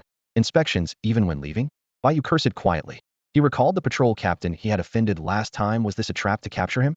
He lowered his voice to almost a whisper. Ameng, can the gray light cloak be temporarily disabled? Yes, master, Ameng replied softly. The gray light faded away like a receding tide.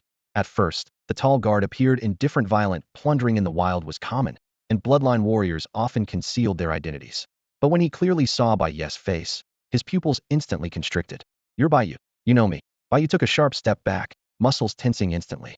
A flash of the patrol captain's image crossed his mind. If he was wanted inside, he wouldn't just be barred from leaving the city, but thrown into prison. You could say we're acquainted now. I finally found you. The tall armored guard's expression shifted from suspicion to a smile as he said, Our city lord intends to present you with a city lord's token. He requests that when you have time, you come by and meet with him. Then he added, However, the token isn't with me right now. He'll notify my colleagues to hand it over to me for safekeeping. When you return to the city, just come find me and he'll give it to you.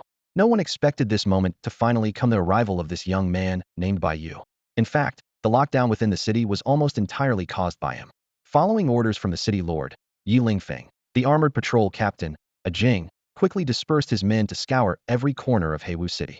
But no matter how thoroughly they searched, turning the city upside down, Bai Yu's trail was nowhere to be found, as if had vanished into thin air.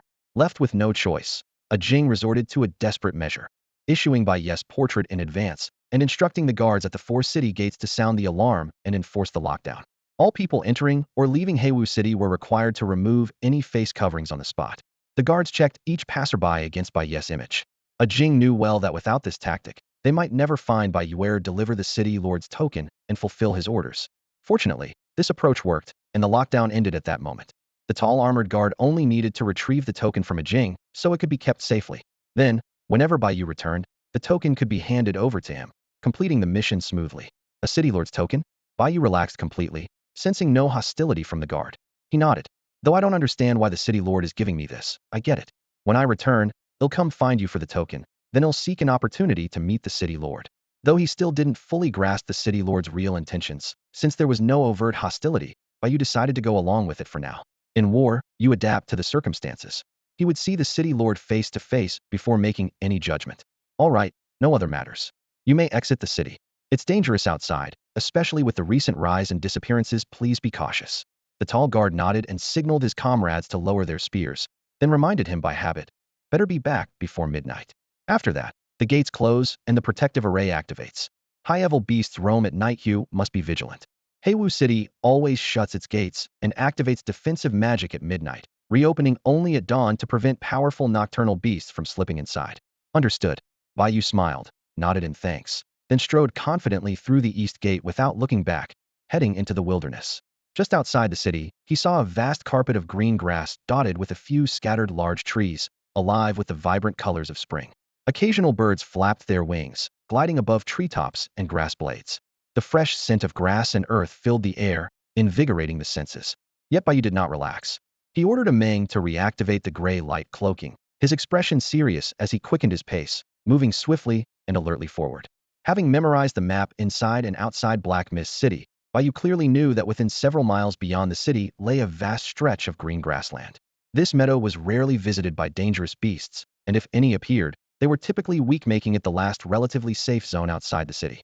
Many lone bloodline warriors or mercenary groups often gathered or rested here temporarily.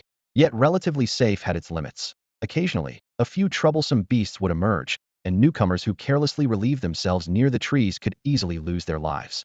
Stepping out of Black Mist City into the wilderness for the first time, Bai Yu was extremely cautious, not allowing himself the smallest lapse. After all, this was his first time leaving the city since birth. Coming from a poor background, he lacked any survival skills in the wild. Before awakening his bloodline, even the weakest of level 1 Mad Fong rabbits could have easily killed him. Everything before his eyes was new and strange, but he dared not linger in one spot too long. Staying put would quickly attract the attention of beasts. Clutching the detailed map in his mind, he pressed forward. Wearing top-tier origin-level divine travel boots, his footsteps were swift, as if the wind himself swept over the grassland. Soon he reached the edge of the green meadow. The view suddenly opened up, revealing the endless, dark expanse of the Black Mist Forest. The forest's perimeter was thickly wrapped in dense branches and vines, letting through almost no light, concealing whatever lay beyond. Fortunately, at this forest edge appeared an opening in the treevine wall large enough for 2 people, an eerie hollow that served as the forest's sole entrance or exit. The edges were bristling with thorny vines, marked by slash scars as if bloodline warriors had used sharp blades to hack through and clear a path. The Black Mist Forest vegetation grew at an astounding rate. If left untended, the opening would be completely sealed by creeping vines and shrubs within days. This hollow had clearly been maintained repeatedly to keep it a spacious passage, facilitating the comings and goings of bloodline warriors. Bai Yu studied the entrance carefully, steadied himself, and without hesitation stepped into the dark, deep vine tunnel, his footsteps measured and cautious. Inside the forest, the view gradually broadened as if entering a sea of ancient trees. Tall, straight, towering trunks stood like pillars with layers of interwoven branches and leaves overhead. The air carried a fresh scent of damp earth mixed with a trace of decay. Life and stillness intertwined here. Bai Yu stepping on broken twigs and dead leaves crackled sharply, unusually loud in this vast, quiet woodland. Though it was midday, the Black Mist Forest was dim, with only scattered specks of sunlight piercing the leafy canopy. The whole forest felt cold and shadowed. Even in daylight, an oppressive chill hung in the air. Occasionally, eerie cries of strange beast chirps and howls echoed mysteriously, sending a shiver down anyone's spine. Bai Yu's expression was calm and composed as he slowed his pace, moving carefully along the forest edge. The terrain ahead opened increasingly, heightening the risk of beast encounters, making caution all the more vital. There was still time before Shangwan Wei's planned ambush feast. Bai Yu intended first to find a concealed spot near the forest edge to enter seclusion cultivation, striving to strengthen himself before the time to attend the battle arrived. He didn't need to rush. Steady and careful searching for a suitable place was more important. Just as he focused intently on finding a good hiding spot, a sharp slicing sound suddenly cut through the air on his right, piercing and instantaneous. Bai Yu's ears perked up, his eyes snapped wide, and every nerve tensed immediately. Bai Yu turned his head just as a black shadow dashed toward him like lightning. In the blink of an eye, the shadow had swiftly swept to his right side near his waist, moving so fast he couldn't immediately make sense of what it was. A surge of alarm rose in his heart. What on earth is this thing? As the glimmering shadow drew near, Bai Yu was taken utterly by surprise. With no time to dodge, he quickly activated his brute body bloodline. Crossing his arms, he wrapped them in a swirling yellow yuan power, forming an impenetrable shield to block the attack ahead. With a thunderous crack, the fierce collision exploded between his arms. The blurry illusion of his brute body armor appeared instantly, protecting him, but still the shockwave was unavoidable. It felt as if a massive force hurled him off balance, knocking him flying backward. Bai Yu was blasted off his feet, flipping through the air as a ruthless figure streaked past him, his expression darkening. In this moment of peril, he suddenly shot 2 strands of spider silk from his hands, swiftly wrapping them around a towering ancient tree. Using the silk's elasticity to rebound, he cleverly countered his Bodis inertia in midair and landed steadily. Bai Yu's face was grave clearly. The prior impact had been ferocious. Though the brute armor's illusion absorbed much of the force, leaving him uninjured, his arms tingled with numbness, the residual shock still lingering. Fixing his gaze, he finally discerned the nature of the attacking shadow, a massive wild boar with gleaming blue-black fur. But this was no ordinary boar. It was enormous, the size of a water buffalo, stout and muscular, eyes glowing blood red, with thick yellow steam billowing from its nostrils. 2 long, razor-sharp tusks curved upward on either side of its snout. Most strikingly, its entire body was sheathed in thick black iron armor plates that glistened coldly in the mottled sunlight, sharp and menacing. This was a first-tier beast, the ironclad warboar. A chill ran through Bai Yu's heart. He had read about this creature before in the scrolls. The ironclad warboar is a first-tier beast bearing a cranked common reinforced iron armor bloodline. Its passive trait renders its body incredibly tough and immensely strong. Its active skill hardens most of its skin into resilient iron armor, greatly boosting its defense and power. It ranked among the mightiest first-tier beasts. Bai Yu had not expected such a tough opponent right after entering the Black Mist Forest. The warboar's iron armor bloodline was an evolved branch of iron cloth, far superior to ordinary iron cloth bloodlines. Even at just the first tier, its yuan power reservoir equaled that of a peak 9th-stage yuan power realm. Its strength and endurance both surpassed Bai Yu's own 6th-stage yuan power level. Now the ironclad warboar fumed, its crimson eyes bloodshot, thick yellow mist billowing from its nostrils. Its right hind hoof clawed the ground restlessly, exuding violent agitation. The previous mid-rank yuan level battle skill barbaric charge sneak attack had struck with full force, but failed to knock Bai Yu out. Clearly enraged, the beast stomped the earth fiercely and shot forward again in a blur, rushing Bai Yu with renewed fury. Despite its massive size, its speed was formidable, even faster than before, closing the distance to only about 3 meters in an instant. Bai Yu snorted coldly, his expression calm and steady this time. He was fully prepared, showing not the slightest hint of panic. Fixating intently on the iron-armored wild boar charging fiercely and closing in, Bai Yu saw it about to slam into him chest first. With a sharp, swift movement, he shifted his body sideways to narrowly evade the brutal impact. At the very instant he dodged the savage charge, he unleashed all his strength, activating his dominant physique bloodline. His right hand swung behind and struck hard against the boar's exposed, massive midsection. Boom! A deafening blast echoed as the ferocious punch sent the armored boar flying. A deep fist-shaped imprint was stamped onto the heavy iron plating around its waist, accompanied by a piercing, agonized roar. The boar crashed against a thick ancient tree, rolled down, and hit the ground with a thunderous thud, scattering dry leaves and dirt everywhere. Moments later, the iron-armored boar staggered weakly down from the tree trunk, struggling to stand. Its nostrils flared rapidly as it emitted low, strange growls, fresh blood continuously dripping from the corners of its mouth, the sharp metallic scent of blood spreading quickly. Its once arrogant, fierce gaze dulled completely. Realizing it was overwhelmed, the boar steadied itself with difficulty before turning and sprinting swiftly backward without hesitation. Trying to run? Bai Yu sneered coldly, slamming his palm hard into the ground to invoke the lower-grade elemental technique spider silk constriction. Instantly, countless thick, sticky silk threads shot out from beneath the boar's armored hooves, wrapping tightly around its limbs. The trapped boar froze, throwing its head back to howl furiously while twisting its legs and waist to break free. Though some silks snapped under the strain, within moments it had completely shaken off its bonds and regained its freedom. However, the brief moment of restraint was already enough. As the spider silk spell finished, Bai Yu's steps turned into a blur as he activated his divine swift boots.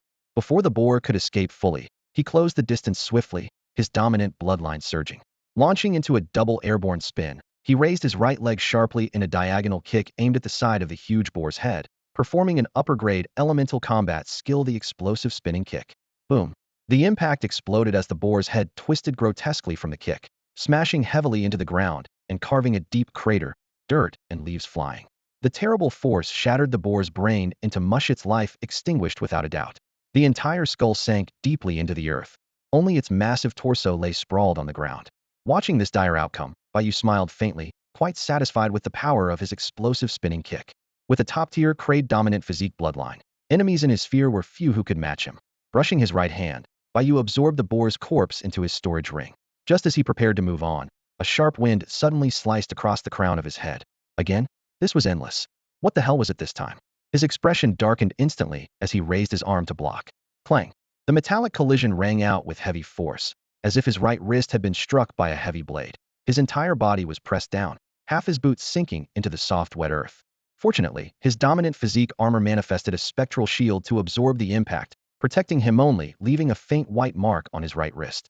The creaking sound grew louder as Bai Yu abruptly looked up. Yet above him, beyond the thick canopy of leaves, there was no sign of any creature. Where had it gone? His face grew even grimmer as he immediately assumed a defensive stance, quickly scanning his surroundings with heightened vigilance, alert to any lurking threats. Whoosh! In the next moment, a sharp crackling sound suddenly came from the left, hurtling straight toward Bai Yu's forehead. Already prepared, Bai Yu's expression instantly turned cold as his eyes locked onto the source. He swung out a heavy punch with full force. Yet his fist sliced through empty air. There was no impact sound at all, as if his punch had plunged into soft cotton, utterly lacking resistance. In an instant, a patch of blackish-purple sticky slime clung to the back of his right hand, and thick, curling smoke hissed out strangely from it. This sight made Bai Yu's heart skip a beat, realized that his punch had hit that patch of blackish-purple slime. A burning, corrosive sensation spread rapidly. The shining yellow aura of his armored battle form flickered erratically, revealing signs of corrosion. Black-purple venom. Bai Yu's face suddenly paled. His body instinctively activated his battle bloodline, and his right arm shook violently, fiercely shaking off all the slime. Sizzle! The venom dripped to the ground, eating away at the dead leaves and soil beneath, gradually carving out a series of smoking holes of varying sizes. The scene was horrifying. What kind of poisonous slime was this, capable of such savage corrosion? Watching the scene before him, Bai Yu's heartbeat quickened. Luckily, his battle armor was strong and resilient enough, and he managed to shake off the venom in time. Otherwise, if it had stuck too long, his defenses would surely have been compromised, with potentially disastrous consequences. Whoosh! As he focused his gaze, a sharp rushing sound came again from behind, slicing through the air like a razor. A fierce force stabbed at his lower back like a thorn, cruel and precise. Bai Yu's expression changed instantly. He triggered his battle bloodline again. His waist exploded with power as he twisted sharply, spinning around to throw a punch. In the next instant, the two clashed heat-in. Clang! The impact of their fists rang out once more. Despite the protective aura of Bai Yu's armored battle form, he was knocked several steps backward, staggering and off balance. A piercing scream from his opponent was similarly silenced by the violent force, pushing it back several meters as it scraped along the ground before finally stopping. Bai Yu narrowed his eyes, a heavy weight settling in his chest. Before him stood a gigantic spider-like mutant, roughly human-sized, its 8 long legs covered in fine fur. The front 2 legs had evolved into cold, black-edged blades, gleaming with a deadly sheen. Its 8 eyes, 2 large and 6 small, emitted an eerie, menacing glow as if devouring everything in sight. Its gaze locked onto Bai Yu, a vile, nauseating stench dripping from its mouth, as though it had found a fat, juicy prey. In his mind, information about the black mist forest came rushing forth. This 8-eyed venomous spider was a rank 2 mutant. It combined the grade lethal venom bloodline of a poison spider with the grade top-tier enhancements of the 8-eyed bloodline, making it a ruthless and tenacious predator in the jungle. The venom spider bloodline granted it agile movements, silk production, deadly blade-like legs, and venomous spray. The A-Tide bloodline gave it exceptional dynamic vision and advanced combat intelligence. Now, driven by hunger, the spider's mouth dripped thick saliva. It suddenly pushed off the ground with powerful legs, opening its mandibles to shoot out a stream of snow-white silk threads. The silk quickly wrapped around a thick tree trunk overhead, letting the spider swing skillfully past Bai Yu, leaping upward and diagonally into the high branches above. Then it dove down sharply, spraying a stream of black-purple sticky slime diagonally toward Bai Yu. Humph. Seeing this, Bai Yu snorted coldly and moved swiftly, suddenly sidestepping to avoid the pool of dark purple venom. Just as he prepared to counterattack, two razor-sharp blades from the A-Tide poisonous spider's arms came crashing down again. The blades whistled through the air, closing in on Bai Yu's crown within mere inches, the fierce gust tugging at his scalp. The spider had already precisely anticipated his dodge, using the momentum from its bodous downward strike to deliver a powerful slash. This venomous slash was followed immediately by relentless, tightly chained attacks, leaving Bai Yu no room to breathe. The A-Tide spider's dynamic vision and battle intuition were truly astonishing. Although Bai Yu possessed a powerful, resilient body, even absorbing this slash heat-in would cause severe injury. The force behind the strike alone could shatter much of his legs, sinking him into the muddy ground and severely limiting his mobility, leaving him vulnerable. Realizing this, Bai Yu had no choice but to crouch instantly and roll sideways in a gourd-shaped evasive maneuver, skimming close to the ground to narrowly avoid the deadly overhead slash. The spider's blades cut through the air, embedding deeply into the thick mud where Bai Yu had just stood. Yet that mud was surprisingly fragile, breaking as easily as tofu with a single stroke.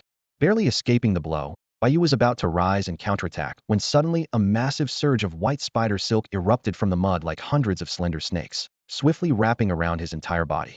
He was instantly encased in a heavy, resilient white silk cocoon, lying on his back like a mummified figure. Layer upon layer of tightly woven silk left almost no gaps. Lying flat greatly restricted his strength, and even his tough physique struggled to break free. His expression darkened. This was the rare, top-tier secret art of the origin rank-weaving cocoon of spider silk. Bai Yu had just seen this in the Twilight Snow Pavilion and wanted to buy it, but balked at the 2,500 lower-grade Origin Stones price. He never expected the A-Tide spider to once again predict his moves and chain together 3 consecutive deadly techniques after the initial poison and slash. Though weaving cocoon was a powerful control technique rather than a direct attack, so it normally wouldn't penetrate Bai Yu's tough armor, his movement was now restricted and the situation was dire. The spider immediately drew its blades again, thick viscous saliva oozing from its mouth as it covered the edges with black-purple corrosive venom. Leaping into the air, it charged at Bai Yu's bound form for a heavy stabbing slash. Bai Yu could only catch glimpses through tiny gaps in the silk cocoon, fury blazing in his eyes. The venom-coated blades had terrifying piercing power. If hit, even his resilient armor would be pierced through. In the next moment, shocked and furious, Bai Yu summoned every ounce of strength to free 2 fingers from the dense silk wrapping. He quickly aimed a fingertip at the airborne spider, unleashing the lower-grade Origin secret technique, Spider Web Flying Shuttle. 2 shuttle-shaped webs shot forth at lightning speed, striking the spider's 2 large eyes simultaneously. The spider, clearly unprepared for this move, froze with surprise and panic, its limbs flailing in disarray. The shuttle webs exploded upon contact, forming sticky layered webs that covered most of its eyes, drastically blurring its vision and sense of space. This caused the spider to lose its balance abruptly. Its fierce aerial slash was violently interrupted as it tumbled down near Bai Yu, shrieking chaotically and frantically clawing at the webs over its eyes. Bai Yu sneered coldly, still bound but hiding lethal intent. He surged the Origin energy in his Dantian and activated the Devouring Realm technique burst. In an instant, massive energy was absorbed by the Devouring Pearl located near his Dantian.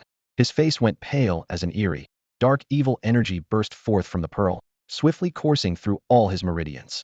His eyes glowed blood-red, black smoke swirling over his skin as his terrifying aura intensified. A violent, malevolent power surged up inside him, his murderous desire spreading like wildfire. With the aid of the Devouring Realm power, he suddenly exploded outward with double the force. Breaking free with a sharp shout, Bai Yu unleashed his overwhelming beastly physique. Combining the raw power of the Swallowing Realm at one-fold intensity with the fierce strength of his beast lineage, he violently tore apart the spider silk that had imprisoned him like a cage. Snap, snap, snap.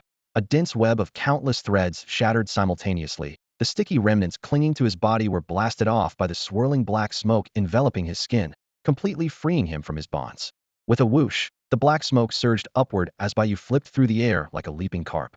Pressing the tips of his toes fiercely against the ground, he launched himself skyward, aiming straight at the A-Tide venomous spider in front of him. Suddenly, his right leg erupted with a high-level elemental combat skill, the explosive spinning kick. In midair, his legs whirled rapidly. His right leg was wrapped tight in dense yellow elemental energy, black smoke curling around it. Elemental power surged and flowed through his limbs like a raging beast.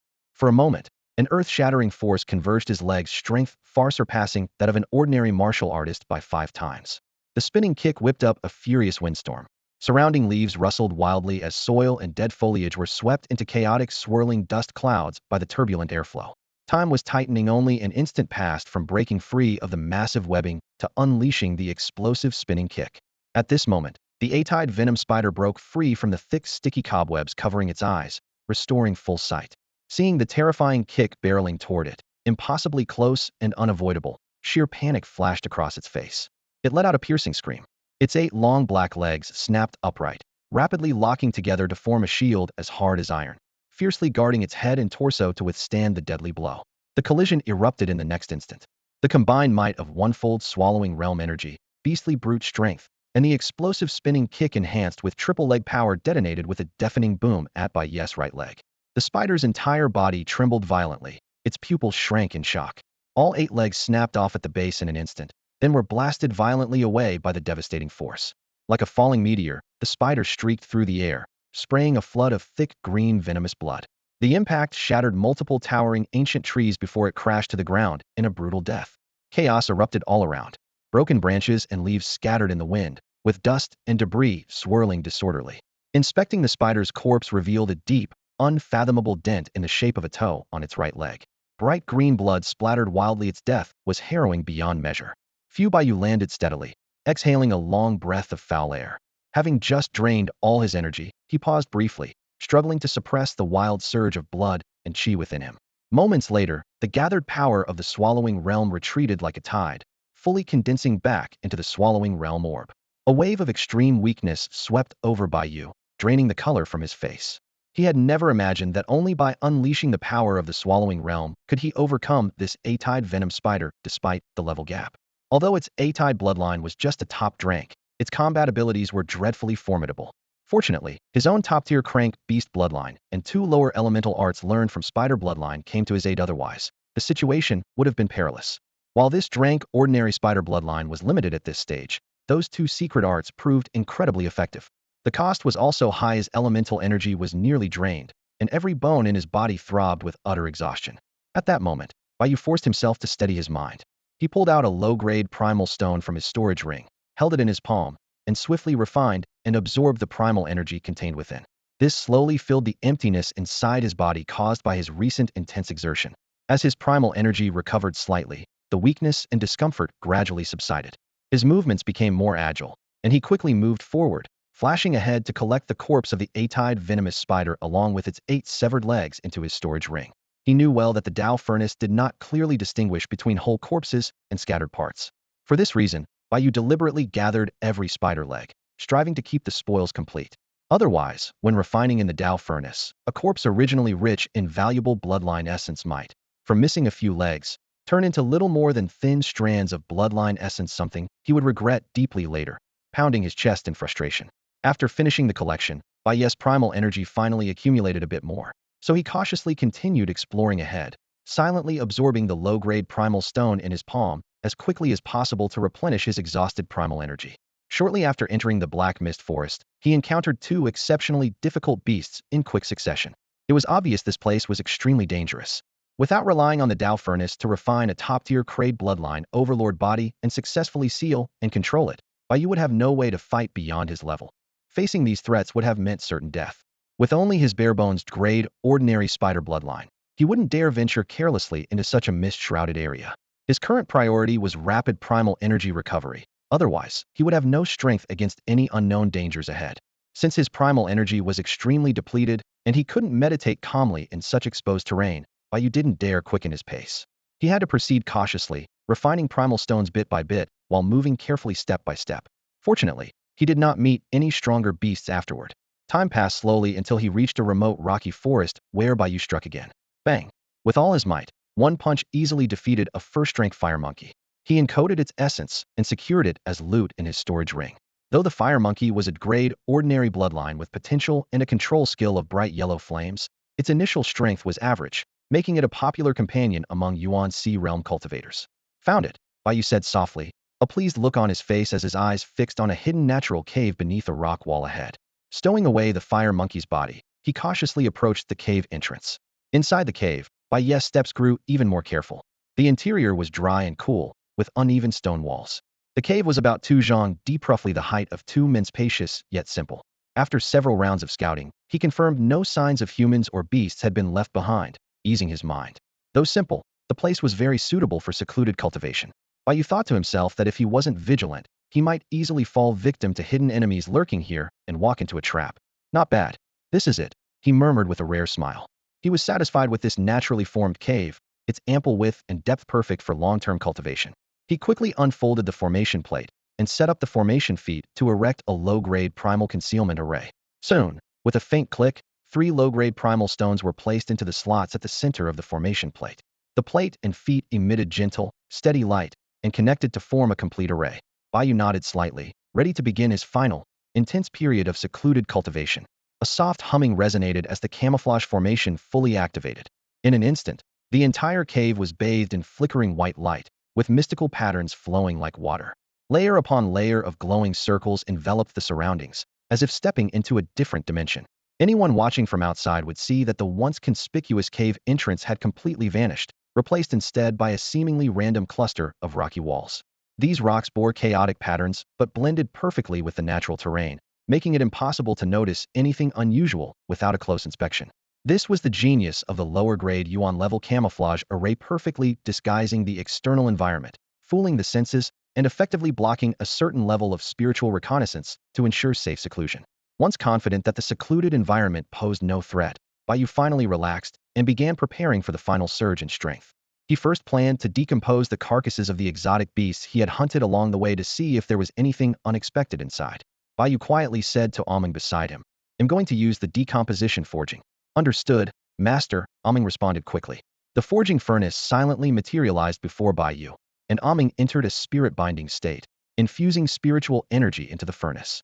Bai Yu showed a faint smile and calmly retrieved the most troublesome 8-eyed venomous spider carcass and its 8 severed legs from his ring, carefully placing them all into the forging furnace. For him, getting a lucky break was crucial, so he had to start with the strongest prey and hope to produce some high-level treasures. A mechanical prompt sounded. Ding. Decomposing target 1 second rank common exotic insect carcass. Decomposition forging initiated. Spirit light flickered inside the furnace as the complex process of reduction began. Bai Yu watched the furnace's refining glow intently, feeling a flicker of hope. After all, he had invested a great deal of effort taking down this insect, and it would be disappointing not to get any rewards. The interface scrolled through the possible outputs. Bloodline Essence 33, Skill Imprint Stone 33, previously nourished with rare materials 33, Unknown Mutations 1. The next moment, the furnace finally emitted a long-awaited response sound, signaling that the results were about to be revealed. Ding! Congratulations, the host has obtained the following treasures. Bloodline Essence 8-eyed, Top Tier Rank 1. This bloodline belongs to the enhancement type, containing 2 main eyes and equipped with both passive and active abilities. Passively, it significantly boosts the boat's agility and reaction speed. Actively, beside the 2 main eyes, 6 small phantom eyes quickly appear, expanding the field of vision and making the dynamic eyesight extraordinarily sharp, greatly enhancing combat awareness. Skill Shadow Stone Spider Silk Swing, Low-grade Yuan Rank 1. This is a low-level secret technique that consumes very little energy, making it perfect for Bloodline warriors with silk-based abilities. The user can instantly shoot spider silk from their palm to entangle various high-altitude environmental obstacles, then elegantly swing through the air using centrifugal force, achieving graceful and agile movement. The spider silk swing is executed swiftly. The silk's tip doesn't need to coil around a fixed object. Upon touching a target, the silk instantly blossoms into a palm-sized web, greatly increasing adhesion area. Even on smooth, flat surfaces or obstacles without obvious gripping points, it can hold firmly, massively improving stickiness. Additionally, there is a batch of rare heavenly-grade treasures, Tier 1 spiritual item, Spirit Mulberry Leaves 10. These mulberry leaves are jade green, glowing faintly with a blue spiritual light, containing abundant primordial energy from heaven and earth. They are highly prized nourishing leaves. Many exotic insects are particularly fond of them. Feeding these leaves to tamed insects steadily boosts their strength and comprehensively enhances their physical qualities. This series of blessings made Bai Yu's heart leap, hardly believing he had obtained 3 precious treasures in one go. Before him, The Fate Furnace had already ejected these 3 magical items into the cave's midair, their radiance dazzling. Bai Yu reacted swiftly, gently sweeping his right hand to gather the scattered treasures. First, he carefully stored the 8-eyed bloodline essence in a jade bottle, then secured it in his storage ring. Next, he placed all 10 spirit mulberry leaves into his waist pouch. Attracted by the scent, 3 ghost bees inside immediately flew over and began to voraciously eat, creating a lively scene. Bai Yu stared at the busy ghost bees, a satisfied smile tugging at his lips. He had long wondered what to feed them, and now discovering they favored spirit mulberry leaves brought him great joy. He then turned his gaze to the skill shadow stone in his hand and gently infused a trace of primordial energy. A dazzling white light flashed, and the complete knowledge of the spider silk swing technique rapidly flooded his mind. In an instant, Bai Yu fully mastered this low-grade Yuan rank secret art. Though not high level, it was extremely practical, leaving him very pleased. Previously, although he could use silk-based abilities to attach to high obstacles and leverage force for movement, his actions were often slow and cumbersome. The silk couldn't be shot instantly and relied heavily on the environment. If faced with smooth walls that had nothing to coil around, he was severely limited in movement. He often appeared stiff in combat, revealing openings easy for opponents to seize and interrupt him. This spider silk swing perfectly made up for those shortcomings. Not only was it instantly cast with great speed, but the silk also thickened dramatically from a thread as thin as a pinky finger to as thick as a thumb, vastly increasing toughness and load-bearing strength. More cleverly, the silk instantly transformed into a spider web upon touching an enemy's body, greatly expanding adhesion area and ensuring a firm grip in any environment. Even on highly smooth surfaces, it held tight. This made it a top-tier low-level secret technique for rapid movement, ideal for high-speed travel and emergency escapes. Bai Yu thought to himself, this is absolutely a highly practical air mobility divine skill. With it, future battles will surely be handled with greater ease and grace. Great, the spider lineage has already unlocked 3 instant cast skills, which is a decent achievement. Next, let's see what the ironclad war pig will yield. After mastering this amazing secret technique, Bai Yu was in high spirits as he eagerly pulled the super bulky, muscular war pig corpse from the soul ring and dropped it heavily into the refining furnace. Ding! Target identified for decomposition, 1 common first-tier beast corpse. The refining process started, breaking complexity into simplicity, generating results randomly output probabilities displayed. Lineage Essence 33, Skill Imprint Stone 33, Consumed Heavenly Materials 33, Unknown Mutation 1. Bai Yu fixed his gaze on the furnace, silently praying, please, give me a top-tier lineage or a rare skill. In the next moment, a notification suddenly rang in his ears. Ding! Congratulations, host. Extremely lucky. Triggered 1 unknown mutation. The produced materials gleamed with a mysterious light. A lineage essence rated Grade Excellent. Self-healing armor 1. A skill imprint stone of advanced primal rank. Exploding heavy elbow 1. The self-healing armor belongs to the enhancement category, with a lineage grade stronger than the ironclad's grade ordinary tier. It is a variant of the ironclad's evolutionary path. Its passive ability is highly lethal, greatly boosting physical strength and toughness. Once attacked, its built-in rapid self-healing immediately activates. This rapid regeneration vastly accelerates wound recovery, allowing most injuries to instantly restore using primal energy. Unless struck by a deadly powerful blow or drained of primal energy, it's very difficult to inflict real damage. Its active skill hardens the skin into black steel armor, improving bodily resistance to impact while slightly increasing movement speed. Exploding Heavy Elbow is an advanced primal-level combat skill suitable for some enhancement and living spirit types. The elbow is the strongest part of the human body in terms of attack power, even more than the legs, making it a natural melee weapon. Mastering this technique focuses the entire body's strength into the elbow tip, instantly unleashing triple impact force. The skill is versatile, with forms like top spike elbow, downward smash, upward flick, horizontal slash, and reverse strike, each delivering explosive damage. Puffed. The furnace spat out its products, radiant streaks of light scattering. Bai Yu couldn't help but sigh with a hint of regret. What a pity, just a little bit away from top tier. He reached out and steadily caught the 2 treasures, quietly consoling himself. Still not bad. I actually triggered the rare 1 unknown mutation. It should have refined an ironclad lineage, but instead got the self-healing armor essence, which is a whole grade higher, plus an advanced primal level exploding heavy elbow skill. Though he said this, he couldn't hide his disappointment.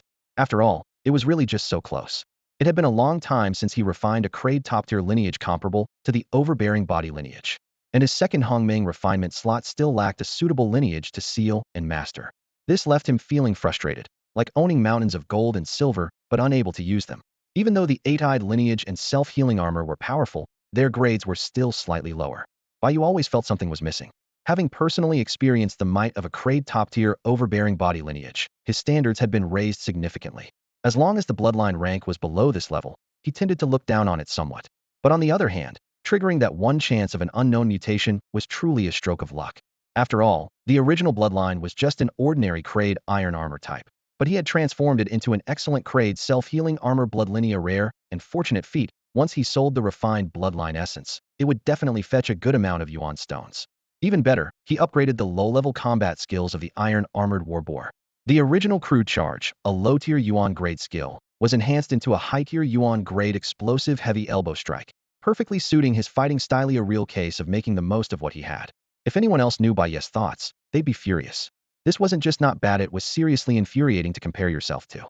Most beast hunters, after killing a single monster, could only get one beast core, refine one bloodline essence thread from it, and collect some low-value fragments for forging. In other words, a typical bloodline warrior needed to hunt down at least 10 monsters of the same type to collect enough material for a single drop of complete bloodline essence. As for those forging bits, they were often hardly worth anything. But for Bai Yu, just one monster corpse, lightly refined with his heavenly creation furnace, had a very high chance of yielding a complete drop of pure bloodline essence. There was also a fair chance of obtaining skill stones related to the creature, sometimes rare natural treasures, and occasionally triggering minor mutations. All in all, even conservatively calculated, Bai Yu's treasure gains were at least dozens of times greater than anyone else's. Honestly, isn't that enough to make anyone insanely jealous? Sigh, there was no choice. The second Hongmeng creation slot would have to wait patiently. Powerful bloodline essence drops were rare, and Bai Yu showed no sign of satisfaction, letting out a helpless breath. Carefully sealing the self-healing armor bloodline essence in a jade vial, he tossed it into his spatial ring with a casual flick. Then, calmly, he retrieved the remaining skill stone and infused it with a bit of his yuan energy. With a sharp flash of dazzling light, a flood of relevant information instantly surged into Bai Yu's mind. In the blink of an eye, he had completely mastered the elite-level explosive heavy elbow combat skill. Not bad. This was yet another devastating burst technique from the Overbody Bloodline series. Raising his elbow, feeling the newly learned skill flow through his body, Bai Yu's strength soared dramatically once again, and he couldn't help but break into a satisfied smile. Next, he turned his attention to the remaining, somewhat weaker spoils, considering whether there was anything valuable to extract.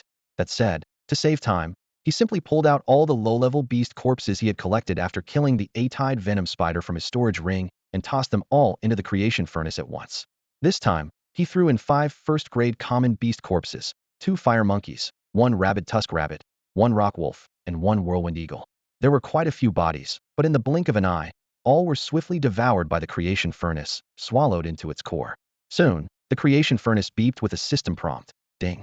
Decomposition complete. 5 first-grade common beast corpses disintegrated, randomly generating products. Drop probabilities: 33 bloodline essence, 33 skill projection stone, 33 treasure herb or mineral, 1 unknown mutation. Wishing the host good luck, Bai Yu stared intently at the furnace, clenching his fists in anticipation for something good to appear. The process took noticeably longer than usual, obviously because more items were input at once or some higher-grade components were mixed in, prolonging the creation time. Finally, the furnace chimed again. Ding.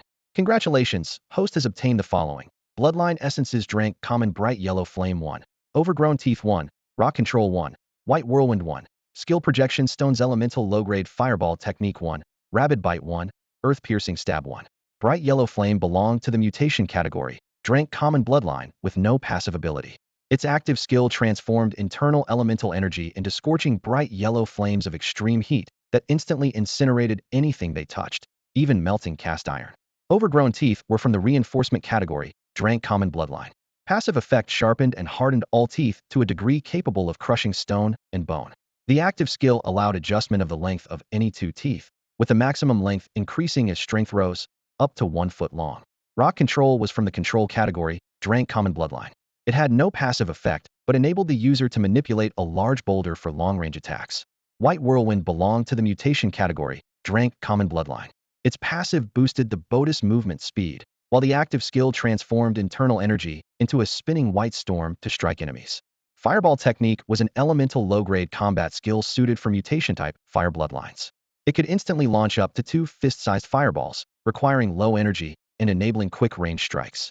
Rabid bite was an elemental low-grade combat skill fitting reinforcement type tooth bloodlines. The technique mimicked a savage wolf's attack, jaw repeatedly opening and closing while the teeth adjusted length to tear into the enemy. Earth-piercing stab was an elemental low-grade combat skill for control-type rock bloodlines. It fired a deadly rock spike through the ground instantly, consuming minimal energy to pierce a set distance beneath enemies. With a swift whoosh, the creation furnace spewed out all the treasures at once, scattering them like stars glowing brilliantly in the air, casting a radiant light that illuminated the surroundings magnificently. What rotten luck. Everything's just bottom-tier junk, not a single decent item in the bunch. Standing before the chaotic pile of treasures, Bai Yu could only smile bitterly to himself. There was quite a quantity, but more than half had yielded absolutely nothing worthwhile from the creation furnace. He couldn't muster any interest in examining them one by one, so with a casual wave of his hand, his palms swept through the air, gathering up the scattered treasures, sorting them into various containers before stowing them away in his storage ring. These things were useless to him now, just have to sell them for cash. The corpses of the 5 first-tier exotic beasts had long been completely absorbed and consumed, leaving only a low-grade yuan-tier skill stone for the mountain-shaking fist. Bai Yu figured he'd try his luck one more time, hoping to get something useful out of it.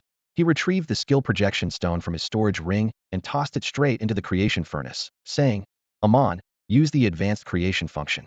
This mountain-shaking fist stone was the last treasure he'd bought at the Twilight Snow Pill Tower. The healing pills and other treasures had all been used up long ago.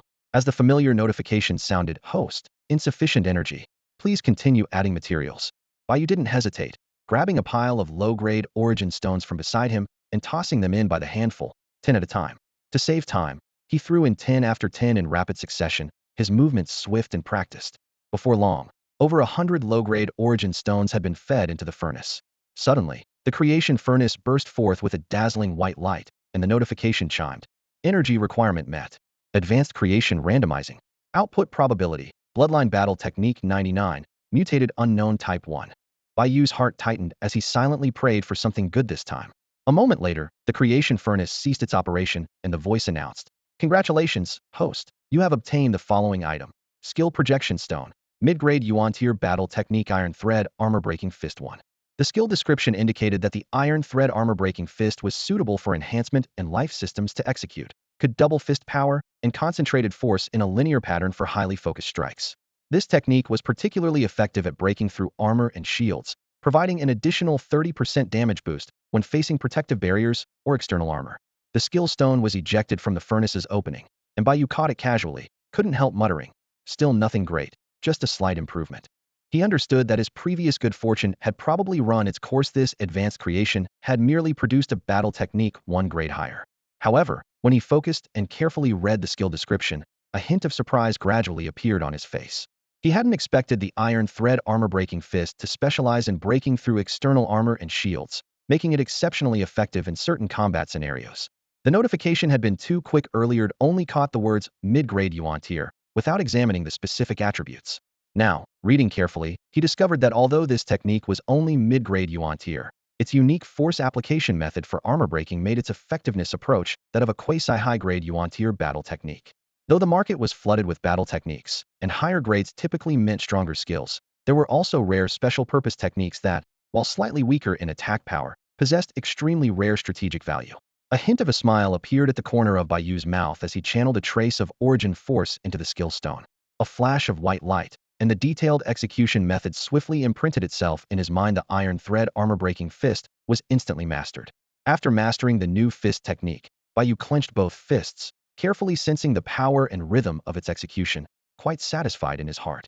Having put away the creation furnace, he sat down cross-legged and retrieved nearly 100 low-grade origin stones from his storage ring, piling them on the ground before him. Finally, the crucial moment had arrived. Was preparing to use all the remaining 4,824 low-grade origin stones at his disposal to push the multiplier level of the world-devouring technique to its limit. That's right, he intended to spare no expense in elevating the world-devouring technique to its absolute maximum, until his sovereign body could no longer withstand it. After all, the Devour Realm technique was currently the fastest way to increase power. It didn't require gradually refining and absorbing energy. It simply swallowed the energy whole into the Devour Realm Pearl, violently boosting strength in an instant. With that in mind, Bai Yu waved his right palm and quickly aimed at the pile of low-grade primal stones before him, beginning to fervently devour them using the Devour Realm technique. Whoosh! In the next moment, a tearing devouring force erupted from his palm, instantly pulverizing nearly 100 low-grade primal stones into fine powder, scattering sparks in all directions. That powder then transformed into an incredibly dense primal energy stream, like a whole gulp swallowed at once, completely absorbed by his right palm. After swallowing such an intense surge of energy, Bai Yu's face flushed crimson, feeling his meridians swell violently as if a balloon were being rapidly inflated, stretching taut and bulging. The energy building up inside his meridians was all collected into the Devour Realm Pearl in one go. Unfortunately, although the energy was dense, it was like a drop lost in the ocean. The increase in the Devour Realm's power was barely noticeable, clearly far from enough for a true upgrade. Bai Yu frowned deeply, understanding that the next multiplier level required a vastly larger amount of energy than this one could provide. Gritting his teeth, Bai Yu insisted, "Not enough, keep devouring." Then he took out another 100 low-grade primal stones from his spatial ring and unleashed the Devour Realm technique again, swallowing them into the pearl. Boom! This time, the Devour Realm pearl emitted a deafening explosion. In the next moment, the spread of dark evil energy inside the pearl expanded by another ring, and the Devour Realm's power finally doubled.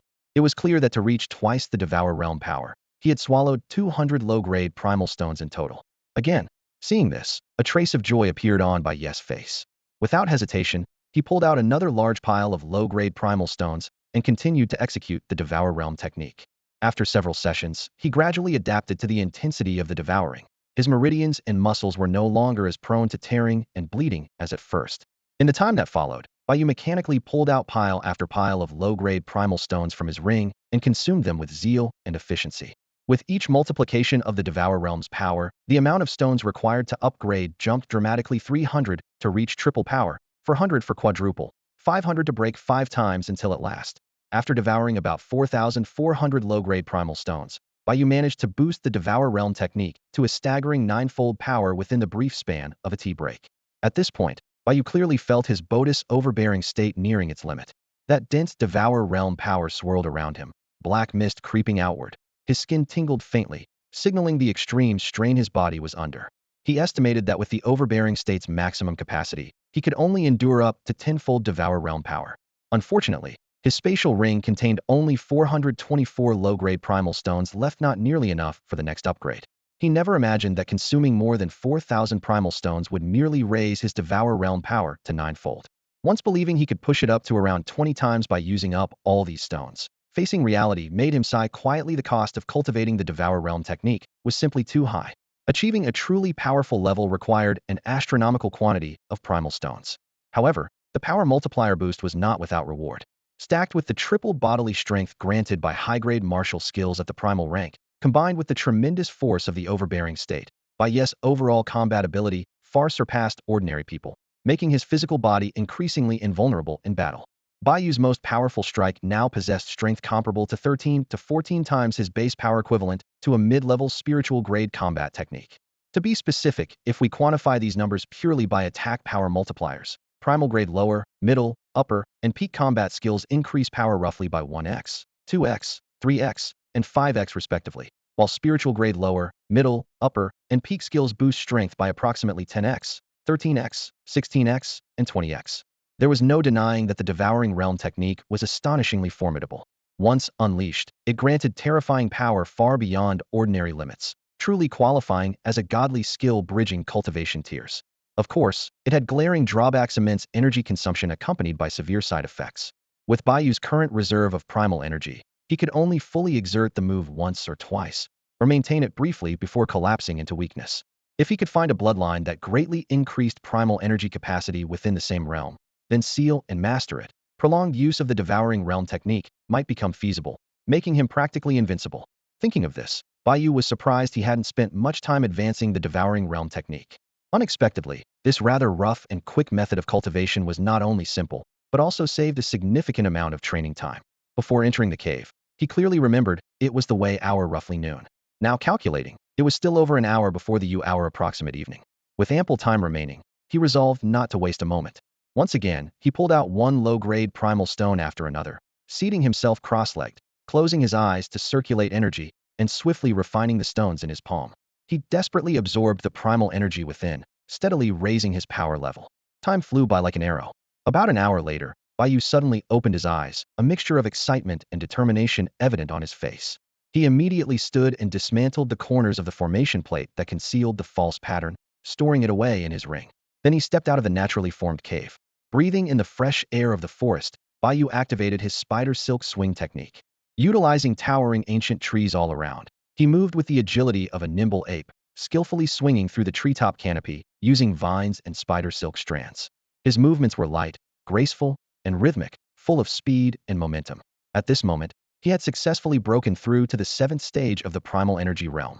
His progress should have been faster, but the transition from 6 to 7 stages consumed far more primal stones than anticipated. After the 6th stage, the rate of advancement sharply slowed. Previously, a single top-grade primal energy pill was enough to ascend one stage with surplus energy, roughly equivalent to about 20 low-grade primal stones. Now, relying on refining primal stones instead of swallowing pills naturally reduced the speed and incurred greater energy loss. After all, primal stones couldn't be swallowed directly. They had to be refined in the palm before absorption, inevitably causing energy leakage. If Bai Yu wanted to rapidly increase his strength, he would still need to depend on pills specially designed to boost primal energy.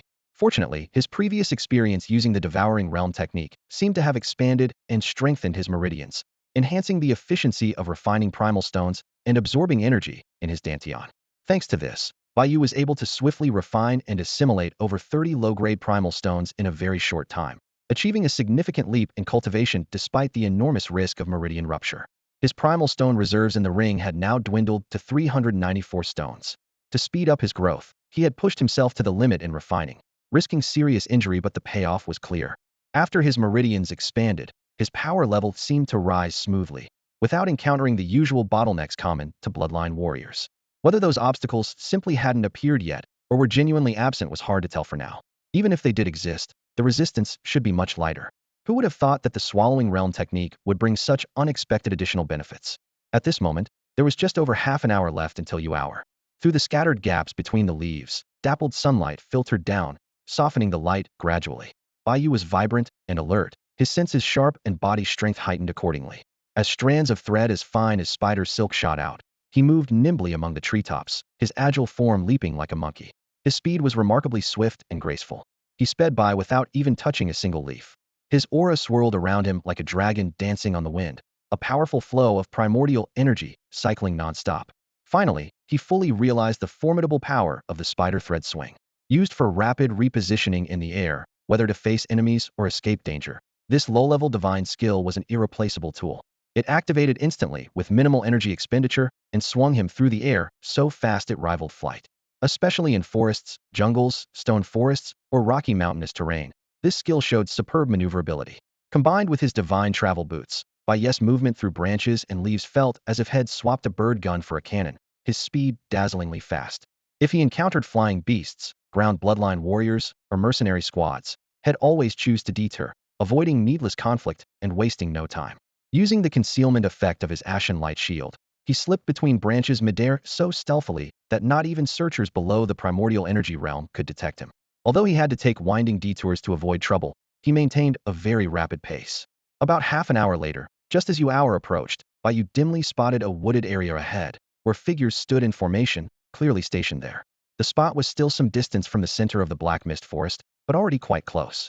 Rumors said the innermost region housed high-level fierce beasts, with sightings of level 3 and 4 monsters, so ordinary people dared not enter lightly. The outer areas were relatively safer, mostly inhabited by level 1 and 2 beasts. Bai Yu's gaze sharpened as he suddenly slowed his spider thread swing and quickly severed the strands in his hands. Performing a skillful flip in midair, he landed steadily on the canopy of a massive tree about 30 zhang away. He used the thick leaves to conceal his form, quietly observing the group below. Though still dozens of feet away, the dense foliage combined with his ashen light shield made it difficult for opponents below the primordial energy realm to notice him. Since he was still at some distance before, he could only vaguely see their shapes, unable to confirm whether they belonged to the Shangwan family. He had to get closer, watch carefully, and confirm repeatedly. After all, in this perilous Black Mist Forest, blindly rushing into a large group of bloodline warriors would be nothing but foolish. At that moment, Bai Yu concentrated his spiritual power, his eyes sharp as blades as he scanned the scene about 30 feet ahead. To his shock, the group in front turned out to be members of the Shangwan family. He clearly saw Tanjie trapped among them. Tanjie's feet were tightly bound with coarse ropes, his clothes stained with blood, and he lay limp on the ground with his head slightly tilted, barely breathing. Despite his exhaustion, He painfully licked at a bowl of murky yellow liquid placed before him, one lick at a time. Bai Yu's gaze sharpened, and he was horrified to discover that Tanjie's arms had been brutally twisted by the Shangguan people. Both limbs were contorted into grotesque spirals like twisted ropes, as if the bones were shattered. Flesh hung limply, fresh blood continually dripping onto the ground. The entire scene was gruesome and drenched in cruelty. A wave of anguish surged through Bai Yu's heart. Damn the Shangguan family. He seethed, his face turning ashen with rage. His chest roared with an uncontrollable fury. Those despicable scoundrels, I won't let you get away with this. At first, Bai Yu had thought the Shangguan clan was after him, and that Tanjie had merely been caught in the crossfire, so they wouldn't dare harm him severely. But he had gravely underestimated their ruthlessness. To force him to come out for a meeting, the Shangguans had recklessly kidnapped a powerless commoner. Even worse, they tortured and savagely mangled Tanjie's arms, an act of pure cruelty bordering on madness. Bai Yu's anger flared to its peak. He almost wanted to charge forward immediately and annihilate these so-called noble clan members. But then a chill ran down his spine, bringing his awareness into razor-sharp focus. This situation was far more complex. He forced himself to suppress the killing intent surging within and calm down. Bai Yu quickly realized that for the Shangguan family to apply such extreme brutality to an innocent civilian, it couldn't be just out of spite. They had deliberately broken Tanjie's arms to leave him barely alive. Their true purpose was to present this harrowing scene in front of Bai Yu, baiting him into a blind rage that would cloud his judgment and cause him to strike rashly, falling right into their trap. Keeping Tanjie alive was no act of mercy. It was to ensure Bai Yu would recklessly rush in. If Tanjie died immediately, Bai Yu might think twice before charging in headlong. But with Tanjie wounded and alive, Bai Yu's anger would push him into their carefully orchestrated ambush. Bai Yu mentally cursed the Shangguan family's ruthless cunning, his expression growing colder. He forced himself to regain composure, quelling his impulse, and began scrutinizing the enemy's deployment while working out a plan to rescue Tanjie. Ahead, the black-clad warriors were split into two groups, encircling Tanjie from front and rear. The frontline force of over 10 men ranged in strength from 5th to 9th level spiritual power, vigilantly scanning their surroundings, stationed only a dozen meters from Tanjie. The moment a wild beast or unfamiliar bloodline warrior appeared nearby, these men would immediately act to drive them off. Their black uniforms bore the Shangguan family's flame emblem. Although not extraordinarily powerful, their presence was intimidating enough to deter most, with only a few reckless or desperate individuals daring to break through. Additionally, two black-clothed men sat cross-legged on a large rock in the middle, eyes closed in meditation, exuding deep, steady energy. Clearly, these were higher-level core experts of the Shangguan family. Bai Yu took in the entire situation, realizing it was both dangerous and complicated. He knew that rescuing Tanjie was the most urgent priority. Tanjie lay slumped on the ground not far in front of the two men, as if placed there deliberately to make it easier for them to guard him closely. Bai Yu could sense their profound cultivation levels, but couldn't determine which was stronger. One figure was lean and slender, the other burly and robust, clearly both Yuan High realm experts, Shangguan Wei and his foster father Shangguan Zhan. Most of the Shangguan family's lackeys were hardly worth fearing, but these two Yuan High realm masters were formidable opponents. The immediate priority was to rescue Tanjie. Having assessed the situation, Bai Yu quietly asked, besides the gray light cloak, do you have any secret techniques for concealment or stealth? He knew well that without getting Tanjie out first, he would be forced into a cautious, restrained fight, unable to fully unleash his power. Master, you finally asked the right person, Aming replied with a cheerful tone as she moved leisurely inside Bai Yu's Dantian. Since the Destiny Furnace advanced to the bronze stage, my abilities have recovered quite a lot. It just so happens I've developed some new minor secret techniques that draw upon the primordial power of the furnace. They should meet your needs. For example, I have a minor secret technique called concealment art, which can hide one's form and even completely mask their aura, Aming said softly. For cultivators at Yuanfu realm or below, outsiders will see the caster as completely invisible, not a trace visible. Really? That's perfect. Bai Yu's eyes flashed with excitement. If he gave the order on the spot, Aming could immediately cast this concealment art on Tanjie, providing the most reliable cover possible.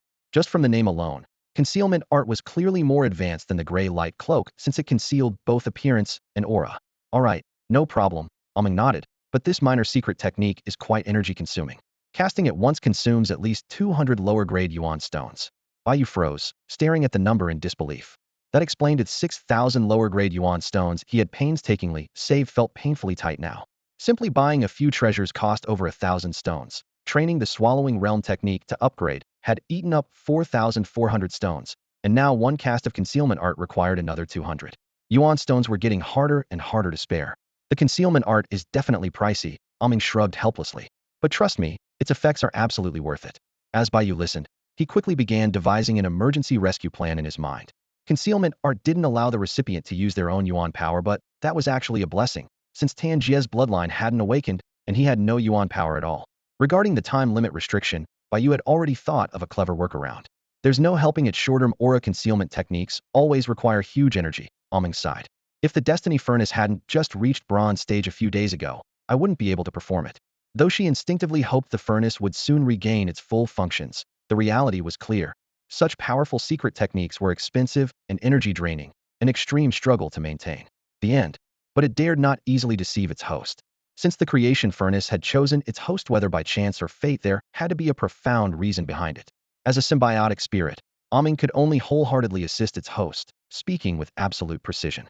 Bai Yu gritted his teeth and took out 200 low-grade origin stones from his storage ring, pouring them all into the creation furnace within his dantian. In a low voice, he said, Dao, I'm giving you these origin stones first. When I give the order, release the energy immediately to Tanjia. He knew Aming wouldn't deceive him lightly, yet deep down he resented the depletion of his precious stones. Every time he used a single-use minor secret technique, the cost was staggering, truly painful to bear. All right, understood. Aming responded joyfully as soon as it received the stones. To Bai Yu's surprise, this symbiotic spirit turned out to be a bit of a miser. Seeing Aming's proud expression, he couldn't help but smile bitterly, feeling helpless.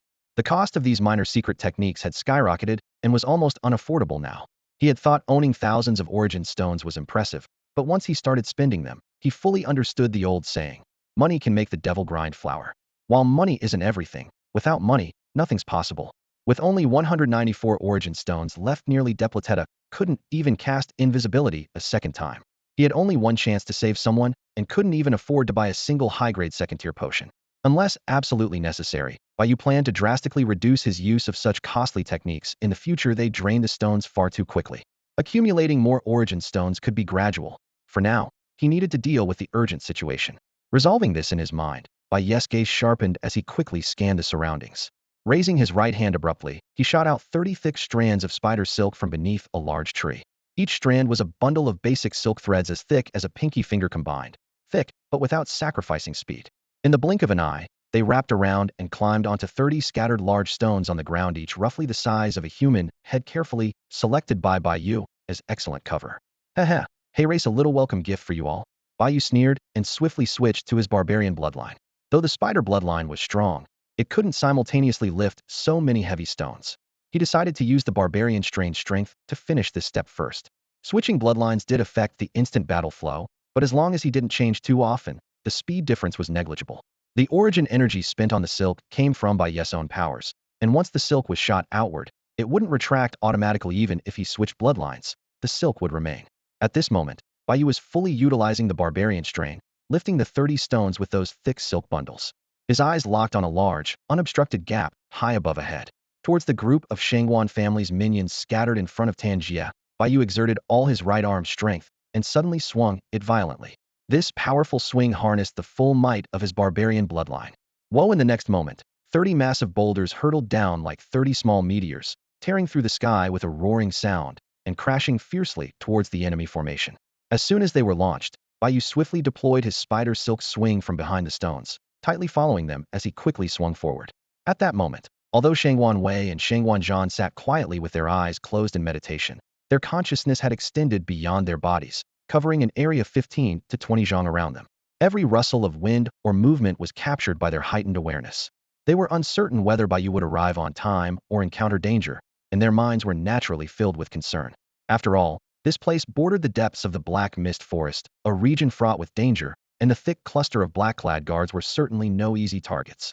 If Bai Yu didn't arrive in time, and was suddenly surrounded and wiped out by high-level mystical beasts, the loss would be catastrophic. Therefore, they had to continuously scan the surroundings with their detached consciousness, staying on constant alert against any unknown threat. In an instant, the falling boulders entered their detection range. Well, almost simultaneously, the two men sensed something abnormal. Their faces changed drastically as they snapped open their eyes. Their bodies trembled as they sprang up together, eyes locked on the 30 speeding boulders hurtling straight at them. Shouting and pointing, they warned, danger, enemy attack. The moment the words left their mouths, strengthened by their primal bloodline, the 30 boulders fell like a shower of meteorites, astonishingly fast. They crashed down swiftly, stopping less than 3 zhong away from the Shangwan family's black-clad minions. The black-clad crowd looked up just in time to see the sky darkened by a thick layer of falling stones, resembling an apocalyptic meteor, strike a breathtaking and terrifying sight. Witnessing this, every one of the guards turned ashen-faced. What had once been an orderly formation instantly collapsed into chaos, panic setting in everywhere. Although these subordinates had all trained to the Yuan power realm, none possessed the detached consciousness detection abilities of Shangwan Wei and Shangwan Zhan. When they heard the alarm and looked up, they immediately descended into panic. The sharp, dense stones fell from the sky with nowhere to hide. Their faces drained of color as they screamed and struggled against one another, pushing and shoving in utter confusion. The scene quickly became utter bedlam. This is bad. Seeing his men in disarray, Shangwan Zhan's face darkened like iron, his heart burning with urgency. He bellowed, "Away, guard Tanjie for me. You hurry and go rescue him. Find out if the attacker is Bai Yu or some other beast. Anyone who dares to launch such a reckless surprise assault, smash their limbs to pieces." Meanwhile, Bai Yu took advantage of a gray light concealment to stay invisible as he slipped behind the stones in the chaos. The Shangwan guards had no clue who the attacker was, nor could they tell if they were human or beast. Yes, foster father. The lean Shangwan Wei's fury flared up as well. His figure suddenly flickered, shooting forward at lightning speed. Both men understood that they absolutely could not rush to the rescue together. If both fell into Bai Yes or the enemy's trap, it would be a perfect diversion, allowing Tanjie to be rescued easily. As long as Tanjie remained captive, they weren't afraid Bai Yu would fail to come. Boom, boom, boom, massive boulders repeatedly slammed into the ranks of black-clad guards. Shangwan Zhan's expression grew darker still. A flash of light appeared in the ring on his finger, and with a sharp motion, he raised his left arm. A huge, shield-shaped mystical treasure ignited and appeared before him, blocking the incoming attack. A massive boulder plummeted down, crashing loudly as it slammed against the giant shield, blocking the full force of the impact. Yet, immediately, the arm holding the shield began to feel sharp pain and numbness. Shangwan Zhan's expression shifted slightly, a surge of shock rising within him. Who was this attacker? Human or beast? The incredible strength behind that blow was enough to strain even the massive shield. Bai Yes' real targets were not Shangwan Wei and Shangwan Zhan. Only a few stones were hurled backward, but Shangwan Wei had already rushed forward to the front lines, while Shangwan Zhan alone bore the brunt of all the falling rocks. No wonder he was growing exhausted. Tanjie was not far from Shangwan Zhan. Watching a peak Yuan High realm expert bravely block the stones, and by Yes' precise dodging, Tanjie emerged completely unscathed. On the other side, the remaining black-clad henchmen of the Shangwan family were far less fortunate. Thud after thud, countless massive boulders crashed down, echoing through the valley like a merciless storm of hail, smashing banana leaves. The black-clad warriors screamed continuously, their terrifying wails ripping through the air as flesh was torn apart and blood splattered in every direction. In an instant, nearly all of them were crushed into bloody pulp. Despite Shangwan Wei's swift reactions and early Yuan High realm strength, he could not reverse the calamity. Desperately, he blasted away some falling rocks to alter their trajectory, but against the chaotic mob of a dozen black-clad foes, his efforts were but a drop in the ocean. Especially since these clever top-tier brute force bloodlines combined with the inertial force of high-altitude freefall made the attacks devastatingly powerful ones that only someone with either extremely sturdy constitution or strong bloodline could withstand. Most of these battered black-clad warriors possessed only D-level exceptional bloodlines, making them fragile and vulnerable. Eventually, all the boulders thundered to the ground, and a brief silence engulfed the battlefield. Dust and sand swirled wildly as the massive crater revealed scattered corpses, a scene akin to purgatory. Only 2 lucky survivors barely clung to life, saved by Shangwan Wei's desperate rescue efforts. Shangwan Wei's face was twisted in rage, smeared with blood and bits of flesh, as he gazed upon the instantly slaughtered black-clad henchmen. Burning with fury, he shouted, "Damn it! Who dare sneak attack the Shangwan family?" With a fierce roar, he charged forward, vowing to tear the mastermind apart.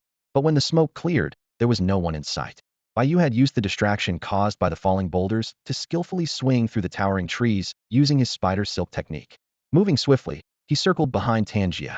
Midair, he cut the silk, switched instantly to his brute force bloodline, and plunged downward at high speed. Harnessing his falling momentum, he unleashed a devastating top-tier heavenly Yuan technique directly at Shangwan Zhan, the peak Yuan High realm experta, shattering heavy elbow strike.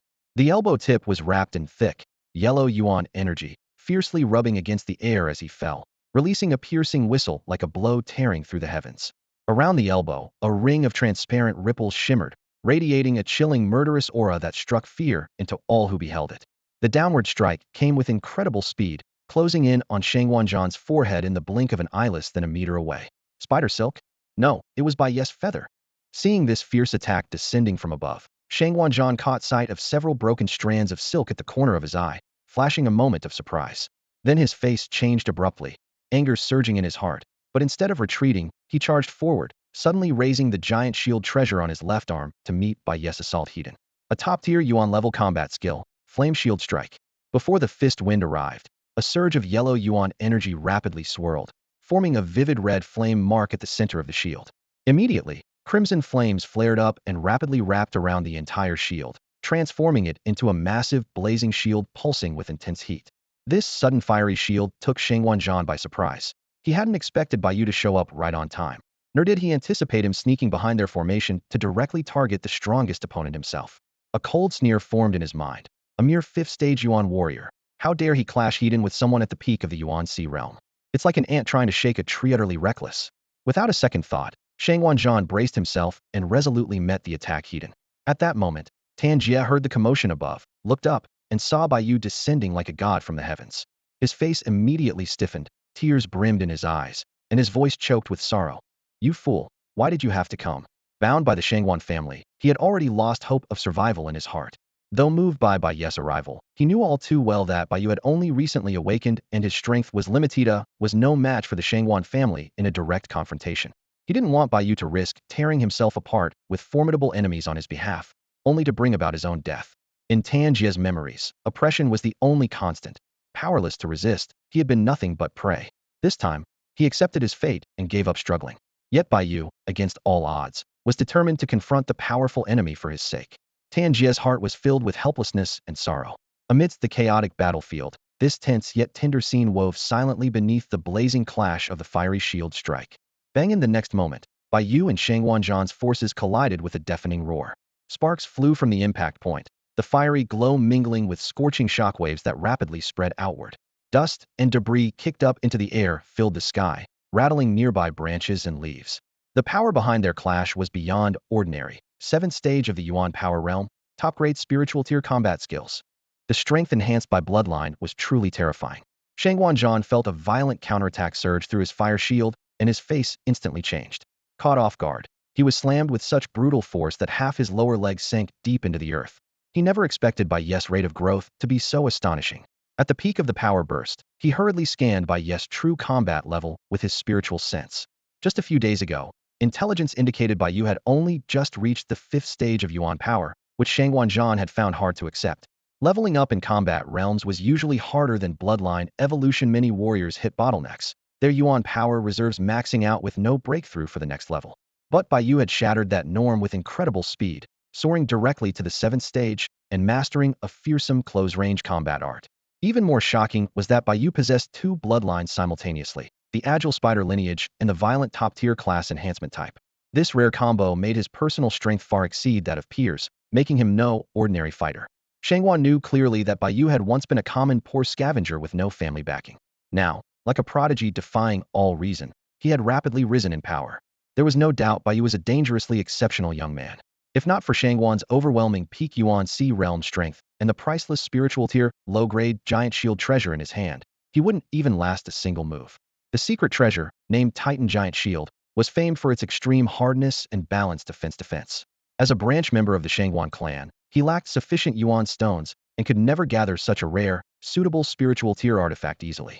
He had spent 50,000 low-grade Yuan stones on it and owed many powerful clan members favors. This giant shield was the ultimate defense artifact coveted by all transformation-type bloodline warriors lacking physical toughness. From Shang Wanzhan's perspective, no matter the cost, he could not let Bai Yu survive today. Luckily, his current strength was still enough to handle him. Otherwise, letting this beast go would cause endless trouble. Therefore, at all costs, he was determined to crush Bai Yu in the cradle. Crimson flames danced across the surface of the treasure. Exceptionally hard, the low-grade spiritual quality lived up to its reputation.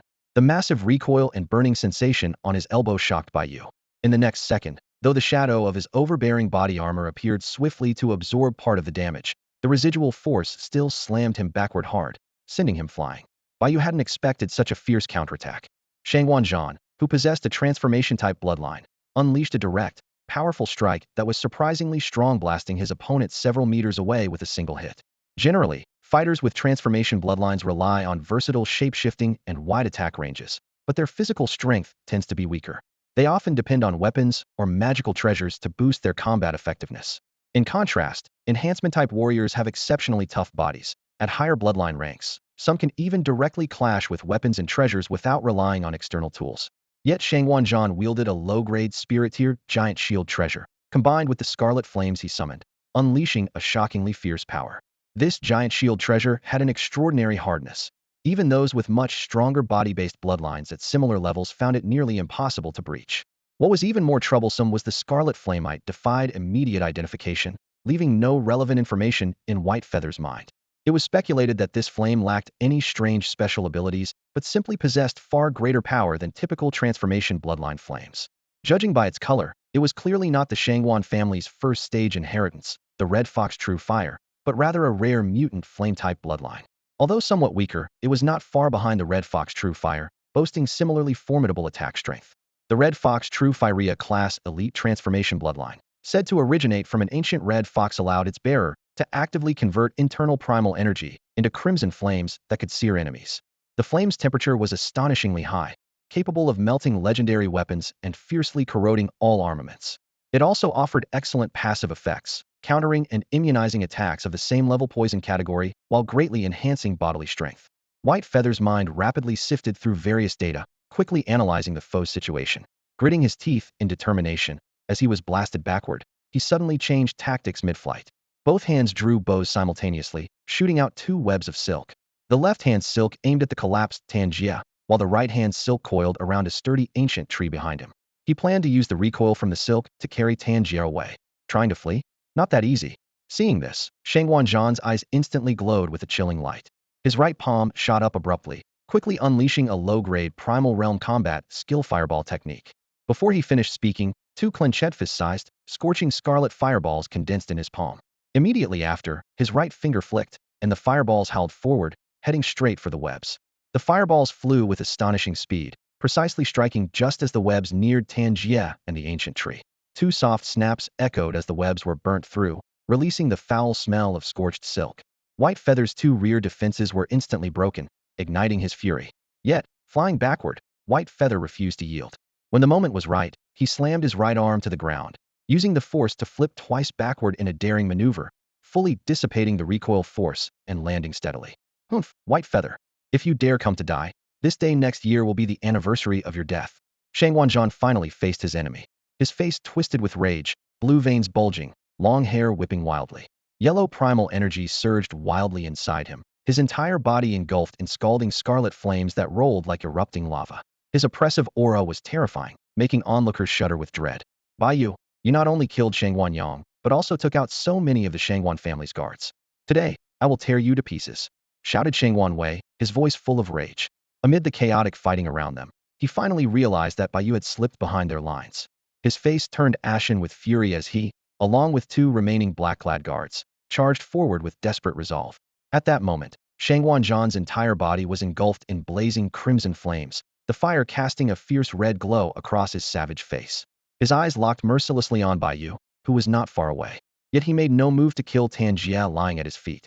To Shangwan, Tanjia was merely an insignificant pawn, an ant barely worthy of notice and no real threat. If he killed Tanjia outright, Bai Yu would only become more cautious, worried that his only exploitable weakness had been eliminated and hesitate to act rashly. It would actually make capturing Bai Yu harder. Shangwan planned to use Tanjia as bait to restrain Bai Yu, forcing him to be wary and unable to flee easily. Bai Yu took a deep breath, steadying his mind as he calmly stood his ground. His sharp gaze swept over the three enemies before him, Shangwan, and the two black-clad henchmen. His expression was solemn and composed, but inside he was rapidly calculating his next move. He had to draw their attention and seize the chance to rescue Tanjia. Shangwan's strange scarlet flames clearly revealed a rare bloodline and immense power, at least a rank-level talent.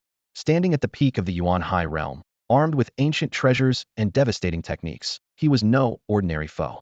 Without the explosive energy from his swallowing realm technique, Bai Yu would stand little chance of gaining the upper hand. Therefore, Bai Yu knew he couldn't take Shangwan hidden. His first priority was to deal with Shangwan and the two nearby black-clad guards, then find an opening to save Tanjia. This plan was far from easy, but failing to act decisively now would mean certain death. Every gaze in the area was fixed on the flaming figure of Shangwan Zhan, and the battlefield tensed, instantly saturated with lethal intent and danger. Foster father, Bai Yu is now trapped with no way to escape. If they were to kill him in a hurry right now, it would be far too lenient. This small revenge wouldn't nearly satisfy the burning hatred in their hearts.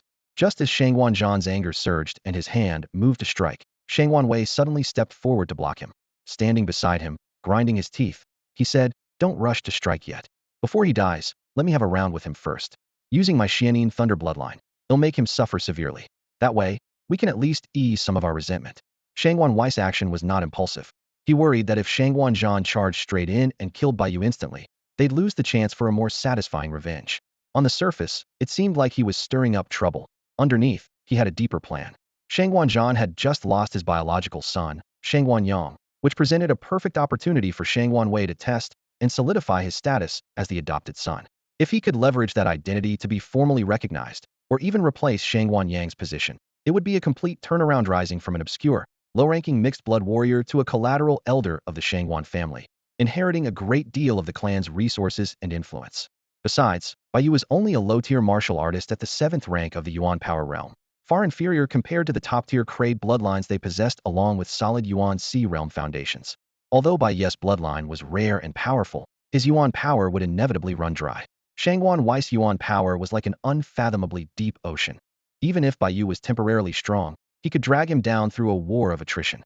In addition, Shangwan Wei himself carried a modest Kraid bloodline and was equipped with various secret treasures and battle skills, making his overall strength considerable. While their powers were roughly comparable, as long as he could weather Bai Yu's initial fierce assault, the outcome would become clear once Bai Yu's Yuan power was exhausted. "Wire, you are right. Use your Xianyin Thunder to torture him. That's exactly what I want.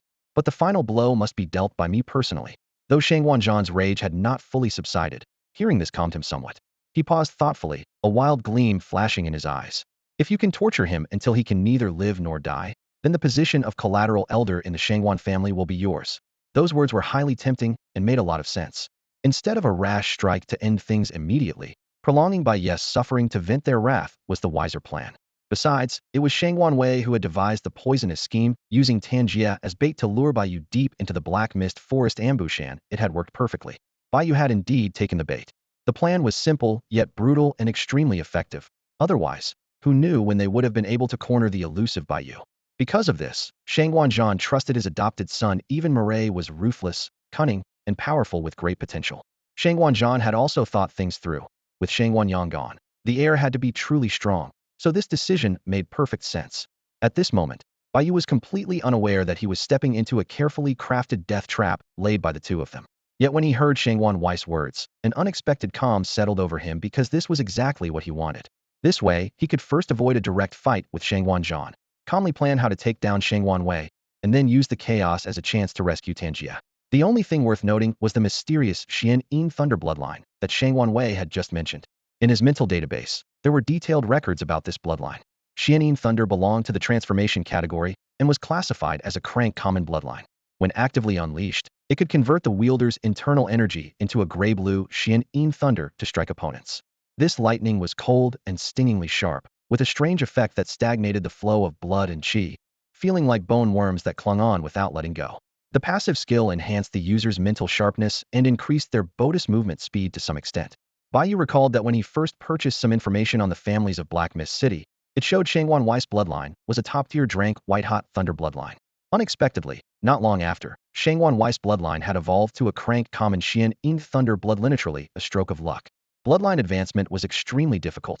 It wasn't just a matter of pouring in resources. Absorbing enough blood essence was only the foundation. True evolution also depended on opportunity and fortune. He had indeed underestimated these scions of noble families before. After all, not only could he obtain large amounts of resources through the Destiny Furnace, but his rivals also had powerful families backing them. Plentiful resources and a bit of luck could quickly raise their power.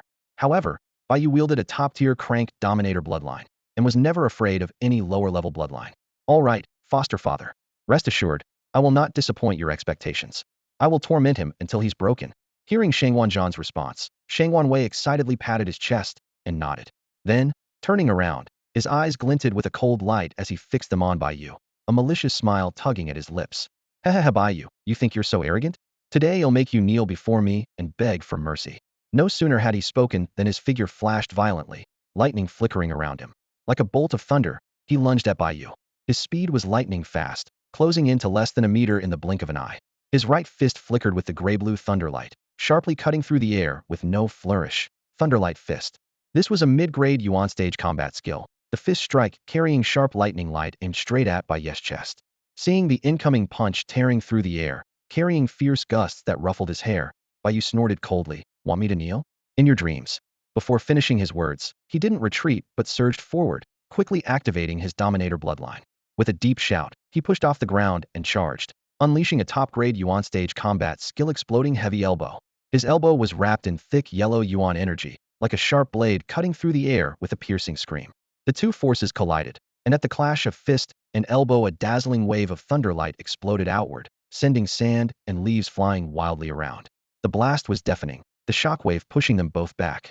Shangwan Wei staggered back 6 or 7 steps before barely steadying himself, the shattered gray-blue thunderlight crackling over him, his aura unstable.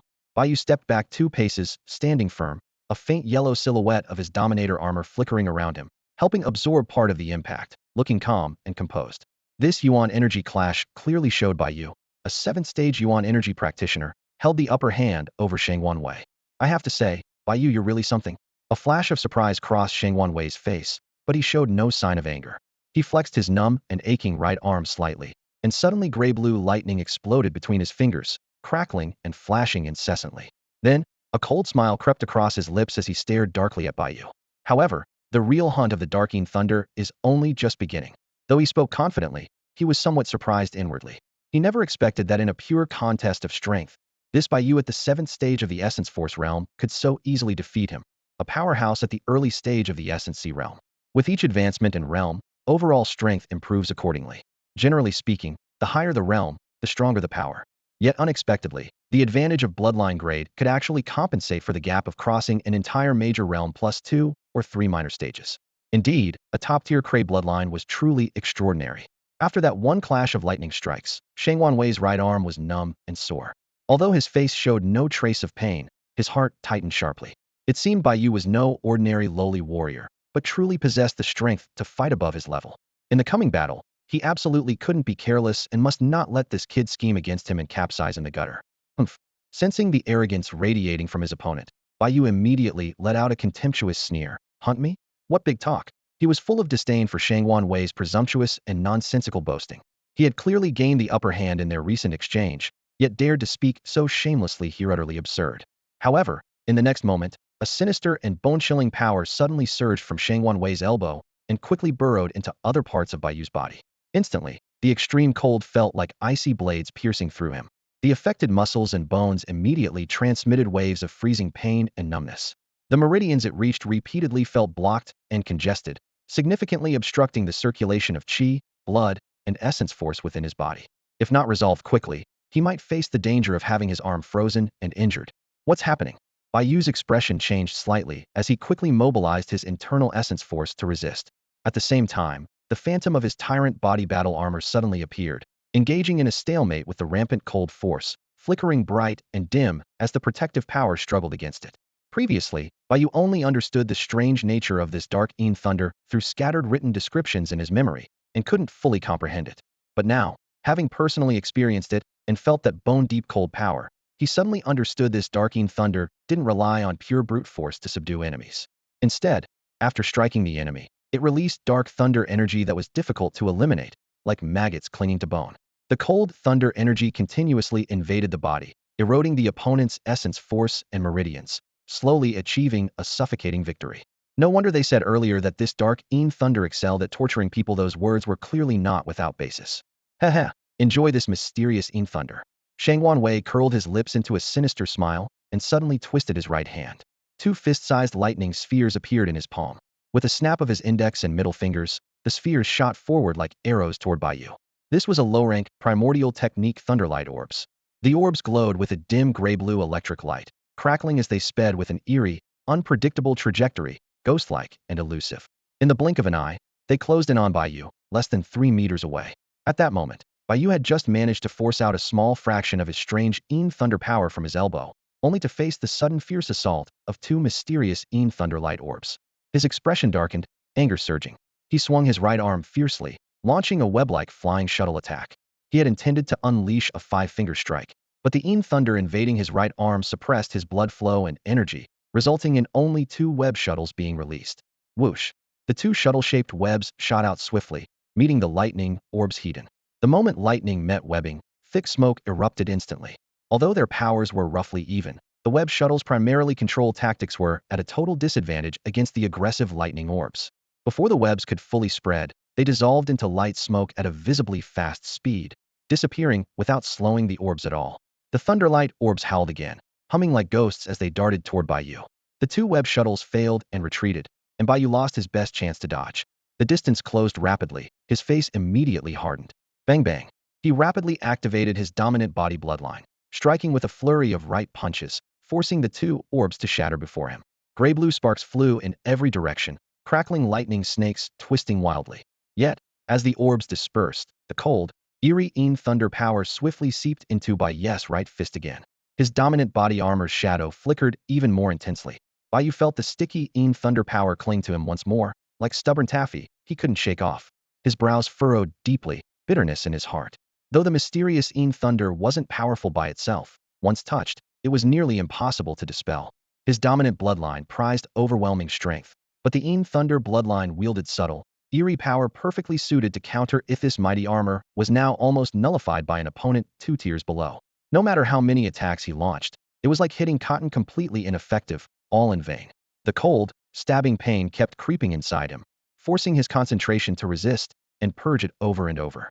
Even using all his primordial energy to dispel, it was as slow and painstaking as pulling out embedded iron nails, crawling at a snail's pace. Haha, Bai Yu is really fitting as a mere whetstone. Shang Wanwei watched with a faint satisfied smile, quite pleased. These two lightning orbs were wielded masterfully, striking a near-perfect balance between offense and defense that was nearly impossible to counter. In fact, when he adopted Shang Wanwei as an heir years ago, it was partly because he was of common birth, easy to control. Plus, he had awakened a rare lightning attribute in the transformation lineage, outstanding talent that made his unstoppable rise possible. Even among those mixed bloodline individuals, the lightning attribute remains rare and incredibly valuable. With great sacrifice and patient cultivation, such a bloodline can gradually evolve into a remarkably powerful transformation-type lineage. While it can't compare to the legendary Sklas bloodline of the Shangwan family, the first form of the celestial fox sacred flame, known as the Red Fox True Fire, can still reach a level quite close to that, making it an exceptionally promising potential asset. If this bloodline can be evolved several more times, its explosive power would be beyond measure. The family head's words rang true. Once Wei Xiao took action against Bai Yu, it would be almost effortless. As soon as this was said, the two black-clad henchmen remaining on site echoed the sentiment in unison, their faces full of scornful expressions as they fixed their gaze on Bai Yu. Seeing this, Tanjie's heart tightened, and his face drained even paler. Kukuku. At that moment, Shangwan Wei's lips curled into a cold, sharp smile. He pulled out a jet-black, razor-sharp dagger from his ring and suddenly shifted his body, launching forward like a piercing arrow aimed at Bai Yu. The entire dagger was wrapped in gray-blue lightning, fine arcs crackling along the blade like a fireworks explosion, dazzling and fierce. Thunderbolts raced along the dagger's tip, which, if it struck, would likely pierce straight through to vital organs and be life-threatening. Bai Yu's expression darkened instantly, knowing that the mysterious Een lightning could not be met Hedon. Just as Shangwan Wei's attack was about to hit his chest, he twisted sharply to one side, barely avoiding the dagger's deadly edge. Missing his target, Shangwan Wei frowned and twisted his waist to quickly switch moves. Gripping the black dagger in reverse, the blade shimmered with crackling Een lightning that slithered like little serpents along its surface. The crescent-shaped blade suddenly swept from the side, slashing violently toward Bai Yu. But Bai Yu was ready. His right hand shot out a silk thread from the tree branch, using it like a whip. Agile as a monkey, he swung up into the treetops, leaping high and narrowly evading the fatal crescent slash. What followed was a tug-of-war of attack and evasion. Bai Yu made full use of his swift-running boots and silk thread-swinging technique to weave nimbly through the dense ancient trees, his movements rapid and unpredictable, maintaining extremely high mobility. Though he couldn't strike back directly, he narrowly avoided Shangwan Wei's fierce assaults at life-or-death moments. At the same time, Bai Yu stealthily took advantage of the silk thread's flexibility to quietly coil up the bodies of the black-clad henchmen who had been crushed by boulders earlier and stored them away in his ring. Though these black-clad men were of mediocre strength, wasting usable resources was not an option. He was not simply running away. Bai Yu occasionally seized opportunities to deliver brief but sharp strikes, like a dragonfly lightly tapping the water, striking quickly, then retreating without getting caught in prolonged close combat. He conserved his primordial energy carefully. As a primordial energy realm cultivator, his total reserves were far less than those at the primal sea realm. Overexertion could easily exhaust him. Although his top-tier crank overbody made up for the raw strength gap, the limited energy storage remained a bottleneck. Avoiding damage while preserving strength was the key to his victory. At this moment, the back-and-forth battle had exchanged blows over 10 times. In the dense black fog forest, surrounded by ancient towering trees, Bai Yu's mobility greatly improved thanks to the dual aids of the silk thread swings and swift-running boots. Though he hadn't inflicted harm on his enemy yet, he consistently escaped deadly moments unscathed. Meanwhile, as he dodged, Bai Yu passed by the bodies of the black-clad henchmen crushed by boulders. Using his silk thread skillfully, he wrapped up their corpses and tucked them away into his ring. No resource, no matter how small, was wasted. After all. Even a mosquito is still meat. No matter what went into the furnace of creation for reforging, there was always something valuable to be gained from the process. The key was to use the furnace frequently to rapidly advance in rank. Therefore, nothing that could be refined in the furnace was ever wasted. Before long, Bai Yu had collected more than a dozen corpses of the black-clad minions, nearly clearing the battlefield of bodies. Even severed limbs and fragments were gathered carefully, without any waste. This infuriated Shangwan Wei, who relentlessly pursued Bai Yu side by side, grinding his teeth in frustration. During the fight, Bai Yu constantly darted and weaved to avoid close-quarters combat with Shangwan Wei. His nimble movements resembled a slippery loach, slipping back and forth through Shangwan Wei's attacks. Though the battle dragged on, neither side gained a clear upper hand. Seeing the stalemate, Shangwan Wei's expression gradually darkened. Earlier, he had boasted before Shangwan Zhan that he would harshly punish Bai Yu, but now he was being toyed with repeatedly by Bai Yu despite his far superior strength. On top of that, Bai Yu had taken many of the black-clad Jingwei corpses for himself, which left Shangwan Wei feeling deeply embarrassed and humiliated. Although Shangwan Wei could suppress Bai Yu with his greater Yuan Si cultivation, prolonging the fight, he looked incompetent in front of his foster father. Logically, he should at least force Bai Yu to suffer and retreat in disarray to maintain his pride. With a cold glare, Shangwan Wei suddenly slapped the beast pouch at his waist. A piercing screech echoed as a giant, teal mantis over half a human's height shot out of the pouch. Raising its scythe-like forelimbs and flapping its wings, it instantly became a streak of cyan light. This second-rank mutant insect, the beaching mantis, launched a furious pincer attack from the side, catching Bai Yu between itself and Shangwan Wei wielding his sharp dagger. Bai Yu's eyes flickered toward the mantis, his face shifting slightly. He twisted abruptly, slippery as a loach, using every trick to dodge the two-pronged assault. At the same time, his mind rapidly pulled up intelligence on the mutant insect, searching for a way to counter it. The beaching mantis is a formidable peak-level Stage 2 alien insect. Its entire body is emerald green, with a pair of thin wings on its back, and it measures about half a person's height. It prefers to dwell deep within dense forests. As a top-tier descendant of the level flying mantis bloodline, the beaching mantis is agile and capable of aerial flight. Its massive forearm scythes are incredibly sharp, deadly weapons that can cleave through metal and stone alike. Bai Yu nearly forgot that after breaking into the Yuan Hai realm, his consciousness could operate outside his body.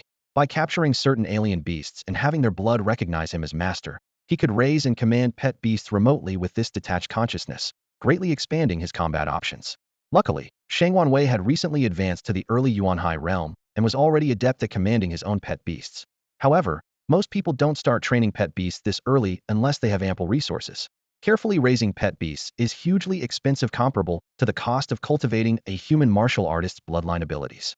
Most fighters barely have enough resources for their own advancement, let alone to spare money on pets. So, the usual path is to focus on improving one's own strength first, only considering pet cultivation in the late or peak Yuan Hai stages. Although Bai Yu already had 3 ghost wasps under his care, he hadn't reached the Yuan Hai realm yet, and so couldn't properly control them with his consciousness, which left him bitter inside. What had once been manageable Oni-Anon combat suddenly turned into a daunting Oni against Wo battle, sharply increasing the difficulty of dodging attacks. Swish, swish, swish. The relentless, storm-like assault from Shangwan Wei and the beaching mantis was unceasing. Even with the perfect assistance of silk thread swings and his divine step boots, Bai Yu still slipped up. His sharp dagger tore open the same spot on his chest again. At this crucial moment, Bai Yu finally fell behind. A deep gash appeared on his chest, but thanks to his resilient body armor, the wound was only superficial. A small amount of blood trickled out, causing little immediate trouble. One opening led to more strikes, then a second, a third. Under the duo's continuous fierce assault, cracks began appearing all over Bai Yu's body. His boda's tough defenses were gradually shredded by the relentless slicing. Countless wounds, both large and small, wept blood in a tangled web. Though none were fatal, the sheer volume of blood soaked his black night-walking outfit, turning him into a walking, bleeding shadow. At the same time, Bai Yu's body was coursing with thunder energy, gray-blue electric sparks flickering like swarms of tiny electric ants darting beneath his skin, crackling loudly. Were it not for the occasional shimmering of his body armor's shadow protecting him at extremely high frequency, he would have long since collapsed. Yet the thunder energy spread like wildfire, as if immersing him in an ancient icy pond, sending chilling stabbing pains throughout his body that gradually numbed and stiffened him. Even a simple lift of his arm became a Herculean effort. His agility was severely curtailed, making dodging nearly impossible. This was the first time Bai Yu had encountered such a dire situation since sealing and mastering his overbearing lineage. He had once believed that enhancement-based bloodlines didn't rely heavily on weapons, but this harrowing lesson demolished his confidence. He now deeply understood the immense drawbacks of that notion. Improving one's own strength is important, but external tools are equally indispensable. A reliable weapon may not instantly turn the tide of battle, but when facing mysterious forces, it helps avoid relying solely on brute force and significantly increases the chance of victory. Shangwan Wei let out a cold, mocking laugh and whispered, "The hunting game is over. Bai Yu, it's time to meet your end." He wildly activated the Xian Thunder bloodline within him, causing bluish-gray lightning to flicker and crackle all over his body. Suddenly, Shangwan Wei's figure flickered as the pitch-black, razor-sharp dagger in his hand stabbed straight toward Bai Yu's chest, executing a top-tier Yuan-level combat skill, the Thunder Spiral Thrust. Moving with incredible speed, he twisted his body into a horizontal spiral, like a tightly shot helical arrow, leaving a glowing trail behind him. The dagger's tip emitted fierce arcs of lightning that hissed and crackled like a coiling electric dragon, radiating a deadly aura. If struck, it would feel as if the body were being torn open and pierced through.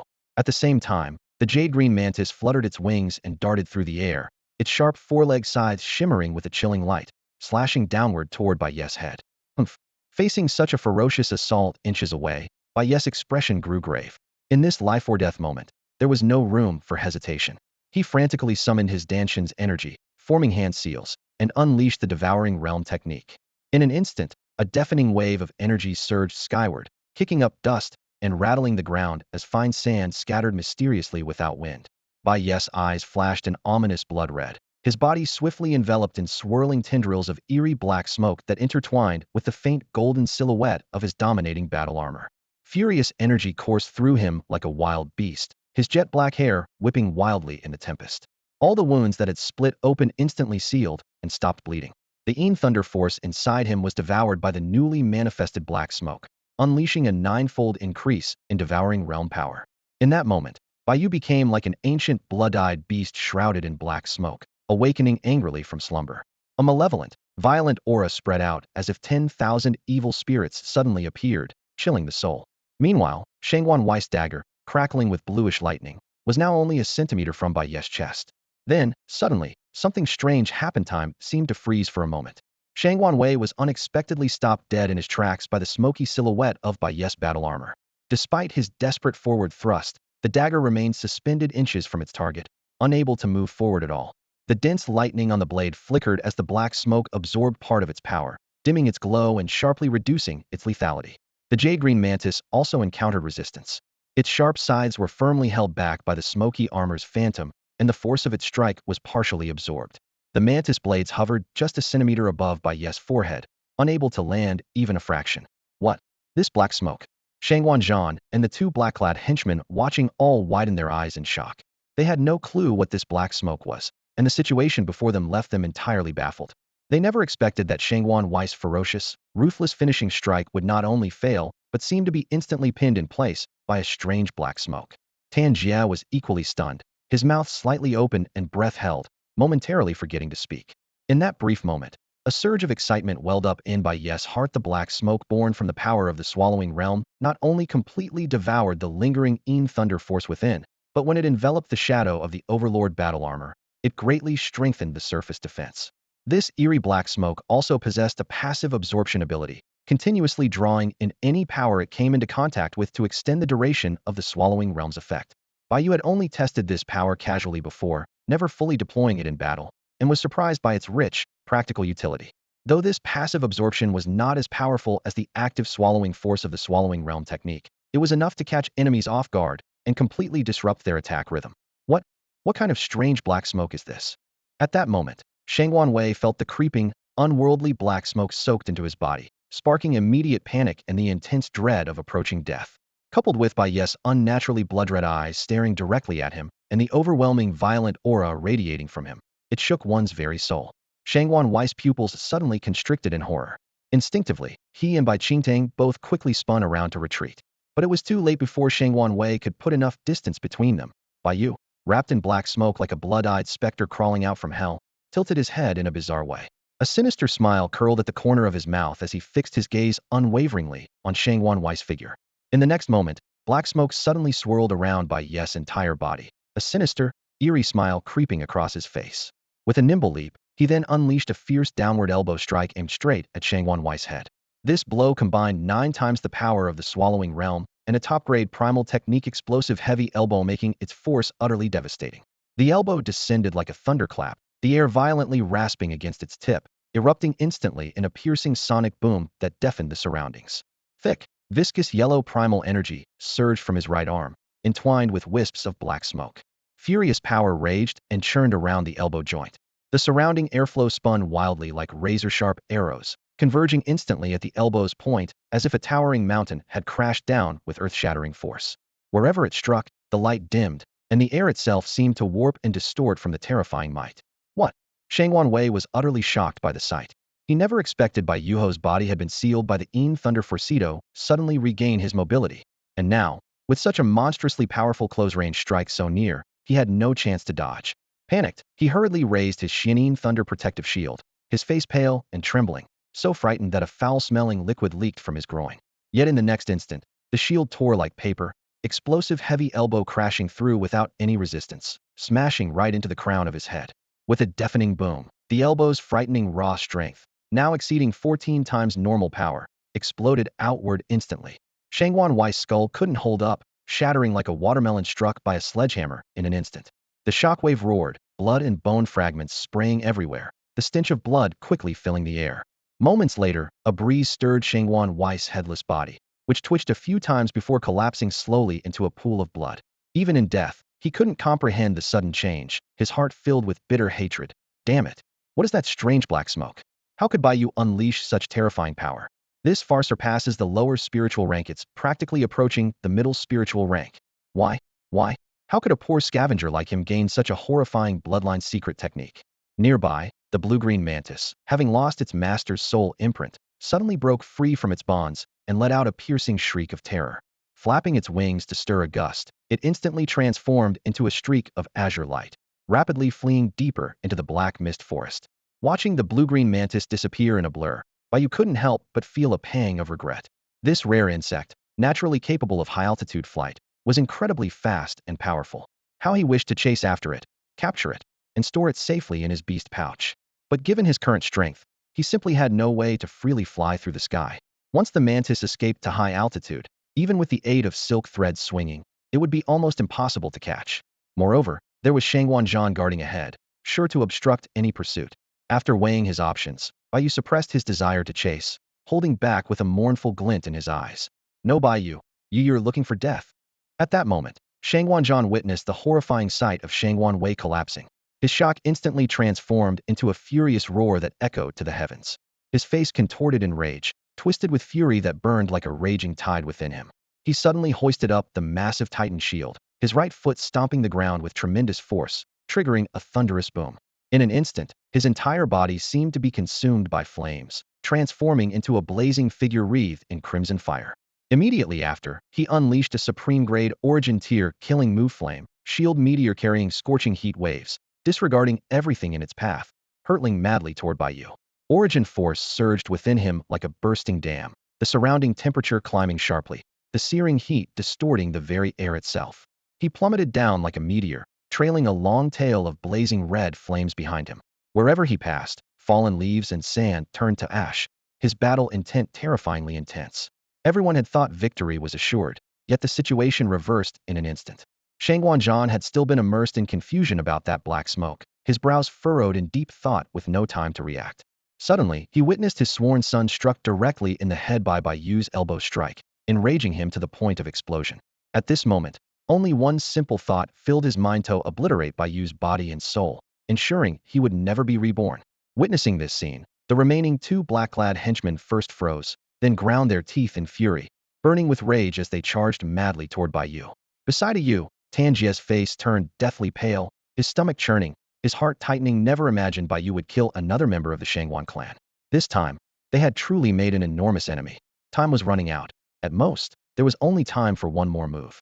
Black smoke swirled around Bai Yu's entire body, his complexion heavy as he coldly surveyed the charging Shangwan Zhan. Origin force within him rapidly depleting, the devouring realm techniques burst couldn't be sustained much longer. He gritted his teeth, swiftly storing Shangwan Wei's corpse into his storage ring, then retrieved a small jade-green porcelain bottle from his chest, gripping it firmly in his left palm. Suddenly gathering his breath and focus, he channeled all his strength like a tide into his right arm. His legs explosively launched him forward, his entire body erupting with astonishing might. Without any evasion, like a detonated cannonball, he met the furiously approaching Shangwan Zhan Heiden.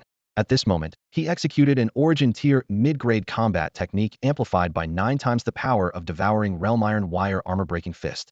The fist force pierced through the air with cold light, sharp as an arrow, tearing through the sky, transforming into a beam of force wreathed in black smoke, charging straight at the flaming giant shield.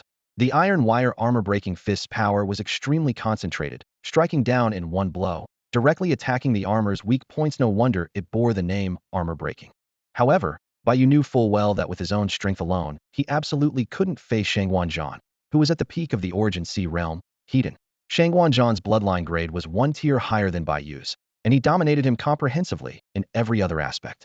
Even that Shangwan Wei at the initial Origin Sea realm, had it not been for the sudden burst of devouring realm technique, Bai Yu would have struggled to defeat him easily. The advantage of the Mystic Yin Thunder bloodline restraining the Tyrant Body bloodline, combined with the assistance of Bai Qing Tang, that high-speed ferocious attacking exotic insect, made cross-realm killing exceptionally difficult. Bai Yu had originally wanted to conserve his origin force, but facing these troublesome members of great clans, he could only explode with full power. Fortunately, his purpose from beginning to end had only one goal: rescue. The key to success or failure depended on how long this brief, extreme burst could last. At this very moment, Bai Yu stood at his peak. Origin Force Realm 7th Stage, Crade top-tier bloodline, strength explosively increased 9-fold under the Devouring Realm technique, wielding an Origin Tier mid-grade combat technique, Iron Wire Armor-Breaking Fist. Opposing him was Shangwan Zhan at the peak of Origin Sea Realm, Crade excellent bloodline, equipped with a Spirit Tier low-grade Titan Shield, unleashing the Origin Tier supreme-grade combat technique Flame Shield Meteor. Both men's momentum surged like rainbows as they rapidly closed in. The next instant, Bai Yu's Iron Wire Armor-Breaking Fist crashed thunderously against that blazing flame shield surface. Boom! A deafening explosion of power erupted. Bai Yu's punch surged forth with overwhelming force, like a raging tidal wave.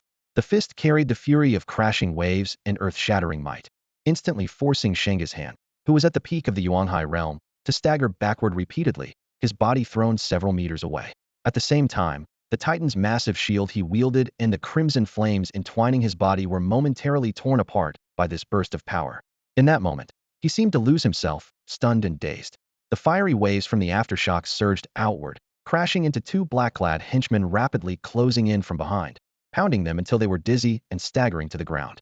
Yet simultaneously, Bai Yu was blasted backward by the tremendous counterforce, flying through the air violently, his body trembling intensely.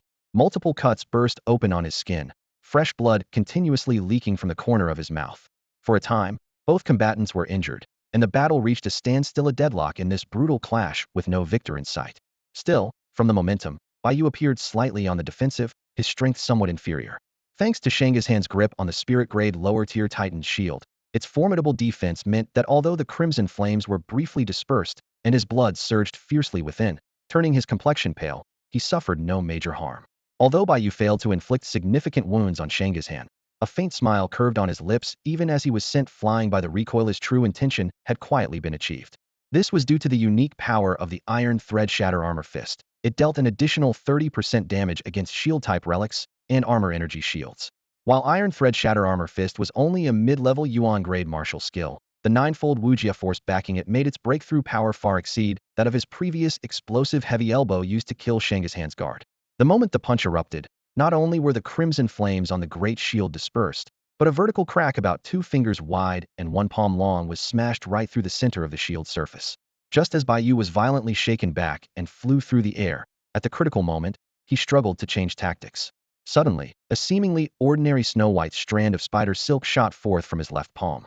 One end of the silk mysteriously wrapped around a small turquoise porcelain vial. Moving like lightning, Bai Yu used the vertical crack on the shield's surface to guide the vial, pulled along by the spider silk, directly in front of Shanga's hand. Then, with a muffled sound, the vial shattered violently, its medicinal liquid splashing onto the back of the giant shield, his clothes, shoes, hat, hair, and skin. A dense, almost nauseatingly strong exotic fragrance rapidly spread from Shanga's body, extending outward. Yes, this was an unused second-tier supreme pill time. Usually, just a single drop of time could slowly capture wild beasts within a 10-li radius, but Bai Yu recklessly poured the entire vial, worth hundreds of lower-grade yuan stones, in one go.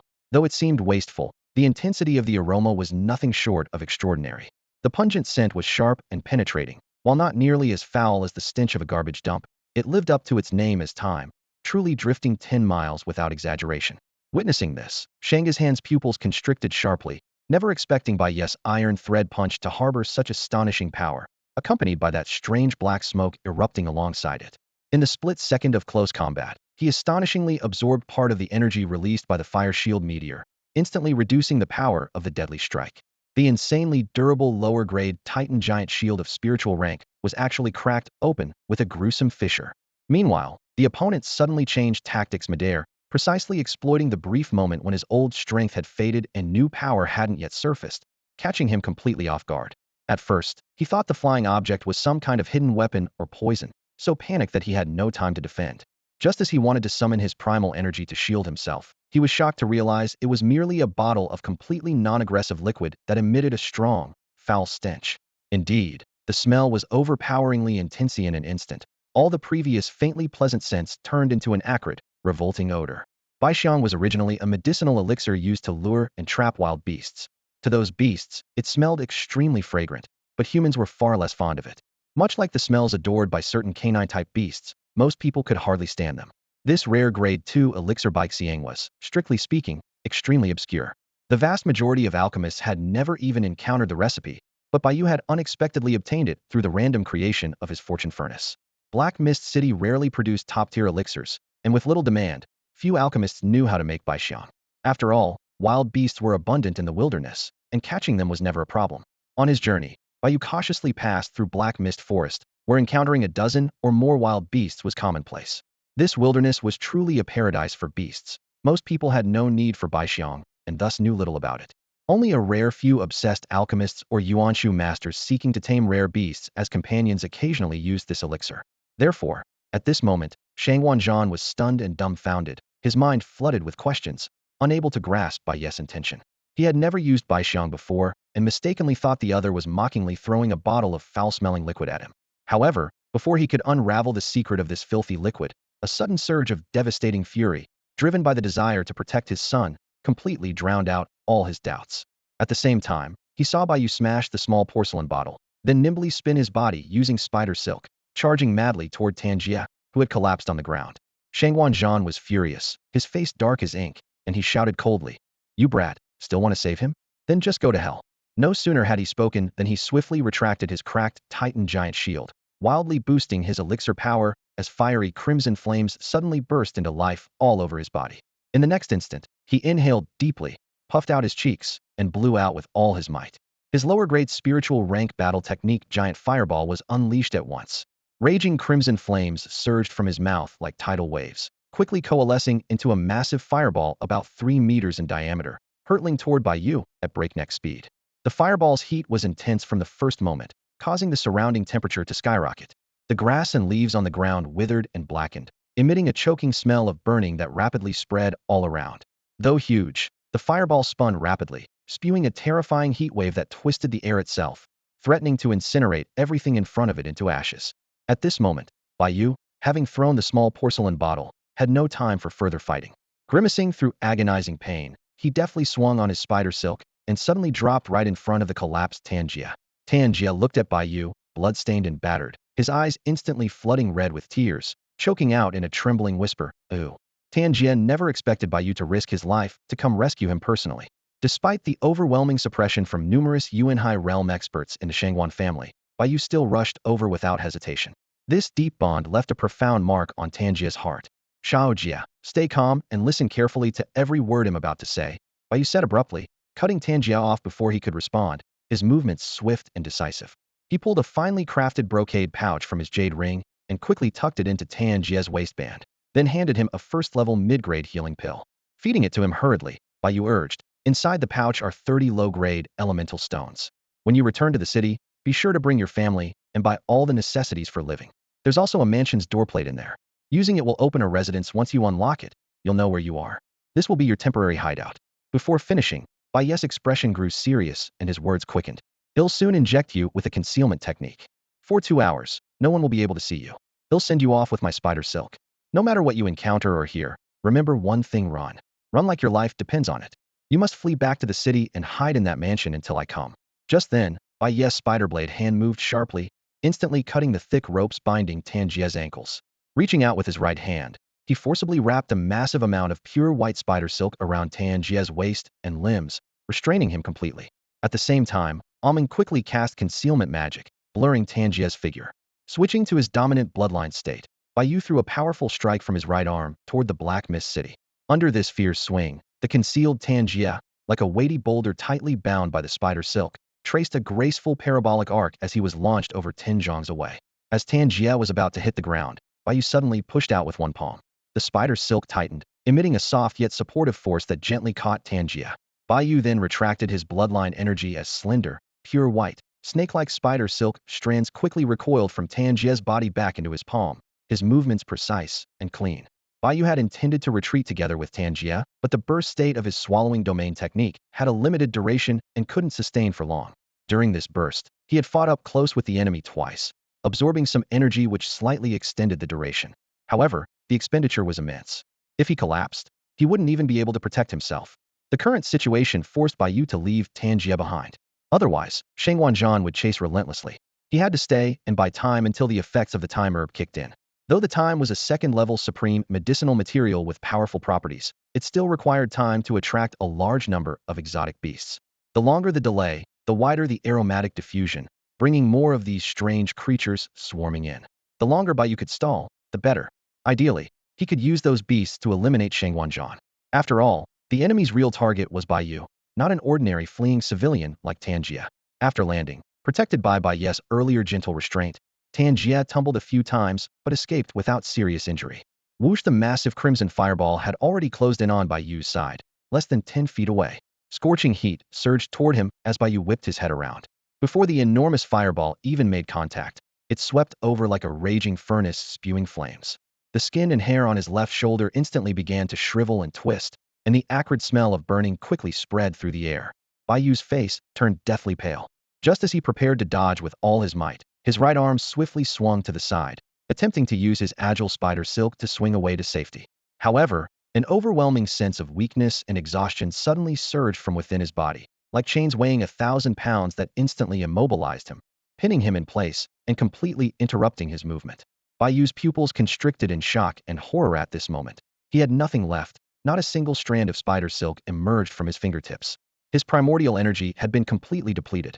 The devouring realm power rapidly retreated, gathering within the devouring realm pearl near his dantian, leaving his entire body feeling utterly drained. This is bad, Bai Yu thought in terror.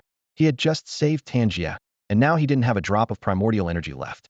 His legs suddenly gave out, and he collapsed heavily to the ground. Fighting against this desperately debilitating weakness, he forced his wrist up and frantically tried to activate his dantian. Seeing the critical danger, he finally managed to squeeze out the faintest trace of weak primordial energy.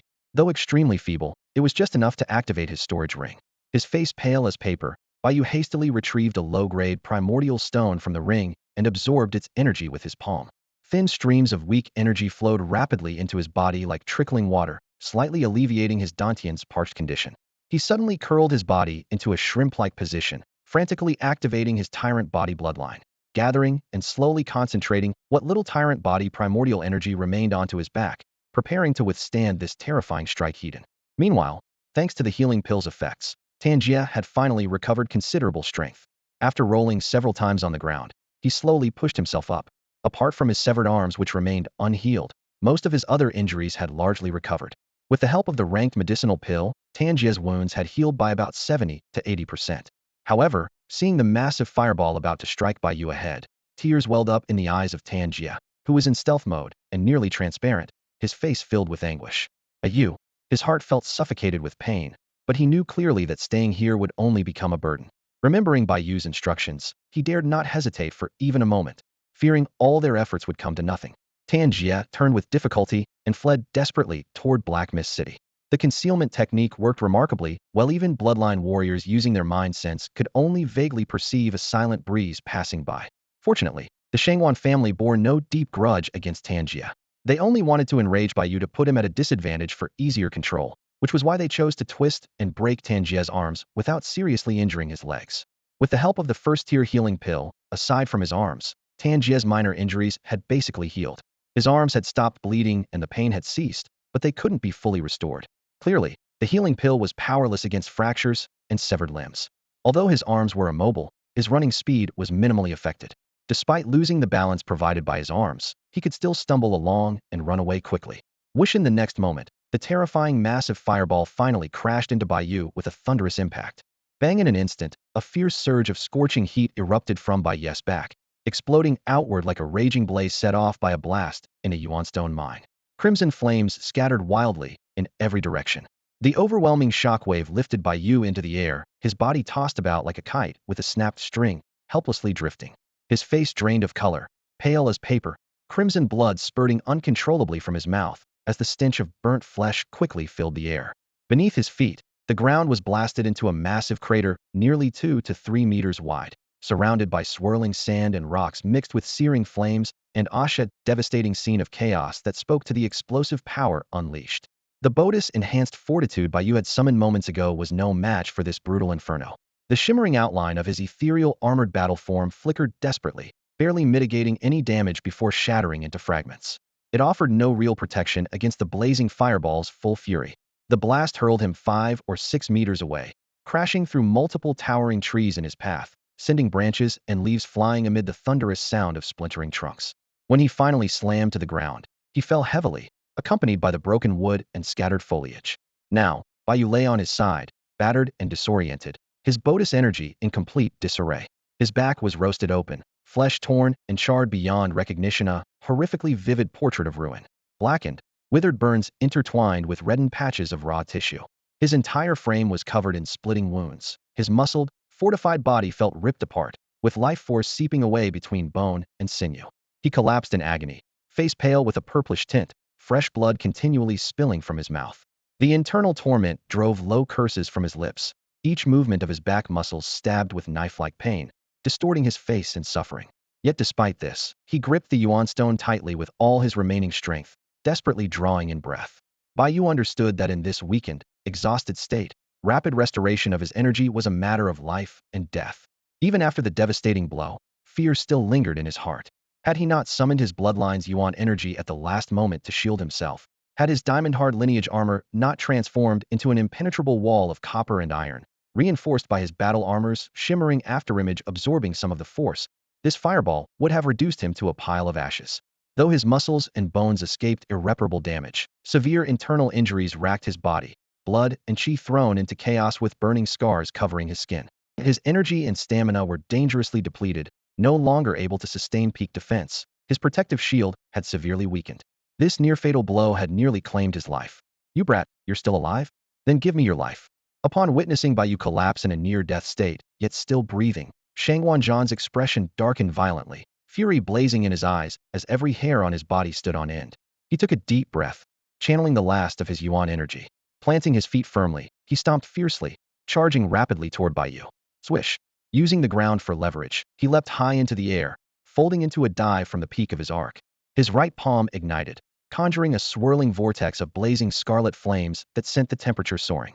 His fist cut through the air, manifesting the low-grade spiritual combat skill known as Fire Rift Palm.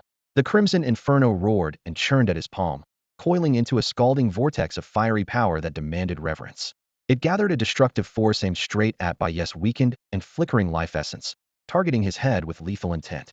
Around the fiery vortex, waves of scorching air churned like a whirlwind, whipping up the surrounding branches and dust before instantly incinerating them to ash. Such overwhelming force, if struck by the terrifying fire rift palm, would easily cause grievous burns, and wound survival would be a struggle at best. At this moment, Bai Yu was heavily injured internally, utterly weak throughout his body, and covered in severe burn scars.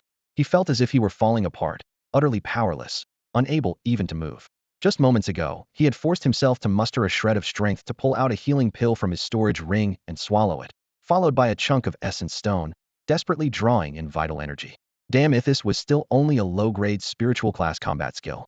The healing pill had yet to take effect when the fierce flaming palm attack loomed overhead like an unstoppable wave.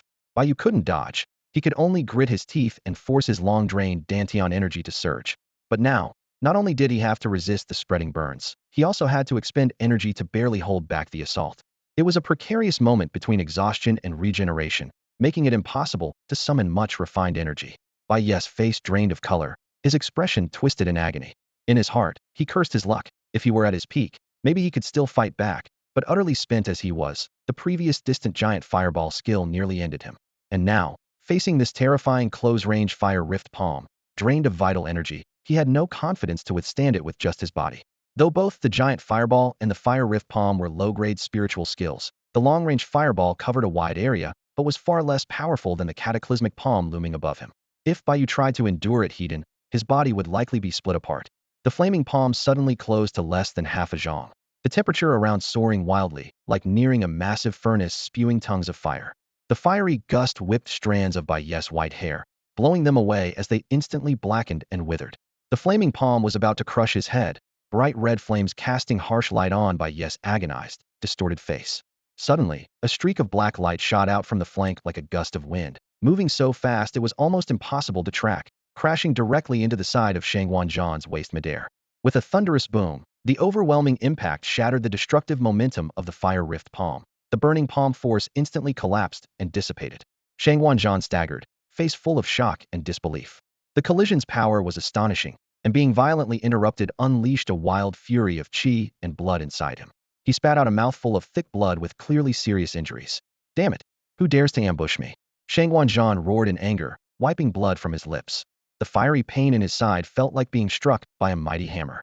Amid the curses, he suddenly leapt to his feet, his eyes locking fiercely on the attacker's direction. Upon focusing, his gaze turned greedy but cold sweat drenched his back, his shock leaving him dumbfounded. It was a rare second-tier dual bloodline beast, the black flame leopard.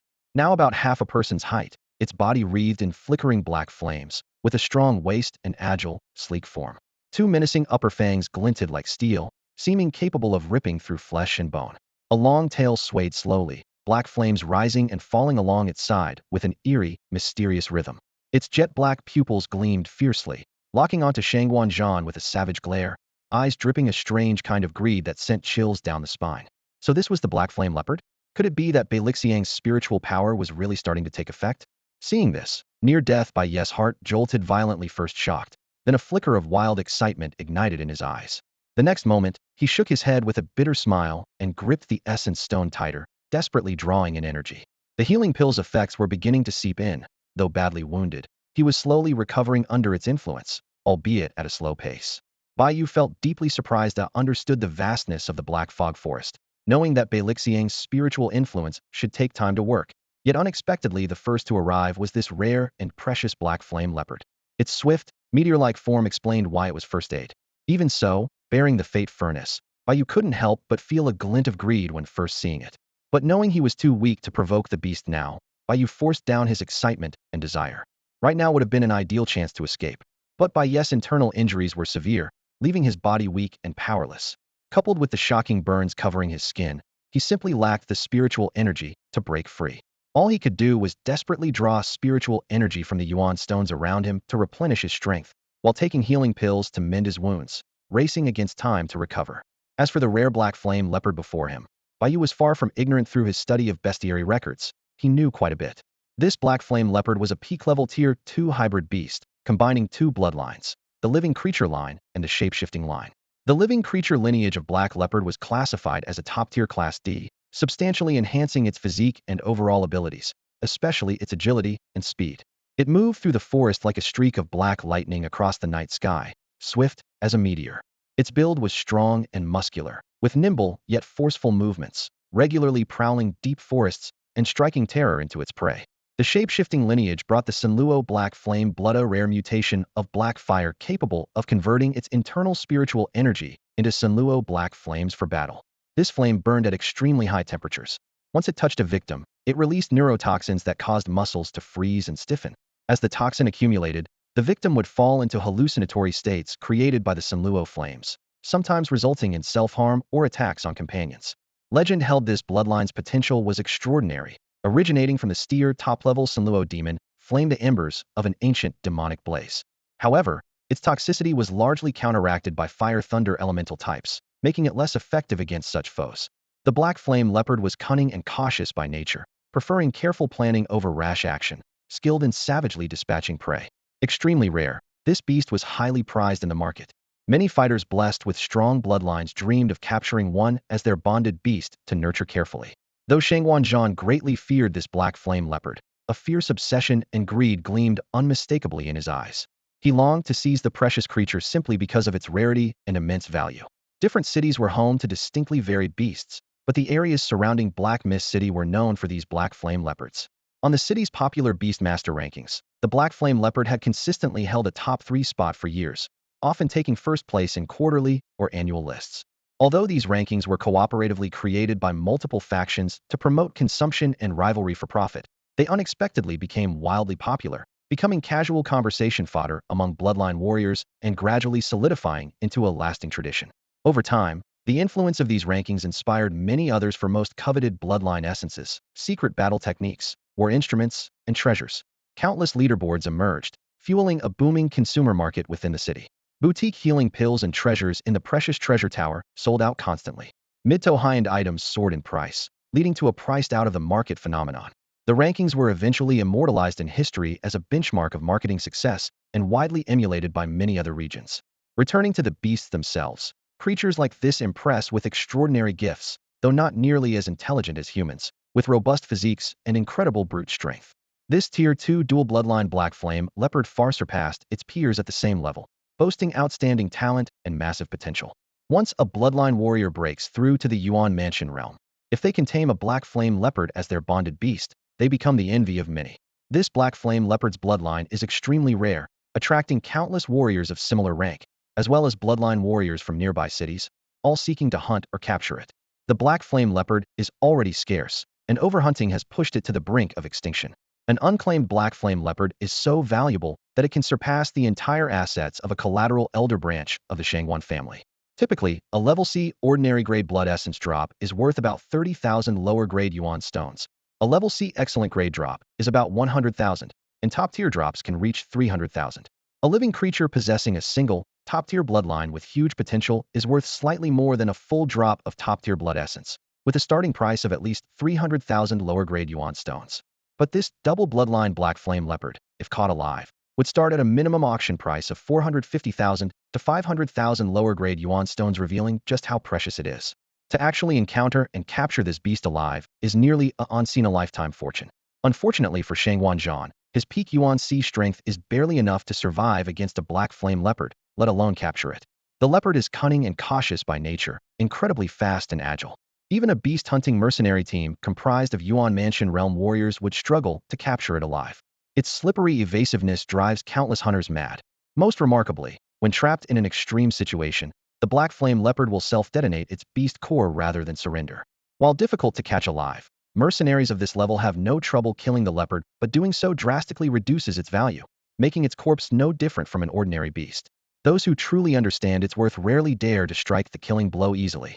Just as Shangwan Zhan felt a flicker of hope at the sudden appearance of the Black Flame Leopard, dense strange noises erupted deep within the black mist forest, like a torrential downpour. Endless howls and tiger roars thundered deafeningly, echoing endlessly across the vast woods. The ground trembled repeatedly, surrounding branches and leaves shaking violently, as if a massive storm was raging through the forest.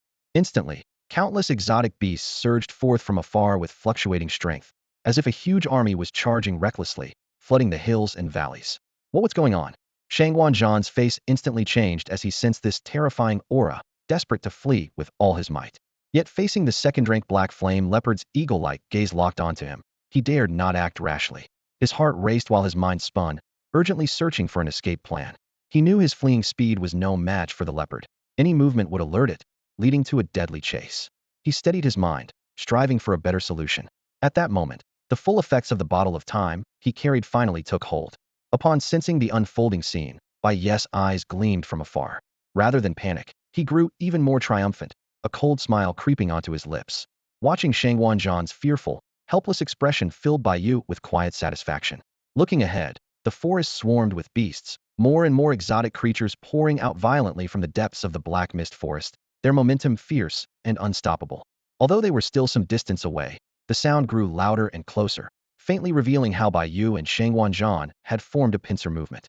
Within sight loomed the vague shapes of various strange beasts, the muscular barbarian bull flexing its bulk, the Qing python coiling and writhing, the massive mammoth elephant shaking the ground with its weight, packs of gale wolves charging and howling, the blaze tiger's fiery fur gleaming with fierce light, water crocodiles lurking near the shore, steel needle porcupines' sharp quills bristling, poisonous grasses swaying with deadly intent, glimmering butterflies fluttering iridescent wings, powder moths drifting lightly in the air, and fire ants marching in dense battalions. These countless first and second-tier beasts swarmed in diverse variety, seemingly every kind imaginable. Among them, several formidable third-tier beasts surged forward in a violent charge from afar. Damn it, run! Shangguanzhan's pupils instantly constricted as shock raced through his mind. Using his out-of-body consciousness, he swept the area with an awareness sharper even than Bai Yu's. The endless tide of beasts was like a frenzied swarm of ants pouring towards them, chilling him to the bone and making his scalp tingle. More and more beasts were gathering for a comeback. If they didn't escape soon, they'd be trapped and doomed. With no time to consider whether the Black Flame Leopard was pursuing, and the situation growing increasingly desperate, he decided to gamble on a break for it. Whoosh! In an instant, his figure blurred violently, shooting off like an arrow loosed from a bow towards Black Mist City as he sprinted wildly. The howling wind whipped past him, flames flickering along his body and casting a burning silhouette. His heart pounded with fear and confusion. It wasn't even night, yet why had the beasts suddenly gone mad and gathered like this? Had someone deep in Black Mist Forest stirred up this hornet's nest? Yet he was also grateful to still be young, with a chance to grow stronger. There was so much life left to live. He refused to die here. Even if I can't kill Bai Yu, it doesn't matter, can hold off the Black Flame beast here. I just have to run like hell, he thought grimly. Bai Yu was badly wounded. His blood sent the strongest bait for the beasts to attack. Better for him to retreat safely and let someone else deal with Bai Yu's predicament. Just as he relished his escape and pushed forward desperately, a strange black light suddenly appeared in front of him.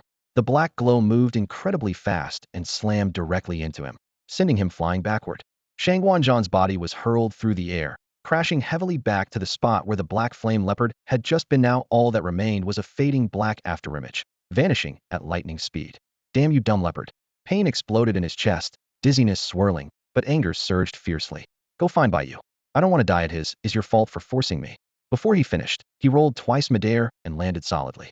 Quickly, he pulled the cracked Titan Great Shield from his ring, its fractures splitting open like rifts. Flames surged around him, engulfing his form until he became a burning figure, a raging fire warrior bursting with wild energy as he charged at the Black Flame Leopard at full speed. The Black Flame Leopard showed no fear. It blurred into a streak of dark light and faced off heat-in against the fiery Avenger. Ha, Shangguanzhan, let's see where you run now, the Black Flame Leopard roared as it met the attack. In the distance, Bai Yu witnessed the scene and couldn't help but laugh aloud, a smirk of schadenfreude spreading across his face. He watched the spectacle with amusement, taking deep breaths from the Yuan stone in his palm. Seeing his enemy struggle put his mind somewhat at ease. It was like watching a shadow puppet show. Didn't have to lift a finger, yet he enjoyed seeing his rivals flail helplessly. The satisfaction of that was indescribable. In the blink of an eye, Shangguanzhan and the Black Flame Leopard became entangled in a fierce struggle, neither gaining the upper hand. Although Shangguanzhan's bloodline was slightly inferior, he wielded multiple powerful combat techniques and fought under the protection of his Titan Great Shield, which boosted his strength significantly. Even when the shield cracked, it didn't seriously affect him, allowing him to maintain a steady rhythm of offense and defense. The Black Flame Leopard relied on its higher-tier Sunluo Black Flame bloodline and the swift agility granted by its leopard heritage, moving at astonishing speeds. Their powers were evenly matched, resulting in a relentless back-and-forth battle. Flames of fire elemental bloodline flared wildly across the battlefield, sparks flying and the scent of scorched flesh filling the air. Though the Sunluo Black Flame's neurotoxin was deadly to most foes, It had little effect on Shangwan Zhan's fire elemental constitution and posed no real threat. Otherwise, the fight would have ended quickly. Nearby, Bai Yu sat calmly observing, never still.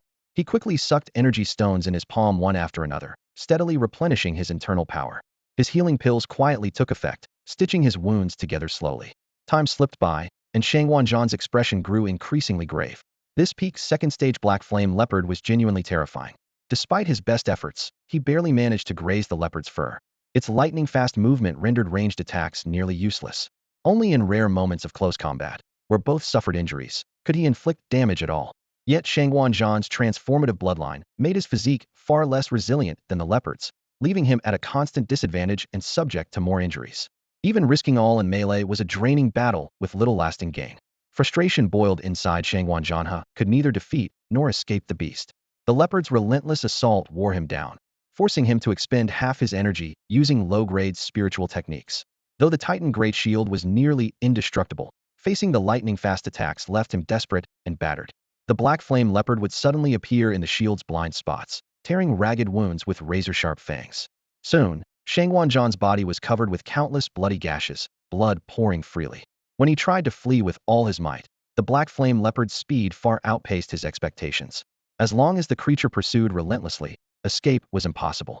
He wondered why the fierce beast didn't go after Bai Yu, but instead kept its deadly focus locked on him. Clearly, if he didn't fend off or kill the Black Flame leopard, he had no hope of breaking free from this battlefield alive. Urgency mounted as Shangwan Zhan grew more desperate. Between clashes with the leopard, he repeatedly attempted sneak attacks on Bai Yu, hoping to eliminate that threat first and then deal with the beast. He thought that even if the leopard slowed him down, he could drag Bai Yu into this deadly fight and take advantage of the chaos. However, Bai Yu scoffed and deftly dodged each attempt with swift spider silk strands. Meanwhile, the Black Flame leopard had already exhausted much of Shangwan Zhan's energy. To simultaneously pursue Bai Yu was shielded by spider silk and divine speed boots, and whose energy was steadily recovering would be a nearly impossible task. He could only turn away and focus on battling the Black Flame leopard, temporarily suppressing his fury toward Bai Yu. Just then, several new strange beasts suddenly charged wildly at him from all directions. Shocked, Shangwan Zhan noticed something that made his heart race. Two of the beasts, rushing past Bai Yu's side, completely ignored him and headed straight for himself. What's going on? They're just like the Black Flame leopard, totally uninterested in Bai Yu, and all charging at me. Furious, he clenched his hand and formed a blazing fiery palm strike, sweeping it out to repel the oncoming beasts. Still seething, he scanned around and caught an unusual gleam of hunger in the beast's eyes, an unsettling look that sent chills down his spine. In an instant, the puzzle began to form in his mind. Could it all be because of that bottle emitting the foul stench? Realization hit him like a thunderclap. In anger, he roared toward Bai Yu, who was sitting aloof at a distance like an onlooker. Damn it! Bai Yu, did you mess with me? By now, he had pieced the situation together. With Bai Yu's strength, it was impossible to openly evade the beast's watchful eyes and remain unharmed. The only logical explanation was that the foul-smelling potion possessed unparalleled lure, drawing the beasts in swarming crowds. Otherwise, how could these creatures ignore Bai Yu and head straight for him? Moreover, the blatant greed in their eyes made him feel like a live target. He couldn't help but mock himself for his ignorance. The Bai Lixiang elixir was indeed rare and seldom used. Wild beasts were like roaring tides covering the land. Most warriors entering the forest tread carefully to avoid attracting unnecessary trouble. Who would risk drawing a pack of beasts unless it was absolutely urgent? Heh, you found out a bit late. Bai Yu finally regained some of his energy and flashed a teasing smile, but avoided giving a direct answer, speaking vaguely instead. Shangwan Zhan, listening covertly to Bai Yu's faint replies through his mind, grew ever more certain of his deduction. His face darkened with rage. Damn you, Bai Yu. I hope you rot. Burning with fury, he longed to rush over and capture Bai Yu alive. But faced with the beasts attacking from all sides and the relentless Black Flame leopards, he was forced to split his forces and muster all his strength to fend off the assaults. Meanwhile, Bai Yu had already used spider silk to swing away to a sturdy branch in the distance, evading Shangwan Zhan's sneak attack. Safe and with a clear view, he leisurely watched the chaotic scene unfold. After repeatedly absorbing energy stones, his power was gradually recovering. Although his internal injuries weren't fully healed and his blood circulation remained impaired, with the help of healing pills, his severe burns had improved by nearly 40. Buoyed by this recovery, Bai Yu's confidence grew steadily. As long as no hidden enemies pursued him, and with a bit of caution, he was fully capable of escaping from this deadly ordeal and turning the tables on fate. But he had no intention of leaving. He needed to witness Shangwan Zhan's complete death with his own eyes before he could rest easy. Otherwise, Leaving even a trace of life behind would inevitably bring endless trouble in the future. Even if he couldn't personally kill Shangguanzhan, simply getting there in time to claim his corpse and soul ring would be enough to gratify him. In his heart, he silently prayed that the wild beasts wouldn't devour Shangguanzhan's body entirely. Whoosh, whoosh, whoosh. Meanwhile, more and more beasts of varying forms kept arriving. Their strength varied, mostly consisting of low-level beasts from nearby appearing first. Though individually weak, their numbers were enormous, swarming densely like a living tide. By contrast, the high-level beasts lurking deep within the forest had yet to show themselves. The monstrous king-class beasts with extraordinary power generally did not appear this early, unless by chance they were nearby. At this moment, Shangguanzhan, covered in blood, was still fighting fiercely, too focused to care about the growing horde of beasts. In the chaotic battle, he desperately dodged the fierce assaults of the black flame beasts and wildly unleashed fire-based attacks, instantly incinerating a wave of low-level beasts. Blood spattered everywhere, their corpses piling up like mountains. But in the blink of an eye, a new wave of beasts surged in, filling the gaps like an endless torrent thicker in number than before, flowing ceaselessly like the yellow river's floodwaters. A chill of fear rose sharply along Shangguanzhan's spine, cold sweat trickling down his back as an unbearable, near-death suffocation overwhelmed him. In despair, he was yet ignited by an intense will to survive. Burning with fury, his body moved with fierce urgency, unleashing strike after strike, cutting down countless low-level beasts. With every roar, Shangguanzhan's eyes turned bloodshot from the relentless slaughter. Suddenly, a massive three-zhong-high giant bear stepped boldly forth from the crowd, letting out a long howl toward the sky. A huge, earth-colored shield flickered erratically around its body. The next moment, it charged forward fiercely like a rampaging beast. Bang, bang, bang. The giant bear swept through the crowd, scattering groups of low-level beasts in all directions.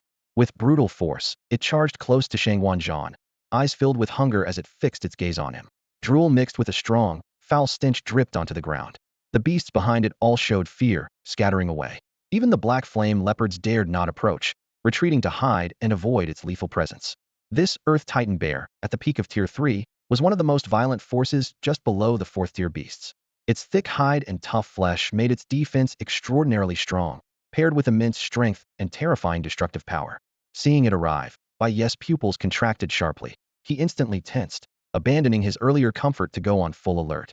He prepared to dodge away with spider silk at any moment, planning to wait until this beast storm passed before moving in to claim Shangguanzhan's corpse and spoils. For Bai Yu, the peak of Tier 3 was comparable to the pinnacle of the human Yuanfu realm, just shy of stepping into the 4th tier. He had heard the notorious reputation of this Earth Titan bear and knew that once it locked onto a target, escape was extremely difficult. Death here was highly probable. Seeing the huge bear almost 4th-tier strength, Shangguanzhan's already bloodshot eyes suddenly filled with despair.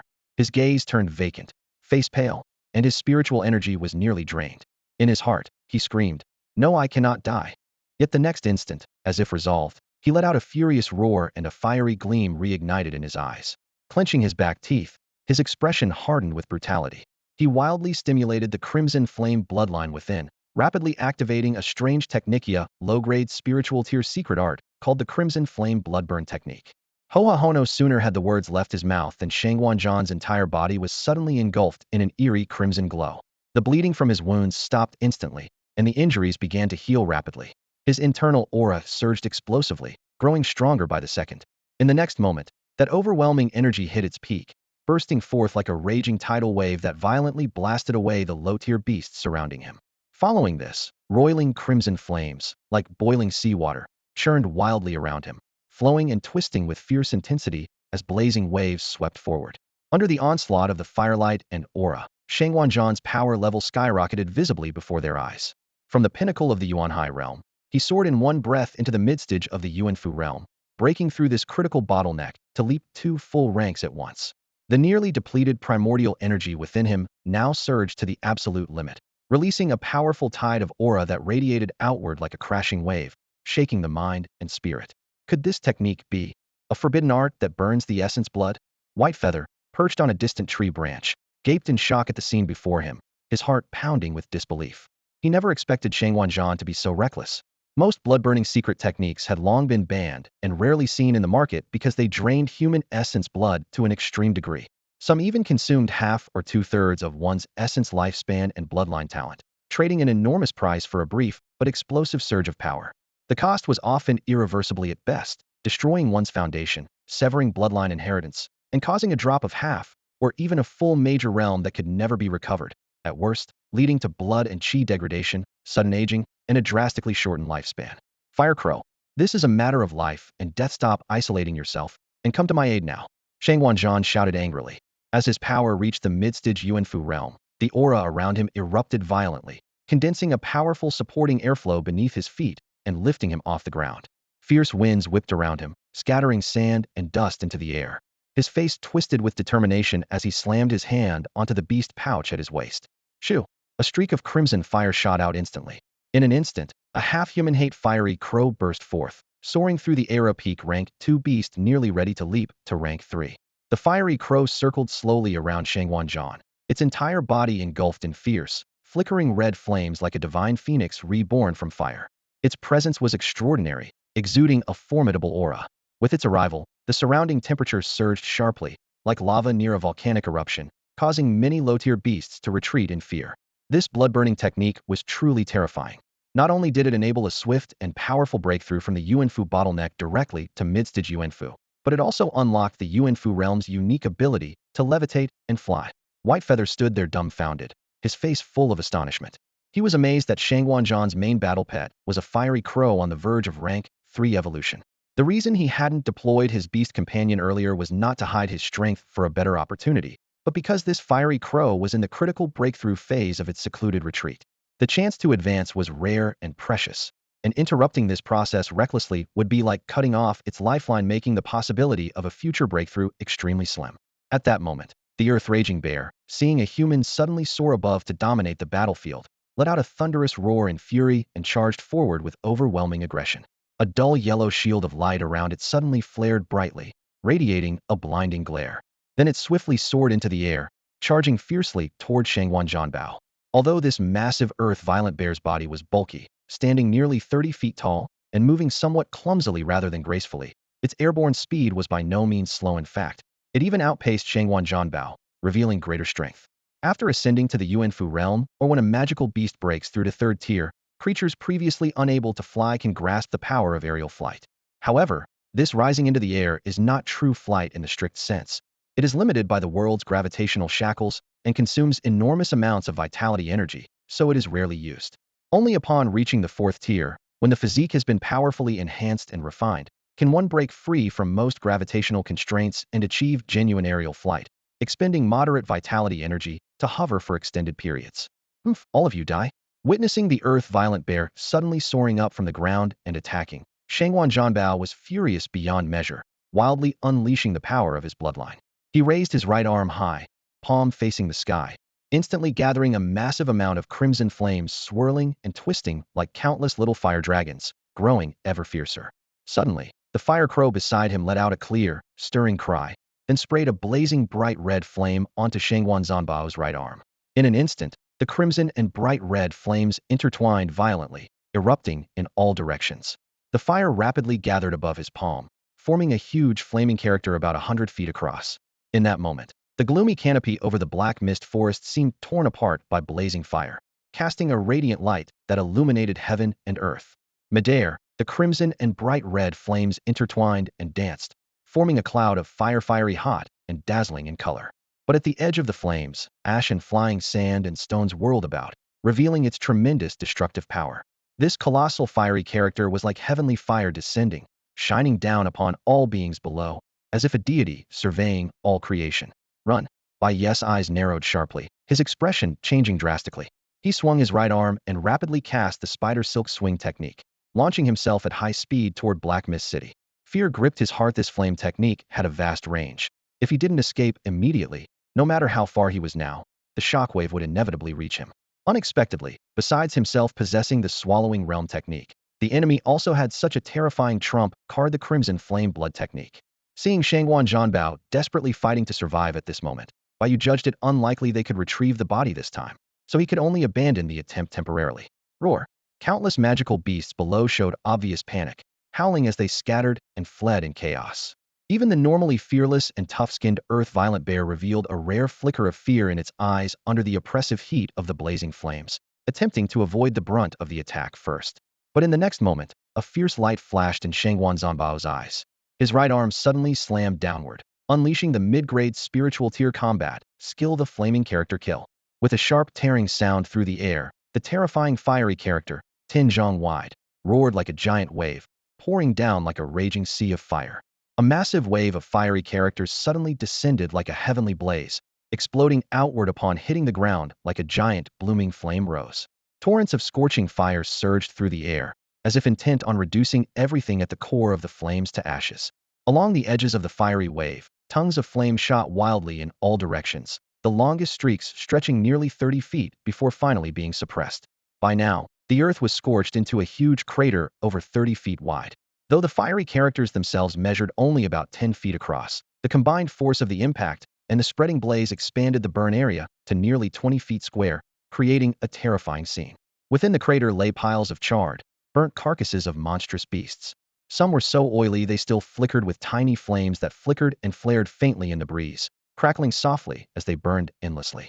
Bodies lay strewn everywhere, smoke curling amid the heat and smell of burning flesh. Thick, dark smoke mixed with flying ash soared straight into the sky, transforming the area into a living inferno. Suddenly, a deafening roar shattered the air as an enormous earth bear, its body blackened and charred, struggled upright inside the crater. Its twisted, ferocious face called out in fury, the fire in its roar seeming to shake the heavens and the earth. The earth bear's mustard yellow protective aura began to reform, radiating a dazzling light. Its burnt, molten wounds rapidly healed at a visible pace. The bear had been the first to absorb the brunt of the fiery character attack, the giant fire strike smashing its shield to pieces and flinging it heavily into the crater. Though slightly wounded, with its naturally formidable physique, it had toughly endured the blaze, nearly exposed its ultimate strength. Anger surged as the bear lifted its massive head, its round eyes like copper bells scanning the surroundings, but the fiery crow rider who commanded the flames was nowhere to be seen. Fury exploded from its core, bellowing. Its breath seemed to scatter like smoke as it charged wildly, crashing into the trees all around. In a frenzy, it smashed over a dozen towering trees, splintering trunks, and sending leaves fluttering down as the ground itself trembled. Gradually, its rage subsided. Dragging its huge, heavy body, it lumbered slowly toward the deepest part of the black mist forest where its lair lay. Whoosh! After a moment, a streak of vivid red light tore across the darkened sky in the distance, like blazing fire hurtling through the heavens. Immediately after, an immensely powerful aura slowly settled on the ground outside the east gate of Black Mist City. Damn it, that murderous Bai Yu! The protective red glow around Shangguanzhan faded gradually as he frowned, his face twisted with rage. No matter what it costs, he'll tear you to pieces. However, the moment he landed, his complexion suddenly changed drastically, draining pale in an instant. The once full, vibrant energy that had coursed through him deflated like a punctured balloon.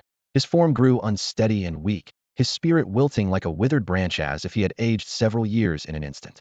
His cultivation level plummeted from mid-stage Yuanfu realm to the early Yuanhai realm. The mighty power he once commanded vanished almost completely.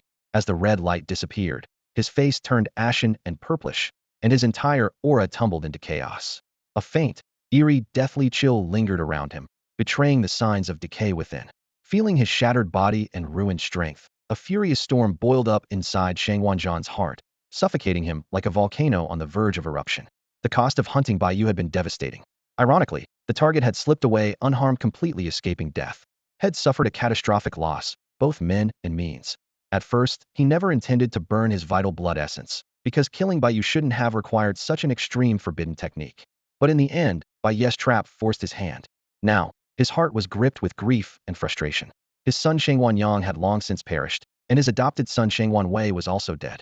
The two elite black-clad Jingwei squads he painstakingly trained over more than a decade had been nearly wiped out. Just moments ago, desperate to survive, he had no choice but to unleash the forbidden Crimson Flame blood technique. Clumsy though he was with it, it granted him the ability to soar briefly into the air, allowing him to narrowly escape from the pursuing beasts. But that also meant severing his cultivation foundation, leaving his power utterly ruined and drastically shortening his lifespan. In the fight against the relentless third-tier apex beast, the Earth Storm Bear, he had also struggled to unleash his strongest but unfamiliar group skill, the Cross Flame Slash, and had to awaken his pet beast Fire Crow, who was in closed death-sealing state, to assist. There is an old saying in the Scarlet Continent: cutting off one's destiny is like killing one's own parents. Shangguanzhan's move had doomed his pet beast's crucial chance for breakthrough and awakening, an opportunity lost forever this lifetime.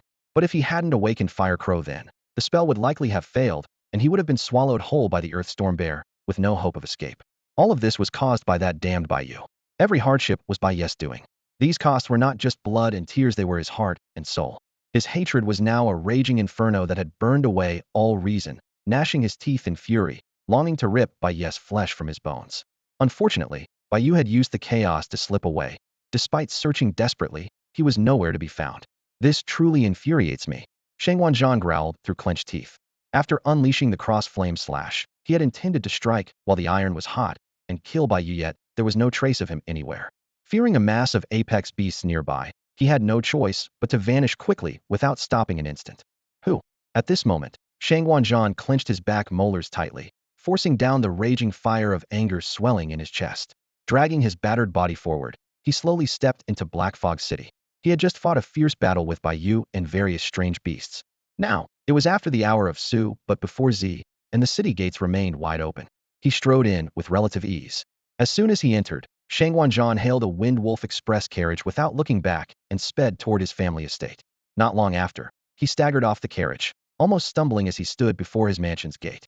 Suddenly, a familiar yet abrupt voice came from nearby. Yo, I thought this sneaky shadow was someone else. Turns out it's sixth uncle. Shang Wanzhan, already burning with rage, dared not react rashly. He suppressed his anger, a cold glint flashing in his eyes as he scolded in a deep voice. Humph. Shang Wanyan, what are you doing here at this late hour?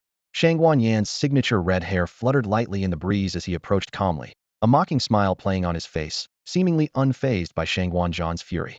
Huh, sixth uncle, you look so worked up. Did you fail at getting revenge again? That by something you drive you crazy? Or did your training go awry and cause your cultivation to suddenly plummet? His eyes gleamed with excitement, as if he had uncovered a weakness in his prey. Then with a sneer he added, want me to help you take out that Bai Yu? I'm easy to deal with. Just get down on your knees and beg me. I'll handle this little matter for you, guaranteed. Haha. In fact, Shang Wanyan didn't really know the specifics behind Shang Wanzhan's decline in power. Besides the nearly irreversible drop caused by burning his vital blood, missteps like training deviations, breakthrough failures, chi misdirection, or poisoning could all temporarily weaken one's cultivation and require time to recover. But none of that stopped him from mocking Shang Wanzhan mercilessly. Beg you? Oof, don't make me laugh. Shang Wanzhan was stung by the taunt, his anger nearing a boil. But he gritted his teeth to hold it back. Don't forget, I'm your sixth uncle. Show me some respect when you speak. His tone was stern and frustrated. Shang Wanyan smiled slightly and shot back coldly. You want my respect? Then stop fighting with the younger generation over cultivation resources. How about you hand over the family assets you managed to me? His words dripped with disdain and provocation. Humph, those were allocated to me by the clan head and rightfully belong to me. Why should I give them to you? Shang Wanzhan laughed bitterly through his anger before dismissing him curtly. If you have nothing else, get lost. Don't block my way. Shang Wanzhan knew well that in this martial world, strength dictated rank and status. As a collateral branch, he had mediocre talent and lacked power or influence. Even as an uncle, his overall ability was inferior to his nephew Shang Wanyan's, which earned him scorn and neglect. With fierce internal competition, he had barely reached the pinnacle of the Yuanhai realm and elevated his bloodline to a respectable Class C level, securing only a marginal elder status with a few family assets and training resources to manage. There was no way he would hand those over lightly. This was why he neither sought help from the clan nor relinquished his key leverage against Bai Yu. First, he misjudged the situation, originally thinking Bai Yu was weak, so killing him would be effortless and wouldn't require alerting other clan members. Second, even if he rallied other clan members, in the end they were all rivals competing for resources. No one would truly support him. The cost would be high, and he might even face ridicule. Given that, it was better to rely on his own strength and take a chance. Why should I give it to you? Shang Wanyan seemed to hear the world's biggest joke. A brilliant, almost blinding smile spread across his face, but his eyes held a mocking glint. He sneered quietly. My father. No. Your clan leader ordered me to tell you this. Within the next 2 days, you must deliver this month's clan profits for his inspection and accounting. He looked disdainfully at his sixth uncle, convinced that the man lacked any sense, didn't understand proper hierarchy, and stubbornly clung to resources that didn't belong to him. Shang Wanyan felt it necessary for sixth uncle to face the harsh reality soon and accept his fate. Humph, as if I don't know the deadline for submitting clan profits, though you need to remind me? Shang Wanzhan ignored the taunts and provocations, waving dismissively with a look full of impatience as he turned and strode back into the house. Clan profits were distributed based on each family member's combat strength, granting a share of the monthly earnings as cultivation resources. The remainder had to be handed over to the clan. That portion was called clan profits. At that moment, Shang Wanyan stared intently as Shang Wanzhan entered the mansion. His expression darkened instantly, and a ruthless glint flashed deep in his eyes. He muttered under his breath, "Shangwan Zhan, you're over 40 years old, barely peaking at the Yuan High realm in middle age, such poor talent. You can't even slay a mere Yuanli realm lowly Bai Yu. What's the difference between you and a cripple? Your bloodline rank isn't even as good as mine, let alone someone like me who perfectly inherited the family's legacy. You've awakened a worthless mutated bloodline, and still have no clue how to evolve it. Your future is bleak. How dare you compete with me and hog cultivation resources?" Shangguan Yin snorted coldly, thinking to himself, "My father is too sentimental. Giving someone as hopeless as you enough cultivation resources is a waste of potential. I will make sure every last bit of your cultivation resources eventually belongs to me." As he thought this, his expression grew ever colder. Turning, Shangguan Yin strode steadily into his own mansion. Shangguan Zhan strode into the mansion, his face dark and twisted. Having just been needled by a few remarks from Shangguan Yin, his expression had become exceptionally grave, as if he had made some momentous decision. He hurried towards Steward Li, who was approaching, and fixed him with a piercing stare, commanding coldly, "Steward Li, all the assets under my name that can be liquidated immediately, sell them all. Even if it's below market price, I don't care. Hurry." Steward Li froze instantly, asking in disbelief, "Master, do you truly mean to sell everything?" "Yes, everything." A cold glint flashed in Shangguan Zhan's eyes, his tone firm and unequivocal. "Sell whatever can be sold. I urgently need a large amount of cash and primordial stones right now." Steward Li's expression shifted slightly as he replied respectfully, "Yes, I understand." Though puzzled as to why the master had suddenly become so resolute, he dared not ask further questions when faced with those unfathomable eyes. He turned and entered the storeroom, immediately beginning to inventory all assets before going out to contact buyers. After some back and forth, Steward Li returned to the mansion half a shurchen later, presenting a storage ring. Shangguan Zhan took it and quickly examined its contents, but his expression grew heavy as he said with slight disappointment, "Only just over 700,000 in cash primordial stones." "Yes, master." Steward Li paused. "There are also immovable properties, farmland, and shops. Although we can lower the prices somewhat, their total value is enormous, making it difficult to sell everything in a short time. We'll have to wait gradually for suitable buyers." He added with furrowed brows, "Even after dumping all the marketable treasures, this is all the cash we could raise for now." His heart ached like needles pricking. His master had so rashly sold most of the finest items at 70 to 80% of their value for quick sales, essentially wasting rare resources. Though these weren't his own assets, having managed them daily, he couldn't help but feel distressed. "I understand. You may withdraw." Shangguan Zhan gave a quiet command, his complexion heavy as iron, showing obvious signs of blood essence depletion, his face dark and ashen. At this moment, deep wrinkles covered his face, making him appear much older than his actual years, like a candle flickering in the wind. "Yes." Steward Li had no idea what the master had encountered, but seeing his appearance, he dared not inquire further. He bowed and quickly withdrew. Once Steward Li had left, Shangguan Zhan immediately retrieved a second-tier inferior-grade blood essence pill from his storage ring and swallowed it. Before Steward Li's return, he had already consumed 2 pills. This was now the third going down. Though the pills weren't as effective as the first one, they still slightly alleviated his severe blood essence deterioration. Afterward, he solemnly donned the storage ring filled with the enormous sum and hurried into the house to bathe and change clothes. Blood essence pills enhanced blood essence recovery and had some therapeutic effect on internal and external injuries caused by depleted blood essence or excessive blood loss. The bathroom door opened, and Shangguan Zhan draped himself in a loose black robe, doing his best to conceal his emaciated, deteriorated frame and wrinkle-covered face. Then, dragging his exhausted body, he walked out the mansion gates, quickly leaped onto his family's Windwolf carriage, and sped off toward a certain location in the western part of the city. The hour of Su had passed its peak, the bright moon hung high, and starlight glittered brilliantly. Few at this moment, Bai Yu's face was pale as he slowly opened his eyes and exhaled a heavy breath. He was hiding in a secluded spot not far from Black Mist City, having just finished a period of closed-door healing. After swallowing a recovery pill, he entered deep meditation to repair his body. Although his internal injuries showed little improvement, his blood flow and elemental energy were still blocked. The severe external wounds on his skin and flesh had mostly healed, with nearly half of his elemental power restored. It had to be said, Bai Yu's clever top-tier vigor bloodline made his body incredibly resilient. As his elemental power gradually rebounded, aided by the healing pill's effects, the recovery speed of his skin and muscle injuries was remarkably fast. Still, the healing pill had its limits. Without a higher-grade recovery pill, his serious internal injuries would not mend quickly. When internal damage was severe, the abnormal flow of blood, meridians, and elemental energy greatly weakened combat ability, making movements stiff and full of flaws. Thinking back to moments ago, Bai Yu had sensed something was wrong just before Shangwan Zhan unleashed the great character Flame Slash. As an observer watching coldly from a distance, Bai Yu accurately predicted the terrifying power of this killing move and chose to flee frantically at once. Facing the rolling fire waves, he decisively pulled out of the attack radius first. Unfortunately, he hadn't expected that the fiery tongues at the edges would sweep fiercely sideways, scattering long-range sparks in all directions. Despite his speed, Bai Yu was still grazed by the residual flames at the edge. The after effect caused less than half damage compared to the full force. Relying on the toughness of his vigor bloodline and desperate protection, it ended up only tearing open old wounds on his back, without causing deeper trauma. However, his divine march boots were not so lucky. Melted and burned by the high heat, these two top-grade speed treasures were completely destroyed, nearly driving Bai Yu mad with frustration. Fortunately, after escaping the fire waves, his gaze accidentally caught a large pile of alien beast corpses scattered at the edge of the fire, along with some barely alive, dying creatures lying there. His eyes lit up immediately, and without hesitation, he swept his hands quickly in a flurry of silken threads like a gust of wind, capturing these uncertain life alien beasts and stuffing them all into his beast pouch. Only after stowing these spoils did he reluctantly retreat in haste to a hidden place to heal and restore his elemental power. If it weren't for the fear that Shangwan Zhan at mid-elemental power level would relentlessly pursue, Bai Yu would have considered returning to gather more alien beast remains. For him, these alien beasts were invaluable elemental stones that couldn't be left behind.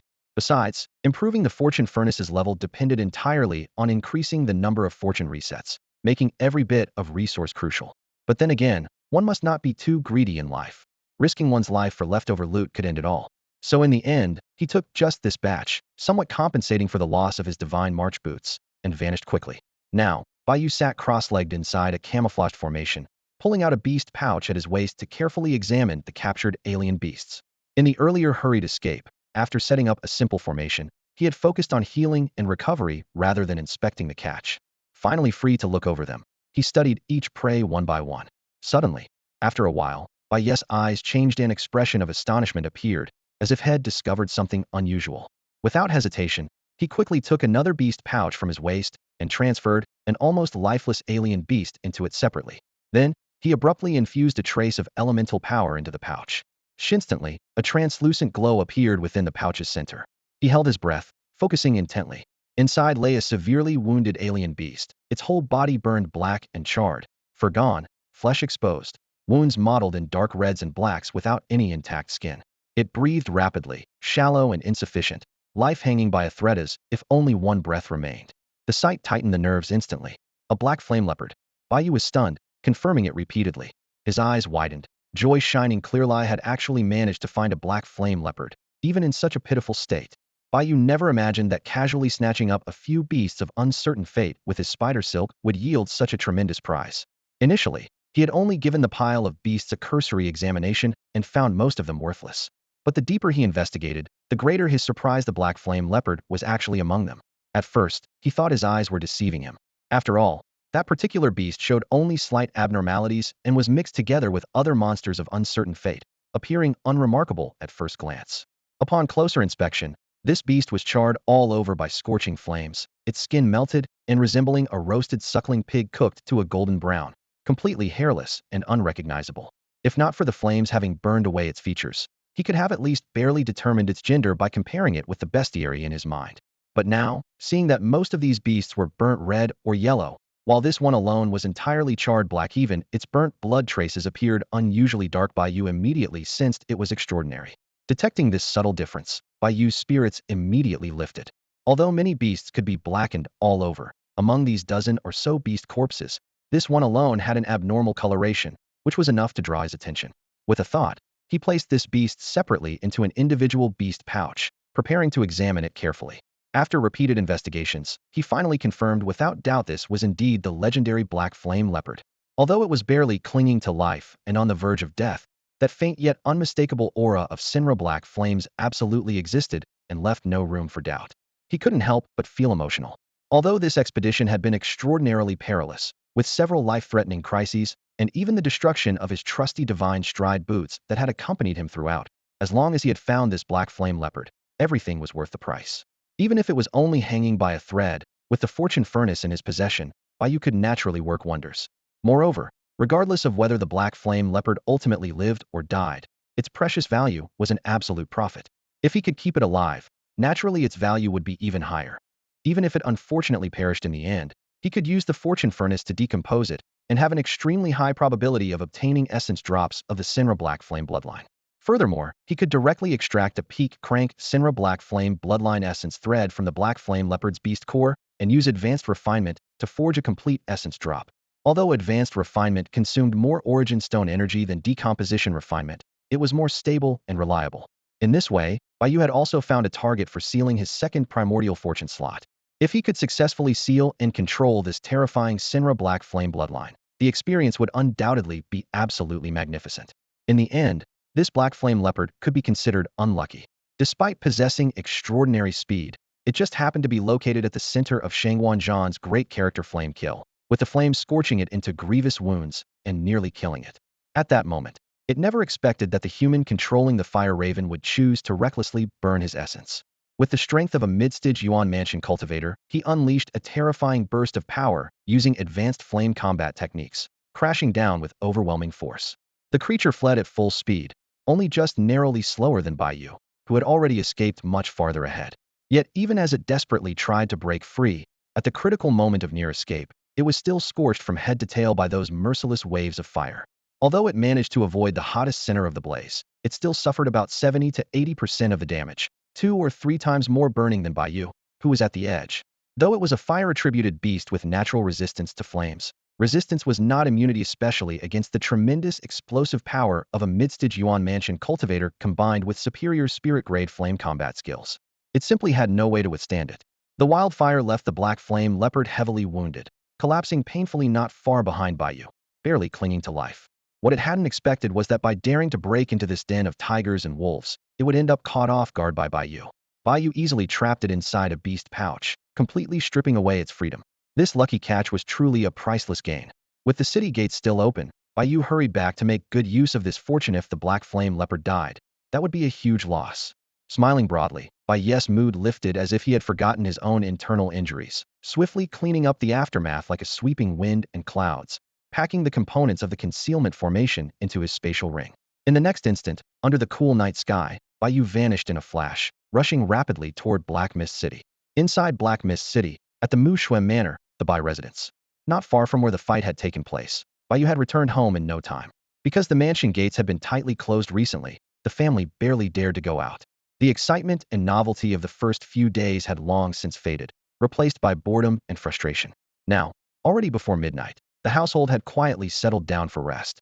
Seeing all this, Bai Yu silently resolved to organize some activities his family would enjoy, helping them gradually return to a normal rhythm of life. On his way back, he passed by the temporary accommodation arranged for Tan Jia within the Mu Shui estate. The lights inside were on, indicating someone was resting there. A sign hung outside read, "Meditating and recuperating, no disturbances please." Bai Yu's lips curved slightly in understanding thanks to him, and Shangguan Zhan buying time to delay the fight.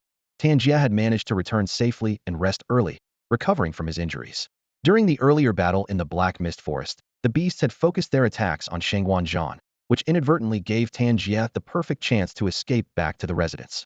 As long as he remained cautious, avoided the creatures gathering around Shangguan Zhan, and relied on stealth techniques, Tan Jia was perfectly safe. Still, Tan Jia's seriously broken arms and his younger brother Bai Xian's half-paralyzed condition were troubling.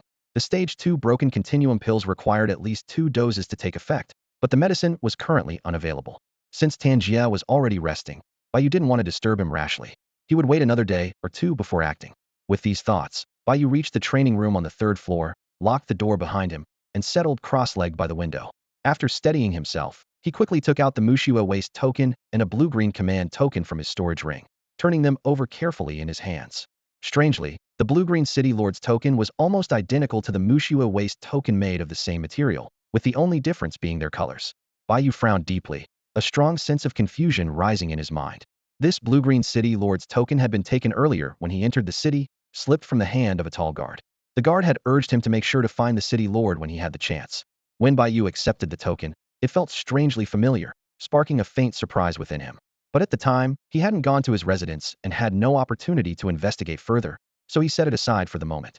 After returning home, he placed the 2 jade tokens in a well-lit area for closer comparison. Their patterns and shapes matched perfectly. If not for the difference in color, they would be nearly indistinguishable. Clearly, they were made from the same mold, seemingly created around the same time.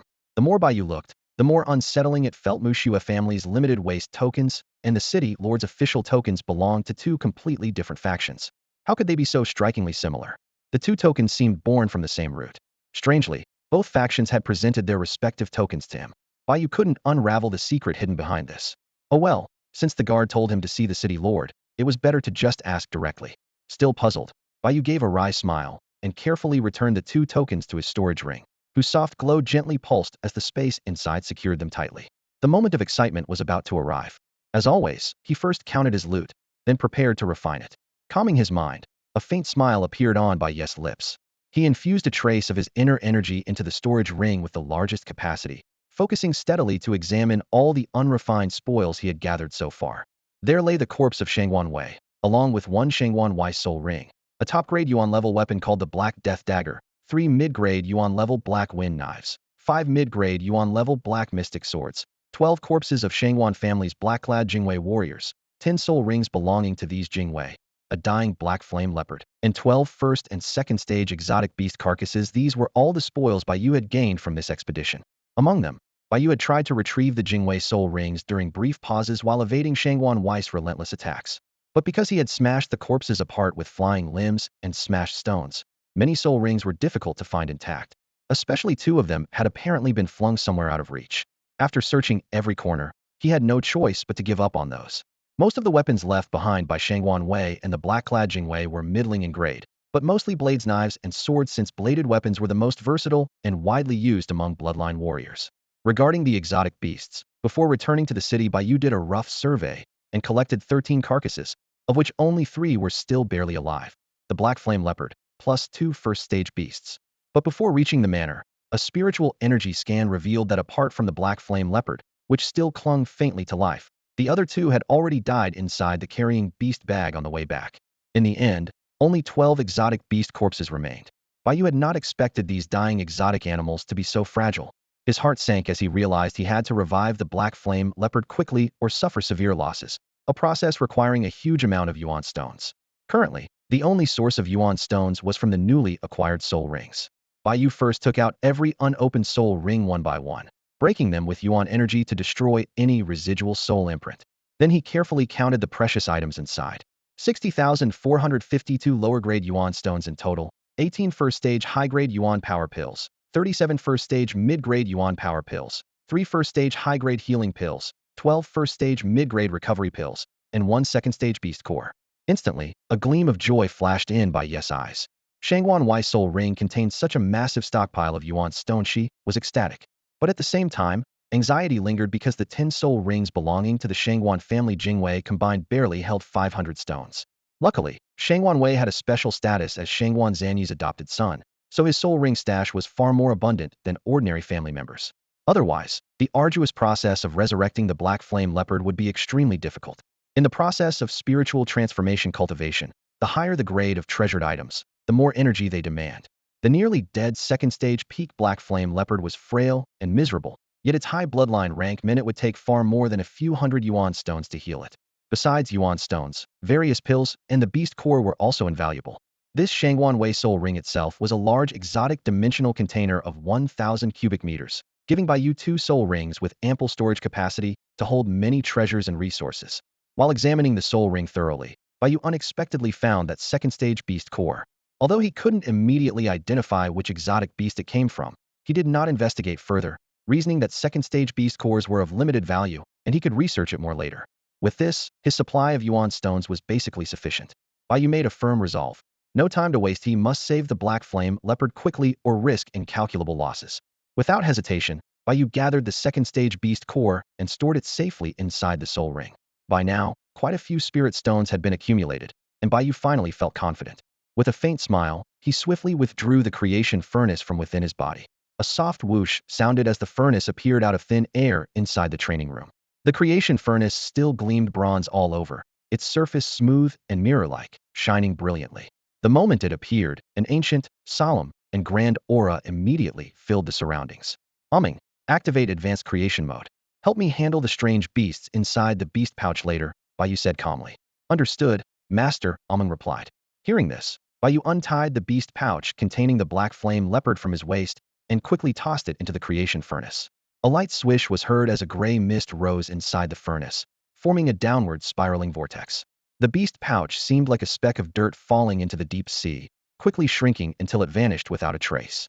After a short while, a clear notification sounded. Ding. Energy level insufficient. Please continue to invest. This meant the black flame leopard could still be saved. The problem wasn't critical yet. Bai Yu exhaled in relief and skillfully threw a handful of spirit stones into the furnace. The black flame leopard was severely injured, and two first-tier strange beasts inside the pouch had already perished earlier.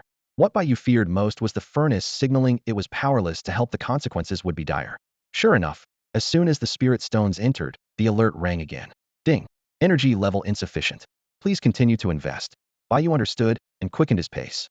Following the principle that higher-grade spirit stones require more energy, he threw in large handfuls, each time dozens or even hundreds at once. The notification kept ringing repeatedly. At first, he remained calm, but as the speed and quantity increased, his expression darkened. I've already put in 50,000 low-grade spirit stones, and it's still not enough? Bai Yu rubbed his right arm, sore and numb from the continuous tossing, and couldn't help but complain. How many more does it want? This is ridiculous. He didn't want to complain, but his pace had turned into practically throwing stones non-stop. After hundreds of rounds, even his tough, durable right arm ached unbearably. Yet the energy was still short, making it hard to stay composed. More importantly, the black flame leopard was barely holding on. Bai Yu knew wasting more time would only make things worse. Just then, the creation furnace suddenly issued a new prompt. To save time, if the host wants to use spirit stones to offset energy, the system can calculate the total required amount for one-time input. Report any issues for system improvement. Hearing this considerate message, a hint of joy appeared on Bai Yu's face. Clearly, after ascending to bronze level, the creation furnace had gained some intelligence. Its prompts felt richer and more thoughtful than before. Soon, the furnace suddenly shone brightly, followed by a new alert. Ding. Energy level insufficient. Please continue to invest. Current deficit, 7,859 low-grade spirit stones. Bai Yu furrowed his brow and sighed. Still needs 7,859 more. This is expensive. My new spirit stones are almost gone again. Quickly, he counted precisely from his storage ring and dumped all 7,859 low-grade spirit stones into the creation furnace. After adding these stones, combined with his remaining stock, only 2,751 were left, nearly depleted. He was indeed earning more, but spending faster. As Bai Yu pondered this, the long-awaited prompt finally rang out. Ding. Energy level sufficient. Advanced creation turning garbage into treasure is generating randomly. Production probabilities, 99 strange beast, 1 unknown mutation. Bai Yu fixed his gaze on the creation furnace, not daring to blink even once. No matter how many times he used it, the furnace's randomness always gave him a thrill like a lottery draw, keeping his nerves taut as an eagle's wing. Ding. Congratulations, host. The beast has emerged from the brink of death. Its rank has successfully advanced. You have obtained a third-rank beast, a black flame leopard 1. The black flame leopard is a rare dual bloodline beast, possessing top-tier abilities in both enhancement and transformation. It carries level Black Panther blood, granting it a sturdy build and incredibly swift agility. At the same time, it bears a clever mutation Bloodlines Sunluo Black Flame. This black flame burns at an extraordinarily high temperature, able to scorch enemies on attack, while also releasing neurotoxins that cause stiffness and paralysis. Even more strangely, when the toxin accumulates to a certain threshold, the beast experiences Sunluo illusions and may exhibit abnormal behaviors such as self-harm or attacking its own allies. At this moment, the Black Flame Leopard's power has finally soared to third rank, unlocking the ability to fly through the air. With a soft puff, the beast pouch was suddenly expelled from the furnace of fate, hovering momentarily in midair before gradually descending. It actually broke through to third rank? Bai Yu's eyes abruptly narrowed in surprise, then burst with overwhelming joy, his heart pounding with excitement. This is basically equivalent to the early Yuanfu realm. He had thought this advancement would only be a bloodline improvement, never expecting such a leap in rank, gaining a third-rank Black Flame Leopard capable of aerial flight. Bai Yu quickly restrained his excitement, reaching out to steady the descending beast pouch, then infused a trace of Yuan energy into it. SSS Yuan energy rapidly seeped into the pouch's center, causing that area to turn semi-transparent. Through this transparent layer, Bai Yu saw a small black leopard surrounded by swirling black flames, bouncing and darting within the pouch. It clearly disliked the cramped space. Strictly speaking, this black flame leopard has yet to shed blood to recognize its master, so it still counts as a freshly tamed wild beast. Wild beasts are naturally fierce and difficult to tame, and their resistance to the enclosed beast pouch space makes their annoyance and restlessness understandable. The beast pouch imposes certain restrictions on beasts, limiting their power and energy to prevent the beast cores from rupturing. This both stops the beasts from escaping prematurely and protects them from self-damage, essentially a safeguard. The built-in viewing feature of the beast pouch is undeniably practical, allowing a clear view of the internal beast despite its miniature form. At this moment, although shrunk down, the black flame leopard still blazed with eerie dark flames. It bared its teeth with a ferocious expression, but instead of seeming truly threatening, it appeared more like an adorably fierce little puppy, lively and mischievous. The 3 ghost bee beasts he previously acquired, being roughly bean-sized, did not produce such a strong visual impression inside the pouch. Wait, 3rd rank Bai Yu's joy instantly gave way to a surge of panic. His eyes widened sharply and his expression turned grim. Damn it! He slapped his thigh in frustration, overwhelmed by anxiety. The black flame leopard has already broken through to 3rd rank. How am I supposed to control it? A 3rd rank beast's level far surpasses his own. Even if he instantly advanced to the early Yuan High realm and mastered astral projection, it would still be difficult to command. Bai Yu's heart ached deeply, pounding his chest and stomping his feet. He had been so focused on reviving and celebrating the black flame leopard's breakthrough, he completely neglected the core principle of beast control, rank compatibility. That oversight now filled him with bitter regret. Bai Yu suddenly steadied himself, straining to sift through his memory for the beast-taming knowledge he had once studied at the Bloodline Academy. Because he had never awakened his powers before, his cultivation had stagnated at the 7th stage of the Yuanli realm, and he hadn't practiced anything related to beast mastery for a long time. He had nearly returned those notes to his mentor. Now, piece by piece, he began to understand that controlling different types of spirit beasts came with strict requirements and principles. Spirit beasts are roughly divided into 2 categories: bonded beasts and lifebound beasts. Regarding bonded beasts, once a bloodline warrior reaches the Yuan High realm, they can channel their soul consciousness outside their body, which grants them the qualification to control bonded beasts. As long as they don't mind the resource cost of feeding them, the number and variety of bonded beasts they can keep is virtually unlimited. Control over these beasts relies on the blood recognition method.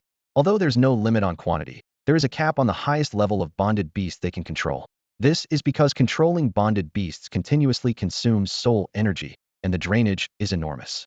The stronger the soul consciousness, the longer the control can be maintained. Likewise, the more beasts they can command simultaneously, and the higher level beasts they can handle. Generally speaking, at the early Yuan High realm, the soul strength can only reliably control peak 2nd stage exotic beasts. Forcing control over 3rd stage bonded beasts often makes them disobedient. At best, they run away. At worst, they turn on their master.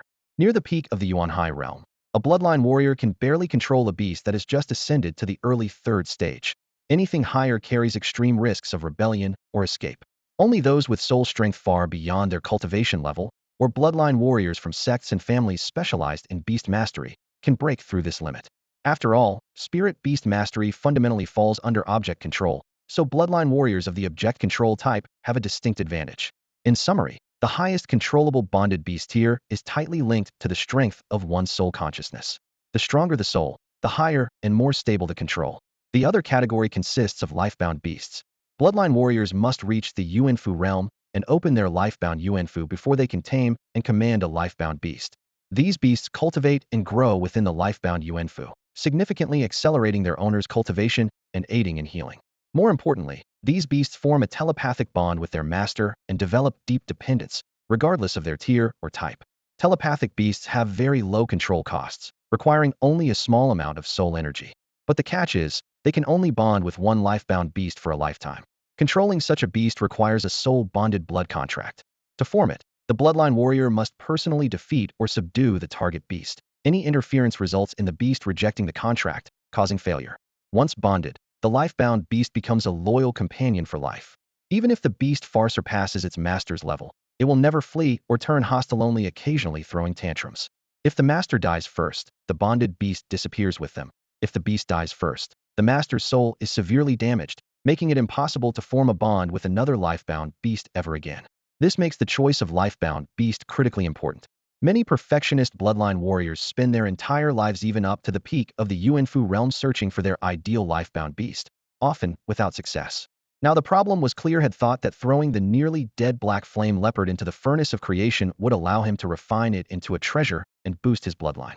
Yet unexpectedly, the black flame leopard had simply upgraded in rank. Recalling all this beast-taming knowledge, Bai Yu felt a sharp sting in his heart, as if it was bleeding from countless tiny needles. He could no longer use the furnace of creation again and was forced to helplessly watch this third-stage black flame leopard without being able to control or make use of it. His mood plunged into the abyss, overwhelmed by confusion and despair. He knew this reckless creation attempt had been rushed and ill-considered.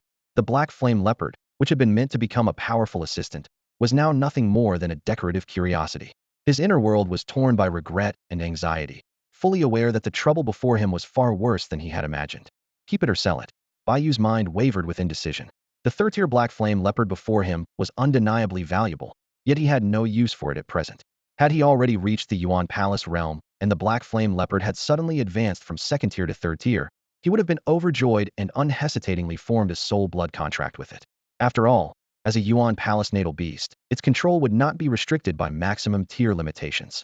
However, he was currently only at the 7th stage of the Yuan Force realm. Even if Daji swiftly broke through to the early Yuan Sea realm, he could at most command a peak second-tier beast. But this black flame leopard had already broken through the second-tier barrier and ascended to early third tier. Without the foundation of peak Yuan Sea realm strength, successful control would be impossible. Realizing that reaching the peak of Yuan Sea realm in a short time was nothing but a pipe dream, Bai Yu felt helpless. He had actually planned long ago to keep this black flame leopard, intending to let it serve a great purpose once he broke through to Yuan Sea realm. After all, upon advancing in rank, being able to control a peak second-tier dual bloodline black flame leopard would allow him to sweep through many bloodline warriors within the Yuan Sea realm. So when he found this dying black flame leopard, his heart had been filled with delight and anticipation. But the current situation was completely different. The black flame leopard had unexpectedly risen to early third tier, thoroughly disrupting Bai Yu's original plan and leaving him caught between a rock and a hard place. After repeatedly weighing his options, he settled on two choices. First, continue keeping the black flame leopard and wait until he leveled up by defeating monsters all the way to peak Yuan Sea realm before attempting control, though this waiting period would likely be lengthy. Second, directly sell this third-tier black flame leopard in exchange for a large quantity of Yuan stones to purchase other resources more suitable for his current stage. Bai Yu stared at the black flame leopard as thoughts churned through his mind like white fog. He knew this black flame leopard would be completely useless in the near term.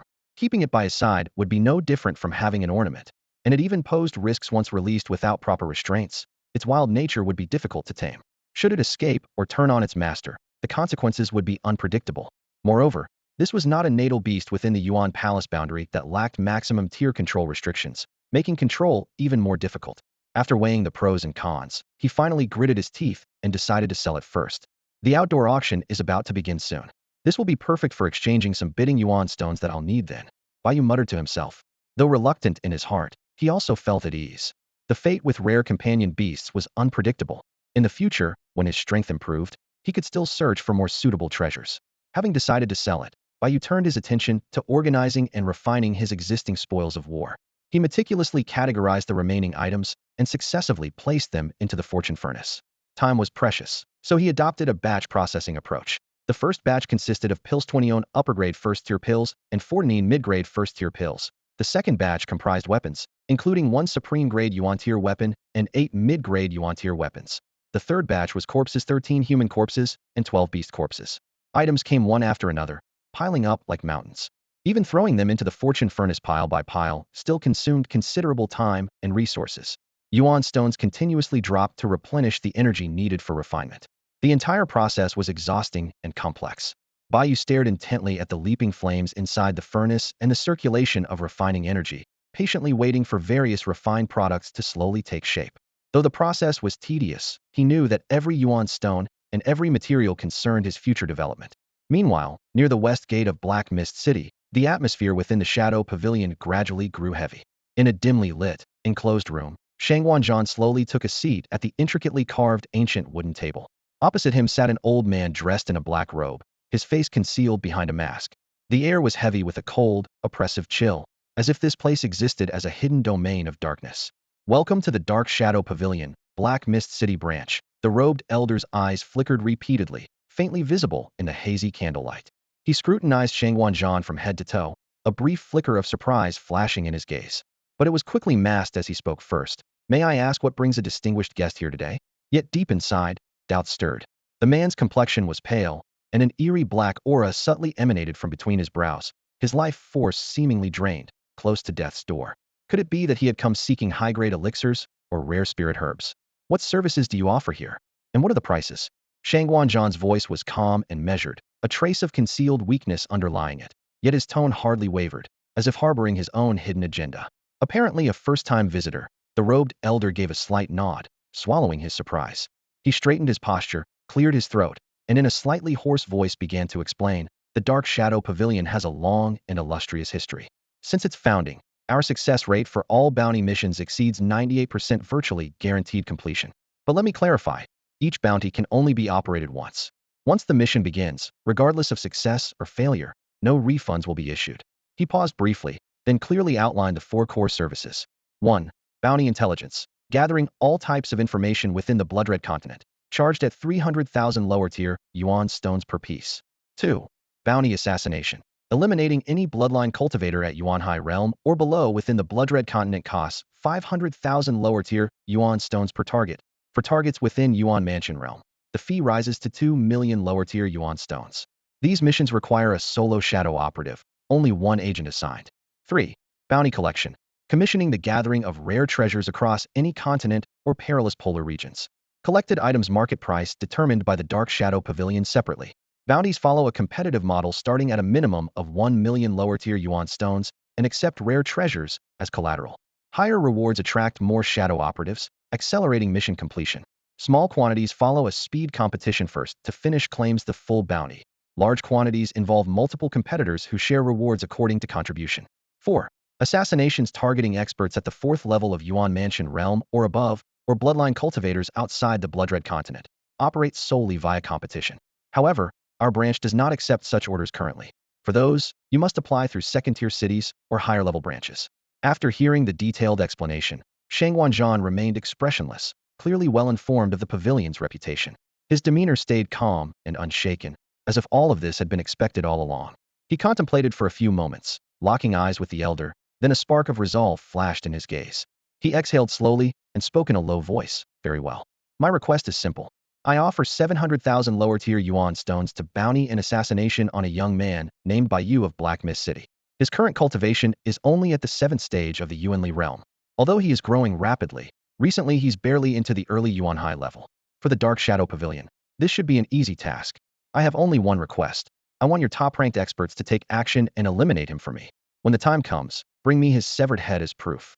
Shangguan had just hurriedly gathered a large sum of cash and spirit stones, all destined for this shadow pavilion near the west gate of Heiwu City. Although this was his first time stepping foot here, he had long heard of the pavilion's reputation. He had a vague understanding of the wide range of services they offered, especially the incredible power of their top-tier assassins, but wasn't sure about the exact prices, so he came in person to inquire. The Shadow Pavilion is well known throughout the Blood Scarlet continent, a vast and mysterious organization. It mainly accepts bounty intelligence, assassinations, and reconnaissance missions, growing its influence by accumulating hefty reward funds. Its reach extends everywhere, and its intricate network of connections is astonishing.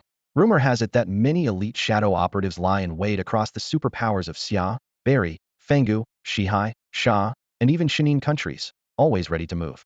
With members scattered through thousands of cities and towns, the Shadow Pavilion commands an incredible web of intelligence data, commanding high commissions that are notorious in the industry. Inside the pavilion, an astonishing number of Bloodline Warriors are carefully trained. The founder of the Shadow Pavilion remains a mystery. All anyone knows is that this person is terrifyingly powerful, wielding an S-rank top-tier bloodline and shaking all directions with their presence, but no one has ever seen their true face. The pavilion operates numerous branches, present in nearly every large and small city. Each branch appears independently run on the surface, but is tightly linked behind the scenes, sharing resources and intelligence. For the Shadow Pavilion, the only true faith is spirit stones, high-level treasures, and raw strength. Whether the client is a harmless sweetheart or a merciless villain, no matter how strange the request, or whether the target deserves it or not, once the payment in spirit stones is put on the table, the pavilion accepts the contract without hesitation. What sets the Shadow Pavilion apart is its selection and promotion system. All active assassins are called shadows. They recruit widely from the common folk, caring nothing for background, age, or appearance, only strength matters. Anyone who is powerful enough and completes the grueling shadow trials earns the right to become a shadow. After joining the Shadow Guild as a shadow operative, one doesn't simply become part of a traditional faction. Personal freedom is almost completely unrestricted, allowing true Kamiango liberty. When the Shadow Guild receives commissions from various patrons, it issues corresponding bounty missions. Shadow operatives accept these by proactively imprinting the mission's emblem onto their shadow mark upon assignment. This counts as formally claiming the task. After completing a bounty, the operative receives 60 of the reward, with the Shadow Guild taking a 40 cut. For those ranked as Earth-ranked shadows or higher, the cut shifts to 80 of the payment going to the operative and only 20 to the guild. Only by passing the unique shadow trial can an operative officially rise to a 1-star shadow, enabling them to take on various high-difficulty bounties. As they meet the conditions for promotion, they can progress from 1-star to 2-star, then ultimately to 3-star, the highest rank. Some exceptionally challenging missions have strict star rank requirements, with higher ranks facing fewer restrictions. Upon reaching 3-star, if an operative successfully challenges and defeats one of the top 100 Earth-ranked masters on the leaderboard, they can advance to the Earth-ranked shadow tier itself. Those who leap to the Earth-ranked shadows are true prodigies, resolute in willpower and stunningly gifted. At this moment, Shangwanzhan hesitated over a particular mission. He originally planned to hire the Shadow Guild to assassinate Bai Yu and his entire family of 5. At the market rate of 500,000 lower-grade yuan stones per person, this bounty would cost a staggering 2.5 million yuan stones, an astronomical sum. After careful consideration, Shangwanzhan decided to spend the entire budget to hire an Earth-ranked expert for the job. After all, once Bai Yu is dead, his family wouldn't matter much, and even if Shangwanzhan were injured, he could easily wipe out Bai Yu's entire clan. His tactic was aimed at lowering the Shadow Guild's 2-failure rate, like using a sledgehammer to kill a mosquito to guarantee success.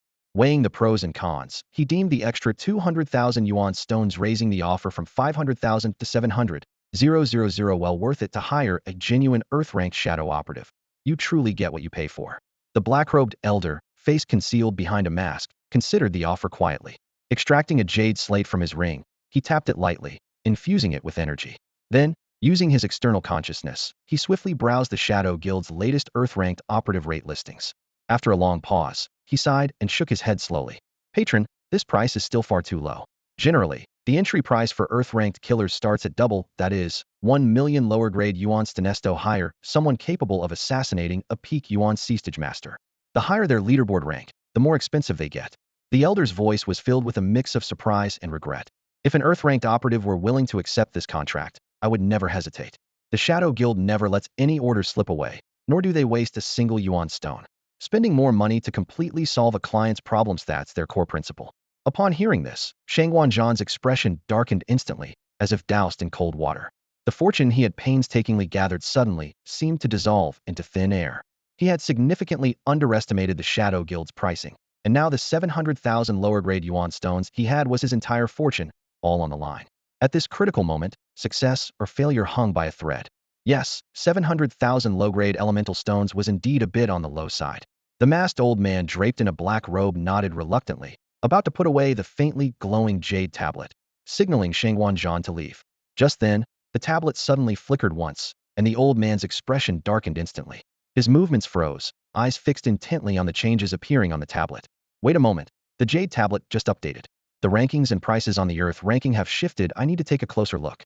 This jade tablet was a divine artifact specially forged by the Shadow Pavilion, capable of displaying real-time updates on every Shadow operative's ranking, bounty price, and mission status. The top 100 on the Earth ranking were coveted targets for countless patrons.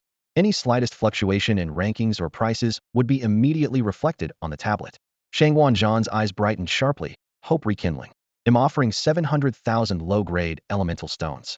It's a price worthy of any Earth-ranking expert. Help me post a bounty to assassinate that Yuan Power Level 7 stage warrior named Bai Yu. Although his tone was resolute, there was a trace of nervousness beneath the surface. Just moments ago, he had sold off a large number of treasures to gather this sum. If he couldn't even afford an Earth-ranking expert at 700,000 stones, wouldn't his dream of revenge be utterly out of reach, rendering all his sacrifices meaningless? Then new information appeared on the tablet. Earth-ranking number 98, Jian Mubai. The masked old man's eyes lit up, and he said solemnly, "This Jian Mubai is currently at the peak of the Yuan Sea realm. He just entered the Earth ranking, and his bounty hasn't been updated yet. His price is exactly 700,000 low-grade elemental stonesa real catch. Shall I place the order for you now? Peak of Yuan Sea realm?" Shangwanzhan was stunned at first, then suspicious. "Are you sure this is the Earth ranking? That level is just too low." His hope turned into disappointment, then frustration. He wanted to hire a true expert that would never let Bai Yu walk away alive. Is this a joke? Sending me a peak Yuan Sea realm to disgust me? I was once at that level myself and used up all my vital energy. I couldn't even contend with Bai Yu. Though I admit, I was poisoned back then. This only deepened his contempt for the current Earth ranking strength. Please don't underestimate Jian Bai, sir. The top 100 in the Shadow Pavilion's Earth ranking are no mediocre fighters. Even ranked 98th, Jian Bai is a rare talent. The masked old man hurriedly explained, a hint of helplessness in his voice. Though at peak Yuan C realm, he is a dual bloodline warrior. Not long ago, he surpassed the former Earth ranking 98, the top-tier Kraid bloodline warrior at the early Yuan Mansion realm. Under the same conditions, could you easily do the same? What? He defeated an early Yuan Mansion realm master with a top Kraid bloodline? And he's dual bloodline. Shangguan Zhan widened his eyes, incredulous as he stared at the tablet. Such an outstanding record, there's no way I could do that. Without the red flame blood technique, there's no way he could have held his own against such an opponent. That's right. The old man nodded and continued. Jian Bai just accepted a bounty near Black Mist City. He briefly relocated from a neighboring city and managed to defeat the former local Earth ranking 98th, pushing him off the list. Seeing Shangguan Zhan change from shock to doubt, the old man patiently elaborated on Jian Bai's background, his admiration evident. This youth has already elevated 2 rank ordinary enhancement bloodlines Sword Heart and Cloud Body both to top rank the Sword Heart Clarity and Cloud Floating Body. With a sword in his hand, his art is sublime. His movements are elusive and lightning fast, impossible to catch. Since joining the Shadow Operatives, he's undefeated. Even before entering the Earth ranking, he slew 3 early Yuan Mansion realm fighters during his star-level Shadow Operative phase. His power is exceptional. Sword Heart, an enhancement-type rank ordinary bloodline. Those who possess it gain no active abilities, but the passive effect greatly sharpens mental sensitivity to sword weapons, greatly improving comprehension of swordsmanship. The original description ends here.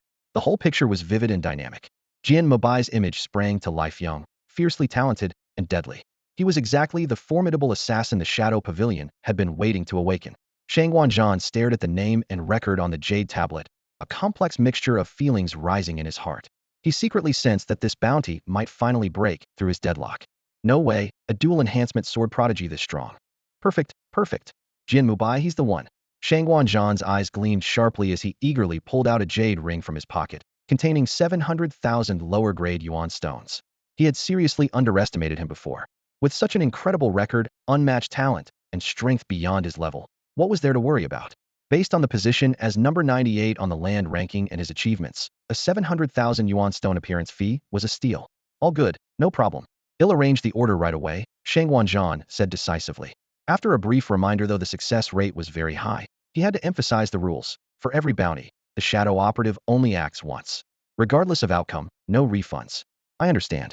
I was aware of these rules before coming here. The old man in the black robe and mask nodded firmly, his tone steady and confident. Hearing the confirmation, the old man gave a slight nod without further comment. Taking the jade ring with a trembling hand at first, he carefully checked the contents. Once certain, he quickly stored it inside his body and immediately assigned the task to Shadow Operative number 98, Jian Bai. Suddenly, Shangguan Zhan recalled something. His eyes narrowed, and he warned, that Bai Yu is quite cunning, his movements extremely hard to track. That mysterious gray aura surrounding him likely hides many secrets. To eliminate any chance of failure, you must be extra cautious. Rest assured, the old man replied calmly, a confident smile flickering in his eyes. The Shadow Pavilion has divination abilities and news channels. Although our branch is inside the city, and we can't act openly there, once he steps outside into the wild, this will be no problem at all. Since we accepted the task, we will do everything to complete it. Whether it takes over a month or just a few days, Bai Yu's head will be ours. Please wait patiently. Ha, excellent. That's thrilling. Shangguan Zhan laughed out loud for the first time in a while. Though exhausted and injured, the well-planned arrangement was a great comfort. The bitter sting of having just spent 700,000 yuan stones vanished. Then well await your good news. Farewell. With that, he nodded to the old man in black, slowly stood up, and dragged his injured body down the corridor until he disappeared from sight. Meanwhile, with Bai Yu's side. Ding. Congratulations, host. As white light burst forth from the fate furnace, one after another, miraculous items emerged, and Bai Yu skillfully sorted and stored them. The first batch of pills went into the pouch. 5 doses of second-grade Supreme Yellow Dragon pills, 1 bottle of soul-nourishing water, 1 bottle of Jade Beauty ointment, and 1 conception pellet. There were also 18 doses of first-grade Supreme Yuan Power pills, 4 packs of healing pills, 3 blood chi pills, 2 strength pills, 2 packs of toad detox powder, and 2 bottles of clear wind spirit dew.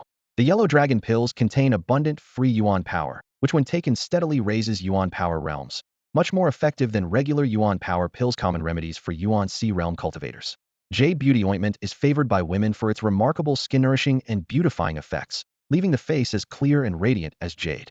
Strength pills provide a significant temporary boost to physical power, but cause brief weakness once wearing off. The second batch of weapons and treasures were obtained as well.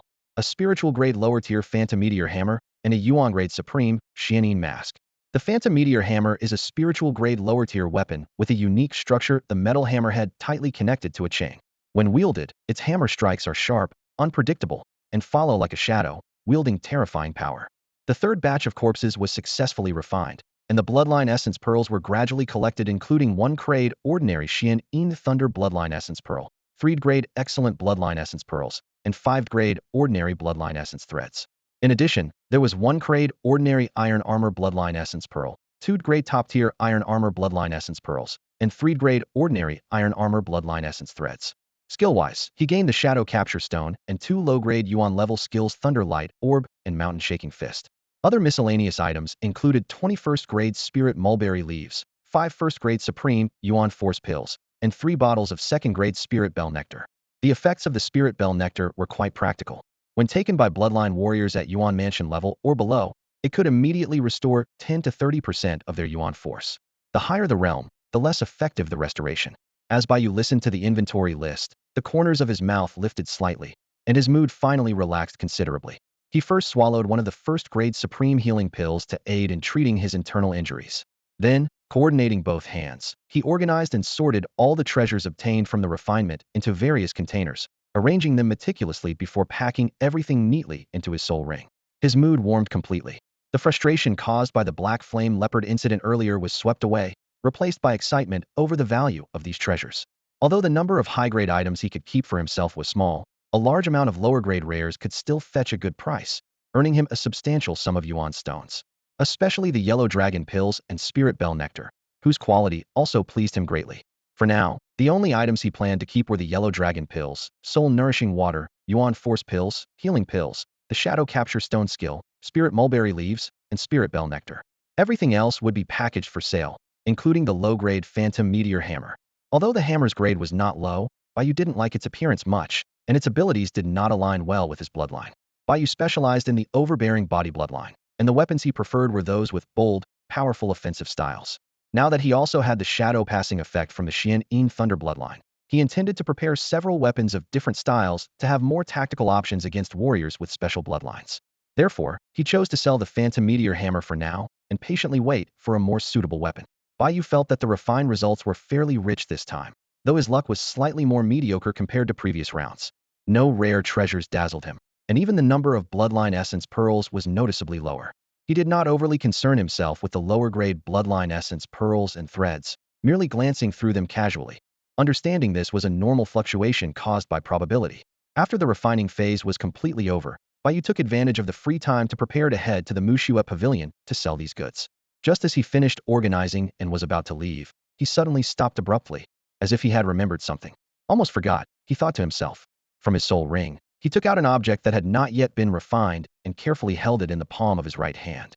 It was a second-grade beast Korean irregularly shaped crystalline sphere. Previously, whenever decomposing exotic beast corpses, Bai Yu had always directly tossed the bodies into the refining furnace, seldom bothering to extract the beast cores separately. After all, refinement decomposition did not require multiple synthesis steps or huge investments of Yuan stones. Just using the corpse as an energy source to directly extract treasures was sufficient. Now holding this beast core, Bai Yu's expression grew serious, planning to study it carefully. Although obtaining a beast core ultimately still involved some chance, and decomposing it could yield nothing, there was no longer a need to invest extra Yuan stones, making the entire process much easier and less worrisome. Bai Yu had only ever caught distant glimpses of beast cores within the Bloodline Academy and had never examined one up close. This was his first time observing a second-ranked beast core so closely, and it immediately sparked a strong curiosity within him. At first glance, the beast core resembled a walnut in shape and size, but it was a single transparent crystal encased in a clear, glossy outer crystal layer. Inside this crystal wall swirled numerous wisps of white, free-flowing Yuan energy, like delicate smoke drifting within.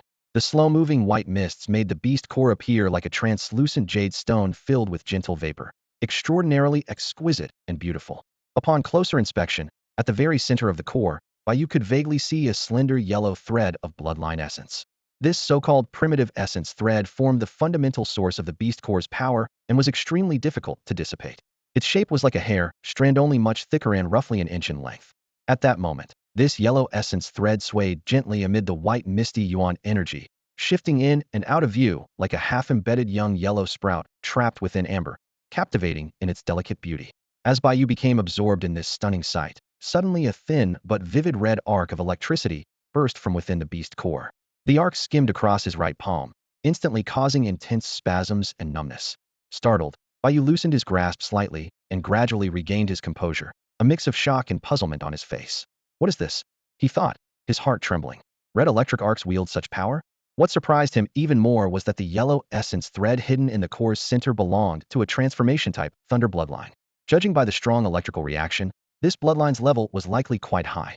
Bai Yu's gaze sharpened as he silently speculated, what kind of bloodline could this really be? A surge of surprise welled up in Bai Yu's heart. That bright red arc of electricity was no ordinary force. It caused his tough, armored body to spasm and tingle from brief contact. He couldn't help but wonder what lineage this power came from, what level it belonged to, and which kind of exotic beast wielded it. This beast core was mainly composed of strands of essence from its bloodline and free elemental energy, enveloped by a tough, transparent crystalline shell. The free energy flowed slowly inside the core, occasionally triggering reactions within the bloodline essence strands. Their interactions sometimes caused the core to instinctively leak faint traces of bloodline power. Such phenomena were not uncommon. Fire-type beast cores often emitted weak flames and a gentle warmth.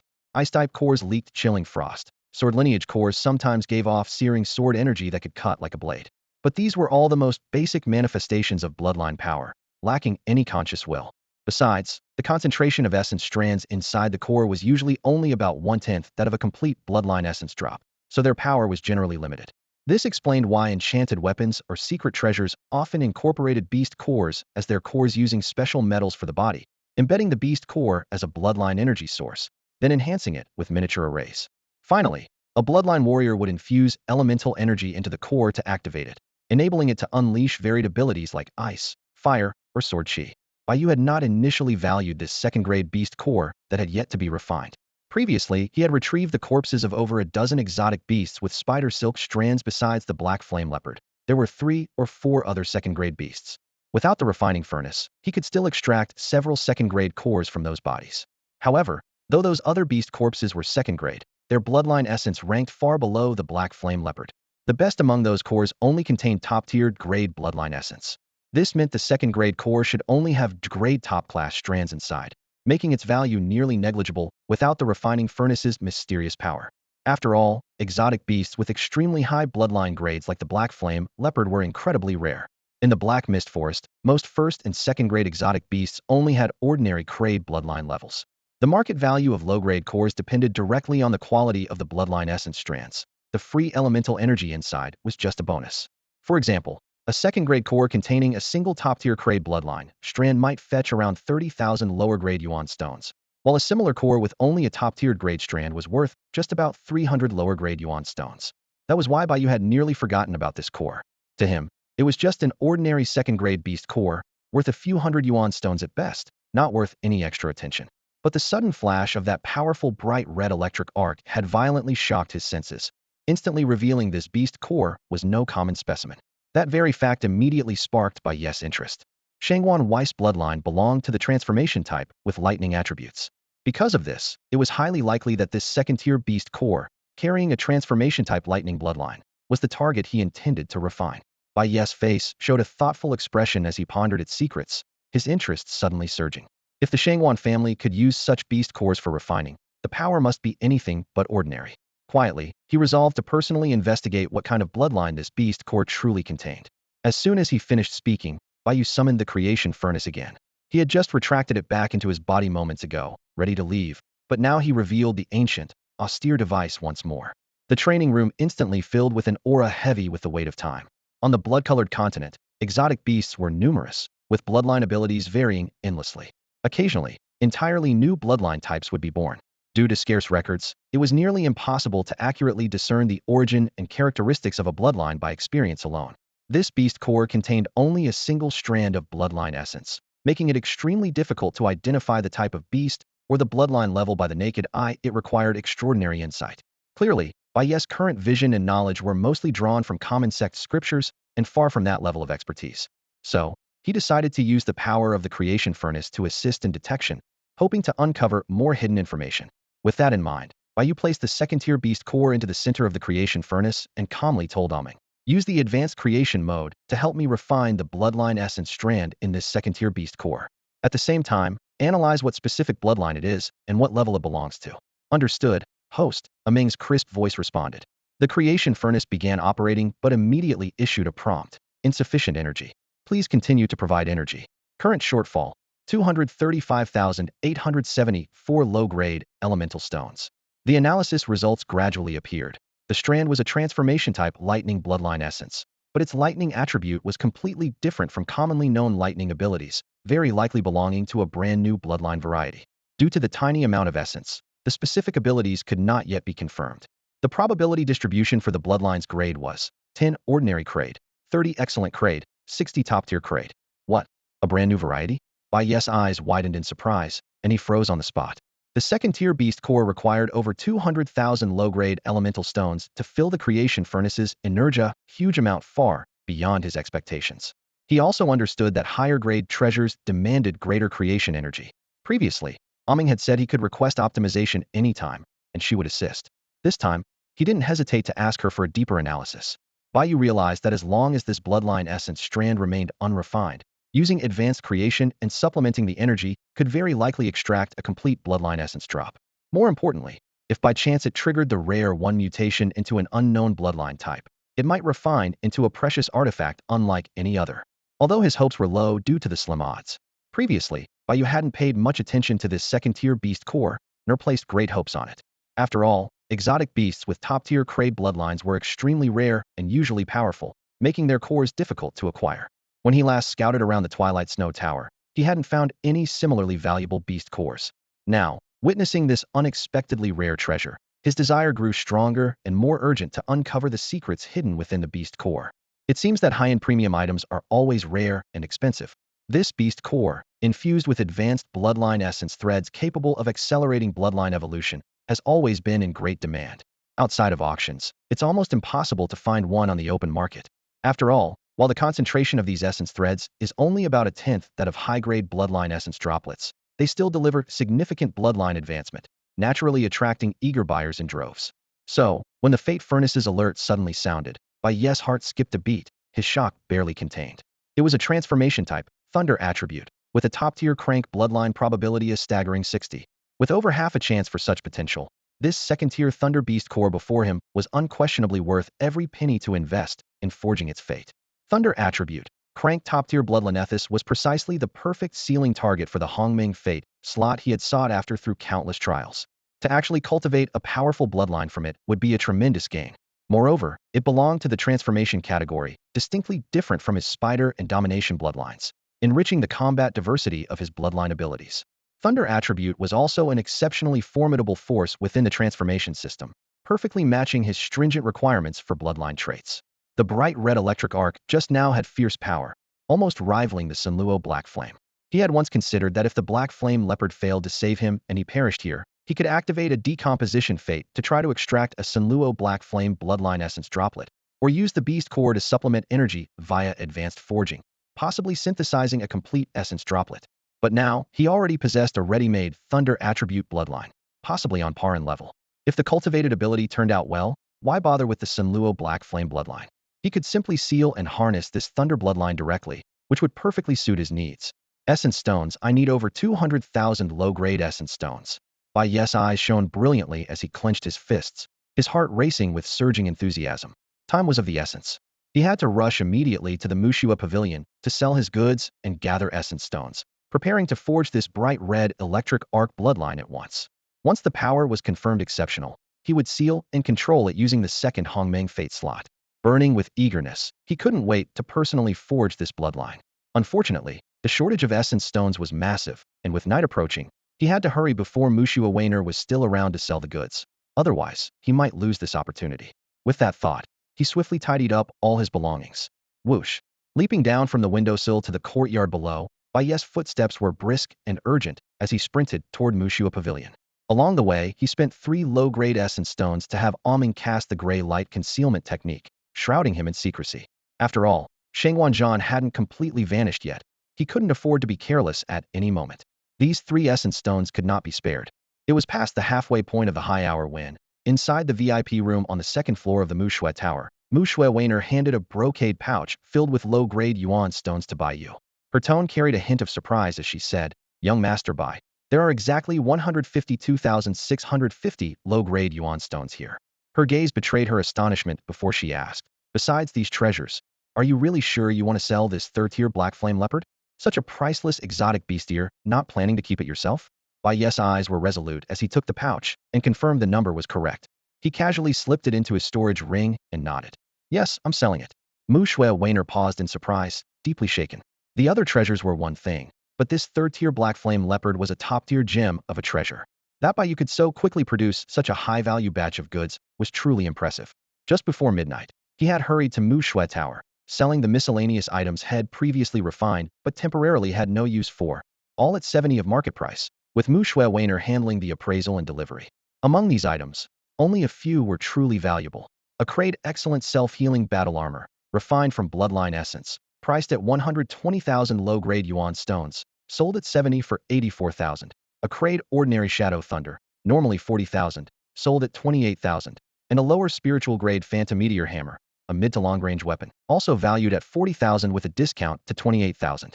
Prices for treasures of similar rank didn't vary much, but popular items sometimes fetched a premium. These 3 high-priced items plus various miscellaneous goods totaled 218,070 low-grade yuan stones, and at 70, 152,650 stones were received. But it was still about 150,000 stones short of Bai Yu's target price of over 230,000. In the past, getting 150,000 stones would have made Bai Yu overjoyed, but now his expression was complicated. The yuan stone shortage was too large, and without selling the black flame leopard, there was no way to cover it. He hadn't expected the spoils, once converted to yuan stones, wouldn't stretch far at all. Simply refining a second-tier beast core required far more resources than he currently had. If it weren't for the black flame leopard's remaining value, many things would have been impossible to accomplish. At this moment, the third-tier black flame leopard remained secured inside the beast pouch before Bai Yu, like a final trump card quietly waiting for the next move. Seeing Bai Yu had made up his mind, Mushui Weiner no longer tried to dissuade him. Instead, she adopted a serious tone. "Since young Master Bai is determined, I won't insist. Mushui Tower usually only accepts top-tier treasures, but pricing such high-level exotic beasts is difficult. Selling at 70 of market price is obviously unfair to you." She paused thoughtfully before adding, "How about this? I'll now invite several major clients to hold a small exclusive auction right here in this VIP room. The third-tier black flame leopard will be auctioned on site, and Mushui Tower will only take a 10 commission on the final price. What do you think, young Master Bai?" Given the familiarity between her and Bai Yu, if she truly wanted to buy such a top-tier masterpiece at a 30 discount, Bai Yu would definitely suffer a heavy loss.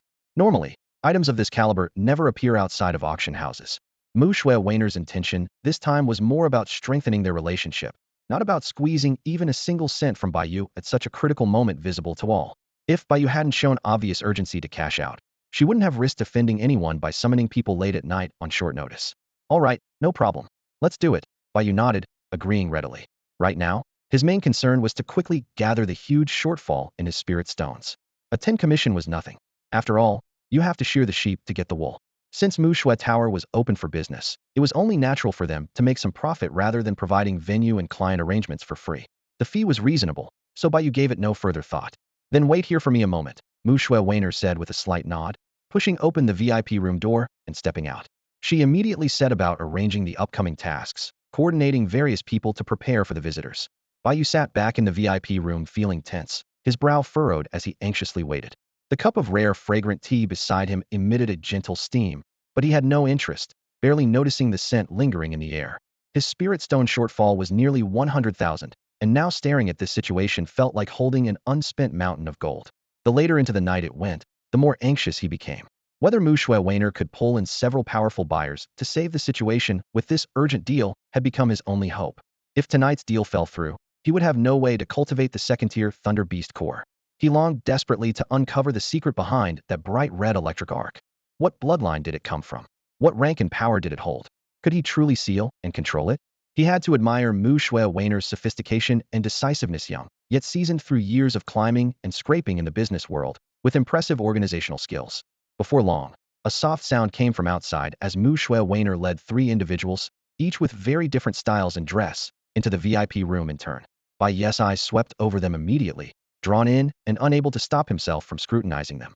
The three were slightly surprised to see Bai Yu cloaked in black, but despite scanning with their mental senses though blocked by a gray light shield, they couldn't see through anything. Their expressions grew serious, suppressing doubts temporarily. After all, it was difficult for anyone below the Yuan Mansion level to penetrate such shields, and auctions often hosted many hidden experts not worth provoking. Deep down, they all agreed this person was no ordinary figure and thought prudence was advisable. The three took their seats in turn, while Mu Shui Weiner leaned closer to Bai Yu's side. Her gaze steady as she spoke first. Thank you all for coming tonight. I have some top-quality items in hand, and don't want you to miss out or regret it later. Weiner, is there really anything good this time? Don't trick me. A stunning woman dressed in a luxurious palace gown settled into an elaborately carved throne-like chair, graceful and shapely. She glanced back with a flicker of unique charm and, in a soft voice tinged with complaint, said, You called me so late and didn't even say what's up. Only told me to prepare plenty of spirit stones. If there isn't some really good stuff in the end, I'm going to be seriously annoyed. Yeah, and they called me over in the middle of the night. Just a little while ago, I was still at Jimei Garden, soaking in that gentle, enchanting atmosphere, the mist swirling around like a scene from some fairyland. Another man, dressed in elegant Chinese robes, was plump and relaxed, half reclining in the intricately carved dragon armchair. His large belly spilled over the edge, and he had his legs casually propped on the redwood 8 Immortals table, ankles crossed and twitching slightly. When he spoke, a faint edge of threat laced his words. But you let that poisonous idly drag me here forcibly. Are you trying to stir up trouble with me? His tone was sharp, revealing clear displeasure. Yet for the sake of the treasures at hand, he held back his anger. Otherwise, he would have walked out long ago. If there's nothing good to see this time, don't blame me for only visiting other treasure houses from now on. The third person was a middle-aged man clad in a black night outfit, his head covered by a wide bamboo hat that partially concealed a rugged face with a hint of stubble. He was quiet and spoke little, sitting calmly in the dragon armchair with his arms crossed over his chest. Even without a word, a deep and powerful aura radiated from him quietly but unmistakably, like the surging tide beneath a calm sea. At this moment, Bai Yu felt curious, his gaze shifting among the three men. He barely paid attention to the first two, but the third man's unusual attire and nighttime presence caught his interest. He couldn't help but look twice. Feeling that faint yet overwhelming aura, Bai Yu's heart suddenly tightened. The suppressive power radiating from this man surpassed even what he had sensed when he first met Jian Wuchang, a peak-level master of the Yuan Mansion realm. This man was very likely a peak Yuan Mansion expert himself. Among the three, his strength was clearly the greatest, which meant the other two couldn't be any weaker. In an instant, Bai Yu realized they had brought along 3 Yuan Mansion realm masters. At this moment, Bai Yu's cultivation level was still too shallow to fully discern others' true strength through spiritual perception. He could only rely on his memory of aura intensity to make a rough comparison and form an initial judgment. As Mu Shui Weiner listened to the discussions around her, she chuckled softly and said, Heh, honored guests, you're a bit late. How could Weiner possibly play tricks on you? Not informing you of the auction items beforehand is meant to build mystery and anticipation. That's just standard business practice.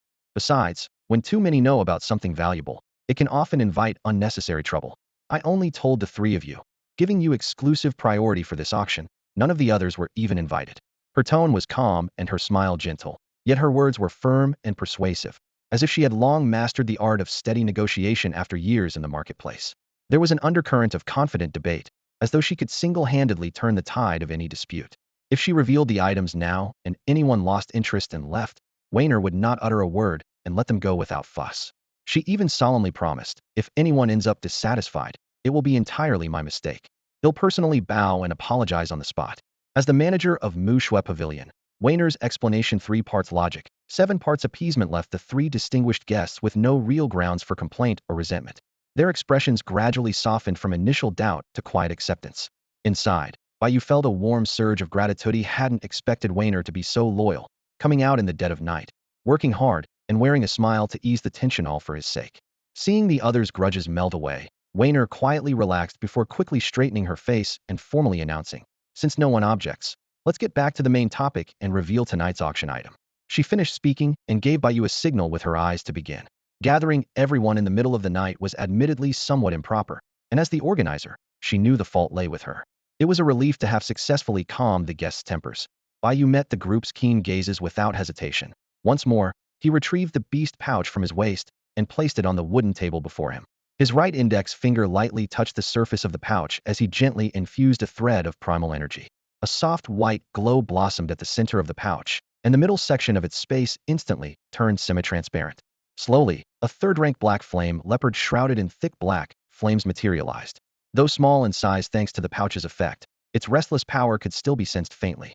It lay semi-reclined in the space, eyes half closed in a lazy doze, the black flames flickering intermittently around it like a mischievous puppy struggling to stay asleep. A black flame leopard? And third rank. Seeing this, the woman in palace attire and the stout man in elegant clothes both widened their eyes in shock. The fat man suddenly straightened up, his face serious now, abandoning earlier carelessness. The middle-aged man wearing a bamboo hat showed less outward reaction, but the resolute lower half of his face tightened slightly, his mouth firm, and his breath caught subtly, revealing the silent impact within. At that moment, all three felt an intense surge of desire to seize the creature. If they hadn't known that Mu Shui Pavilion was no ordinary establishment and hard to challenge lightly, they probably would have already lost control and broken through to grab it. Yet none of them had anticipated the situation unfolding this way. When they entered the VIP room, a shadowy young figure was already seated inside the cellar for this auction. At first, they thought he might be a bidder as well. The young man looked relaxed and effortlessly produced a third-rank black flame leopard, clearly not an ordinary person, which immediately stunned the three of them. Heh, that's right, Mu Shui Weiner said with a light laugh, then composed herself and declared, the only treasure in this small auction is this very third-rank black flame leopard. She seemed to have read their thoughts, a faint smile tugging at her lips, her tone firm. After this, there won't be another chance like this. If anyone is displeased, you may leave now, I won't stop you. This was the true purpose of not revealing the item before the bidding started, and exactly the effect she wanted. Such a stunning reveal would naturally amplify the bidders' enthusiasm and craze, making them prone to impulsive bidding, which would significantly raise the final auction price. The well-dressed fat man chuckled quietly. Miss Weiner, you jest. Who wouldn't be interested in a third-rank black flame leopard? It was our own recklessness earlier that almost wasted your kindness. Beside him, a beautiful woman in palace attire nodded repeatedly, smiling and agreeing. Indeed, we were too rash. I knew Weiner would watch us closely. After a brief moment of shock, the middle-aged man wearing a bamboo hat regained his composure, his expression calm and determined. Yet his gaze remained fixed on the black flame leopard, not even willing to shift his body slightly, a clear sign of strong interest. Seeing this, Bai Yu smiled quietly to himself, his anticipation for this unique auction, his first participation, growing even stronger. Mu Shui Weiner scanned the room, confirming no one was leaving, then gave a faint smile. Her expression turned serious and dignified as her voice rang out clearly. One third-rank exotic beast, the black flame leopard. Starting bid at 600,000 lower-grade yuan stones, with minimum increments of 10,000. Please place your bids. Watching everyone's swift change in expression was exactly as Weiner expected. She firmly believed that, given the rarity of a third-rank black flame leopard, no one would back out midway. This time, she hadn't relied on overwhelming numbers, but carefully selected 3 buyers, all at the Yuan Mansion level and without any blood-binding spirit beasts. Many lineage warriors who valued strength and prospects preferred waiting rather than rushing to choose a spirit beast, adhering to the principle of better none than the wrong one. Bai Yu focused intently, patiently observing this novel type of auction, curious about the leopard's final price. I bid 700,000 lower-grade yuan stones. Came a firm voice. The starting price of 600,000 was reasonable, neither too low nor controversial. The auction was officially underway. Everyone present was shocked. None expected that the middle-aged man wearing a bamboo hat would be the first to bid. Damn it, Mute Lu actually went first. It was like the sun rising in the west. The richly dressed plump man was stunned for a moment before sneering, disbelief written all over his face. This Mute Lu was well known in Black Mist City as an ascetic hermit.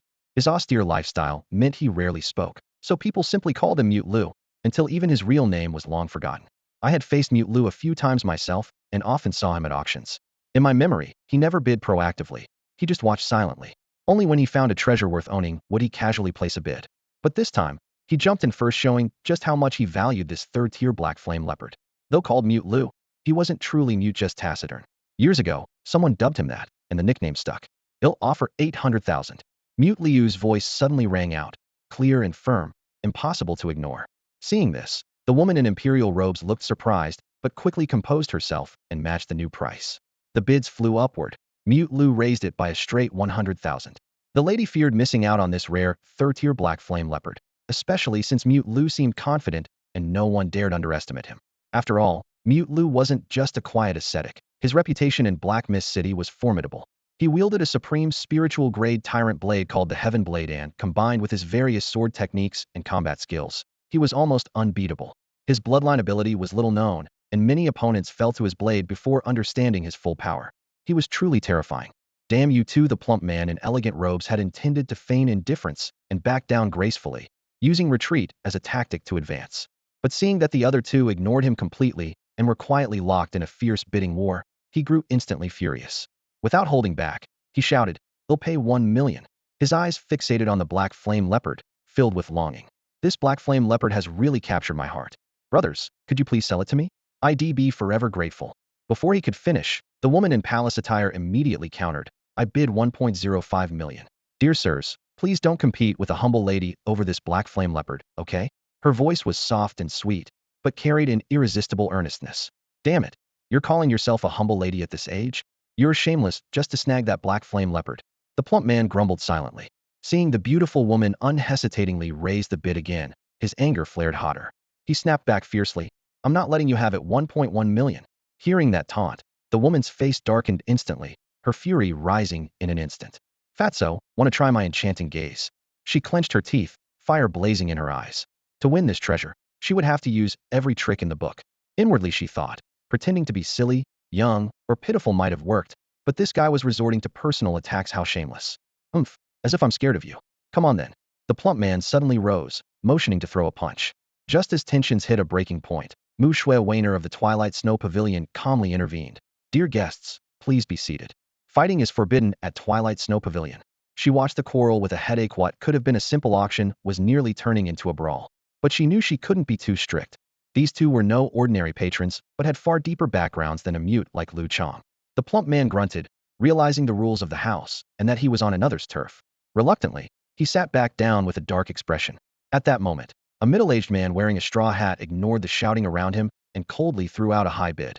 "They'll pay 1.5 million in lower-grade yuan stones." His strategy was clear. Only by leaping ahead in big jumps could he keep his opponents guessing and seize control of the auction. The plump man froze at the number, his face turning extremely sullen, stunned into silence. He had valued the third-tier black flame leopard at no more than 1 million. After all, in previous auctions, the highest price for a second-tier black flame leopard was only 800,000, and for an early-stage third-tier beast, 1 million was already fairly high. He thought his own bid of 1.1 million was already excessive, but mute Lu Chang's sudden jump to 1.5 million was crazily overwhelming. The palace-clad woman's face darkened, her emotions swirling with unspoken anger, but her eyes clung stubbornly to the black flame leopard. She never imagined these two men would show no mercy to her delicate nature and refuse to back down. Yet this staggering 1.5 million bid was something she could hardly top. Although she had a deep affection for the black flame leopard, the astronomical price weighed heavily on her, making the cost unbearable. She was already struggling and found it hard to push the bid any higher. So she set a starting price of 1.5 million with a hint of resignation in her voice. In an instant, besides Lu the mute man who had been scowling silently, the faces of the two other bidders darkened with complicated expressions, and neither made another offer. Mu Shui Wainer slowly scanned the room and asked routinely, "Anyone else want to bid?" In truth, she was quite satisfied with 1.5 million. After all, this was a small-scale auction, yet it had already broken the record set by previous, much larger auctions. Apart from rare Tier 3 items, this price was largely driven by the recent surge in the black flame leopard's market value. "Damn it, they'll offer 1.6 million. A low, gruff shout broke the silence. The corpulent man dressed in lavish clothes grit his teeth to place a painful bid. He hadn't expected Mu Shui Wainer to truly bring such a precious treasure this time. Initially, he thought she was just showing off late at night and hadn't taken it seriously, so he hadn't brought enough yuan stones. Now, pressured to raise his bid on short notice and fearing the owner's impatience, he reluctantly offered to cover part of the cost with spirit-tier treasures. Well, that depends on what the owner agrees to. Mu Shui Wainer quickly cast a meaningful glance at Bai Yu upon hearing this. Bai Yu pondered for a moment. "That's acceptable, but I only need certain advanced combat skill secrets for now." Receiving Mu Shui Wainer's silent inquiry, he elaborated, "Preferably skill imprint stones. Spirit-tier skill manuals will do as well. No other treasures for now, and only at market average price. Anything above that won't count." He regarded using spirit-tier skills as a fair form of trading. Top-tier treasures were mostly held by major powers and rarely circulated on the market. Ordinary martial artists with common bloodlines couldn't buy them. After consideration, he decided that high-level treasures were as rare as the black flame leopard and reasonable for yuan stone credit. Besides, his combat abilities were still lacking, and what he needed most were advanced combat secrets. So he agreed readily. Still, he didn't want to lose out. Some coveted skill secrets often cost much more than treasures of the same rank. Since the additional barter had been proposed by others first, He insisted on keeping control by accepting only the market average price as credit. Fine, the market average is the market average. Advanced skills are fine. Hearing Bai Yu's approval, the lavishly dressed fat man relaxed slightly and began reaching into his spatial ring for several skill stones for Bai Yu to choose from. At that moment, Lu the Mute broke in again, interrupting his motion. I bid 1.8 million, also offering high-tier treasures to offset some Yuan stones. Knowing that high-level skill stones could substitute Yuan stones, the man in the bamboo hat grew more confident and boldly raised the bid again without hesitation. Cultivators like him rarely indulged in entertainment, but often spent lots of time copying skill imprint stones, which they sold for Yuan stones when short on funds. Trading time for Yuan stones helped them learn many combat techniques. A win-win. 1.8 million. Bai Yu was inwardly thrilled hearing this new bid. He hadn't expected such a small auction to push the price this high, far beyond his initial estimate of 1.2 million. The proceeds from 1.8 million lower-grade Yuan stones would bring huge resources for cultivation, greatly benefiting him. Though modest in scale, this auction was fiercely competitive. Numerous buyers aggressively raised the base price to secure the rare black flame leopard, causing the situation to shift rapidly. Multi-Bloodline Warrior stood calmly at the side, her expression composed, eyes sparkling with the gleam of impending victory. Damn it, 1.8 million low-grade Yuan stones. Silent Lu, you're out of your mind. Hearing such an outrageous bid, the fat man in the elegant robe's face instantly darkened, anger surging so fiercely it nearly drove him mad. He clenched his teeth and muttered a curse under his breath, then sneered coldly. All right, you win this time. I admit defeat. The moment the words left his mouth, he glared hatefully at Silent Lu, but then cast a reluctant look at the black flame leopard cloaked in dark fire. Suddenly, he stood up abruptly, flicked his sleeves, and stormed off, his back radiating suppressed fury. The restless rage in his chest wouldn't dissipate for a long time, finally finding such a perfect native beast embryo. Only for the price to jump from second to third tier, doubling the cost unexpectedly. It was just too much to swallow. The price is too high. Forget it. The woman dressed in a palace gown glanced at the settled bidding and decided not to linger any longer. She greeted Multi-Bloodline Warrior softly. Warrior, I'll take my leave now. If you come across anything good next time, remember to let me know. Multi-Bloodline Warrior smiled and nodded in response. The palace-dressed beauty looked once more at the black flame leopard, her face briefly shadowed with helpless regret. She sighed quietly and turned to leave, inwardly understanding what a real pity this was. It was rare to find such a suitable native beast embryo, yet she just couldn't get it, leaving her chest tight and heavy. The man wearing a bamboo hat finally exhaled in relief upon seeing both of them drop out. His Yuan stones were nearly exhausted, and fearful of losing everything in a bidding war against the fat man in elegant robes, he avoided a direct confrontation, afraid it would only fuel his rival's determination. But if the rival continued to raise the price, he wouldn't give up easily. This black flame leopard was a treasure he was determined to claim. Congratulations, Brother Lu, on winning the prized item, Multi-Bloodline Warrior said calmly once they both were gone. Multi-Bloodline Tower will take a 10 commission. Let's begin the delivery now. The bamboo hat man nodded in agreement and hastily took out a wooden tablet from his soul ring. Concentrating, he quickly organized the contents before handing it to the blurred figure. Hey Race, what you asked for the introduction tablet. All the skill stones, skill manuals, and other treasures I'm selling are detailed inside. I'm not sure which skill stones will suit you, so I included every one I have. Take your time to choose, then we'll finalize the deal. Rarely so talkative and proactive, he clearly couldn't wait to make the deal with the owner of the black flame leopard and claim this third-tier beast. To avoid any surprises during the transaction, he listed all his treasures on the tablet. After all, while skill imprint stones are nice, if they don't work for you, they're hard to use as currency. Having more options was safer. Bai Yu nodded silently, accepting the tablet without a word. She infused it with her spiritual power, and a soft white light blossomed instantly, displaying the detailed introduction of the treasures on the tablet. There were quite a few items hidden within. Bai Yu spent a great deal of effort thoroughly browsing the entire list. There were nearly 20 skill stones. Whether Silent Lu personally imprinted them or obtained them through other spoils wasn't clear. Aside from specialized types, the 4 major elemental skill sets were all represented, offering a wide variety. Unfortunately, most of the goods in this batch were only peak Yuan tier or low spirit tier, without even a single mid-spirit tier manual. Whether Multi-Lu couldn't replicate them, had already sold them all, or simply wasn't willing to part with them, nobody knew. After all, some Bloodline Warriors' supreme techniques would never be easily traded, and the existing skill manuals were few and far between. Besides these, there were also some peak Yuan tier and low spirit tier war weapons and secret treasures. In addition, there were a few scattered drops of grade bloodline essence and various pills and miscellaneous items. Although the treasures weren't as high level as Bai Yu had anticipated, he could still find a few gems among them that brought pleasant surprises. Soon, he had locked onto all his targets.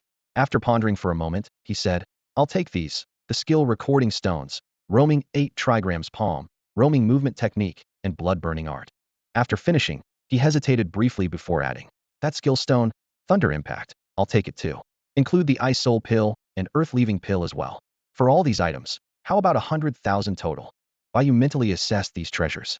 Blood-burning art, a peak yuan tier secret technique with no bloodline restrictions, could burn half of one's vital blood to greatly enhance power for a short time, able to cross up to 3 minor realms within the same major realm. However, it couldn't break through realm bottlenecks, and after the technique ended, the realm would drop and blood energy would inevitably decline. Thunder Impact, a low spiritier combat technique, only suitable for transformation-type lightning attribute bloodline warriors, could envelop the entire body in lightning to strike enemies, using shoulders and elbows for fierce charges to kill multiple opponents in a straight line. Roaming 8 trigrams palm and roaming movement technique. This paired skill set belonged to low spirit tier, designed for enhancement-type bloodlines. The palm technique inherited from the ancient 8 trigrams diagram, integrated multiple basic palm techniques and movement footwork, balanced offense and defense, flexible as a swimming dragon, swift as drifting wind. Bai Yu chose blood-burning art precisely because he had witnessed its astonishing power during his previous confrontation with Shangwanzhan. Although the version demonstrated then was more advanced, the cost was enormous, yet it was a trump card for saving one's life at critical moments. Better to drop realms than lose one's life, especially since this technique had no bloodline restrictions and was worth mastering in advance. Roaming 8 trigrams palm and the footwork were enhancement-type close combat techniques with power comparable to mid-spirit tier, worthy of Bai Yu taking back to study carefully. He hadn't originally planned to buy Thunder Impact since he couldn't use it, but it was extremely rare Mute Lu only had one lightning-type skill stone in his possession. Seeing that beast core crackling with red electric arcs, Bai Yu simply bought it in advance. If he couldn't use it, he could always resell it.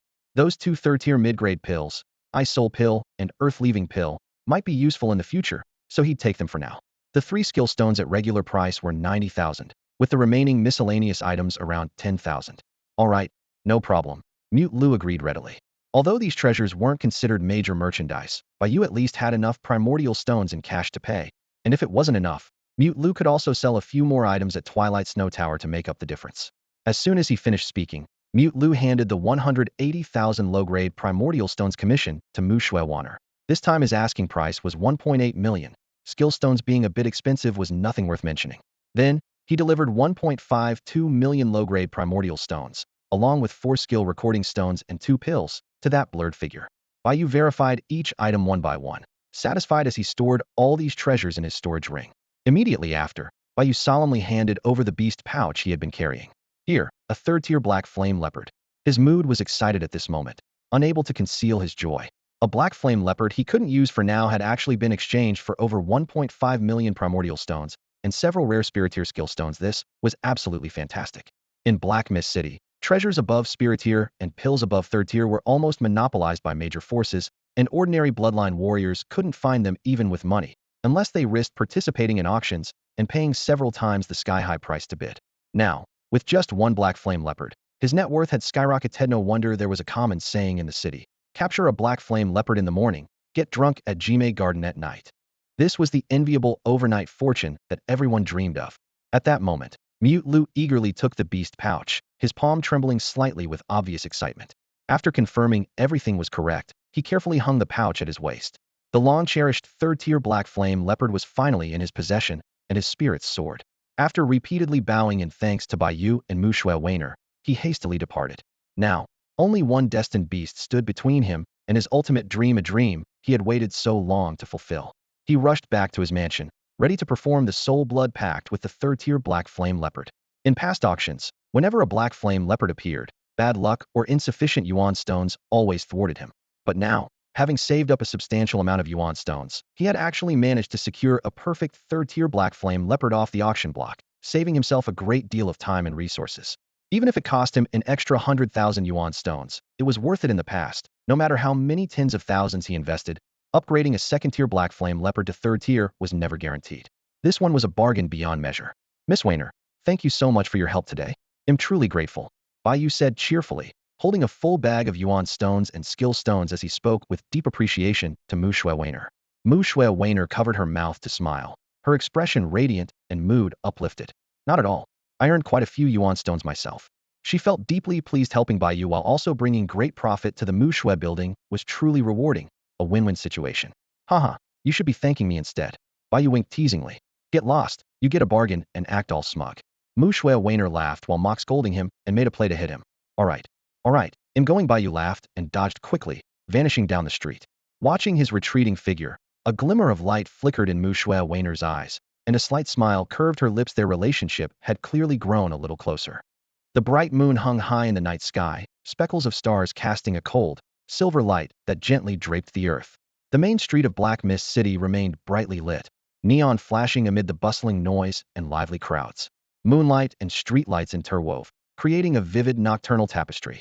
At this moment, Bai Yu had left Mu Shui building and darted nimbly through the streets of Black Mist City, his steps light and confident. Having just acquired so many yuan stones, his spirits were high, and he couldn't help but run freely, his feet seeming unusually buoyant.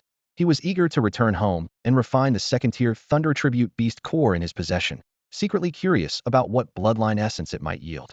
Just as he prepared to flag down a Windwolf Express carriage, suddenly, an overwhelmingly oppressive and terrifying aura descended from above, like thousands of tons of boulders crashing down with suffocating weight. Caught off guard, Bai Yu's body stiffened, his face instantly paling. What on earth was happening? Master, quickly, give me 100,000 low-grade yuan stones. It's urgent. Ameo, the spirit hiding in his dantian, suddenly cried out frantically. What? Bai Yu was stunned, his expression complex, as if sensing imminent danger. Could it be that the three figures from the small auction just now had come to assassinate or rob him? He recalled how, earlier, to anticipate such risks, he had lingered on the first floor of Mu Shui building, never lowering his guard. But now, with a total of 1.67 million low-grade yuan stones tucked in his ring, a veritable treasure trove, the situation was rapidly deteriorating. The tension skyrocketed in an instant. A life-or-death crisis was quietly descending. The lure of wealth stirs the heart. Some dare to risk everything for riches, even defying the law forbidding violence within the city walls. Hurry, there's no time to waste. Rarely did a Meng roar with such fury, his voice shattering the previous calm and serenity. Bai Yu's expression darkened immediately. Though he hadn't yet fully grasped a Meng's intent, he felt an overwhelming, terrifying pressure rapidly intensify, cold sweat trickling down his spine, forbidding him the slightest hesitation. He quickly redirected his primal energy and pulled out a large chunk of primal stone from his ring. The moment it was drawn out, it seemed irresistibly drawn from his dantian like a raging torrent. Instantly, the primal stone scattered into sparkling points of light, swiftly coalescing into a thick, white stream of primal energy. It surged explosively back into his dantian, ultimately consumed entirely by the furnace within his body. Suddenly, a deafening blast erupted like thunder roaring in Bai Yu's ear. His vision warped into layers of overlapping afterimages, while waves of ringing and dizziness washed over him. Terrified, that dreadful roar persisted, winding around him relentlessly, turning his internal world upside down and draining his face pale. Then, within a 10-foot radius around Bai Yu, a grayish aura suddenly appeared, as if he was encased within a dim arcane circle. The crushing pressure eased significantly inside this circle, allowing his body a moment's relief. What kind of phenomenon was this? Still stunned and uncertain, his attention was diverted as a rift tore open across the horizon. Dozens of feet long, a grotesque crimson fissure, bleeding an eerie red glow. From that rift emerged an incomprehensibly gigantic blood-red eye, large enough to blot out the sky, instantly swallowing stars and plunging the world into silence. The eye then blasted forth a fierce scarlet radiance, flooding Black Mist City with red light that stained every living thing and building. Instantly, the entire city was bathed in a strange, bloody hue, as if it had sunk into an endless sea of blood. The giant pupil suddenly unleashed a 1-foot-wide beam of blood-red light, sweeping mysteriously across Black Mist City, cleaving through alleys and streets, as if mercilessly searching for something. When the beam struck Bai Yu, an even more terrifying pressure descended from the heavens, pressing down heavily on his shoulders. He felt his body stiffen, blood seeming to flow backwards, breathing becoming labored. If not for the grayish light circle absorbing part of the burden, combined with the sudden awakening of his violent, overpowering bloodline, he would have been crushed to the ground by that overwhelming weight. The next moment, the suffocating pressure surged straight down into the crown of his head, as if a colossal beast towering tens of thousands of feet was pinning him down, forcing him to bow and submit. Strangely, only Bai Yu could barely maintain consciousness. Everyone else within the blood-red glow's domain across Black Mist City seemed frozen in an instant. Nearby, a young man was feeding a sugar figurine to a youthful girl. The girl's cherry lips parted slightly, the candy poised on her mouth, yet she remained eerily motionless, unable to bite down. Time seemed to freeze. The scene was surreal and terrifying. At this moment of the blood-red reversal, to all living beings in Black Mist City, the eerie crimson instant crystallized into a breathless, frozen moment soaked in blood. Master, please give me another 100,000 low-grade essence stones, quickly. At this moment, a Ming crouched inside Bai Yu's Dantian's space, her face burning with anxiety. Her voice was sharp and furious, like a flame ignited in anger. The grayish glow surrounding them gradually dimmed with time, flickering precariously as if on the verge of collapsing. Hearing this sudden demand, Bai Yu's heart filled with confusion. What? Another 100,000 low-grade essence stones? He was stunned. At the same time, a heavy pressure brought by the eerie blood pillar weighed down on him so intensely that his back bent in agony. The crushing force was overwhelming. He dared not hesitate for even a moment. Summoning his dominant bloodline once again, Bai Yu forced his shoulders upright and strained to flick his wrist. From deep inside his storage ring, he suddenly drew out a full 100,000 low-grade essence stones. Instantly, the cluster of essence stones surged like a rushing tide, seemingly devoured in an instant by the open mouth of the creation furnace inside his Dantian. Once all the essence stones were absorbed, the dull gray halo around the Dantian brightened dramatically, returning to its former peak state. This time, Ming remained unusually silent, offering no explanation to Bai Yu. He dared not ask, instead staring fixedly at the huge blood-red eye suspended in the pitch-black sky above. His dominant bloodline spun wildly within him as he gritted his teeth, struggling to bear the ever-increasing pressure that threatened to crush his shoulders, neck, and the top of his head. Sweat poured from his whole body, soaking even his black knight suit. The next moment, the pupil of that blood-red giant eye flickered with a hint of confusion. It had clearly sensed some abnormality beneath it, but no matter how it searched, it couldn't find a target. Then the eye grew furious. Its bloody light plowed through the void like a hoe, wildly searching back and forth. At this point, Bai Yu handed over another 100,000 low-grade essence stones 5 more times to Ming, totaling 500,000 stones. Finally, with the last batch swallowed, the massive blood-red eye in the sky stopped searching and showed a trace of impatience before snapping shut. In an instant, the eye cracked down the middle like a slender slit before vanishing completely, as if it had never existed. The blood-red sky returned to its former pitch-black calm and boundless night. The moonlight was as before, and the stars still shone brilliantly, as if everything that had just happened had been an illusion. At that moment when the blood-red eye disappeared, a faint click sounded. The young girl beside Bai Yu finally bit the sugar figure held before her lips and shyly fed a small bite to her companion. Their affection was palpable, filling the air with a strong scent of blossoming love. Nearby, the hereditary warriors and ordinary passers-by quickly returned to their usual busy routines, as if the brief paralysis had been a trick of the mind, and no one showed any sign of awareness. Yet all this only deepened Bai Yu's confusion. The people around him seemed to have lost their memories, completely oblivious to the strange immobilization he and Ming had just endured. Phew, it's finally gone. That was close. Ming exhaled heavily inside the Dantian space, still shaken. Master, we almost got discovered. I feel like someone was constantly searching for us. Bai Yu's tense muscles finally relaxed, but his mind remained clouded with questions. What exactly was going on just now? And what was the true nature of that blood-red giant eye? He never expected that shortly after leaving the Mushua Tower, he would stumble upon such a shocking scene. Mountains of yuan stones lay piled before him just put into use, yet they had been consumed all at once by 500,000 pieces. These yuan stones were disappearing faster and faster, utterly unstoppable. Master, just now I instinctively sensed an immensely powerful force quietly descending upon this world. Ming's voice carried an unhidden seriousness. What's more, this force feels strangely familiar. Frowning, Ming struggled to recall that terrifying yet recognizable sensation. If I'm not mistaken, that blood-red giant eye is likely the legendary bloodline law divine power, the heavenly eye technique. Only a Kongjing realm cultivator could wield such a technique. What? Heavenly eye technique? Kongjing realm? What level is that? To Bai Yu, these terms sounded like they came from another world. Hearing them for the first time, his curiosity instantly flared. Kongjing realm is a state beyond the 10 realms, Ming explained matter-of-factly. With your current strength, you're still a bit short of reaching the peak of the first realm. Beyond the 10 realms. Bai Yu's heart sank deeply, unable to fathom what such a level even meant. What kind of cultivators would be at that level? Why would they come here? His tone was filled with dread. I can't be certain, but that aura is very familiar, Ming said with a complicated expression. They may be searching for you specially for me and the furnace of fate. Or more precisely, for the 3 of us, and what's certain is, they bear no goodwill. No goodwill? What do you mean? Bai Yu asked anxiously. They likely come from the same place as me and the furnace of fate. They are our mortal enemies, Ming said gravely. The strongest among them sensed my awakening and allegiance, and plans to scour the vast 3,000 worlds to find us and kill us, while we're still vulnerable. What? Mortal enemies beyond the 10 realms? Bai Yu's expression changed dramatically, his entire body tensing up.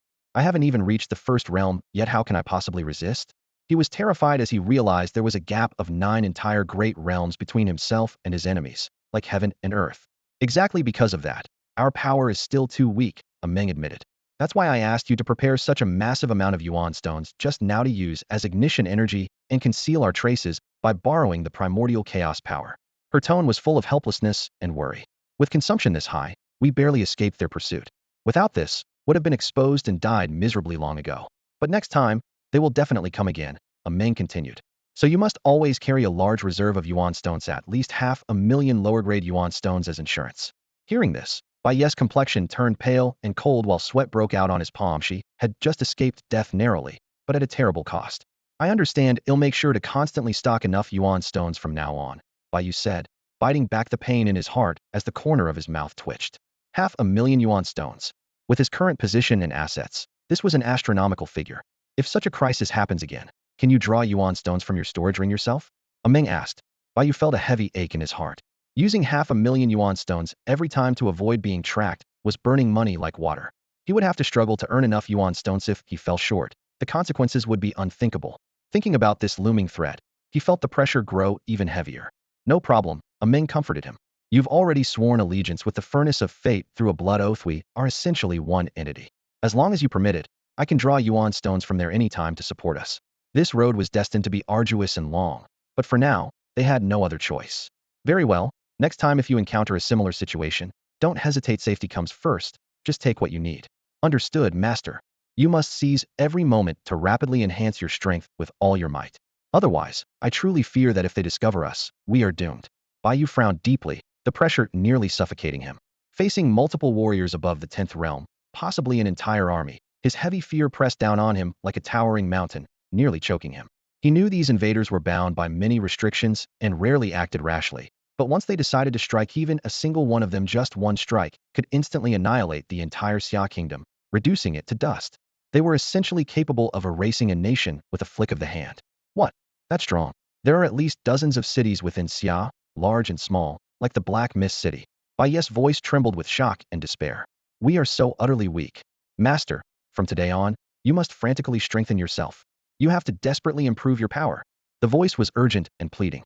Otherwise, not only will our lives be at risk, but your parents, siblings, the whole Black Mist City, even the entire Xia kingdom, will pay the price. Bai Yu's face darkened to its deepest shade. Clenching his fists, filled with hatred and anxiety, he said, Damn it, I understand. From now on, I must give it my all, frantically escalate my power. Use every resource of fortune, push myself to reach beyond the void realm as quickly as possible. Fury burned in him. He never imagined attracting such overwhelmingly powerful enemies. One misstep, and he was doomed beyond redemption. Against 10th realm warriors, he wasn't even qualified to resist, didn't even have the strength for a moment's defense.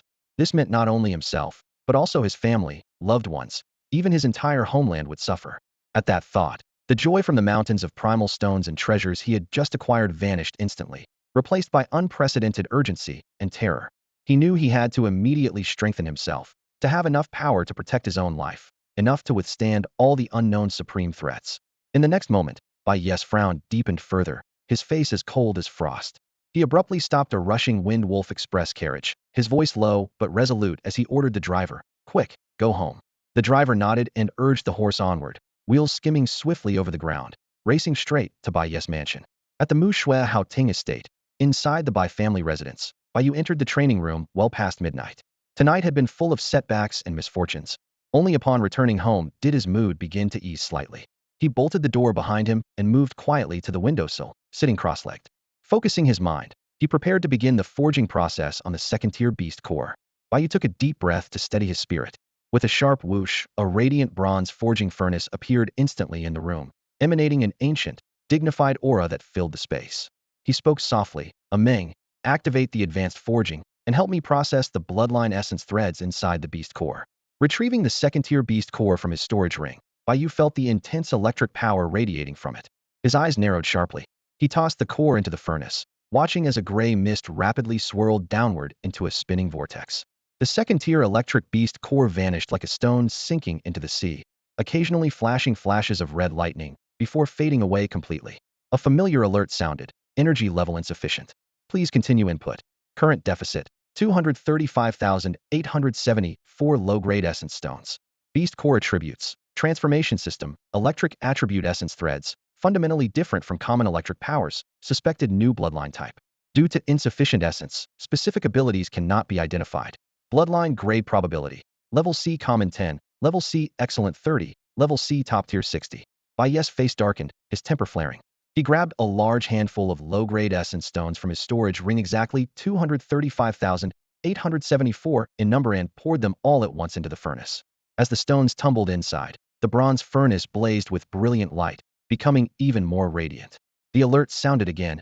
Energy level reached. Advanced forging initiated, converting waste to treasure, generating randomly output probability, 99 bloodline essence drops, 1 unknown mutation. Listening to the message, Bai Yu's tension deepened, eyes fixed on the furnace flames. Anxiety and hope mingled. He feared the forging might produce a less useful bloodline, especially one weak in offense. What he most desperately needed now was a strong offensive bloodline to enhance his ability to defend himself. Previously, he had sold his third-tier Black Flame Leopard to gather enough essence stones, but a certain expert who used Heavenly Eye drained 500,000 low-grade stones, forcing him to keep an equal reserve for emergencies. That left him only around 670,000 stones available. Dumping over 230,000 at once was more than a third, leaving less than 440,000 stones remaining. The pain of the sacrifice cut deep. He could only pray this expenditure would yield a truly powerful bloodline. After numerous dangers and hardships, he had finally gathered enough essence stones to invest in this second-tier electric beast core. Inside the training room, the furnace's radiant glow gradually subdued, and in the next moment, the result would be revealed. At the moment, Bai Yu was both eager and anxious to learn the result. A notification sound finally rang in his ear. Ding. Congratulations, host. You have obtained a crank top-tier blood essence drop. Devastating Thunder 1. Devastating Thunder is a transformation type, crank top-tier bloodline. This bloodline grants a powerful passive ability that greatly enhances agility and physical strength. Its active skill converts inner energy into Devastating Thunder, unleashing a fierce attack on enemies. The Devastating Thunder glows bright red and carries the attribute of annihilation, possessing fearsome destructive power. If an enemy's defense is insufficient, they can be instantly reduced to ashes by the lightning. This thunderbolt erupts with tremendous force and masculine vigor, countering all evil, poisonous, cold, demonic, or ghostly foes. The lightning is wildly active and violent. Any contact can cause severe numbness and convulsions, disrupting enemies' nerves and stiffening their movements. Only those with strong physiques can resist its assault. Suddenly, a drop of yellow essence shot out from the furnace's mouth, floating midair and darting about crazily. The air filled with crackling, violent electrical energy, instantly filling the cramped space. What? A crank top-tier bloodline, Devastating Thunder. Upon hearing the description, Bai Yu's eyes widened, and an intense joy bloomed across his face. This ability was extraordinarily powerful. He silently rejoiced. All the sacrifices had not been in vain, had indeed forged a rare blood essence capable of wielding the Hongmeng Dao creation slot seal. He took a deep breath and forcibly suppressed his excitement. Suddenly, he raised his right arm and quickly reached out to grab the elusive, Devastating Thunder essence drop. Unexpectedly, the essence proved remarkably sentient. With a sizzling sound, it swiftly shifted sideways between Bai Yu's fingers, skillfully evading his grasp. Its speed was so fast it was almost impossible to catch. Bai Yu's expression darkened. Seeing his attempt fail, he flicked his right hand's curved fingers, releasing 3 spider web-like darts that whistled out, converging from 3 directions around the Devastating Thunder. The darts traveled extremely fast, trying to trap its path. But the Devastating Thunder showed no fear. Instead, it charged directly forward. With a sharp crackling electrical arc, the 3 spider-web darts instantly turned to wisps of smoke, completely dissipating into the air. Seeing this, Bai Yu's face grew even grimmer. He thought, although the Devastating Thunder essence lacks high intelligence and should not be so formidable, it is unexpectedly hard to deal with. These 3 spiderweb darts were clearly insufficient to capture its agility. Without hesitation, Bai Yu took advantage of the moment when the essence was occupied dealing with the darts and swiftly maneuvered behind it. His right hand suddenly lunged to grab. The Devastating Thunder essence, while low in reasoning and acting mostly on instinct, did not anticipate Bai Yu's sudden sneak attack. Confident that the darts were harmless, it had instinctively charged to destroy them only to find itself seized from behind. A sizzling sound of electric discharge rang out. Intense struggling and twitching jolted Bai Yu's palm heavily, accompanied by sharp burning pain. In an instant, the essence's electric power surged through Bai Yu's limbs, causing violent convulsions.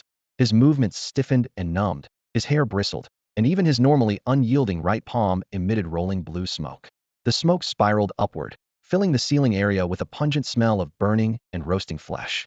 Only when the phantom of the tyrant body armor suddenly manifested did the billowing smoke slow down slightly, yet it still couldn't be completely blocked and merely served to delay the assault. The penetrating power of the annihilation mad thunder was extraordinarily strong, and the convulsive stinging pain it brought struck directly into Bai Yu's body. Even the phantom of the tyrant body armor hesitated for a moment before it could appear, powerless to withstand this ferocious offensive. Bai Yu's gaze locked tightly on the constantly churning smoke as he felt the intense convulsive burning pain from his right palm, his face instantly turning deathly pale. He clenched his teeth and desperately urged the tyrant body bloodline within him to hold on, gripping his right palm tightly to prevent even the slightest bit of the annihilation mad thunder's essence from escaping. Bai Yu had never expected that this annihilation mad thunder would not only deliver devastating damage, but its numbing and convulsive side effects would also be extremely troublesome. The two intertwined with each other, making control exceptionally difficult. As time passed second by second, Bai Yu, relying on his sheer willpower to endure, finally subdued this essence droplet of annihilation mad thunder with its barely awakened consciousness. He opened his right palm to see a drop of yellow bloodline essence lying quietly in his palm. At this moment, the annihilation mad thunder in Bai Yu's palm flickered with a faint bright red thunderous glow and no longer rampaged wildly. Several thin bright red electric arcs faintly floated around it, the lightning appearing and disappearing intermittently, revealing a mysterious aura as it circulated. A Meng, I want to use the primordial creation cauldron. Bai Yu struck while the iron was hot and issued the command to a Meng without hesitation, preparing to seal and harness this essence droplet. He didn't want to delay any longer. Today's encounter with a powerhouse above the 10th realm had completely shattered his inherent mental shackles and profoundly stimulated him from now on. He absolutely couldn't waste a single moment in anything he did and must seize every second. Host detection in progress ding. System alert. An unclaimed bloodline essence detected in your possession. Please embed it into the dormant Hongmeng creation slot to activate. Bai Yu didn't hesitate. His eyes darkened as his wrist twisted slightly, fingers deftly gathering elemental energy to envelop the fragment of the fallen fury thunder essence tightly. He slowly guided it toward the Hongmeng creation slot. The essence hovered at his fingertips, then gradually slid into the central recess of the slot with magnetic pull. Nearby, his fingers flicked sharply, giving a gentle push. With a whoosh, the bloodline essence fully embedded itself into the radiant slot, shimmering with seven-colored light. Thud! As the muted sound of the essence settling echoed, the bronze creation furnace erupted in a dazzling blaze of brilliant multicolored radiance, like a massive glowing orb. The blinding light forced Bai Yu's pupils to contract sharply, and he instinctively closed his eyes. Ding! Hongmeng creation slot recognized a top-tier class C Fallen Fury Thunder Bloodline Essence. Host, prepare yourself. Attempting to seal success. The notification sounded clearly inside his mind. The chaotic, piercing glow softened gradually. Bai Yu slowly opened his eyes, a wave of joy rising in his chest, quickly tempered by vigilant caution. After all, this was only his second time sealing a bloodline essence. His first experience with sealing a dominating physique bloodline taught him that any slip could invite danger. His gaze swept the surroundings swiftly, maintaining intense focus, ready to respond instantly to any threats. At that moment, a thunderous explosion roared overhead. A bolt of brilliant red lightning as thick as an arm tore through the sky, striking directly at his forehead. The fierce scarlet thunderbolt descended rapidly like an enraged crimson serpent, closing in on Bai Yu with only half a zhang's distance remaining. Bai Yu snorted coldly, his expression hardening. Swinging his arms, palms raised skyward in a gesture to brace and block the lightning, he unleashed all his strength, channeling the golden elemental energy of his dominating physique bloodline. Instantly, a dense golden aura enveloped him like a sturdy armor, dramatically boosting his defense. Bang! The thunderbolt slammed down violently, colliding with the protective aura. Bai Yu was shaken back violently, crashing hard onto the ground.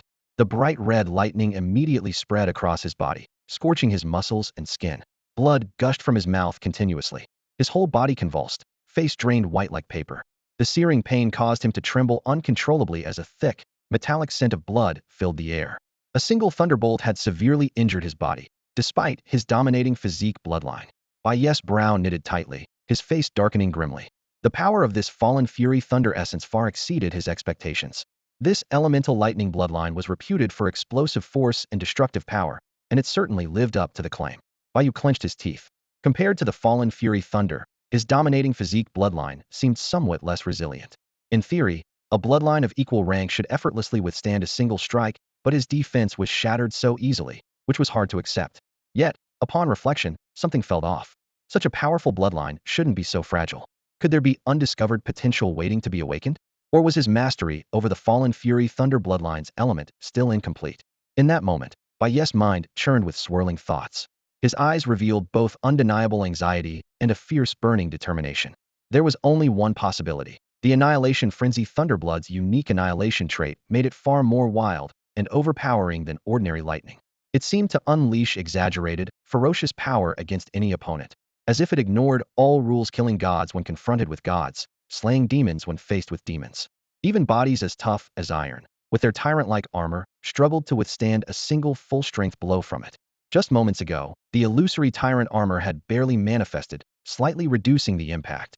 Yet this Annihilation Frenzy Thunder instantly shattered it into fragments. The sheer force of this sudden burst was astonishing, fully deserving its name of annihilation. Gasping for breath, Bai Yu endured convulsions and numbness throughout his body, gritting his teeth as he propped himself up with his arms, slowly lifting his upper body. But suddenly, disaster struck. Rumbling overhead, 3 thick, bright red thunderbolts as large as grown fists appeared out of nowhere like 3 deadly serpent spears aiming straight for his head as they crashed down together. Damn! A life was nearly ended, and now 3 thunderbolts struck all at once. Bai Yu's body trembled violently in spasms, numbness shaking him from head to toe as his legs wobbled. Before he could steady himself, those terrifying bolts drew even closer above him. His face instantly drained of color, pale as paper. At this critical moment, he quickly crouched down, clasped his hands over his head to tightly protect his skull, and desperately triggered the Swallowing Realm technique from his dantian. No sooner had he spoken than a terrifying energy surge shot straight into the sky, turning Bai Yu's eyes blood red. The surrounding ground creaked and groaned as if the earth were shaking. Strange black smoke began swirling around his body. This smoke drifted endlessly, intertwining fiercely with the illusory tyrant armor, merging into a bizarre, smoky tyrant armor apparition. The power of the 9th level Swallowing Realm suddenly flooded in, causing Bai Yu's strength to skyrocket. Boom! At that moment, 3 radiant red thunderbolts struck again from above, their power raging to the extreme. Bai Yu crashed heavily into the ground from the overwhelming force, blood spouting like a fountain from his mouth, nearly vomiting bile as well. This Annihilation Frenzy Thunder had even suppressed the strange power of the Swallowing Realm. Even this smoky tyrant armor illusion couldn't hold, instantly shattering. Now, red lightning crackled all over Bai Yu's body, wildly leaping beneath his skin. He felt utterly weak and limp, his limbs convulsing and numb. If not for the continual manifestation of his tyrant armor illusion protecting him, he would have died long ago. Before he could catch his breath, 9 thick bright red thunderbolts gathered again above him, as if torn from the void itself, crashing down with a roar. In the next second, the thunder exploded earth-shakingly as 9 furious lightning strikes hammered Bai Yu relentlessly. The Swallowing Realm had yet to dissipate, and his body became surrounded by black smoke again. Using the mass of strange smoke swirling out, he desperately absorbed the remaining red lightning within him, barely regaining some ability to move. Bai Yu flipped onto his back on the ground, trying to catch a breath, but suddenly caught sight of 9 red thunderbolts falling once more overhead. Damn it! Was his ceiling control about to fail? 9 thunderbolts, there was absolutely no way to block them all. A cold despair washed over him, his expression shifting drastically. Gritting his teeth, he swiftly pulled 2 mid-grade, 3rd-level pills from his space ring, swallowing and rapidly refining them. At the same time, he reactivated his tyrant bloodline, wrapping himself in scorching yellow primordial energy. His tyrant armor illusion reappeared, merging again with thick black smoke. Boom! Immediately, the 9 bright red thunderbolts nearly simultaneously blasted down from all directions with overwhelming might. All of Bai Yu's internal power was instantly scattered, his whole body catapulted into the air before crashing heavily onto the heavy ground. Blood spread across the floor, scalding the air with its heat.